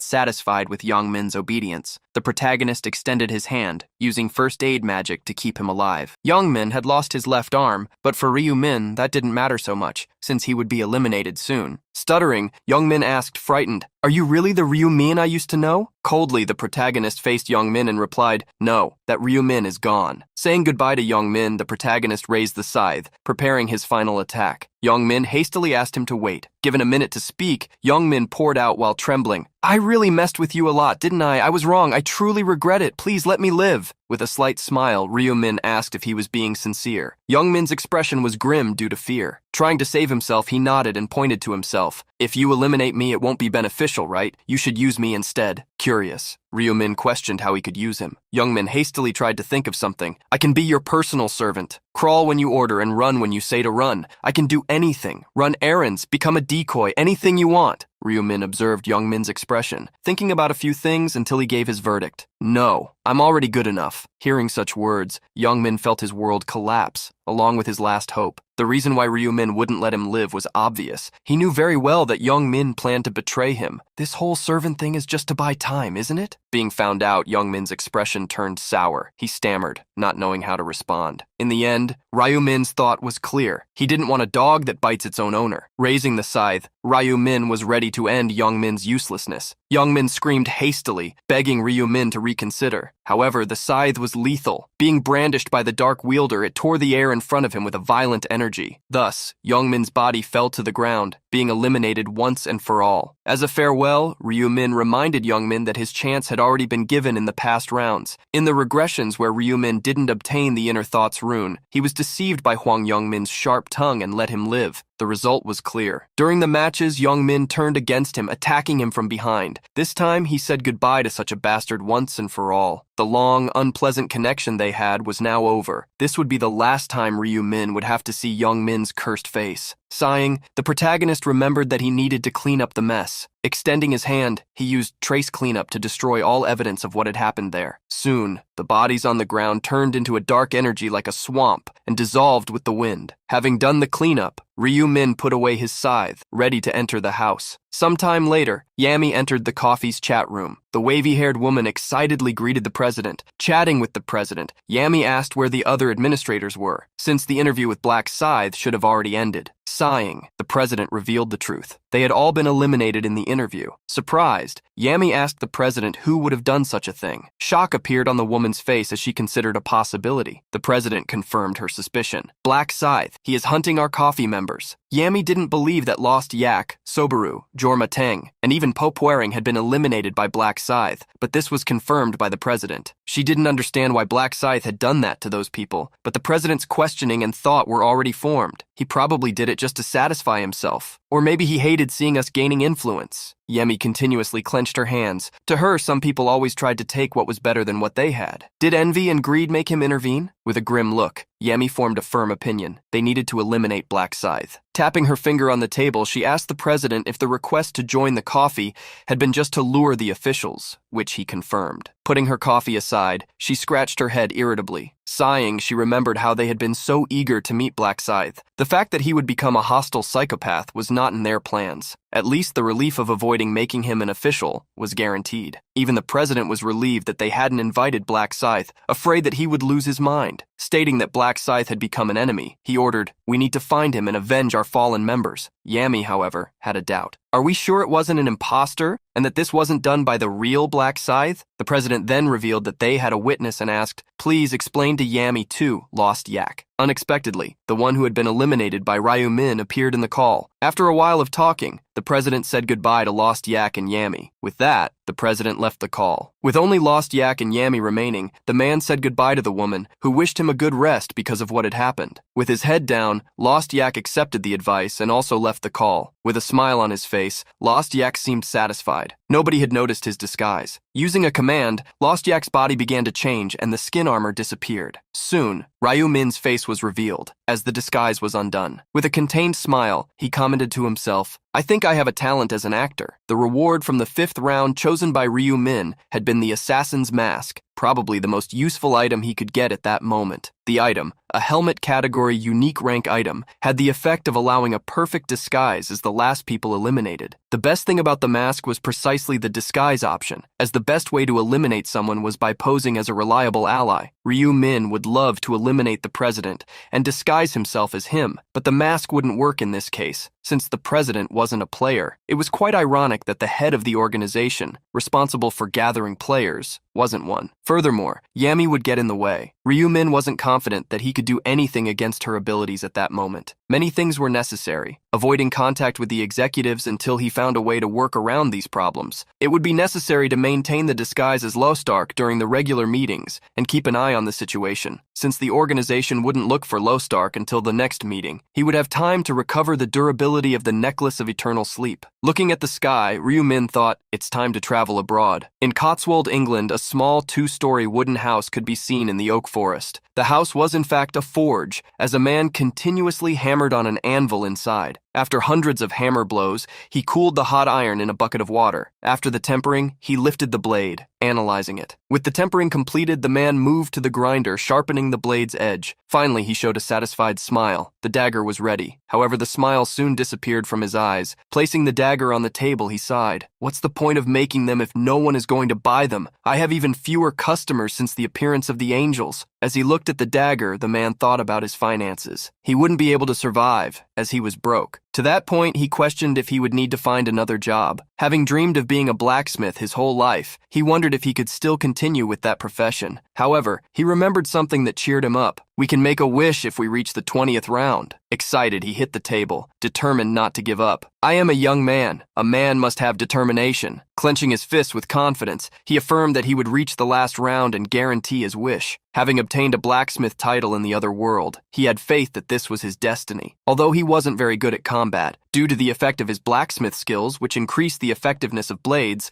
he managed to advance. Excited, he confidently stated, "I will be able to reach the 20th round." Despite the excitement, sadness soon resurfaced, as he still faced financial problems. He couldn't even buy supplies. Making a decision, he chose to temporarily close his forge and return when he got some money. As he prepared his things, he wondered if he could find a job outside the mountains. At that moment, a young man approached the wooden house where the blacksmith was. The man looked back and soon noticed the young Asian man, which confused him, since people didn't go to his forge frequently, much less foreigners. Hesitantly, the man asked, "Can I help you? Are you lost?" The protagonist extended his hand with a friendly smile. "You are Russell Daniel, right? The famous young blacksmith?" Nodding, Daniel asked for the young Asian man's identity. Upon hearing that he was in the right place, Daniel wanted to know where the young man had heard about him. However, Ryu Min corrected, "I didn't hear about you. I saw you." As Daniel became confused, Ryu Min explained, "I am a seer. I can see the future." Daniel didn't believe that a prophet could exist, but immediately Ryu Min began to reveal, "You are level 21, you are a blacksmith, and you are in European Zone C, number 8, right?" Daniel was startled, as the level and class could be discovered with luck, but the information about the zone went a little beyond that. Wanting to find out if the young man could really see the future, Daniel stated that he had never heard of a seer class before. Ryu Min explained that it was a rare and unique class, one of the classes that only one person could obtain. Crossing his arms, Daniel accepted the answer and questioned what he wanted there, even being so important.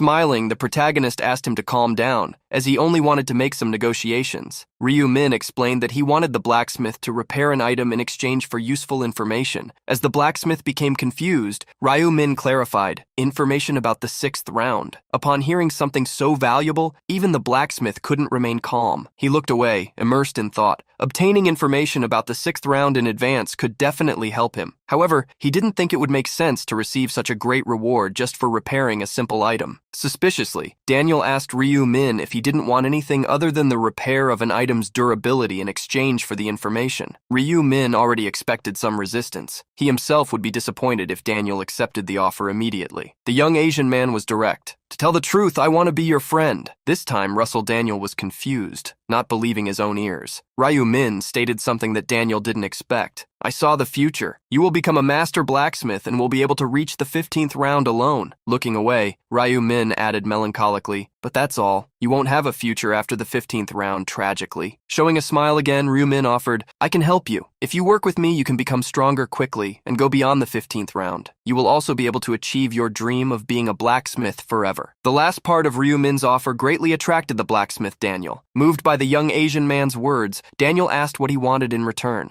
With a calm smile, Ryu Min revealed, I don't want much, just for us to help each other. Ryu Min knew Russell Daniel very well. He was a blacksmith who had survived until the 15th round. Being on good terms with talented people was what Ryu Min was after, so they could help him in various ways. Seeing the hesitation in the blacksmith's eyes, Ryu Min wondered how he could help him make a decision. So he explained, I won't ask for much. Just repair my equipment when I need it and use some skills on me. In exchange, I'll give you information about the next round. Ryu Min also reminded him, with that, you'll be able to get advantages you normally wouldn't and become stronger quickly. Despite it being an offer he should accept without a second thought, Russell wondered if he could trust the person in front of him. There seemed to be honesty in the conversation, but he decided to be cautious. So Russell made a decision. I appreciate it, but I'm not sure yet. Can I decide if we'll continue with the agreement after the results of the 6th round? Ryu Min didn't mind, reminding him that they hadn't even made a contract. Russell then asked him to show the item to be repaired, requesting to receive the information about the 6th round only after that. The protagonist took the necklace of the Pearl of Eternal Rest from his inventory, the necklace that gave 1 stat point for every 100 monsters killed and 100 lost durability points. He handed the necklace, which had only 1 durability point remaining, to the blacksmith. As soon as he took the necklace, Russell closed his eyes and, placing the item between his hands, made a flame of fire appear around his body, as well as a hammer of golden energy. As simple as washing his hands, Russell returned the necklace to Ryu Min after repairing it. Upon getting the item back, the protagonist checked its durability. It had returned to 1,000 points. With a satisfied smile, he told himself that he could now go back to accumulating stat points. Despite not knowing exactly what kind of necklace it was, Russell imagined that it must be very good, since the young man was willing to do anything to have it repaired. Hearing Daniel's thoughts, Ryu Min discovered that the blacksmith had considered his privacy and avoided spying on the item's stats. While Ryu Min thanked him and put the necklace back in his inventory, Daniel asked if he could receive the information about the 6th round at that moment. Agreeing without further ado, the two had a quick conversation. After hearing about the 6th round, Russell crossed his arms worriedly. It's true, it'll be better to gather strong allies. Ryu Min confirmed his words. The monsters would be really powerful. As soon as Russell was ready to affirm that he had sealed the deal, Ryu Min made a request. Would you happen to sell me an item? With an investigative smile, he asked. Black iron powder. You have it, right? Russell was shocked to see the seer guess even what he possessed. Ryu Min suggested that he sell the powder. You seem to be looking for work to cover the costs of materials. I will pay you well. The fact that the seer knew that he was also looking for another job brought even more truth to his words. Completely stunned, the blacksmith revealed, I believe you now. I believe you are a prophet. He apologized for having thought the young man was using some trick. Ryu Min didn't mind and smiled, reassuring him, I just say what I see. You decide whether to believe it or not. Russell thought for a moment and then declared, I will give you the black iron powder. I feel like I'm getting more than I'm giving you. Taking a pyramid-shaped package, a possession-type item, he handed it to Ryu Min. The protagonist was surprised to see Russell give him such a rare item for free. The black iron powder was a material for divine rank items, and the blacksmith must have already known how difficult it was to obtain it before the 11th round. Ryu Min felt that he should be the one thanking in this exchange. The protagonist asked once more if Russell was sure about giving away such an item. Scratching the back of his neck, the blacksmith revealed he didn't even know what the powder was used for, so he wanted to give it to the prophet, who should know its true value. Russell imagined that the powder must be important for the seer to ask for it, but decided not to snoop. as he had already received too much. It would be greedy to ask for anything more in return. While having these thoughts, Russell saw the young man smile like a satisfied child. Internally, Ryu Min greatly praised the blacksmith for being a good person. Taking the iron powder, Ryu Min handed Russell a bag. Upon opening the zipper, Russell discovered that it was stuffed with money. As the blacksmith faced so much money, Ryu Min explained with a smile, "There is a total of 20,000 pounds in the bag. I don't think it's fair to receive an item for free." When asked if the amount would cover the costs of the materials,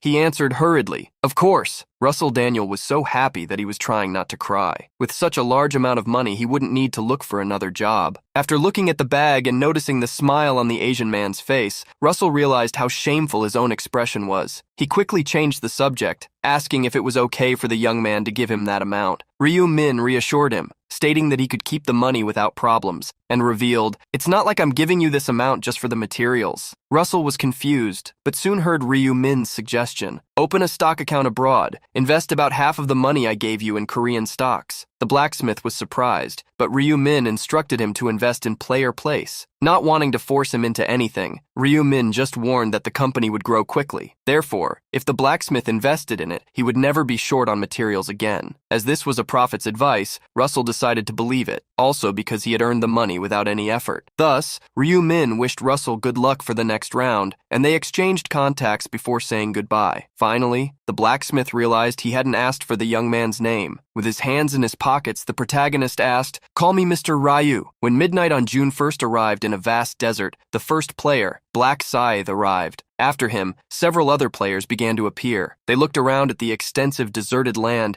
and wondered what kind of mission would arise in that place. Black Scythe, who already knew that the 6th round would be cooperative, decided to look for people to work with him. The first person he wanted to find was none other than Minjuri. The protagonist didn't want anyone other than the girl on his team, but as he would need 3 more people to form a group of 5, he would have no choice. While walking, Black Scythe noticed something. He turned around upon hearing someone shout his nickname. Excitedly, Minjuri ran toward him while calling his name. She approached him without any hesitation. "It's been so long. How have you been?" Maintaining a formal distance, he asked back, "Has it been that long?" Smiling animatedly, she commented, "Still, it's been a month since we last met." The newcomers looked at Minjuri, wondering who she was and why she was talking so casually to the first place on the overall ranking. A young woman wondered if Juri was a top ranker who would be worth being with Black Scythe. Soon everyone began to remember. Minjuri had been the 2nd place in the results of the last round. They began to feel jealous, since she was so close to a high-level player. Curious, Juri asked Black Scythe if he had defeated the last boss in the last round. Monotonously, he affirmed that he had. Remembering that time was short,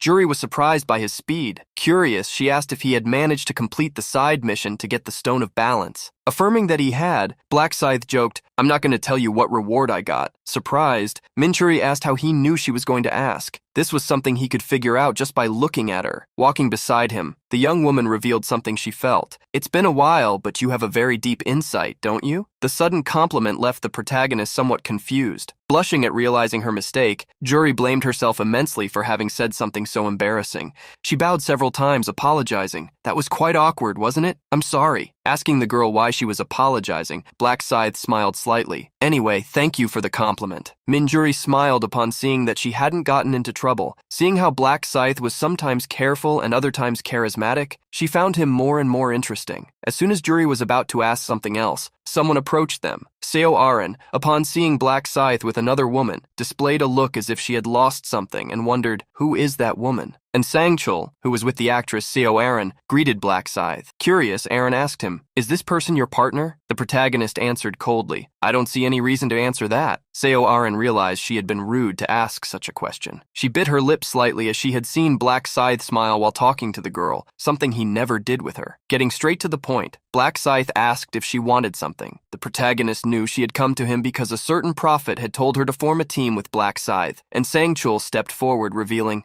Black Scythe, to be honest, we would like to form a team with you." Crossing his arms, Black Scythe asked why. Worried, and Sangchul tried to affirm that they would be useful. "We know we might slow you down, but we'll do our best to support you." Ryu Min decided to pretend to think about the matter because, to be honest, these two only served as numbers to complete the team. He figured that if he accepted the two into his team, Mak Yoongrok would treat him even better. Seeing Black Scythe thinking deeply, and Sangchul tried to convince him, "We're not asking to join your team for free. I have information about the 6th round. If you accept us, we will share it with you. Ryu-min frowned upon hearing the bodyguard mention information about the 6th round and decided to test them. Shaking his head, the protagonist stated that he didn't need the information, which left Sang-chul confused. Why not? Doesn't knowing the strategy for the 6th round in advance help? Arrogantly, Black Scythe stated that he would handle things his own way, without needing to rely on unreliable information. Still, he showed curiosity and asked, "Where did you get this information? From what source?" And Sang-chul was surprised and held back. Trying to get the information out of him, Black Scythe insisted, "You can't say, even if I let you join the team?" Suddenly, Sang-chul bowed 90 degrees, shouting, "I'm sorry." The fact that Sang-chul hadn't told him about the prophet showed that he was more discreet than Ryu-min had imagined. This wasn't a bad thing. With his head down, Sang-chul thought that Black Scythe wouldn't accept them, but upon hearing that he would let them into the team, he stood up quickly, startled. Curious, he asked why. With a smile, Black Scythe stated, "Because you didn't reveal the source of the information, it made me believe you were trustworthy. I hate those who can't keep their mouths shut." And Sang-chul thanked the heavens for not having said anything. Otherwise, they would be marked forever. The guard ended up seeing the actress Seo Aaron bow in gratitude and quickly did the same as her. "Thank you for accepting us." Accepting the two, Black Scythe introduced Jury. "This is a buffer under my contract." While Sang-chul wondered what a buffer was, Seo Aaron questioned how the two had met. Seo Aaron approached the girl, extending her hand as she introduced herself. Min Jury did the same, shaking her hand. Curious, Jury noticed something. "You're not the actress Seo Aaron, are you? You changed your face's appearance to look like her, didn't you?" Hearing the question, Aaron corrected her, stating that she was the real one. Unexpectedly, Jury's eyes filled with joy as she jumped and quickly shook Seo Aaron's hand. "Wow, I really loved your last work. It's my dad's favorite drama. You're our favorite actress too." Faced with so many compliments, Aaron thanked her. Meanwhile, Sang-chul asked Black Scythe if he really didn't need the information about the 6th round. The protagonist was direct in his answer. "I don't need it, and don't tell me. I don't want to owe anything to anyone." And Sang-chul just wanted to reciprocate, passing the information to Black Scythe. But since he was going against his plans, he wanted to at least give a hint. Thinking about something, the guard walked up to Min Huri, asking, "You said your class is buffer, didn't you? What is that?" Jury revealed that her class could conjure stat enhancements, something she would apply to everyone later. Feeling a similarity with Min Jury, Seo Aaron revealed that she had something similar to a buff, a fairy that could give someone a shield. Upon hearing about the fairy that could be summoned, Min Jury became extremely curious. While they excluded Sang-chul from the conversation, the two formed a small friendship. Sang-chul tried once more to approach them, introducing himself to Jury. The girl greeted him, commenting that Sang-chul seemed to know Black Scythe because of the conversation they had earlier. Thinking about this, Sang-chul spoke of Black Scythe, revealing that he had saved their village in the past. Upon discovering that Black Scythe had saved other people in danger, Jury felt that her eyes hadn't been wrong about him. While everyone seemed to be getting along, golden wings appeared in the sky, carrying the angel Priscilla. Priscilla greeted all the humans with a smile. "Greetings, humans. Have you rested well since last month?" Seeing that there were 1,010 people present, Priscilla commented, "This is a perfect number of participants. Should we get straight to the point?" Priscilla flapped her wings and made a notification window appear in front of each person with the main mission of the 6th round: defeat a boss in 6 hours. Black Scythe saw several people get surprised by the mission, many wondering how they were supposed to defeat a boss alone. Priscilla, however, reassured everyone. "Don't worry, since it's impossible to defeat a boss alone anyway." Following Priscilla's speech, many asked how they would do it then. Flapping her golden wings, she revealed, "Obviously you will have to fight together, and that's why we have prepared something for you. The team system, a system that allows players to form groups and cooperate." Revealing the system, Priscilla stated, "You will need 5 people to form a group. Once formed, you will be recognized as allies and will not be able to cause damage to each other." Hearing Priscilla's words, a person asked if they still needed to worry about being stabbed in the back while fighting. Priscilla confirmed the doubt, but reminded them, "Attacks from other teams and monsters will still work on you. Only the attacks from allied members are nullified. Don't forget." Priscilla explained a little more about the system, which was new to everyone, although very common in games. When they were in a group, the experience points and gold obtained would be divided equally for each monster eliminated, no matter which team member had killed the monster. However, she warned, if you are more than 100 meters away from the monster, the rewards will not be shared with you. Hearing about the division of experience and gold, some people still had doubts about how the items obtained from defeating monsters would be divided. Priscilla revealed that the items dropped by monsters would be distributed based on the contribution percentage, and gave an example. If 2 players contribute with 70% and 30% respectively in a hunt, they will have that same chance to get the item. A human then asked Priscilla if even with low contribution, they could still get the item if they were lucky. Priscilla confirmed. Correct. Even with only 1% contribution, if you are lucky, you can get the item. She also warned them about something. The contribution was measured by the system considering everything. The greater the damage, the greater the contribution. But that wasn't the only factor. Even players who just conjured buffs could be rewarded with contribution. Minjuri, who was somewhat worried, listened carefully to the instruction, which seemed made especially for her. Black Scythe looked around upon hearing a player comment, "You can get contributions just by using buffs? Wow, this makes buff classes really good." It was precisely thanks to this feature of the system that classes not focused on combat could achieve high contribution in fights. Finally, Priscilla warned them, if you are not in a group, the monster kills will not count. Once you are in a group, defeating a monster will count as a victory for all members of the group. Surprised and relieved, a player asked if all 5 would complete the challenge like that. Priscilla revealed a crucial piece of information about the round. There are currently 101 bosses scattered across the field, which means that only 505 survivors will be able to complete the challenge by defeating them. Thus, Priscilla concluded the information about the groups, and with a smile, showed everyone that the mission wouldn't be so difficult. You just need to defeat one boss. Speaking slowly, it's that simple. Observing how Priscilla liked to act, Ryu-min scoffed at how these beings always treated things as simple, since they were not the ones who were going to fight. Priscilla released a divine golden light announcing, "Now, humans, give your best to defeat those monsters." In the end, she also reminded them, this time, there are no side missions. One of the players gritted his teeth, irritated at hearing Priscilla call the mission easy. Another one remembered that a boss was called that for a reason, as it was insanely strong. Soon, everyone began to receive notifications about the team system. To form a group, 5 people must hold hands and chant together group formation. If you are not in a group, the mission progress will not count, so keep that in mind. A 6-hour timer was started, and as Black Scythe, Minjuri, and Sangchul and Seo Aran joined together, they discovered that they needed to form a 5-person team. And Sangchul, upon seeing the notification, confirmed that it was the same as the prediction the prophet had made. The 6th round really required a group of 5 people for the teams. He was quite relieved that they had listened to the prophet and went in search of Black Scythe before the mission appeared. And Sangchul asked Black Scythe if they should form a team yet, but the protagonist reminded him that a group needed 5 people. They still needed one more person. Worried, Minjuri asked who they should call for the last spot. For this decision, Sangchul asked the girls to let Black Scythe decide, since he was the strongest. Crossing his arms, the protagonist thought of someone, wondering if he would be around.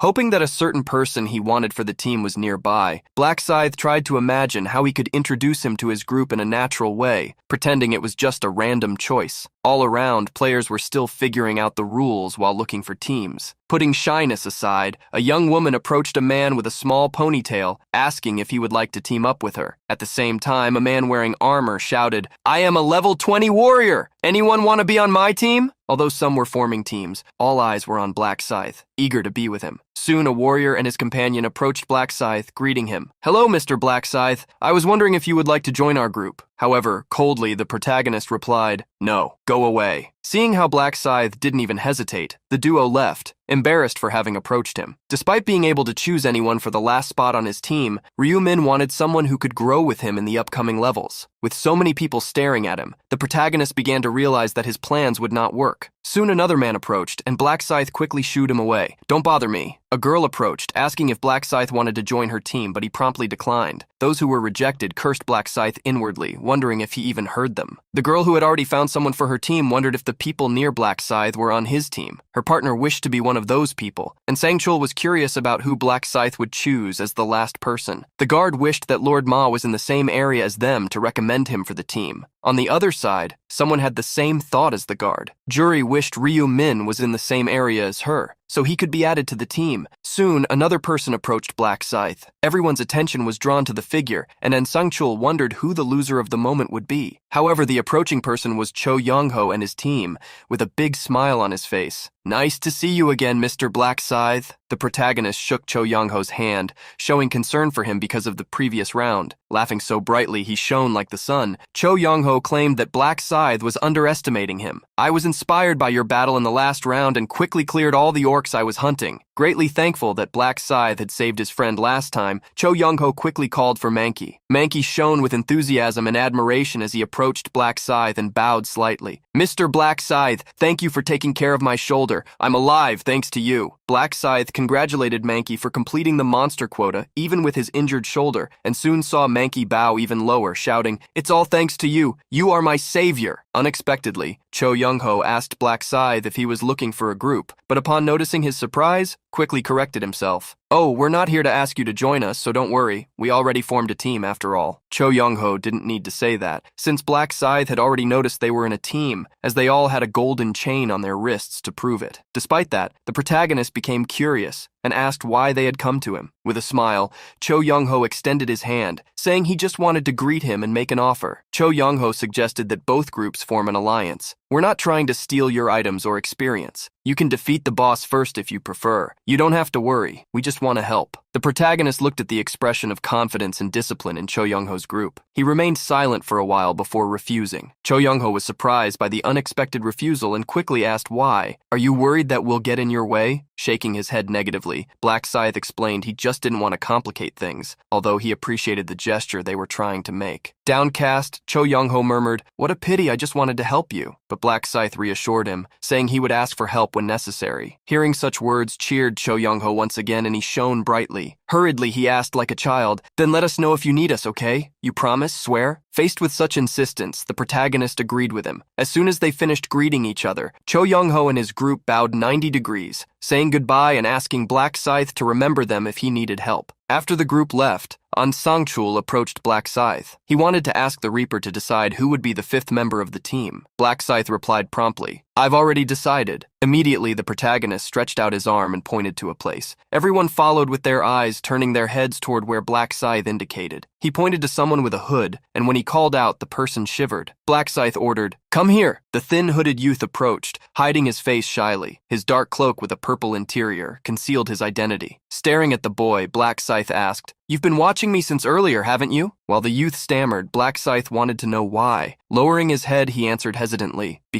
Because I want to be in your group." Black Scythe asked the boy's level in class, who, rubbing his wrists to stay calm, said he was a level 23 Dark Mage. With the introduction made, Black Scythe looked at his group. "It doesn't matter much, so let's keep him." The young, disheveled-haired boy was surprised to be chosen, and Sang-chul seemed confused by the choice, while the two girls watched the small boy hidden under the cloak. And Sang-chul tried to understand why Black Scythe had rejected so many people just to choose someone who looked so fragile. The young Dark Mage was exactly as Sang-chul described him. However, Black Scythe knew him well. The boy's username was No Pain, No Gain, someone who would later become the leader of a religion that would worship Black Scythe as a deity in the game world. Since the youth would become an obsessed fan, Black Scythe thought it would be good to build a good relationship with him early on. Extending his hand, Black Scythe shook No Pain, No Gain's trembling hand, and called everyone to join hands. With their hands stacked, they declared together, "Form team." Immediately, a golden glow appeared around the wrists of the five, creating chains that linked them. The hooded youth still couldn't believe what was happening. Under the hood, his maniacal smile and look of pleasure were intense, simply because Black Scythe had accepted him into his team.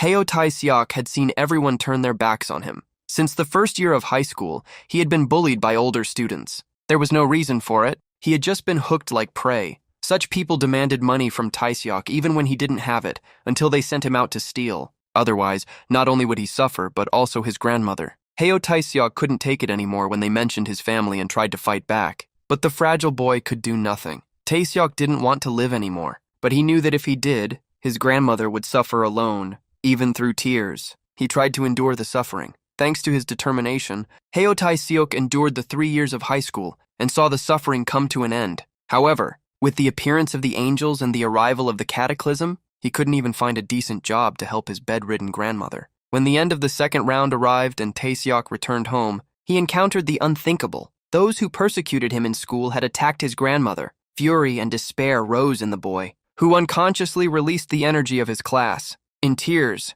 he whispered, "black arrows." Arrows struck 2 of the thugs who had broken into the house. Where the arrows hit, their bodies began to necrose. The third thug retreated in fear and drew a sword. Heo Tai-seok eliminated all 3, but from that moment on, he also began to build walls between himself and others. A single goal resided in the young man: to pass the final round and use the wish that would be granted to him to save his grandmother. Upon reaching round 3, Heo Tae-seok also managed to conquer it. Since he had changed class, he had never failed to get first place in his zone, but he always saw a sky above the skies. Black Scythe. When the regions merged and Black Scythe won the representative tournament, Tae-seok watched him speechless. Tae-seok wished he could be as strong as Black Scythe, as he knew he could save his grandmother that way. While wondering how Black Scythe had become so strong, Heo Tae-seok wished he could meet him. The protagonist called the boy, who used the nickname No Pain No Gain, and asked him to introduce himself. The boy nodded and, hiding under his hood, introduced himself. I am a level 23 black mage.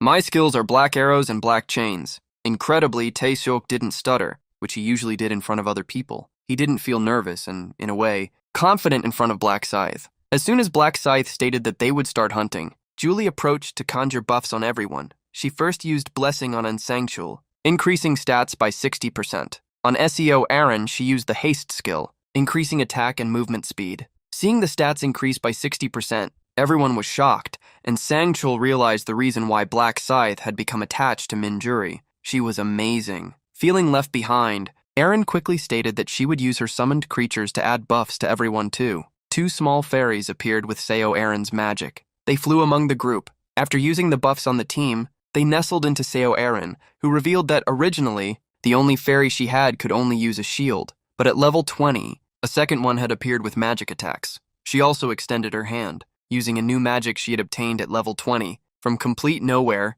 a stone golem began to form. Seo Aaron revealed that although the golem couldn't use buffs, it could attract the attention of monsters. Jury was impressed by the duality of Seo Aaron's abilities. The actress, however, wanted to show herself to Black Scythe to prove that she could also be useful. Ignoring her thought, the protagonist announced that they would start moving. Seeing how impressive the buffer and the summoner were, Heo Tae-seok told himself that he also needed to be useful. The group walked through stone pillars, which had suffered erosion due to sandstorms. Upon hearing a roar, Tae-seok was startled. He quickly ran out of the pillar formation and spotted a large centaur surrounded by a group of players. That group, having easily found a boss monster, became excited. They collectively ran towards the centaur. However, the centaur swung a spear that hit the swords of a group member, disarming him. They realized that the monster's strength was no joke and that they needed to work together. Worried, Rogue asked how they could possibly defeat that thing. A knight in pink armor tried to approach the monster from behind.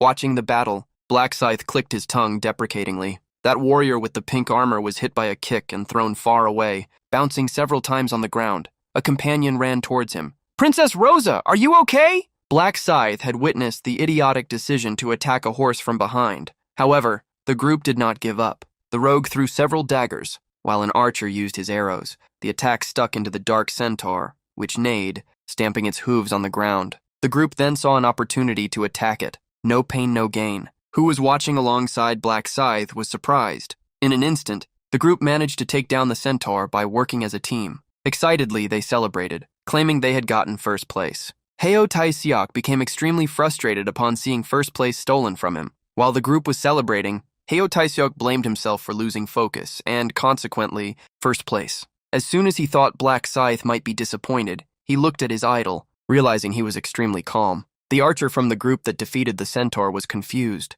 as he hadn't received mission completion confirmation. One of the team members scratched the back of his neck, wondering why the notification wasn't appearing. Black Scythe watched as they finally realized the truth. The centaur they had just defeated was not the event boss. The true boss had a bull's head, a minotaur. To defeat the minotaur, at least 20 level 20 players were required, 4 groups of 5 people. Black Scythe had analyzed it as the round's trap. The stage was designed to make it look like a group of 5 people could defeat a boss, although Priscilla never said they actually could. Since he couldn't walk around revealing the truth to everyone, the protagonist decided to just observe for now. While observing Heo Tae-seok, the protagonist felt pity, except for him who hadn't heard the prophecy. Everyone seemed calm. Clearing his throat, Black Scythe decided to use his actor side. As soon as he got everyone's attention, he murmured, "Judging by the reaction of the other teams, that wasn't the boss. The real one must be somewhere else." After making everyone hear this, he drew up a plan and revealed it. "Let's put the boss hunt aside for now and hunt centaurs to level up until time is about to run out." Reminding them how a team of 5 level 20 players had barely managed to defeat a centaur, he commented that a boss should require at least 3 to 4 teams to be defeated. He scared everyone by stating that as long as they weren't strong enough, they could even fall into other traps. He also reminded them that if they got stuck in a pillar of light after defeating the boss, they might just be wasting time. So it was better to hunt first while observing, and Sangchul was impressed with Black Scythe for being able to create such a strategy even without having heard the prophecy. No pain, no gain approached Black Scythe, astonished. If we wait to fight the boss, we might lose first place. Are you okay with that? Black Scythe, however, reassured him. It doesn't matter. Even without the first place reward, the experience points from 6 hours of hunting will benefit us. He also reminded the young man that the requirement to get first place was not necessarily to defeat the boss first, seeing how Black Scythe could find the right path even without hearing the prophecy. And Sangchul became increasingly impressed. Curiously, Jury asked if they should start hunting together. Aaron thought they needed a strategy, but Black Scythe confused them. I will defeat the monsters, Aaron asked, surprised, if he would fight alone. No pain, no gain, however, was different from the actress. He was confident that Black Scythe could do it. As soon as he heard that Black Scythe would hunt the monsters, and Sangchul asked what they should do, calmly, the protagonist just told them to follow him to gain experience and gold, but demanded that the items obtained be kept by him in exchange for helping them without them running risks. And Sangchul and the girls agreed, and with a bright expression, Taesuk thanked his idol. We will follow your will, Black Scythe. Stating that they wouldn't regret it, Black Scythe drew his scythe. He led the group, moving fast enough that they didn't realize it. The distance Black Scythe opened frightened the group left behind, and Sangchul quickly shouted, "Let's hurry up and follow him!" While running, the cloak Black Scythe wore fluttered like wings. Its aerodynamics helped him be fast, trying to keep up, and Sangchul and the others ran as fast as they could. Falling behind, the girls didn't understand how Black Scythe could be so fast. Jury tried to imagine how much agility he possessed, thinking he was fast. No Pain No Gain now compared himself to a kitten in front of a cheetah. Suddenly, the mage noticed something and pointed in another direction. A centaur appeared, and immediately Black Scythe ran towards it. The protagonist jumped and, against the monster, wielded a single scythe blow. The monster was reaped with a single attack, falling to the ground after being struck down. The group was shocked to see how fast it had been. They didn't even understand Black Scythe's actions. Continuing to advance, the protagonist ran through the desert, facing 2 other centaurs. With his scythe drawn, Black Scythe prepared to face the centaur that was pointing its spear at him. The protagonist used his small size to approach the monster's legs and attack them. As soon as the cut was made, the giant centaur tripped. It collapsed forward like a fallen tree. But in the middle of the fall, it met Hyunmin's scythe. With the blow, Black Scythe defeated 1 more centaur, advancing towards the second one in that group. The centaur tried to retreat, but Black Scythe just used its forelegs as a ladder to reach a higher point. With a crimson-red glow, the scythe spun like a propeller, ending the reign of that centaur monster. By defeating the centaurs, Black Scythe took advantage of the triple experience bonus. He had been hunting for some time, and at that moment, his kill counter had reached 172 points. Having reached that number, with the help of the massacre rune, and in just 30 minutes, he praised his own pace. He remembered that there were 2,000 centaurs in the hunting ground, and he could monopolize them in 6 hours if he maintained the pace, leaving behind only those that other groups managed to defeat first. Putting away his scythe, Black Scythe waited for the group who, tired, were still running toward him. Aaron was breathing heavily, while No Pain No Gain was even coughing due to his dry mouth. Seeing the situation, Black Scythe commented that they could take a break if they were tired. Jury was truly relieved, as was Taesyok, who immediately thanked him. As soon as they could rest, the group collapsed on the ground, except for Sangchul. The guard thought and commented,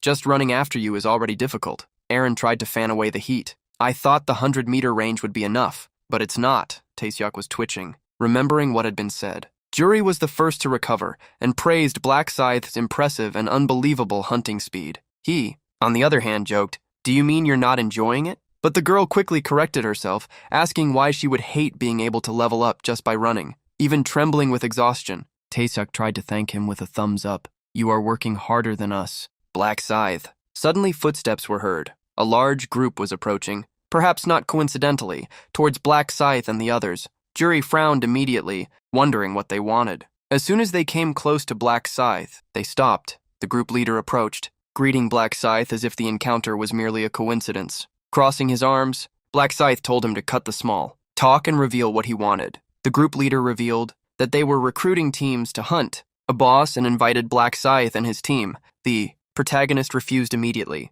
surprising the player. He tried to convince Black Scythe, stating that the boss was not an easy opponent. At that moment, looking at the horizon, he spotted a minotaur roaming the ruins. Pointing to the minotaur, he revealed that another group had already tried to defeat it, but they were swept away easily. Telling the story, the player commented that it was then they realized they needed multiple groups working together. Telling them to work alone, Black Scythe asked them to leave them out of it. Confused, the player asked if it wouldn't be better to work together, stating that they would even let him have the first attack. With a sharp gaze, however, Black Scythe warned, "Don't make me repeat it a third time." Afraid, the player quickly fled, apologizing. Upon returning to his group, the player apologized, revealing that he had used all sorts of tactics to convince him, but was refused. Confused, a player asked if Black Scythe didn't also need to defeat a boss. In the end, they had no choice but to try for themselves. The large minotaur roamed the area carrying a heavy axe. The group of players approached the minotaur from behind,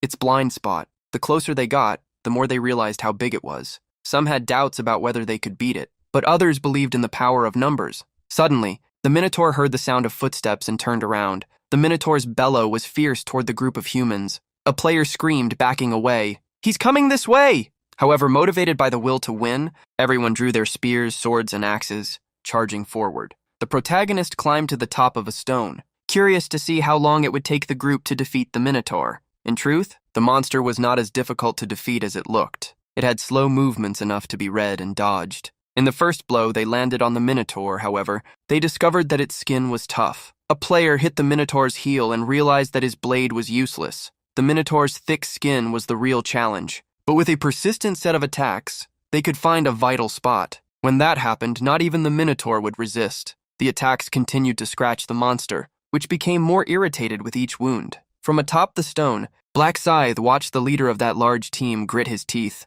cursing the minotaur's toughness. An archer recommended to his companions, "Focus on dodging." An axe warrior, however, advanced to vent the fury he felt. He threw his axe at the minotaur, spinning. The axe heavily hit the monster, making a large wound for the first time. However, the minotaur counterattacked and upon hitting that warrior, launched him far away. Mages who were creating fireballs and a lancer became afraid, but the mage didn't stop his attacks, launching the fireball at the minotaur. In flames, the minotaur bravely bellowed. The amount of damage caused by the fireball finally took it down, and a cheer spread among the group. Immediately, a pillar of light fell on an archer. Just as on him, other pillars of light fell on his companions. Seeing what was happening, a player gritted his teeth upon realizing he would have to fight another minotaur. Next to him, a girl understood how to finalize the mission. Those who were inside the circle wondered if they would have to stay there. Despite being safe and being able to rest, they felt they were missing out on something. While those who hadn't been saved talked, the team leader looked back. He noticed Black Scythe's presence on top of a stone, but before saying anything he gave up, as he knew he wouldn't change the Reaper's opinion. Climbing down from the stone, Black Scythe showed his relief to his companions for not having defeated a minotaur. Jury, closer to him, attested that he had predicted correctly. As the group had rested enough, Black Scythe thought it was time to continue. Reminding them that they would need to stay close to him, Black Scythe advanced once more, running through the desert while tracking the centaurs. Pillars of light continued to fall on groups of players who had defeated the minotaurs. Sitting on the ground, a player wondered what place they had achieved, since no ranking was displayed. Next to him, a companion corrected him. "Who cares? We defeated the boss, so we'll survive, right?" Since he wasn't sure, he decided to just lie down and sleep. Another player, who was observing the surroundings, noticed something on the horizon. He saw a centaur being attacked by someone flying. With a single blow, Black Scythe had shown them how to defeat a centaur. Seeing Black Scythe and how he had defeated the monster, the group was surprised, understanding the great difference that reaching level 40 was. Confused, a player asked her companions why Black Scythe was hunting centaurs instead of defeating the boss. Wouldn't it be better to defeat the boss quickly and rest? Another companion, however, understood what Black Scythe was doing, giving up the rankings and gaining experience in exchange. Upon hearing the girl say that she would like Black Scythe to achieve first place again, he scoffed. Even Black Scythe won't be able to stay on top forever. Still, he recognized Black Scythe's intelligence for hunting for experience points. Focusing the centaur's location with the tracking ability, Black Scythe had already defeated over 1,900 of them. There were only about 20 minutes left until the end of the round. At this point, the protagonist believed that all minotaurs had already been eliminated. Tired, Minjuri led the rest of the group. Asking Black Scythe if they could rest, he agreed, revealing that the hunt was over. All they needed now was to eliminate the minotaur boss. Upon hearing that the hunt was over, Jury was surprised.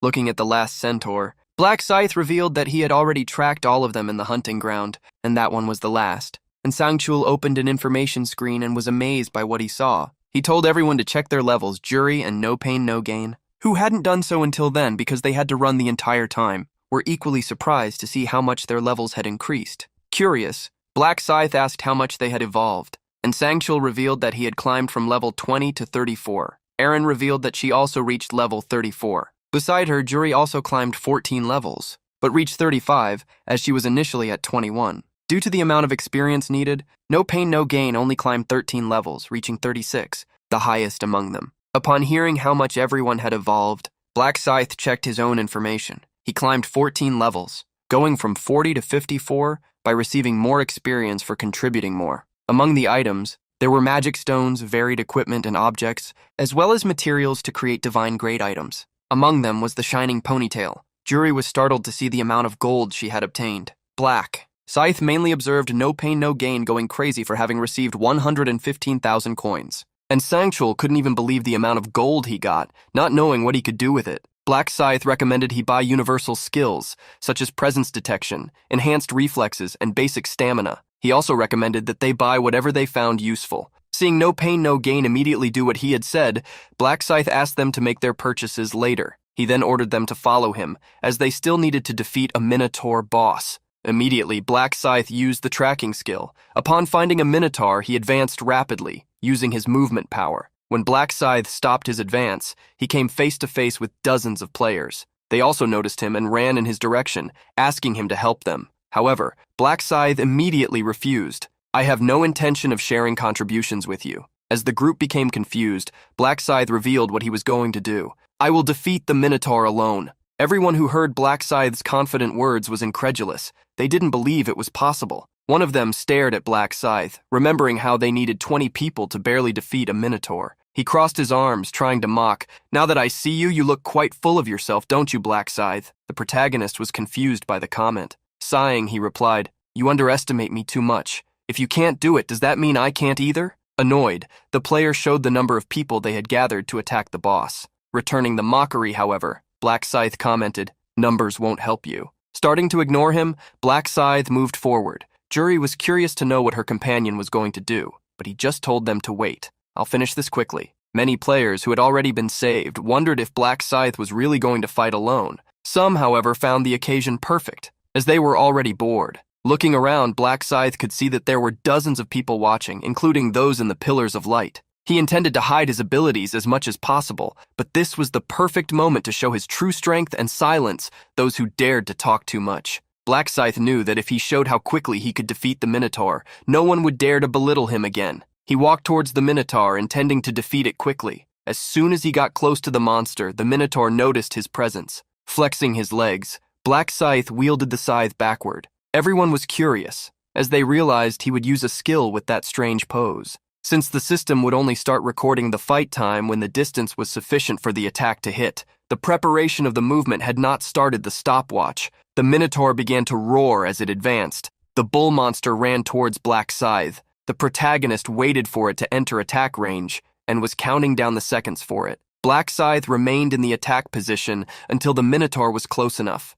In the second before the attack moment, Black Scythe activated the skill Dark Night. With the sky turning dark, he attacked with the Moonlight Cut. The crimson magic sliced through the air, traveling towards the Minotaur. The attack hit the monster before it could even realize it. Like a sharp wind, the blow fell upon the Minotaur's neck. The attack passed through the monster, taking parts of it with it. Like a mask being removed, the upper part of the Minotaur fell to the ground. The Minotaur collapsed completely after the attack was concluded. With the sunlight returning to the sky, the players were shocked by what they had witnessed. For many, it was impossible to believe. Internally, Black Scythe mocked, wondering if they knew how high his stats were.